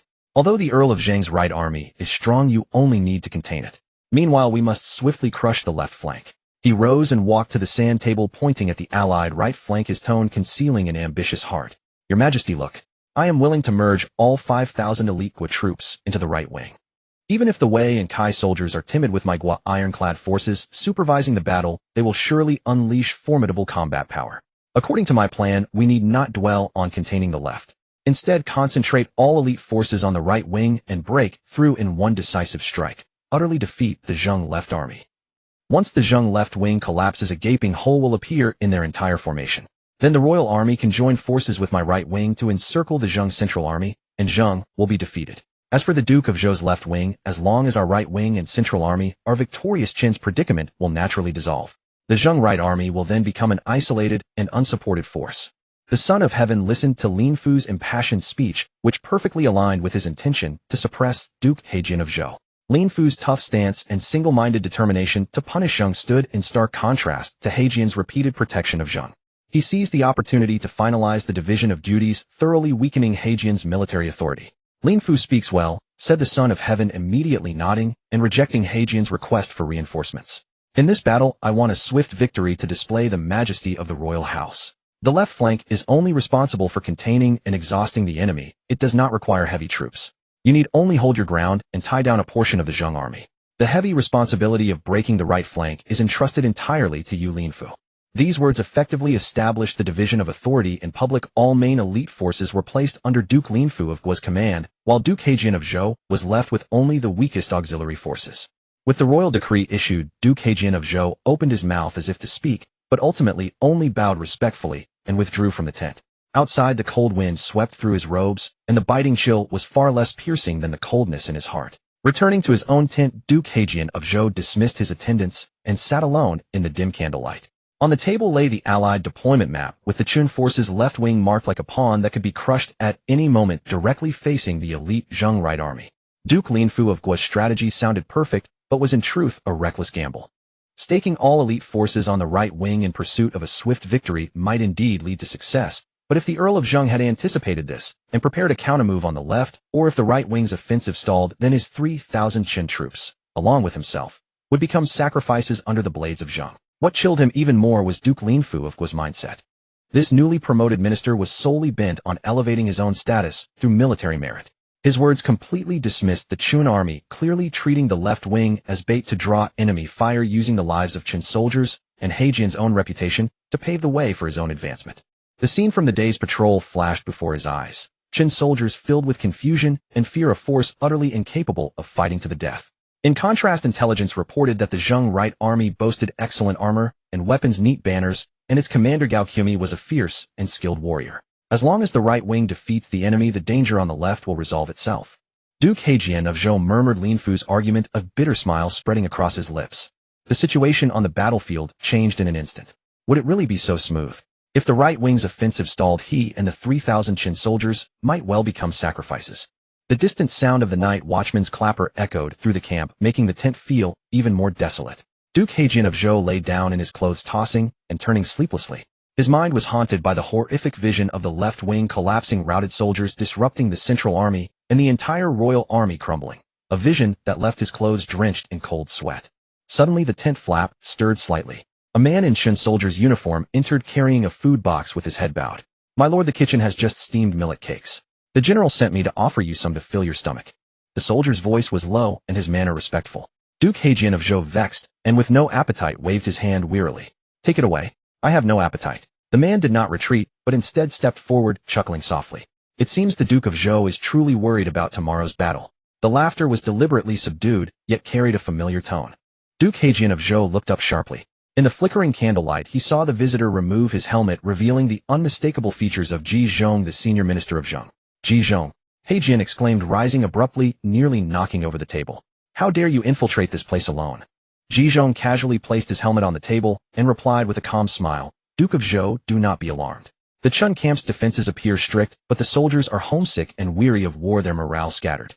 It was not difficult for me to enter." He glanced around the tent and sighed softly. "I foresaw such a situation.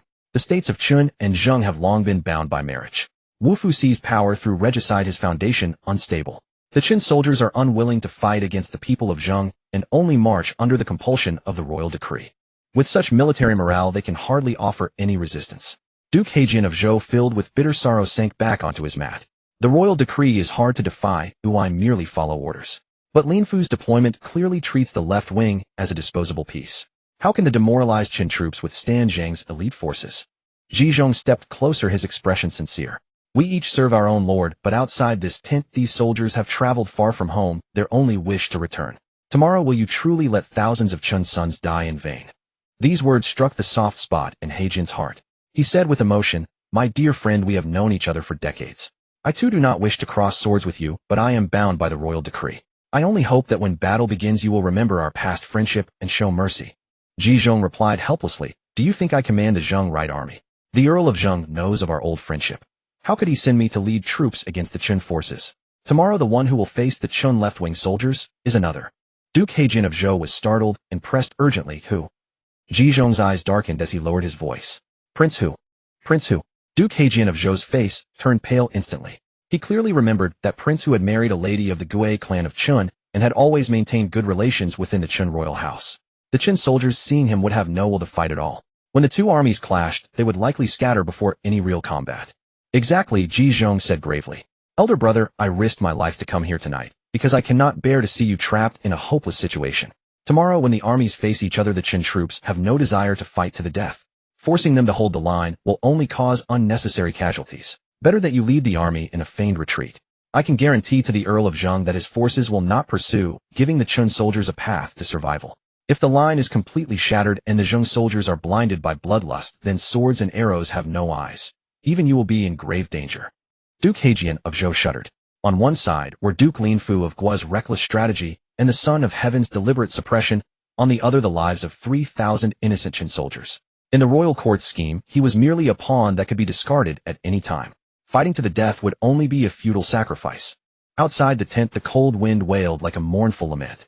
Duke Heijin of Zhou closed his eyes for a moment. When he opened them again he had made his decision. "Very well, I agree." His voice was hoarse and slow. "Tomorrow as soon as the two armies clash I will order the Qin forces to retreat. But you must swear that the Zheng army will not pursue the retreating Qin soldiers and let them leave the battlefield alive." Ji Zhong grasped Heijin's hand firmly and whispered his promise. "Elder brother, rest assured. As long as the Qin army withdraws voluntarily the Zheng army will not give chase. Today's agreement is only to save thousands of Qin sons and to honor our many years of friendship." With that Ji Zhong donned his helmet again, bowed respectfully, and slipped out of the tent, vanishing into the thick night. Duke Heijin of Zhou sat alone in the tent staring at the flickering candle flame and letting out a long sigh. He knew that this private agreement to retreat was almost a betrayal of the royal decree, but at this moment he had no other choice. At the break of dawn the night's darkness had fully receded. On the desolate plains of Rouge morning frost covered the grass, and a cold wind swept through the encampments stretching for miles carrying an air of slaughter. A thick mist hung between heaven and earth, shrouding the opposing armies in a hazy veil. Only the forest of banners pierced through the white fog, fluttering noisily in the morning breeze, heralding the decisive battle that would determine the fate of the Central Plains. The Zhou royal coalition formed its ranks first. At the center the royal standard stood tall, with 5-colored banners unfurling in the wind. Over 10,000 royal troops resplendent in armor and bristling with halberds and spears still maintained the imposing majesty of the Son of Heaven. Duke Linfu of Guo commanded 5,000 elite Guo troops, joining 15,000 soldiers from the Wei and Kai states on the right wing. Clad in iron armor and exuding ferocity, they formed the coalition's main striking force. Only the left wing was shrouded in gloom and desolation. Heijin Duke of Zhou stood at the front of the formation, his court robes solemn, his face covered in a layer of frost. Behind him 3,000 Qin troops mostly hung their heads and looked fearful, their halberds and spears askew, and disordered, their formation loose and chaotic, completely lacking the spirit of desperate combat. Many Qin soldiers frequently glanced toward the southeast, their eyes filled with homesickness and cowardice, their morale utterly disintegrated. The secret pact with Zhai Zhong from the previous night weighed heavily on his heart. The 3,000 Qin troops were nothing but pawns abandoned by the royal family, bait staked by Duke Linfu of Guo on the battle. Fierce fighting would only add to the dead, retreating with the flow would save thousands of lives. He had long made up his mind. The Zheng army had already formed up. Ji Wuxing in full battle attire stood on the central war chariot, his gaze cold and steady, surveying the entire coalition formation before him. Ingzhi sat on the chariot wearing a leather cap, holding a feather fan, his red robes tied with a sash. He had already foreseen the night's battle plans, Zhai Zhong's secret persuasion, and the course of today's battle. Beside him Gao Qumi gripped a long sword, his posture upright and resolute. Under his command were the elite soldiers of Zheng, seasoned in many campaigns, their morale high and their arms and armor excellent. Everyone was eager for battle.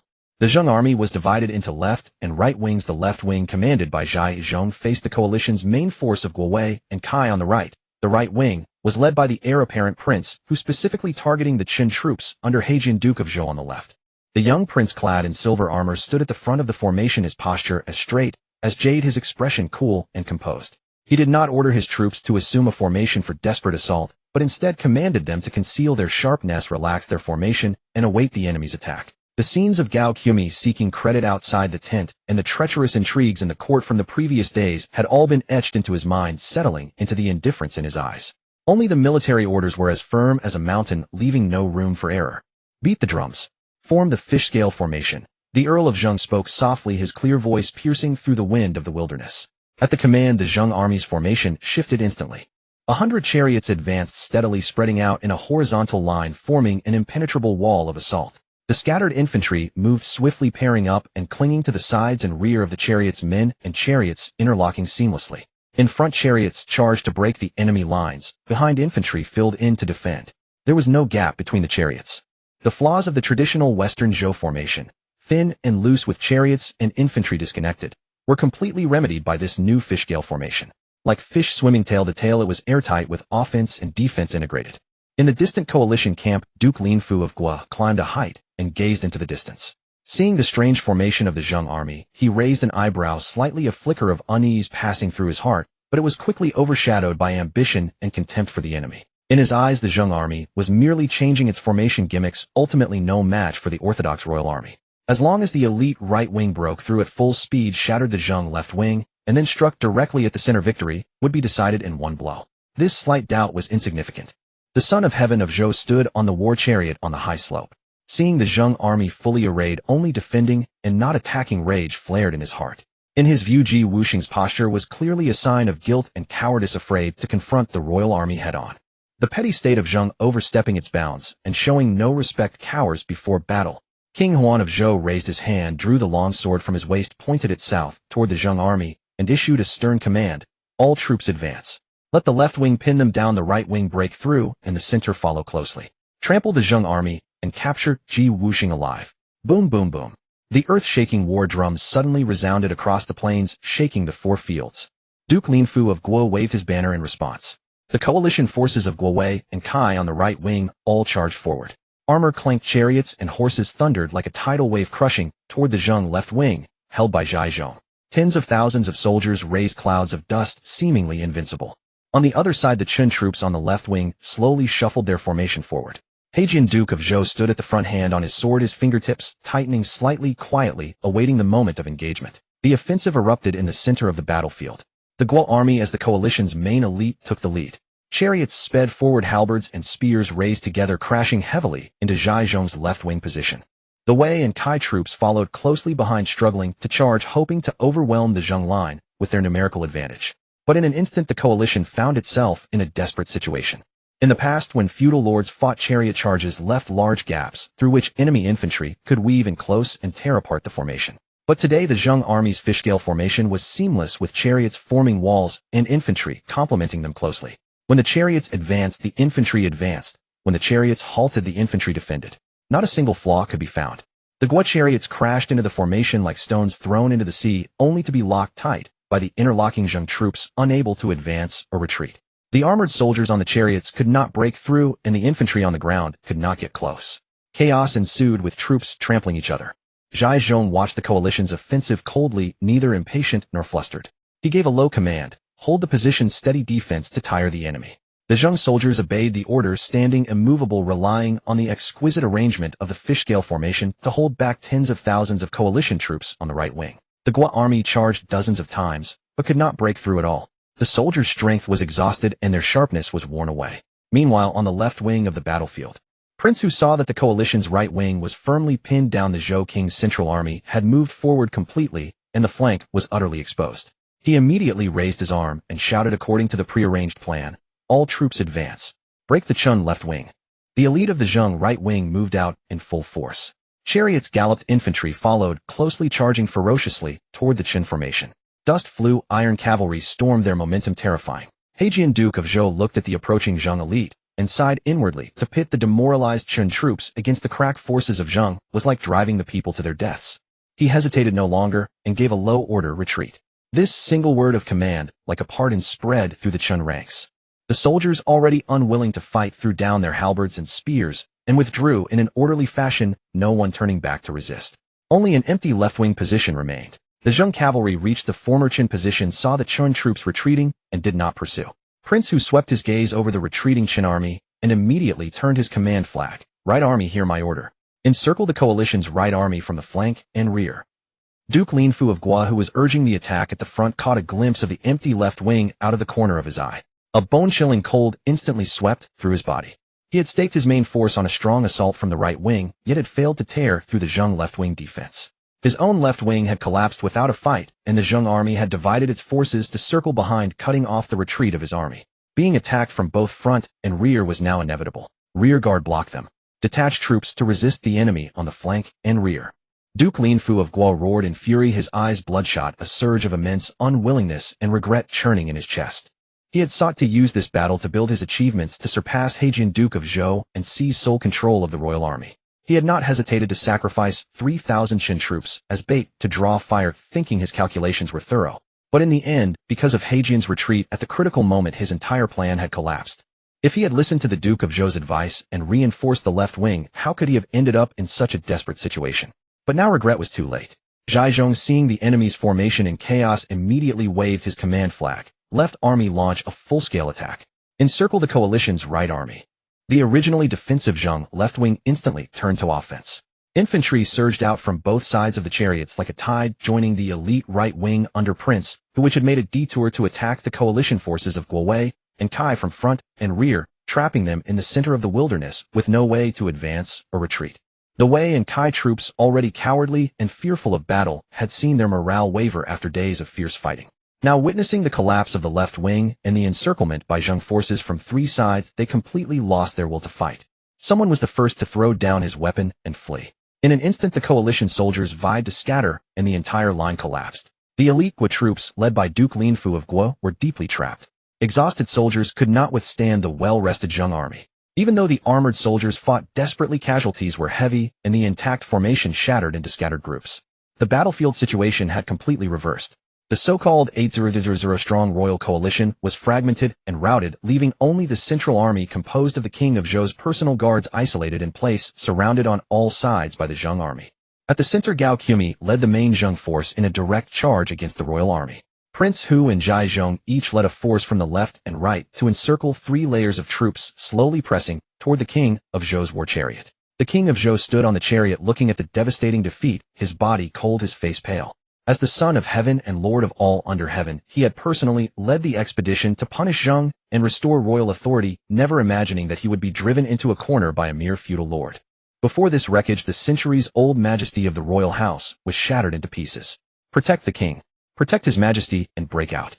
The royal guards tightly surrounded the king's war chariot, desperately resisting the Zheng attacks in an attempt to cover King Huan's retreat. But the Zheng encirclement was already complete, with layers of blockades making the breakout path increasingly difficult. In the chaos of the melee, Zhu Dan, holding a longbow, galloped on horseback, breaking through the disorderly soldiers and charging straight to the vicinity of the king's war chariot. He looked up at King Huan of Zhou, his battle lust boiling. He drew his bow, nocked an arrow, aimed, and released his fingers. The arrow whistled through the air, its sharp sound echoing across the wilderness. Whoosh! The silver arrow like a meteor struck King Huan of Zhou precisely in the left shoulder. With a tearing sound, armor plates split and blood soaked through the inner lining of his clothes. King Huan's body shook violently, intense pain spreading through his entire frame, nearly causing him to fall from the war chariot. He lowered his head, staring at the arrow feather protruding from his shoulder, his whole body trembling uncontrollably. In his heart surged not the pain of flesh, but a humiliation that cut to the bone. Since the founding of the Western Zhou dynasty centuries ago, all feudal lords had paid homage and submitted. Never had a feudal lord's army dared to shoot an arrow at the king in public. Today, that single arrow at Rouge pierced the last sacred halo of the royal house, crushing the supreme authority of the Son of Heaven. Your Majesty. The guards were alarmed, protecting King Huan with desperate effort, hustling the war chariot in a hasty retreat. Zhu Dan, seeing this, spurred his horse to pursue, intent on capturing the king alive and achieving an unparalleled feat. Halt! A cool, steady command came from the Zheng central army in the distance. Ingzhi turned to the Earl of Zheng and spoke calmly. My lord, it is enough to have wounded the king's prestige. We must not capture the king. The Earl of Zheng Ji Wuxing nodded slowly, deep calculation hidden in his eyes. In this battle, Zheng had raised its army only to defend itself and clear its name of rebellion, aiming to break the shackles of royal dominance, not to kill the king or destroy Zhou. Shooting the king with an arrow was already a shocking act, which could still be mitigated by offering apologies and appeasing the sentiments of the other states. But if he truly captured or killed the king, he would be guilty of high treason, and all the feudal lords would unite to attack Zheng, leaving the state surrounded by enemies and doomed to destruction. Zhu Dan was filled with immense reluctance, but he dared not disobey his lord's command. He had to rein in his horse and stop watching helplessly as the king of Zhou, under the protection of his guards, fled back to the remnants of the coalition camp. The dust and smoke slowly settled, and the sounds of slaughter on the wilderness gradually faded. On the desolate plains of Rouge, corpses lay strewn everywhere, abandoned halberds, spears, and armor piled up like hills, and the various banners of the coalition lay fallen on the ground. The Zheng army's formation remained neat and orderly, the soldiers standing tall, their complete victory undeniable. On the periphery of the battlefield, the 3,000 Qin troops under Heijin, Duke of Zhou, were intact, standing safely and watching the bloody battle from a distance, every soldier feeling a lingering fear. He stood at the front of his formation, looking at the orderly ranks of the Zheng army, his heart filled with mixed emotions. Today, by disobeying the king's orders and retreating, he had saved the lives of the Qin troops, but he had also completely destroyed his own official career in the Zhou court. From now on, in the king's heart, there would be no place for him. On the other side, Duke Linfu of Guo gathered his remaining troops. His iron armor was covered in blood and dirt, his body covered in dust. Looking at his Guo soldiers, who had lost more than half their number, his face showed only defeat and dejection. He had intended to use the campaign against Zheng to boost his prestige and seize sole control of the royal army, but in the end, he had lost both men and reputation, leaving him no capital to suppress Heijin, Duke of Zhou. That night, Duke Zhuang of Zheng ordered Zhai Zhong to take cattle, sheep, and 100 carts of grain to the Zhou army camp to comfort the wounded king.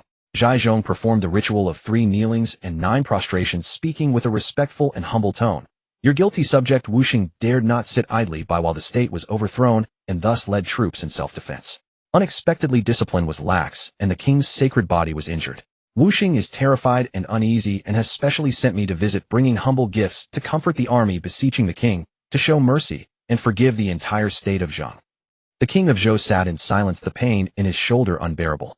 This battle had been a complete defeat. Despite his immense rage, he had no words to refute. Seeing this, Duke Linfu of Guo standing beside him had to speak on his behalf. The Earl of Zheng has acknowledged his guilt. Your Majesty may as well show leniency. The envoy may return to camp and report. Zhai Zhong performed the kowtow again, bowed, and withdrew from the royal tent. A campaign against Zheng launched by the Son of Heaven ended with the king shot by an arrow and the royal army utterly defeated. Ingzhi climbed a height and gazed toward the direction of Luoyi, sighing softly. If the king could have endured for a few years waiting for the feudal lords to fall out among themselves before launching an expedition, how could he have ended up like this today? After this battle, the royal house will have no authority left to overawe the feudal lords. The era of feudal lords vying for hegemony has officially begun.